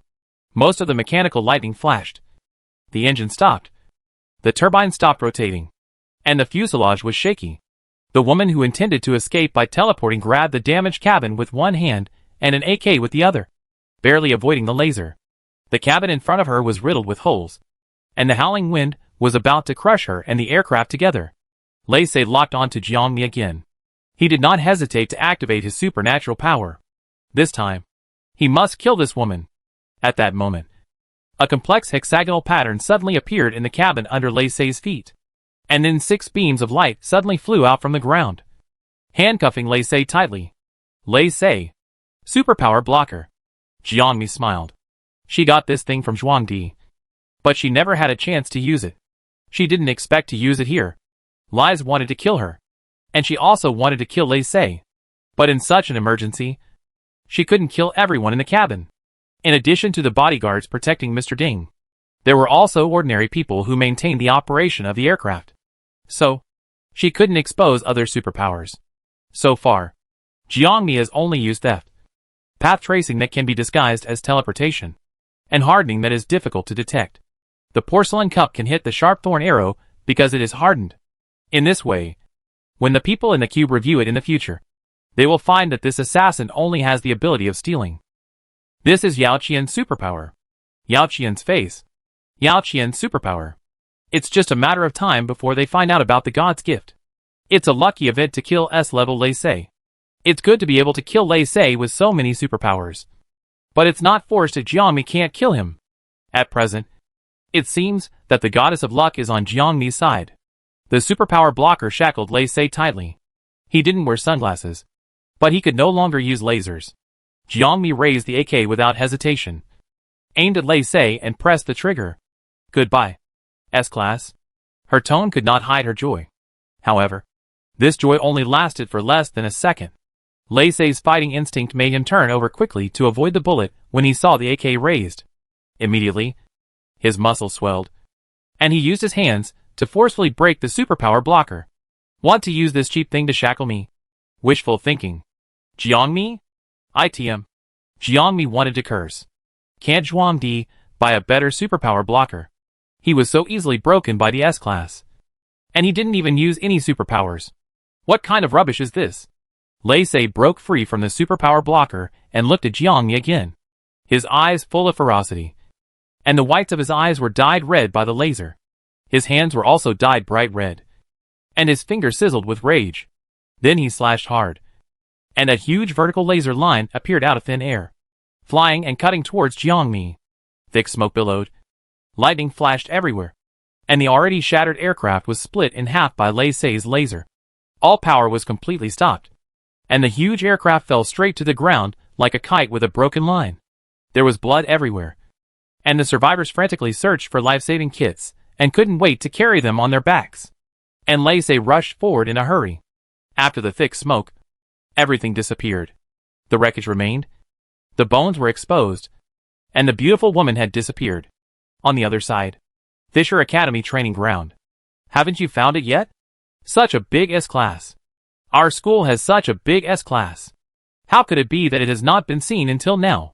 In the open space outside the crack number 32, Alice set up a huge light screen, and 100 surveillance screens were lit on the light screen, all showing the pictures of students fighting monsters. The opening exam has been going on for 1 hour and 50 minutes. Except for the surveillance camera that captured Jiangmi entering the crack at the beginning. The drone has not captured any trace of Ning since then. What about infrared? What about thermal? Can't these find Ning? Zhou Yun asked Alice. Alice, the drone in the crack is greatly disturbed by the black fog. It is not easy to take pictures, and it is impossible to detect by other means. But, Zhou Yun was as anxious as an ant on a hot pot. This part is always included in the exams at the beginning of each school year. Hundreds of students enter the cracks together. Zhou Yun should not have noticed Ning. It's just that Ning didn't form a team. So Zhou Yun paid more attention to her. After the exam started, Zhou Yun asked Alice to release the surveillance of Ning's actions. But Alice couldn't find it. Then the students started to kill monsters, and another light screen showed the ranking of all students' points. The 0 behind Ning was particularly conspicuous. The surveillance didn't capture anyone, and there were no points for killing monsters. Ning must have had an accident. Teacher Zhou, don't be so anxious. Mu Lanchua sat on the small sofa in front of the light computer, eating a huge chocolate ice cream comfortably. Ning may be hiding in the blind spot of the drone. So Alice didn't find her. Don't worry. She's S-level. She'll be fine. Teacher Mu. Zhou Yun stamped his feet anxiously. You're too careless. It's better to be safe than sorry. Mu Lanchua was still eating ice cream, unmoved by Zhou Yun's anxiety. Zhou Yun immediately looked at the school doctor, who was ready to treat the students. Dr. Su, please help me persuade Teacher Mu. This won't work. Su Chen scratched his white hair. Teacher Zhou, it's useless for us to worry. We're taking exams now. Can't we go in and look for students? Zhou Yun choked. If it weren't for the fact that Mu Lanchua, the tutor, looked like everything was going well, he would have gone in to look for someone long ago. He was responsible for the exams at the beginning of the semester, and he didn't want anything to happen at the beginning of the semester. Ning appears. Ning appears. Alice's voice suddenly sounded. Where is it? Zhou Yun was very surprised and immediately came to the light screen. Alice enlarged the display screen, and the real scene inside the number 32 crack appeared, in the black shadow of a huge temple. The girl came out of the shadow, stretched comfortably, and yawned twice. She seemed to be still sleepy, shaking her head, holding the fallen pillars of the temple, rubbing her eyes helplessly. She is. Zhou Yun's brain crashed, and he muttered, just woke up. Su Chen touched his chin and thought, it seems that the situation is like this. And she slept for a long time. Look, there are red marks on her face. It's autumn in the number 32 crack. The weather is clear and cool, and it is indeed suitable for sleeping. Mu Lanchua licked a big mouthful of ice cream comfortably. Zhou Yun, is this the point? Is this the point? This is a crack. Ning is sleeping in the crack? Zhou Yun felt that his more than 10 years of teaching career was impacted. And he was very crazy. There are still 10 minutes before the exam ends, and she hasn't killed a single monster yet. There are still 10 minutes. Mu Lanchua comforted Zhou Yun. Yes, there are still 10 minutes. Su Chen nodded, and didn't think it was difficult to kill a monster within 10 minutes. Zhou Yun, is this the legendary emperor is not anxious? But the eunuch is anxious? Every year, about 10% of students are expelled because of failing the entrance exam. Zhou Yun knows that this time is no exception. But they are all D-level or E-level students. Ning is S-level. If an S-level student is expelled by him at the beginning of the school, Principal Hua will kill him. Right? Zhou Yun swallowed deeply. He now hoped that Mu Lanchua's prediction was correct, and Ning really had a way to kill a monster within 10 minutes. It didn't need to be too advanced, as long as it was E-level. Please, Zhou prayed in his heart that Ning would quickly kill a monster. At the same time, he caught a glimpse of another display screen on the light screen. That was the area with deeper cracks in number 32, where several A-level masters among the freshmen of the academy gathered. Several students together besieged a war rainbow python. They had been deadlocked for more than 20 minutes. The war rainbow python was poisonous all over, and its scales were extremely hard, so ordinary bullets could not hurt it. But after the students took turns to fight, the war rainbow python was exhausted. There would be an A-level demon species in the opening exam of the academy every year, and students must kill it. If they couldn't kill it, it meant that the quality of this class of students was not good. Zhou burned incense in his heart again. Good luck. Good luck. After a few words, suddenly, there was a boom. The drone was in the sky, far away from the ground, and could hardly record the sound of the ground.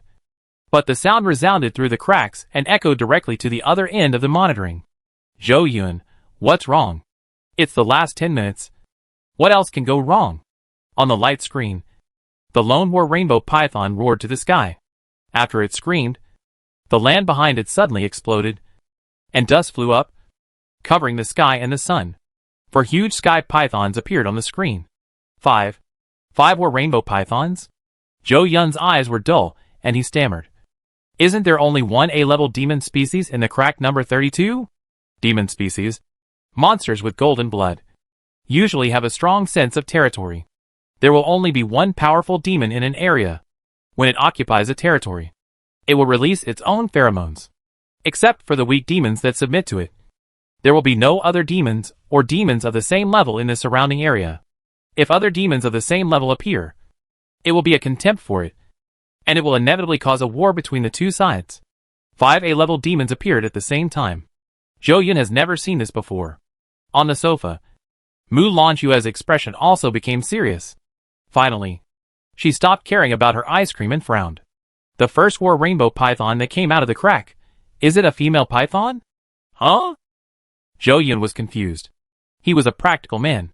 How could he know how to distinguish the gender of pythons? He almost failed the crack biology course. I didn't pay attention. Zhou answered with a guilty conscience. It should be a female python. Su Chen looked solemn. It is likely that it is an estrus. It built a nest in the black fog-free area and released pheromones to attract male pythons to mate. The 4 war rainbow pythons that appeared later were all attracted by its pheromones. Zhou eyes widened. What should we do?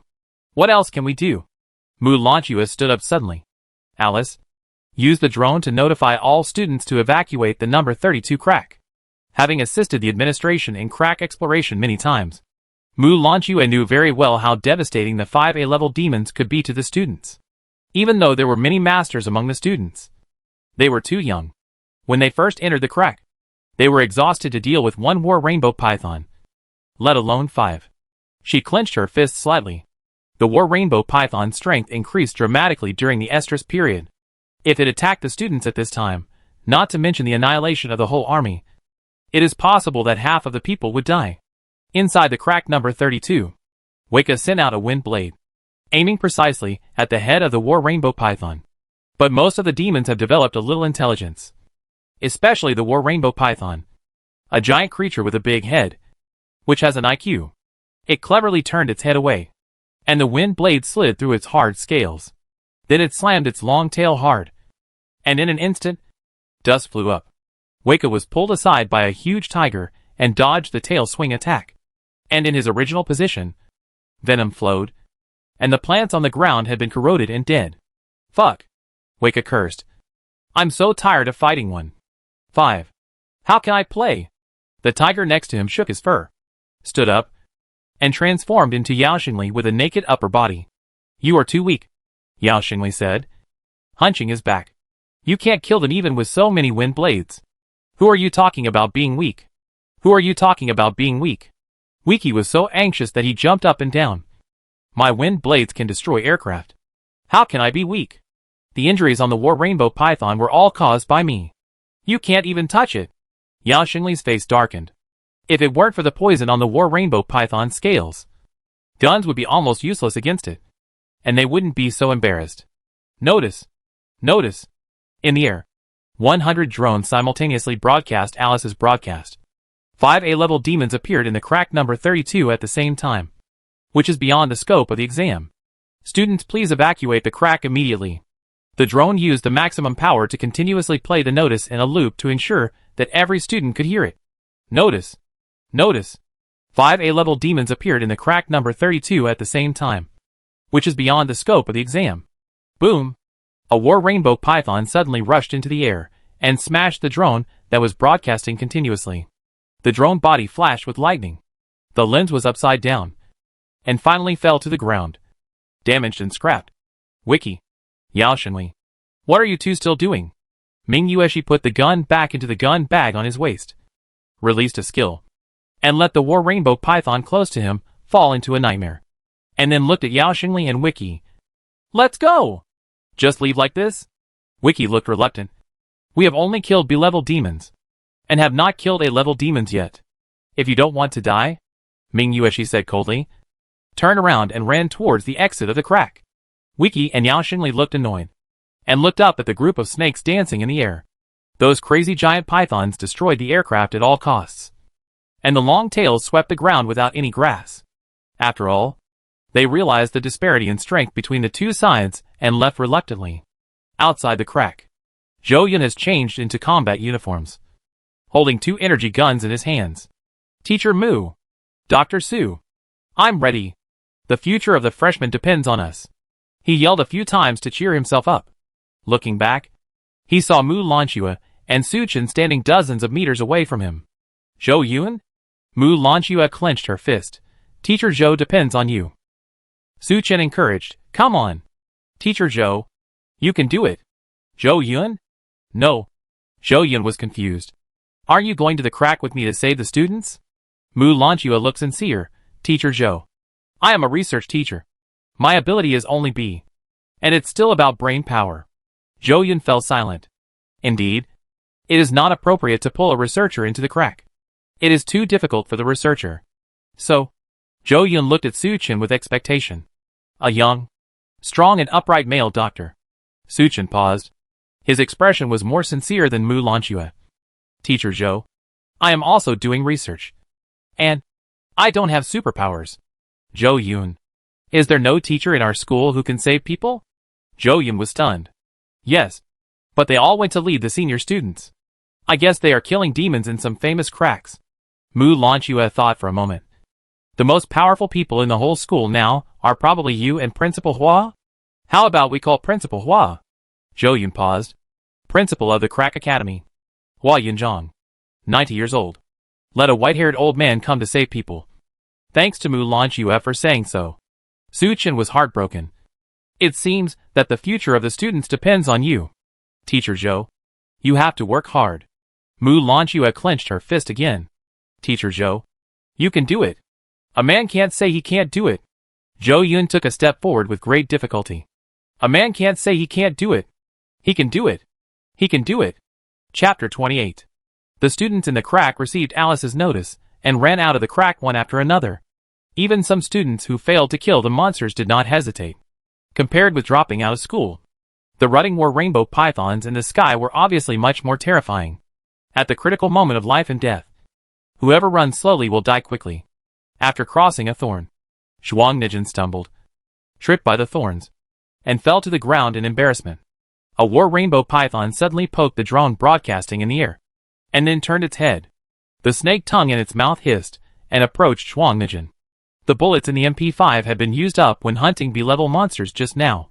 Zhuang Nijin waved the spray in his hand. This spray contains wild kasha, which can drive away cold-blooded creatures such as snakes. However, Zhuang Nijin pressed the spray repeatedly, and no gas was sprayed out. The spray was also used up. Zhuang Nijin's forehead was sweating. He instinctively stepped back, but when he saw the orange-yellow vertical pupils of the war rainbow python, his legs inevitably weakened, and he could no longer get up. The war rainbow python hissed, and spit out its tongue, and suddenly pounced on Zhuang Nijin. Bang bang bang bang. The sound of gunfire echoed through the crack. Zhuang Nijin felt the hot blood splashing around him, and a little splashed on him. It wasn't his blood. So what was it? He opened his eyes, and saw the war rainbow python twisting itself into a twist in front of him. The pure black scales were originally indestructible, But now, they were mottled with various bullet holes. Someone actually hurt it with bullets. Zhuangnijin turned around and saw Jiangmi standing beside him. Compared to his own embarrassment, she was just like when he first entered the crack, with no wounds on her body. And her combat uniform was also very clean, just stained with a little dust. Sure Ning. Can you still walk? Jiangmi tilted his head and asked Zhuangnijin. I can't take you out. Can you walk out by yourself? Zhuangnijin was stunned for several seconds, and nodded vigorously as if he had been reborn. Yes, I can. What about you? Zhuangnijin asked. Aren't you going out? The school asked us to go out. I haven't hunted monsters yet. Jiangmi sighed. I'll go out after I kill a few. It will be quick. Okay. Zhuangnijin nodded subconsciously, got up and ran towards the crack exit. After running 2 steps, he suddenly stopped. Wait! Zhuangnijin turned his head mechanically and looked at the struggling war rainbow python behind him. Ning said kill a few. Could it be killing a few war rainbow pythons? Impossible? Zhuangnijin thought this idea was really absurd. Ning should just want to hunt a few low-level monsters. After all, there is not much time left. Then, Zhuangnijin heard Jiangmi say, Oh! Zhuangnijin, I just saw your spray. Do you know crack herbalism? Do you have any herbs that can attract monsters? Jiangmi said sincerely. I want to attract all those war rainbow pythons. This crack is quite big. It's too troublesome for me to kill them one by one. It's faster to kill them together. After all, the teleportation has been used up. That stupid wolf is not in the crack, so it's not easy to charge. Zhuangnijin, attract all the war rainbow pythons? Zhuangnijin repeated dully. He knew every word here. So why didn't he understand when they were combined together? Are you not crazy? Zhuangnijin was terrified. Of course not. Jiangmi smiled and said, I just want to improve efficiency. Jiangmi is not crazy. And she is very sober. Just now, because of the poor quality of the supernatural power shield, she was forced to give up the S level, which was very painful. If she doesn't kill these war rainbow pythons here, someone else will kill them later.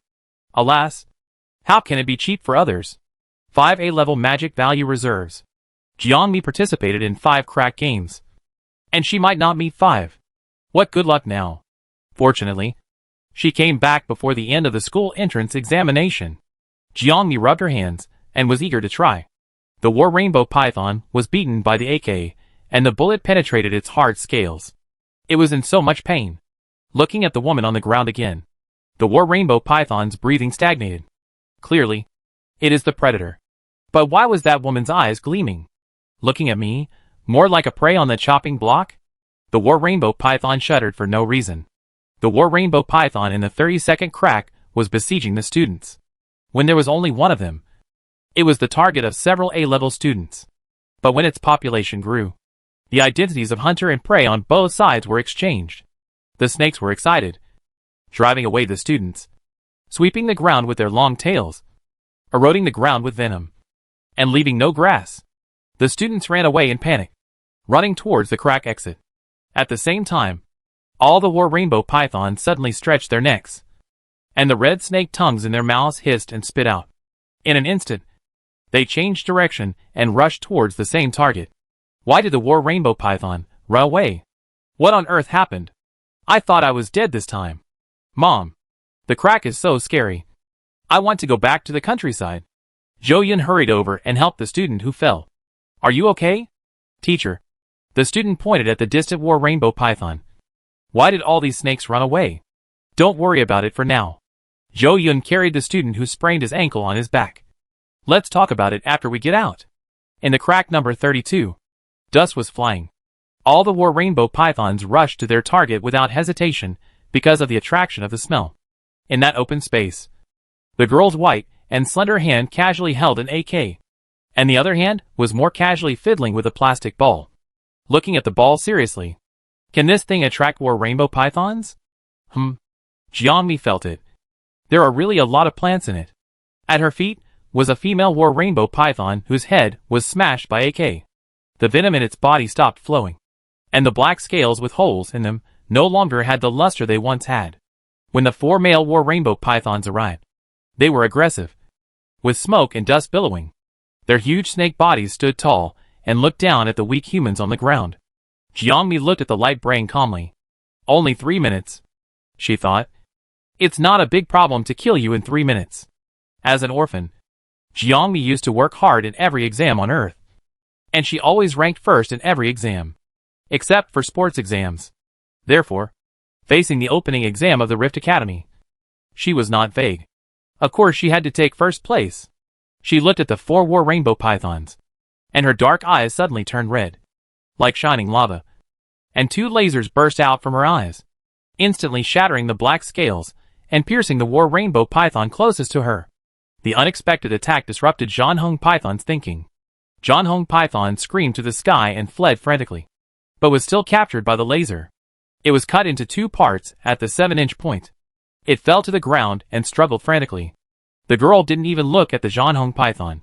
The laser immediately swept to the other 3 snakes. The advantage in numbers was no longer effective. The overwhelming huge bodies of the snakes became a barrier that they could not escape. They struggled and broke under the sweep of the laser. The blood that burst out corroded the plants on the ground, but could not hurt the girl at all. 10 seconds later, the blood-standing pythons that were originally standing like giant trees in the sky fell to the ground one after another, becoming pieces of meat that could not twist on the ground. And the liver and blood inside flowed out. Jiangmi rubbed his eyes. It took 10 seconds, and there were 40 seconds left. Riser's laser was really useful. She was on the aircraft at the time, leaving only 10 seconds for teleportation, and the rest of the time was used to steal lasers. S-level attack. Great. The war rainbow python collapsed to the ground, and the venom not only corroded the earth, but also began to corrode their bodies. This was the last gift of the superpowers to them, allowing their blood and bones to melt and return to the earth. The drones in the sky were still broadcasting for students to escape. Jiangmi did not hesitate, raised his hand and swept with AK to cover the traces of the laser, and then ran towards the exit of the crack. The boundary gate formed by the red energy layer on the number 32 crack was enlarged as much as possible, and the students covered in mud came out of the boundary gate one after another. Compared to the high-spirited when they first entered the crack, they were now like eggplants hit by frost, with sweat, mud, and blood all mixed together. After only 2 hours of exams, they have already felt the disparity in strength. High-level superpowers are at ease in the cracks, while low-level superpowers can only whimper and beg for mercy.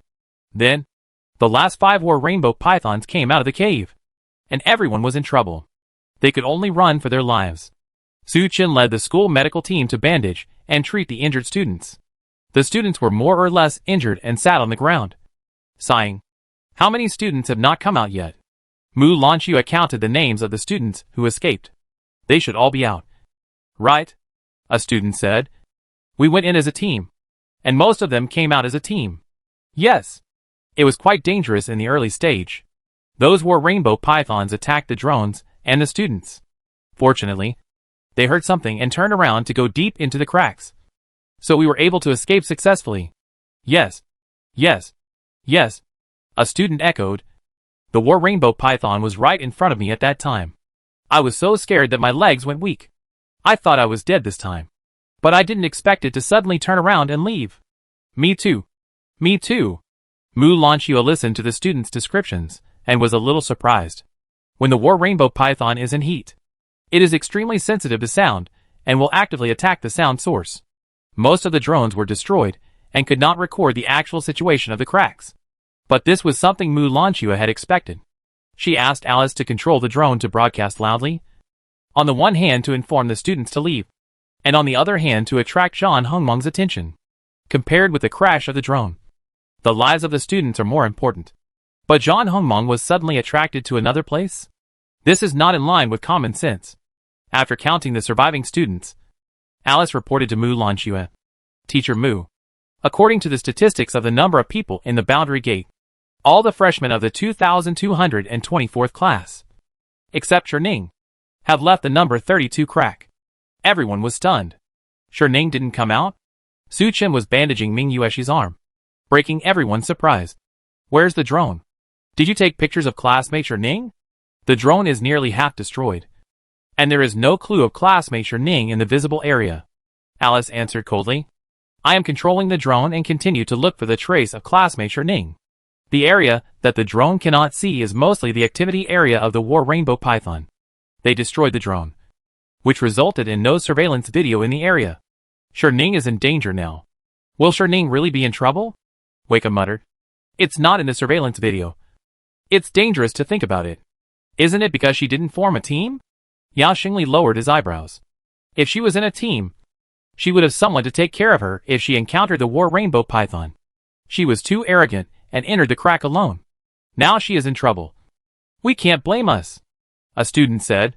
Yes. She is too arrogant. Her mental power is less than 100. But she still thinks she is S level.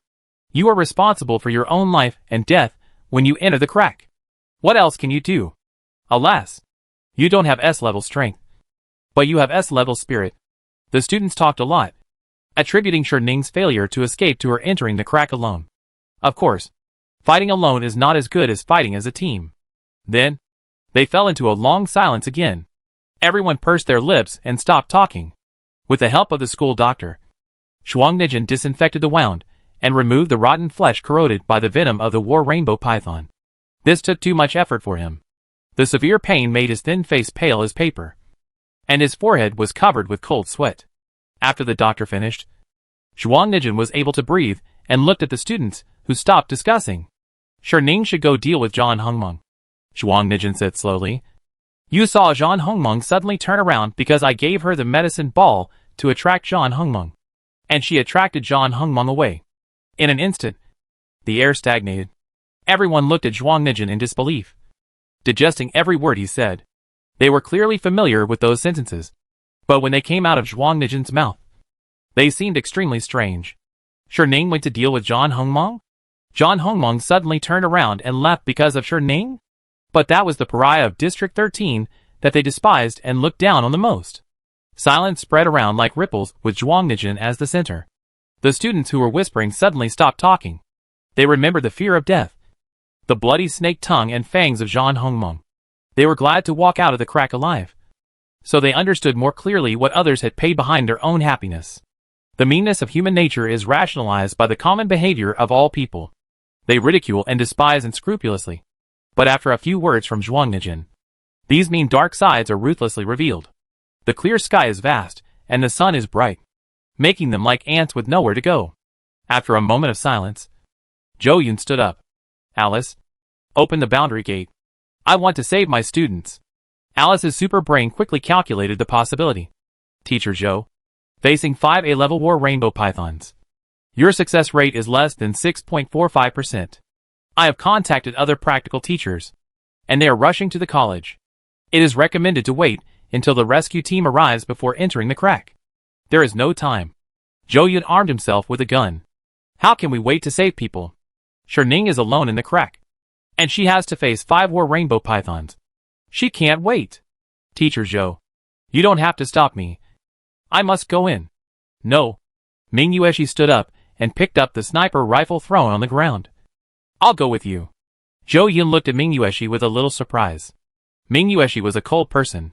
When she first came out of the crack, she was unwilling to help the injured students because of her cleanliness. Zhou Yun didn't expect that she would be willing to go with him. Then, Wei-ke also stood up. Being saved by a girl is not justifiable. He scratched the back of his head. More A-level students stood up one after another, even if they were bruised and blood was oozing from the bandages. They did not hesitate. Finally, Yao Xingli also stood up. Wei-ke carelessly put his arm around Yao Xingli's shoulders. Old Yao, I didn't expect you. Yao Xingli turned his head away in disdain. I still hate Ning. He lowered his voice. But I didn't want her to die. 9 A-level psychics from the 2224th freshman class of the Rift Academy stood up. Several B-level students also had the urge to stand up for some reason, but were held down by their classmates. Enough. After gathering 10 A-level psychics, Alice calculated a relatively ideal rescue success rate 71.23%.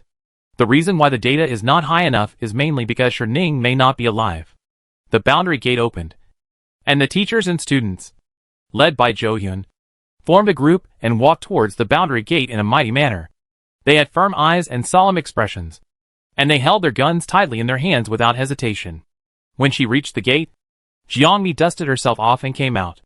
There were still some drones in the sky, so Jiangmi couldn't use the path to go back, and could only run out. The war rainbow python venom was everywhere along the way, and she was very tired, with mud on her boots. When she ran to the gate, she saw Zhou Yun and his group. These people had firm eyes and neat teams, and they were going back to the crack. Jiangmi couldn't stop them, so she took a step back and left enough space for them to pass. Zhou Yun and others? Students outside? You're not leaving? Jiangmi was confused. Was the space she reserved not big enough? She was already standing at the edge, facing Zhou Yun and others who were already dazed and a little petrified. Jiangmi took another step back with great difficulty, and at the same time, she uttered, "Please, everyone." The atmosphere became even weirder. Jiangmi looked puzzled, seeing that Zhou Yun and the others still didn't want to enter the crack. He didn't politely ask them to go ahead and walk out of the crack. Along the way, all the students looked at Jiangmi in amazement. Their eyes almost popped out. Jiangmi felt uncomfortable all over.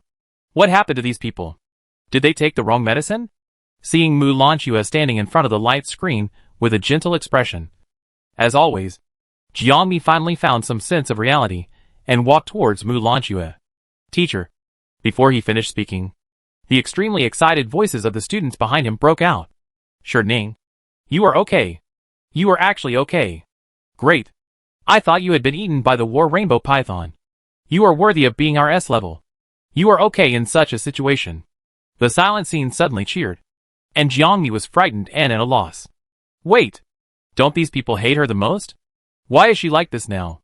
Will she have a crack and travel to a parallel world again? Weika rushed forward and put his arm around Jiangmi's shoulders. "Hardening, you are amazing. You can lead away 5 war rainbow pythons alone without any problem. I used to despise you for your lack of mental strength. I was wrong." Jiangmi looked at Weika, who was covered in wounds, and then looked at herself, who was safe and sound but with a little dust on her combat uniform, and fell silent. "So, how did you escape?" Yao Xingli followed up. 5 war rainbow pythons. It's not that easy to escape." Yes. Yes. Weika also asked anxiously. "Our team had a hard time fighting one at that time. How did you do it? Is it related to your superpowers?" Everyone looked at Jiangmi expectantly. Their eyes were so enthusiastic that they almost melted Jiangmi. Jiangmi had never seen such a scene before, so he was a little confused. He answered truthfully, "I killed him." "Kill? Kill what? Kill the war rainbow python? Ha ha ha. Hardening didn't expect you to joke. You're still in the mood to joke at this time." "I'm not kidding," Jiangmi said word by word. "I killed those war rainbow pythons, and then ran away. It's that simple." Silence. The scene became even quieter. The atmosphere was so strange and terrifying. "Wiki, what did you kill?" "Jiangmi, war rainbow python." "Wiki, who killed the war rainbow python?" "Jiangmi, me." "Wiki, is the war rainbow python dead?" "Jiangmi, yes."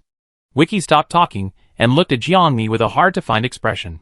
Yao Xingli was the first to react, and said bluntly, "Although you led away the war rainbow python, it has only been less than 5 minutes since we last saw the war rainbow python. In these 5 minutes, you killed all 5 war rainbow pythons? Is it possible?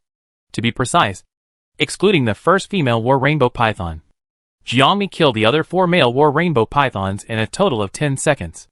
In the past, she used the identity of Anonymous to kill the bone elephant in the crack in just a dozen seconds. At that time, she had not yet stolen the S-level attack ability, and she relied purely on her hardened and indestructible fruit knife. So, Jiangmi has always believed that killing the demon species in seconds is not a strange thing. But Jiangmi also felt that there was no need to explain so much. So he answered, "Isn't 5 minutes enough?" The training ground outside the number 32 crack was very quiet, making Jiangmi's words almost echo. "Are you kidding me? Killing 5 A-level demons in 5 minutes alone. Isn't that a joke? We believe you actively lured away the demons. But killing them? That's fake. It's not like we haven't seen the war rainbow python before. We don't know how scary it is." The student started whispering again. Obviously, compared to the fact that Hardening was still alive, the news that she killed the demons was more difficult for them to believe.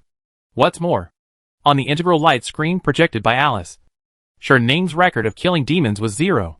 Mu launched you across her arms and listened to the students chattering. Everyone had different opinions about Sherning's killing of demons. So Mu Lanchua looked at the light screen. Alice, have you found the War Rainbow Python? Alice, currently, there are 53 available drones left in the crack. The drones have adjusted their flight altitude to search for traces of the War Rainbow Python. The picture on the light screen changed, and 53 surveillance cameras formed a huge picture, like a map overlooking from high altitude, capturing the panoramic view of the number 32 crack. At such a high altitude, it is impossible to capture the specific movements of demons and humans, but it is enough to capture their traces. Alice, according to the scan results, there are no A-level demons in the non-black fog area of crack number 32, and all the War Rainbow Pythons have disappeared. Repeat, there are no A-level demons in the non-black fog area of crack number 32, and all the War Rainbow Pythons have disappeared. Chapter 29. Disappeared? The War Rainbow Python, which had stirred up the storm in the 32nd crack more than 10 minutes ago and easily destroyed dozens of drones, is now nowhere to be seen. The 32nd crack was quiet, with smoke rising everywhere and blind wounds, leaving only traces of the war. Jiangmi shrugged. Didn't I say that I killed him? Students, although I thank her for leading the War Rainbow Python away, why does her mean look make people want to beat her so much? If the War Rainbow Python is dead, where is the body? How come there is no body? A student shouted. The student next to him knocked on his head. Are you crazy? It is said in crack biology that the flesh and blood of toxin-type demons contain venom, which will corrode themselves after death, and the bones cannot be found. So, the blood of toxin-type demons is very valuable and can be used to destroy the body. The student who asked the question swallowed his saliva in dismay. But in this case, who knows whether the demon species is dead or ran away? That's the truth. Yao Xingli took a step forward, staring at Jiangmi. You said you killed Zhan Hongmeng. How did you kill him? What is your ability? Jiangmi was a little tired. Although she ordered coffee in the cafe, she was so nervous that she didn't drink a sip. After that, she assassinated Mr. Ding and killed Zhan Hongmeng. And now she has to be interrogated here. She was thirsty, so she picked up the nutrient solution provided to the students next to her and gulped down a big sip. My ability is private. Why should I tell you? Yao Xingli choked. Indeed, some people have special abilities. Once exposed, the opponent can find a targeted way to restrain them. So most of the time, people will not expose their abilities. But now the surveillance camera didn't capture it, and Zhan Hongmeng's body is gone. Who knows if Sherning killed Zhan Hongmeng? Golden blood. Wicca's eyes lit up. If you killed Zhan Hongmeng, you couldn't have taken the golden blood. Right? Even if you forgot to take it, this thing won't be corroded, and it won't dissipate in a short time, which can fully prove the truth of what you said. 5 A-level golden bloods are not easy to get. Moreover, whether it is Zhan Hongmeng's golden blood, it can be known after a test. Yes. Yes. Yes. The students seem to see hope. Golden blood can definitely prove it, as long as you can produce 5 A-level golden bloods. This is the ironclad evidence of killing Zhan Hongmeng. I haven't seen A-level golden blood yet. I'm looking forward to it. Jiangmi, to be honest, she hasn't seen A-level golden blood either, let alone A-level. She has killed so many demons so far, and she has never seen E-level golden blood.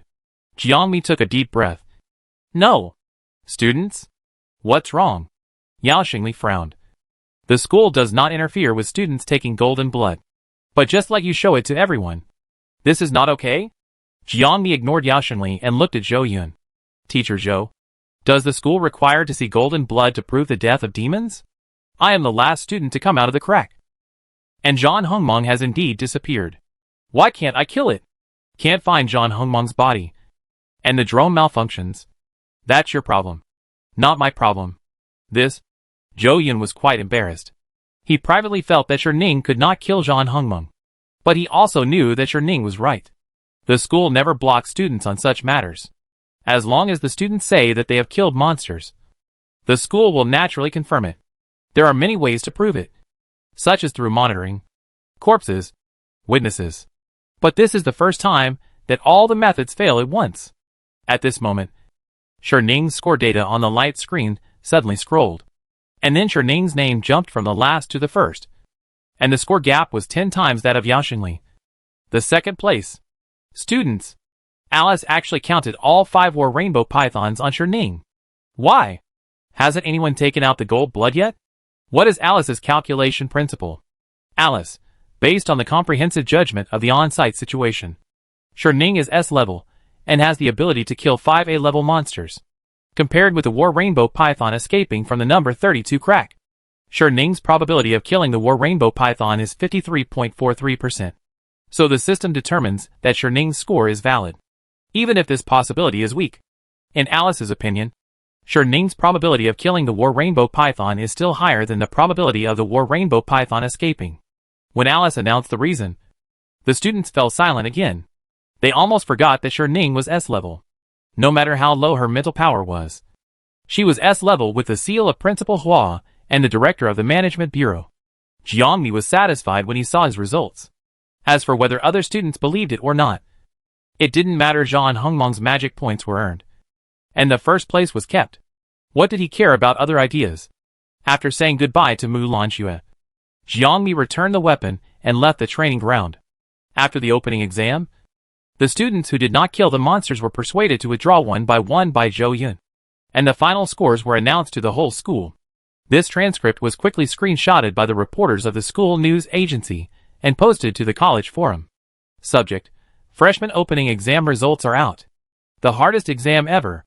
5 kills of A-level monsters. Is she the first in the college? Attached photo. Freshman transcript. 1L. 5 kills of A-level monsters? Am I blind or is Alice's statistics faulty? How is it possible? 2L. No. Wasn't there only 1 A-level monster in the opening exam? This is just the first exam of the school. How could there be 5 A-level monsters? 3L. Is the news agency making this up? I'm a senior and have witnessed 3 freshman exams. And each time, there was only 1 A-level monster. Don't treat us as stupid. 5L. The senior above. I only found out after I came back from off campus with my tutor. This class of freshmen is unlucky. The only A-level demon that appeared in the crack number 32 is a female python.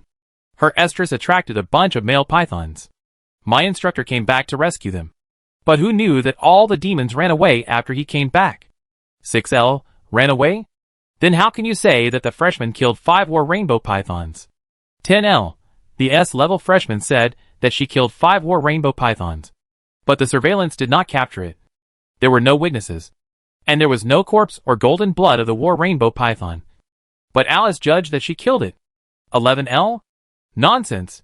12L. I seriously suspect that Alice's system algorithm has a problem.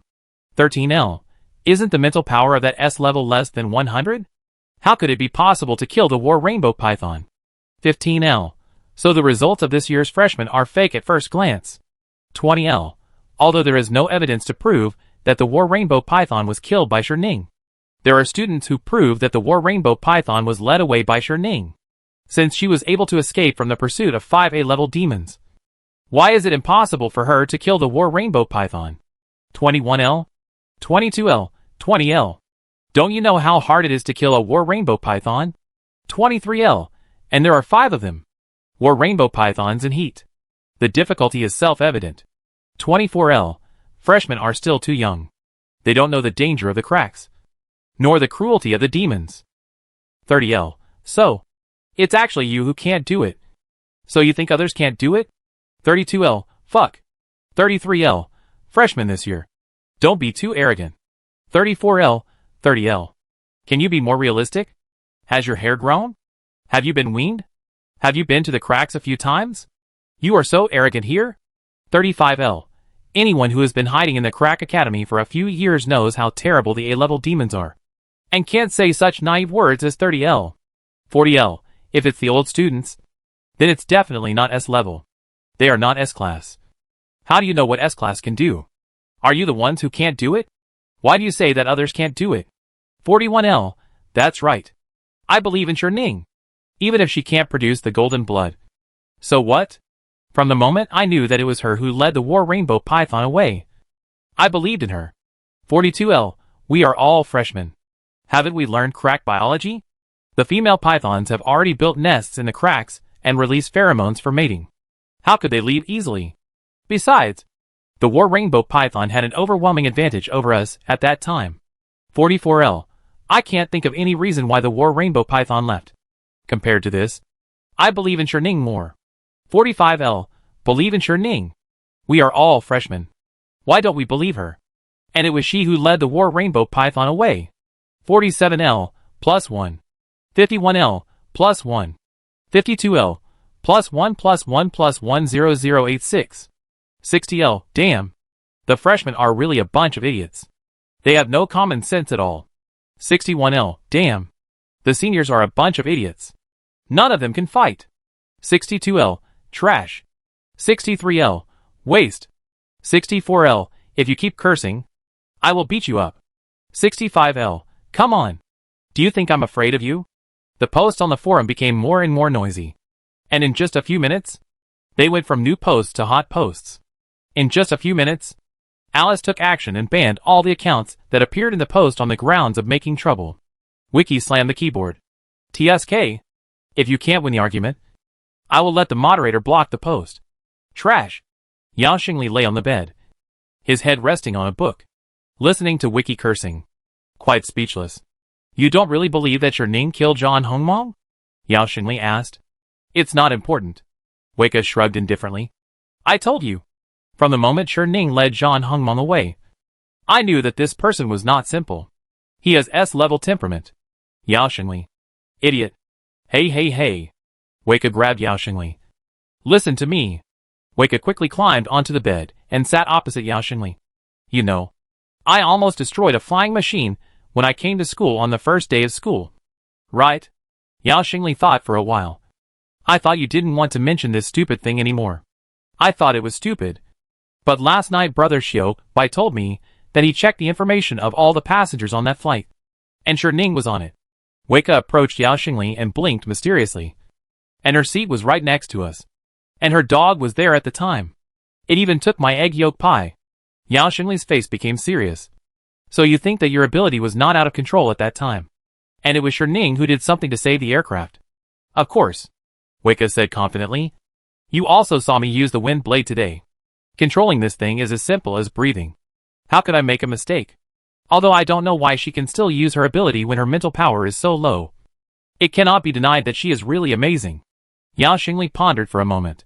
From the ability that Shining has shown so far, it is difficult to guess what her ability is. But from the fact that she came out of the crack without a single wound on her body, and even her combat uniform had no holes, Yao Xingli knew that what Weka said was right. But? Yao Xingli raised his eyebrows. This doesn't stop me from hating her. Weka. You hate everyone who hinders Yao Qian. Right? Yao Xingli, aren't you talking nonsense? Of course my sister is the most important. Weka rolled his eyes helplessly. MD's sister control is hopeless. Jiangmi returned to the dormitory. As soon as the door was opened, a silver-white dog was lying on the bed with 2 boxes of egg yolk pies in his arms. And a stupid cartoon from a video website was playing on the computer in front of him. When he saw Jiangmi coming back, he didn't even stand up, but just would while lying on the bed. Yoshi. Human. You're back. Then, he picked up a piece of egg yolk pie and chewed it comfortably. Because of his incomplete teeth, his mouth leaked air, and the cake powder was scattered all over the bed. Jiangmi. What should I do if I suddenly have the urge to kill another A-level demon species? When I carried the demon wolf off the bed, the demon wolf was still woo-woo in its mouth. Shining.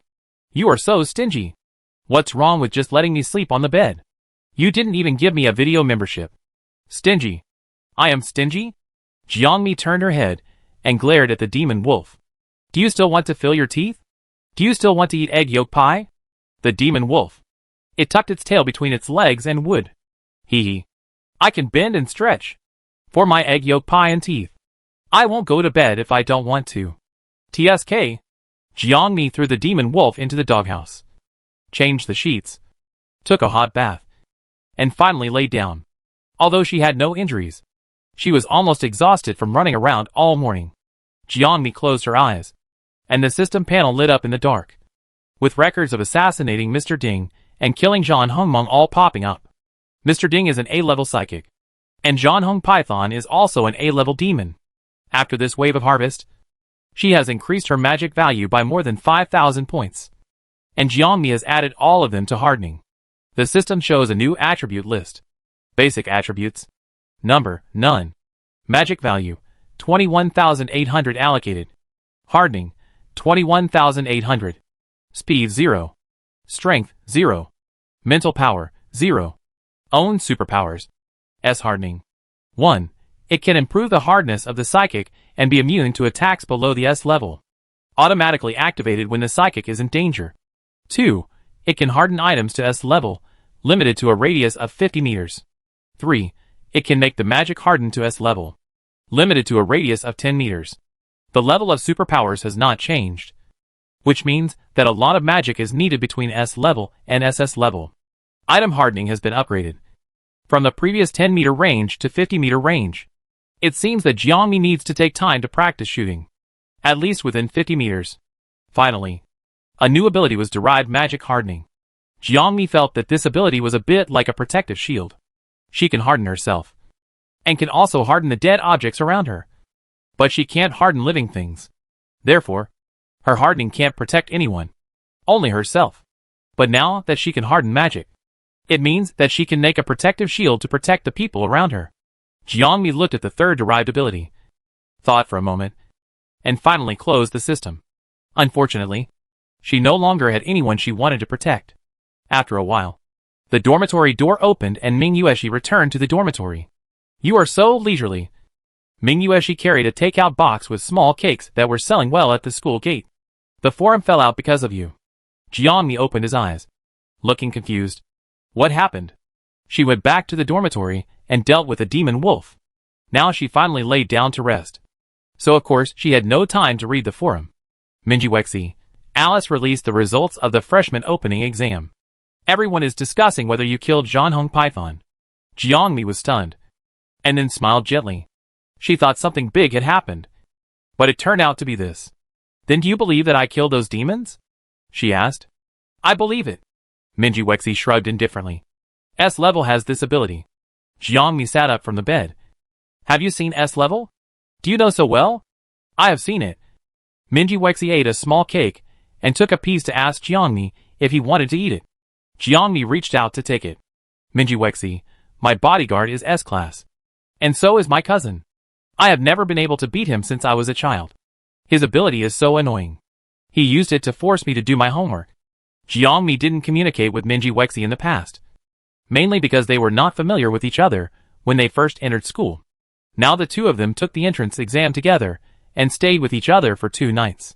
They are a little familiar with each other, so they naturally chatted. What ability does your cousin have that makes him so cruel?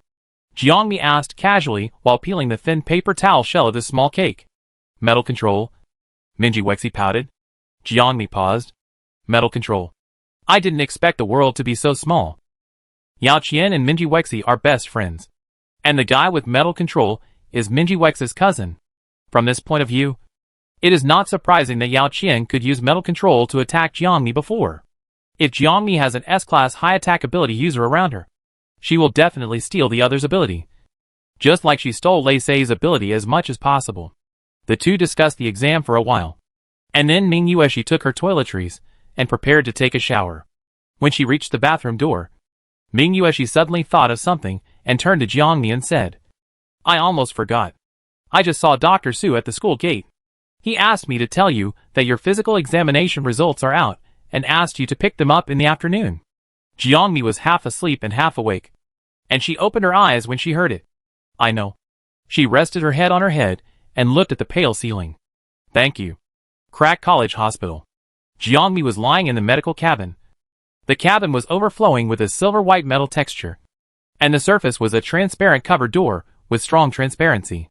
Red waves kept sweeping over her. Ding. The scan was over, and the medical cabin cover opened automatically. Dr. Su, haven't you finished the previous physical examinations? Jiangmi climbed out of the medical cabin and put on her black sweater jacket. There were exams in the morning, and many students were injured. I wanted to check you by the way, but I didn't expect you didn't have any injuries at all. Su Chen came down from the control panel, holding Jiangmi's physical examination report in his hand. Jiangmi couldn't help laughing. You know my superpowers, right? It's normal that I'm not injured. Entrance to the Rift Academy requires a physical examination.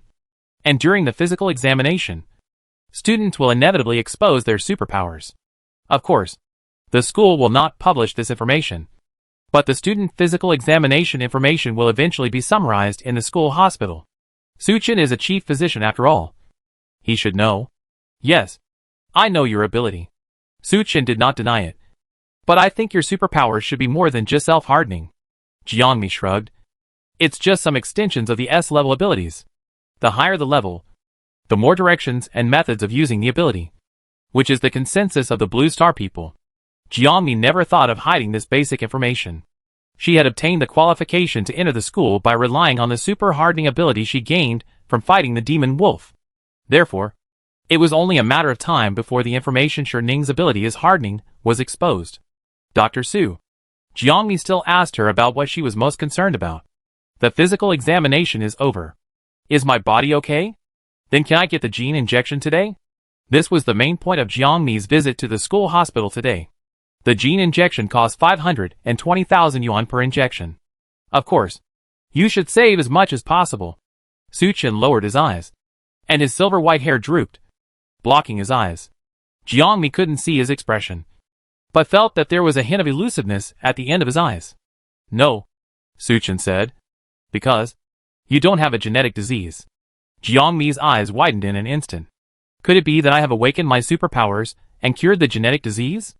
Jiangmi thought of the only possibility. You don't have a healing superpower. How can you cure your own disease? What about misdiagnosis? Jiangmi asked again. That's what I want to tell you. Suchin looked up at Jiangmi, his expression indifferent, and his tone was a bit teasing. Sherning, you have obviously been injected with the gene needle. Why do you still come to the school hospital for an injection? Jiangmi? Injected? Jiangmi was completely stunned. Did Sherning secretly inject the gene needle? Did he do it secretly without telling Grandma Sher? It's not impossible. Sherning seems to have a lot of secrets. But since she has been cured, why didn't she tell Grandma Sher? In this way, Grandma Sher wouldn't borrow usury, wouldn't go to the God's Gift Association to be a drug tester, and wouldn't go to the pharmacy to get the gene needle at the last minute. Then she wouldn't die. Jiangmi was silent, lowered her head silently, and her nose was slightly sour. She didn't inherit Sherning's memory, so she naturally didn't know what happened to her. This is normal for her. But in Suchin's eyes, this student will seem strange. What will Dr. Su think of her? Will he notice the abnormality in her? Jiangmi was silent, but the vine bracelet on her wrist was slightly entangled. Suchin didn't want to get Jiangmi's answer, and turned over her physical examination report again. I found something more interesting. Classmate Sherning, you know that I treated you during the time you were in a coma in District 13. Right? Jiangmi was slightly confused. During that time, she was unconscious due to overdrawn magic power. Mu Lanchua took her back to Sher's house. Later, she told herself that she had invited a doctor to treat her. But Jiangmi didn't know that the doctor she was talking about was Suchin. Suchin, I took care of you that week. And I also did your entrance physical examination. Similarly, I also saw your previous diagnosis in District 13, which was 6 months ago when you were diagnosed with a genetic disease. Jiangmi had seen that case. That was the result of the diagnosis made by Grandma Sher and Sherning at the poor hospital in District 13 a month before she crossed over. Interestingly, you were diagnosed with a genetic disease 6 months ago. But my test results showed that you had been injected with a genetic needle 7 months ago. Suchin smiled. Isn't this unreasonable? More than unreasonable. Diagnosed with a genetic disease 6 months ago, but injected with a genetic needle 7 months ago. Even if it was a misdiagnosis, it couldn't explain this phenomenon. Jiangmi gritted his teeth and silently took a step back. Be it the genetic needle or the target, Sherning has too many secrets. Jiangmi looked up at Suchin, her dark pupils without light.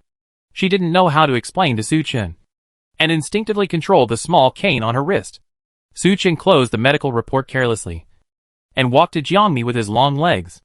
So, Sherning classmate. Jiangmi straightened his back, leaned back, and the cane on his wrist had turned into a spike, aiming at Suchin and ready to go. Do you need me to keep a secret? What? Jiangmi was stunned, and looked at Suchin in disbelief. It's not impossible. Su Chen's pale blue eyes narrowed, and his white fur made him look like a cat with a bad belly. But there are conditions. Chapter 30. 20 minutes later. A popular ice cream shop in Livonia. Jiangmi and Su Chen stood at the door of the ice cream shop, each holding an ice cream in his hand. Jiangmi looked at the slightly melted dessert in his hand, tilting his head, and didn't expect things to develop like this. And Su Chen licked the chocolate-flavored ice cream. His white eyelashes slightly narrowed, looking very comfortable. Do you need me to keep a secret? But there are conditions. And this condition is to treat the ice cream from the popular shop? Is Su Chen too easy to talk to? Jiangmi glanced at Su Chen again from the corner of his eye, and saw that he was really licking the ice cream seriously. And he didn't mean to say anything more. Jiangmi took a deep breath. Is she paranoid?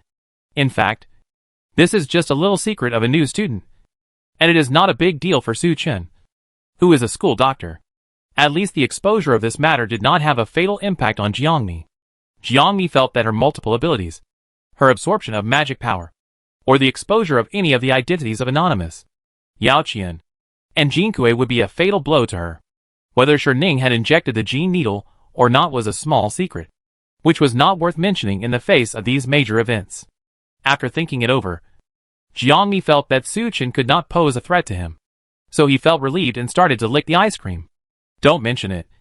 The ice cream in the internet celebrity shop not only looks good, but also tastes good. While the two were eating ice cream comfortably, the light screen in the square next to the internet celebrity shop was playing the Latvian news. One was that a cafe in Linjiang was destroyed by an S-level superpower, and half of the cafe building was destroyed. The other is that a flying machine appeared in the sky above Livonia, and the fuselage was damaged by S-level superpowers, and the body fell in the suburbs of Livonia. The administration initially determined that the two things were done by an S-level superpower. In the picture, a figure in a black windbreaker can be vaguely seen, and Zhongzheng Bowen shuttled through it. The news did not broadcast the information of the death of the S-level plane crash, which means that Riser is still alive. The administration is unlikely to find Mr. Ding's body, and he will definitely be taken away by Riser. Those who can be found by the administration are all unimportant people. Livonia is really not peaceful recently. A passerby who saw the news sighed. Look at it this way. Isn't it enough for you to buy me an ice cream? Su Chen looked at the light screen on the square and asked casually. Jiangmi looked at Su Chen fiercely. The school doctor's abrupt words were incoherent, but it happened to be when the news was broadcast, making it difficult for Jiangmi not to think too much. Dr. Su. What do you mean? One stick is not enough? Jiangmi said with a fake smile. Eating too many sweets will cause high blood sugar. What can I do? Su Chen showed a helpless look. It is easy for a doctor to know a lot of secrets. But don't worry. I will keep my mouth shut. Jiangmi. She doesn't believe that living people keep their mouths shut. She only believes that dead people can't speak. But this week's school doctor with no special abilities didn't know that he had jumped wildly in the minefield, and still said nonchalantly, Eat one stick today. But I believe, Ning, you will definitely treat me to ice cream in the future. And the time is not far away. While the administration was inspecting the remains of the aircraft on the distant hilltop, Riser came out from behind a pine tree holding Mr. Ding's body. He put on a telescope and looked far away, and saw Zhongzheng Bowen wearing a black windbreaker next to the aircraft. Before leaving the aircraft, Riser set a fire to cover up the traces of his actions. But the real world is not like the crack. The black fog in the crack is thick, and it is difficult to detect signs of superpower fluctuations. But the real world can. Zhongzheng Bowen must have discovered that the crash of the aircraft was the work of an S-level superpower. And he also knew the specific superpowers. It is estimated that he may even be able to infer that he is the murderer. The sound of sudden brakes sounded, and a car stopped near the pine tree. Deus hurriedly got out of the car, running to Riser's side. He glanced at the administration inspecting the wreckage of the aircraft in the distance, and then looked at Mr. Ding's body placed on the ground. Fuck. What's going on? Isn't it because you didn't deal with your people? Riser scolded unceremoniously. If I had known there was an assassin in ambush, I should have killed them all. Dicey curled his lips. Then what can we do? This guy has run to the aircraft. Obviously he has the ability of space system. But you, S-level, can't protect Mr. Ding? Riser frowned, stopped arguing with Dicey, and returned to the topic. Did you receive the last photo I sent you? Who is that woman? Dicey saw that Razor's face was serious, and returned to the business. Turning on the optical brain, Yao Qian's extremely beautiful face appeared on the projection screen. The woman who assassinated Mr. Ding is called Yao Qian. On the surface, she is the eldest daughter of the Yao family. At the same time, she is also a member of the God-given society. She has been working with Ming Qing before. Her ability is theft. B-level. B-level. Razor punched the pine tree trunk next to him, and a hole was instantly smashed in the trunk. The leaves on it rustled and pine cones fell one after another. He actually let a B-level kill Mr. Ding in front of him. Even Razor calculated the several abilities that Yao Qian displayed, and none of them was S-level. Shame. This is absolutely a shame for Razor. Razor's eyes were gloomy, and when he looked at Yao Qian on the screen of Dias's optical brain, there was only murderous intent in his eyes. They came prepared. And you were careless. Dias stabbed Razor unceremoniously. But we didn't expect that the God-given society would be so ruthless this time. Are they crazy? Razor frowned. Look at the purpose of their organization. Coexist with cracks and black fog. Aren't they just a group of lunatics? And this group of lunatics turned their attention to Mr. Ding just because of the explosion in District 13. Razor was even more angry. Suddenly, the optical brain sounded. Razor answered the call, and the projection screen appeared, with Mr. Ding's face on the screen. He was wearing a white, neat suit, sitting in a magnificent room, enjoying a cup of black tea. Mr. Ding? Razor and Dias were instantly respectful. Razor, I'm sorry. I didn't protect number 3 well, and he was assassinated. You were careless this time. Razor.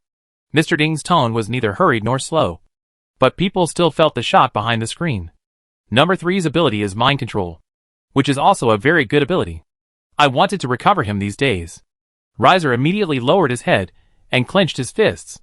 But he's just an experiment, so let him die. After slapping them, Mr. Ding gave them another candy. Razor. Dias. You are my right-hand men. You must not get into trouble. Razor and Dias. Yes.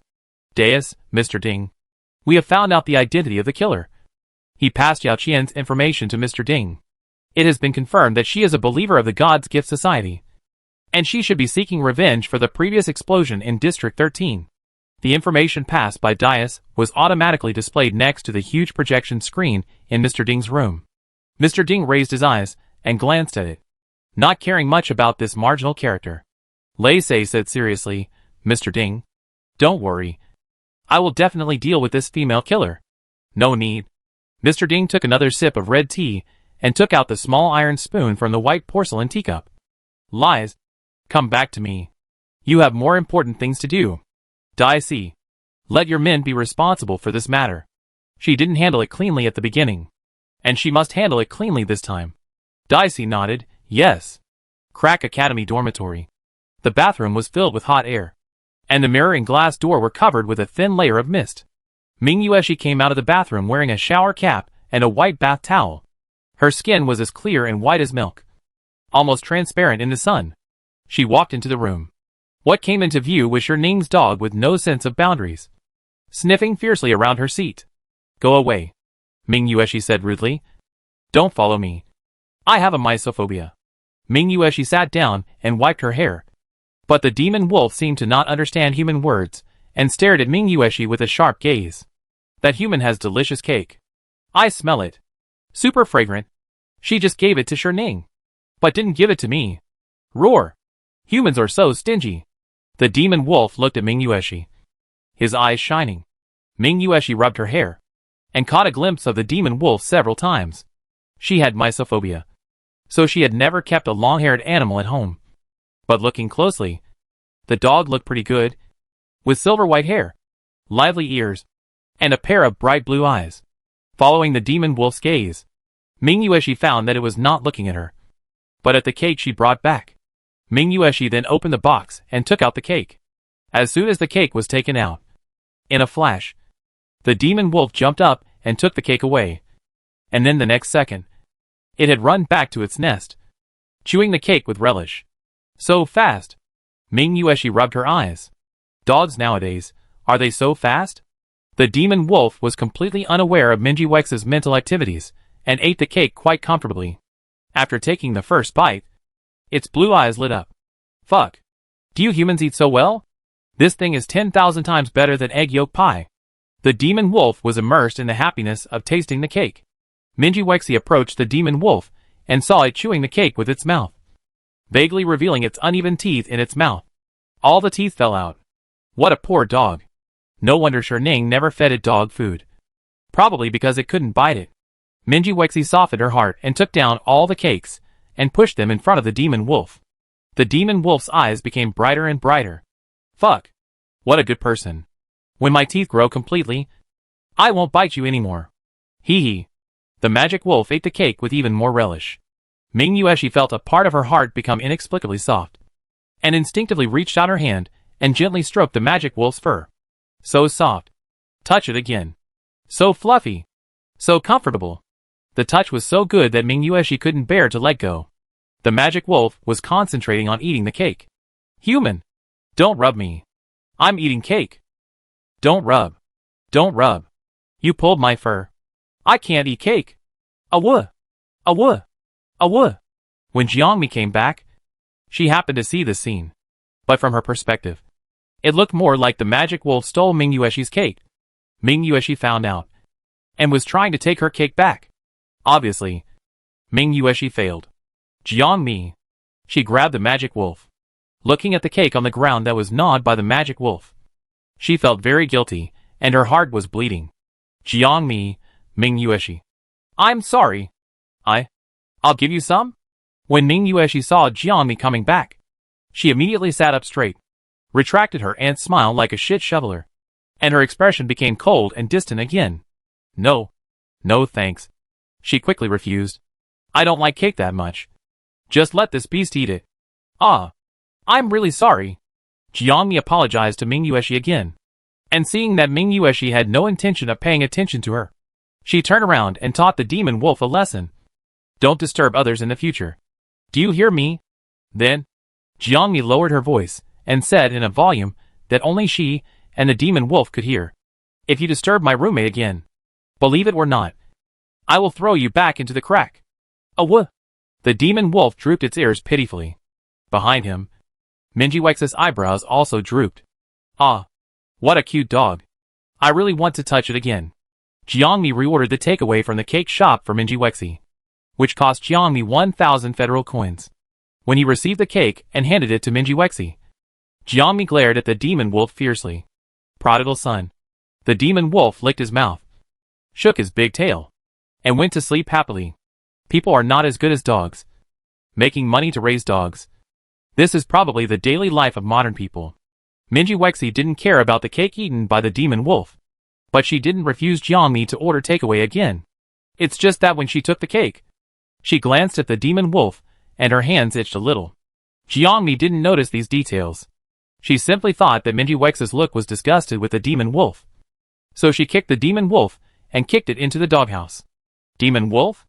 Demon wolf, and a T. And hashtag you and et. After completing all this, Jiangmi sat in front of the desk, and took out Jinkui's light brain. She scanned with a black detector to make sure that no tracking device was implanted in the optical brain. Jiangmi bought this detector on the black market. He had used it to scan Yao Qian's optical brain and the federal card given by Zhao Qi. After checking that everything was correct, Jiangmi turned on the optical brain and checked Jinkui's information. Jinkui is a killer trained by the cube. Her life is unremarkable, compared with Yao Qian, who has two identities as a believer of the God-given society and the eldest daughter of the Yao family. Jinkui has only one identity, a cube killer. Her life is nothing but training. And occasionally, she will receive orders from Dais to assassinate an important person. Apart from that, there is nothing else. After reading Jinkui's life, Jiangmi inexplicably felt a sense of emptiness. Apart from Dais and the cube, Jinkui has no other interpersonal relationships. Jinkui lives only to kill people. If Jiangmi fails to kill Mr. Ding on the aircraft today, she will definitely keep Jinkui's identity and wait for an opportunity to kill him in the future. But Mr. Ding is already dead, and the only thing left for Grandma to avenge here is the God's gift. Jinkui's matter can be put aside. Revenge when there is revenge and grievance when there is grievance. Jiangmi has always distinguished between public and private. She was about to turn off the optical brain, when suddenly, a message came in. The sender was Dai Si. Dai Si, Jinkui, Mr. Ding ordered, while investigating the crack number 109. Kill Yao Qian. Mr. Ding? Jiangmi stood up suddenly. His eyes widened. Mr. Ding was obviously dead. She killed him with her own hands. How could she give another order? Hibiscus and Dias were not on the aircraft, so they didn't know that Mr. Ding was dead. Dias didn't need to tell her the news of the death of the senior management. However, Dias could have used orders from above or orders from the top to express this meaning. Why did he use orders from Mr. Ding? It means that Mr. Ding is not dead. This order was given by Mr. Ding. Jiangmi was definitely successful. The system popped up a reminder that the superpower was dead. And Jiangmi didn't find any other superpowers from Mr. Ding that could revive him. She must have killed Mr. Ding. It can only be possible. There are 2 Mr. Dings in the cube. A substitute? But a substitute actually has A-level superpowers. Isn't it too wasteful? Moreover, Jiangmi held Mr. Ding hostage at the time. Judging from the nervousness of Lei Sei, she couldn't have caught a discarded pawn. Mr. Ding must be useful. But what is the use? Jiangmi hasn't figured it out yet. She clenched her laptop, and the message from Dias was still on the screen. Dias did not tell Jinkui about the aircraft, and Jiangmi could not ask more questions using Jinkui's identity. However, as long as she kept Jinkui's identity, she would have the possibility of meeting Mr. Ding again and solving these puzzles. So Jiangmi opened the message box and replied received. The next day, Jiangmi got up early. The college's freshman course began, and Jiangmi had a class early in the morning. He bought breakfast with Minji Wexi in the cafeteria and hurried to the classroom. The first theoretical class. Jiangmi sat in the classroom with a tablet in his arms. Seeing the freshmen coming in like dumplings in the tiered classroom, he suddenly felt like he was back in college. However, after seeing the strange creatures on the teacher's screen and the name of the textbook on the tablet, Crack Economics, Jiangmi suddenly felt, too unlucky. A class lasted 2 hours. After the class, Jiangmi said goodbye to Minji Wexi and went to the teacher's office alone to find Mu Lanjue. After checking Jinkui's optical brain yesterday, Jiangmi searched the school intranet but did not see any information about crack number 32. She did not believe that Blue Star had not thoroughly studied crack number 32. Currently, all the cracks on the market for crack games are primitive natural areas such as wilderness, plains, dense forests, and deserts, with no obvious traces of civilization. Crack number 32 has such a large temple, which will definitely be studied. Jiangmi vaguely felt that this temple was related to her return to Earth. The detailed information of the crack is sealed in the administration. After we do the research, we will organize the information and finally summarize it in the administration. In the office, Mu Lanjue told Jiangmi, even the academy doesn't have the specific information about the crack number 32. Why should it be placed in the administration? Jiangmi didn't understand. Isn't the crack in the academy? Unified management is more convenient according to the requirements of the Federation. Mu Lanjue shrugged. And you have discovered that all the S-levels in the Federation are gathered in the administration and the military and political departments. Therefore, whether it is the academy or the Federal Research Institute, our defense is slightly weak. It is not safe to put key information in the academy. Jiangmi was a little embarrassed when she heard this. She was willing to join the academy because she thought that the academy had a lot of information about cracks and many opportunities to enter new cracks. It is true that the academy has crack number 32, and there is crack information that is not available outside. But more information is still in the administration. Ning is only 18 years old now. Even if he wants to apply to join the administration, he has to wait until he graduates in 4 years. Jiangmi can't wait for 4 years. Mu Lanjue saw Jiangmi's embarrassment. If you want to look up information about cracks, I can try to help you apply. But I'm not sure whether the administration will approve it. Can you get in if you apply? Jiangmi asked. Mu Lanjue, of course. We help the administration to research many cracks. And we also compile the information. You can definitely apply as a researcher. But you are a freshman, so it's a bit difficult. But I will try. Thank you, teacher. Jiangmi thanked him. By the way, after talking about applying to enter the administration, Mu Lanjue took out a document and handed it to Jiangmi. You should have learned all the physical skills information before. This is the advanced version. Jiangmi took the information and flipped through it. Jiangmi had discovered this when she was practicing physical skills before. She looked at it, and it looked like a martial arts secret book in a TV show on Earth. Later, Jiangmi also checked the information. But she didn't see any martial arts on Blue Star. Their physical skills were more like boxing and hand-to-hand combat.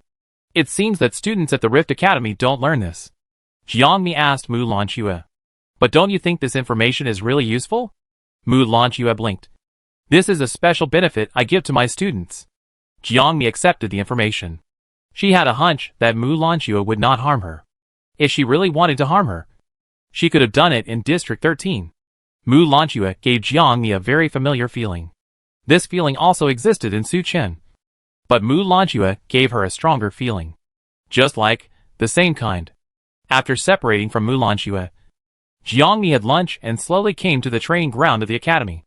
She had no classes in the afternoon. So it was time to practice shooting. Having Alice adjust the distance to the fixed target of 25 meters. Jiangmi put on the soundproof earmuffs, picked up the Glock, and aimed at the target. Self-hardening can help Jiangmi resist the pain caused by the recoil of the gun. But it cannot offset the recoil. So Jiangmi will still miss the target due to the recoil. But it doesn't hurt. So he can bear it. Jiangmi aimed at the fixed target and fired several shots in a row. Not surprisingly, all missed the target. However, while adapting to the recoil, Jiangmi adjusted the sight and finally hit the target at the 10th shot. Jiangmi took a long breath, remembered the feeling of shooting just now, and continued to practice.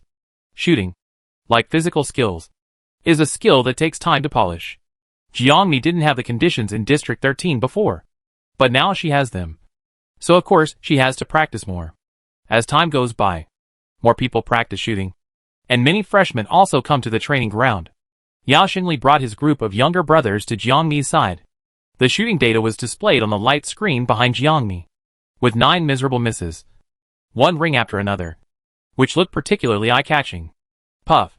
One of the younger brothers couldn't help laughing. Almost all the rings missed the target. Ning's shooting is too bad. Wiki jumped up and slapped the younger brother on the back of his head. What are you talking about? This is called specialization. Ning is just not good at shooting. What do you know?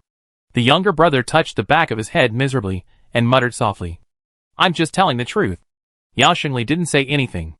Wiki looked at Jiangmi. Ning, you practice? Practice casually. We are here to practice too. We won't disturb you. Jiangmi. I always feel that this group of people is a bit weird. She continued to shoot. With a previous experience, her accuracy was much higher this time. Although she would miss the target occasionally, she could hit the target most of the time. Excellent. Hit it. One ring. One ring is not bad. Missed the target? This must be the problem of the target. Missed again? This time it must be the problem of the gun. While Wiki assembled the gun, his eyes were always on Jiangmi's fixed target.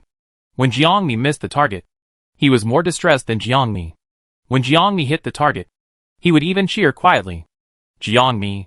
After changing a group of magazines, Wiki was ready for a new round of rainbow farts. But Jiangmi turned around and pointed the gun at Wiki's head. If you keep talking, I'll make you crazy. Weka!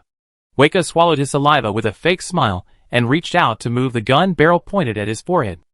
Ning, I just want to make friends with you. We met on the aircraft when we entered school. Don't be so polite. How can I make friends with you?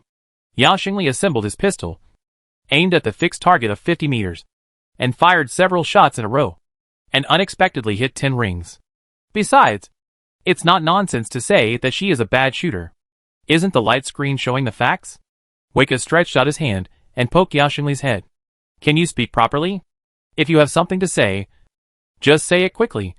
Don't beat around the bush. Jiangmi said. She still liked Yao Xingli's attitude more. He looked down on her as always, and he wouldn't suddenly change strangely and make her feel uncomfortable. That's right. You know the crack game. Right? Wiki's eyes sparkled. In a few days, crack number 68 will organize a crack game in Hardening District. Livonia. The official website has announced that there are at least 3 A-level demons in the crack. Do you want to form a team to participate? Jiangmi understood Wiki's intention and put away his gun. Do you want to train in the crack? Yes. Wiki nodded, seeing Jiangmi's interest. He became excited.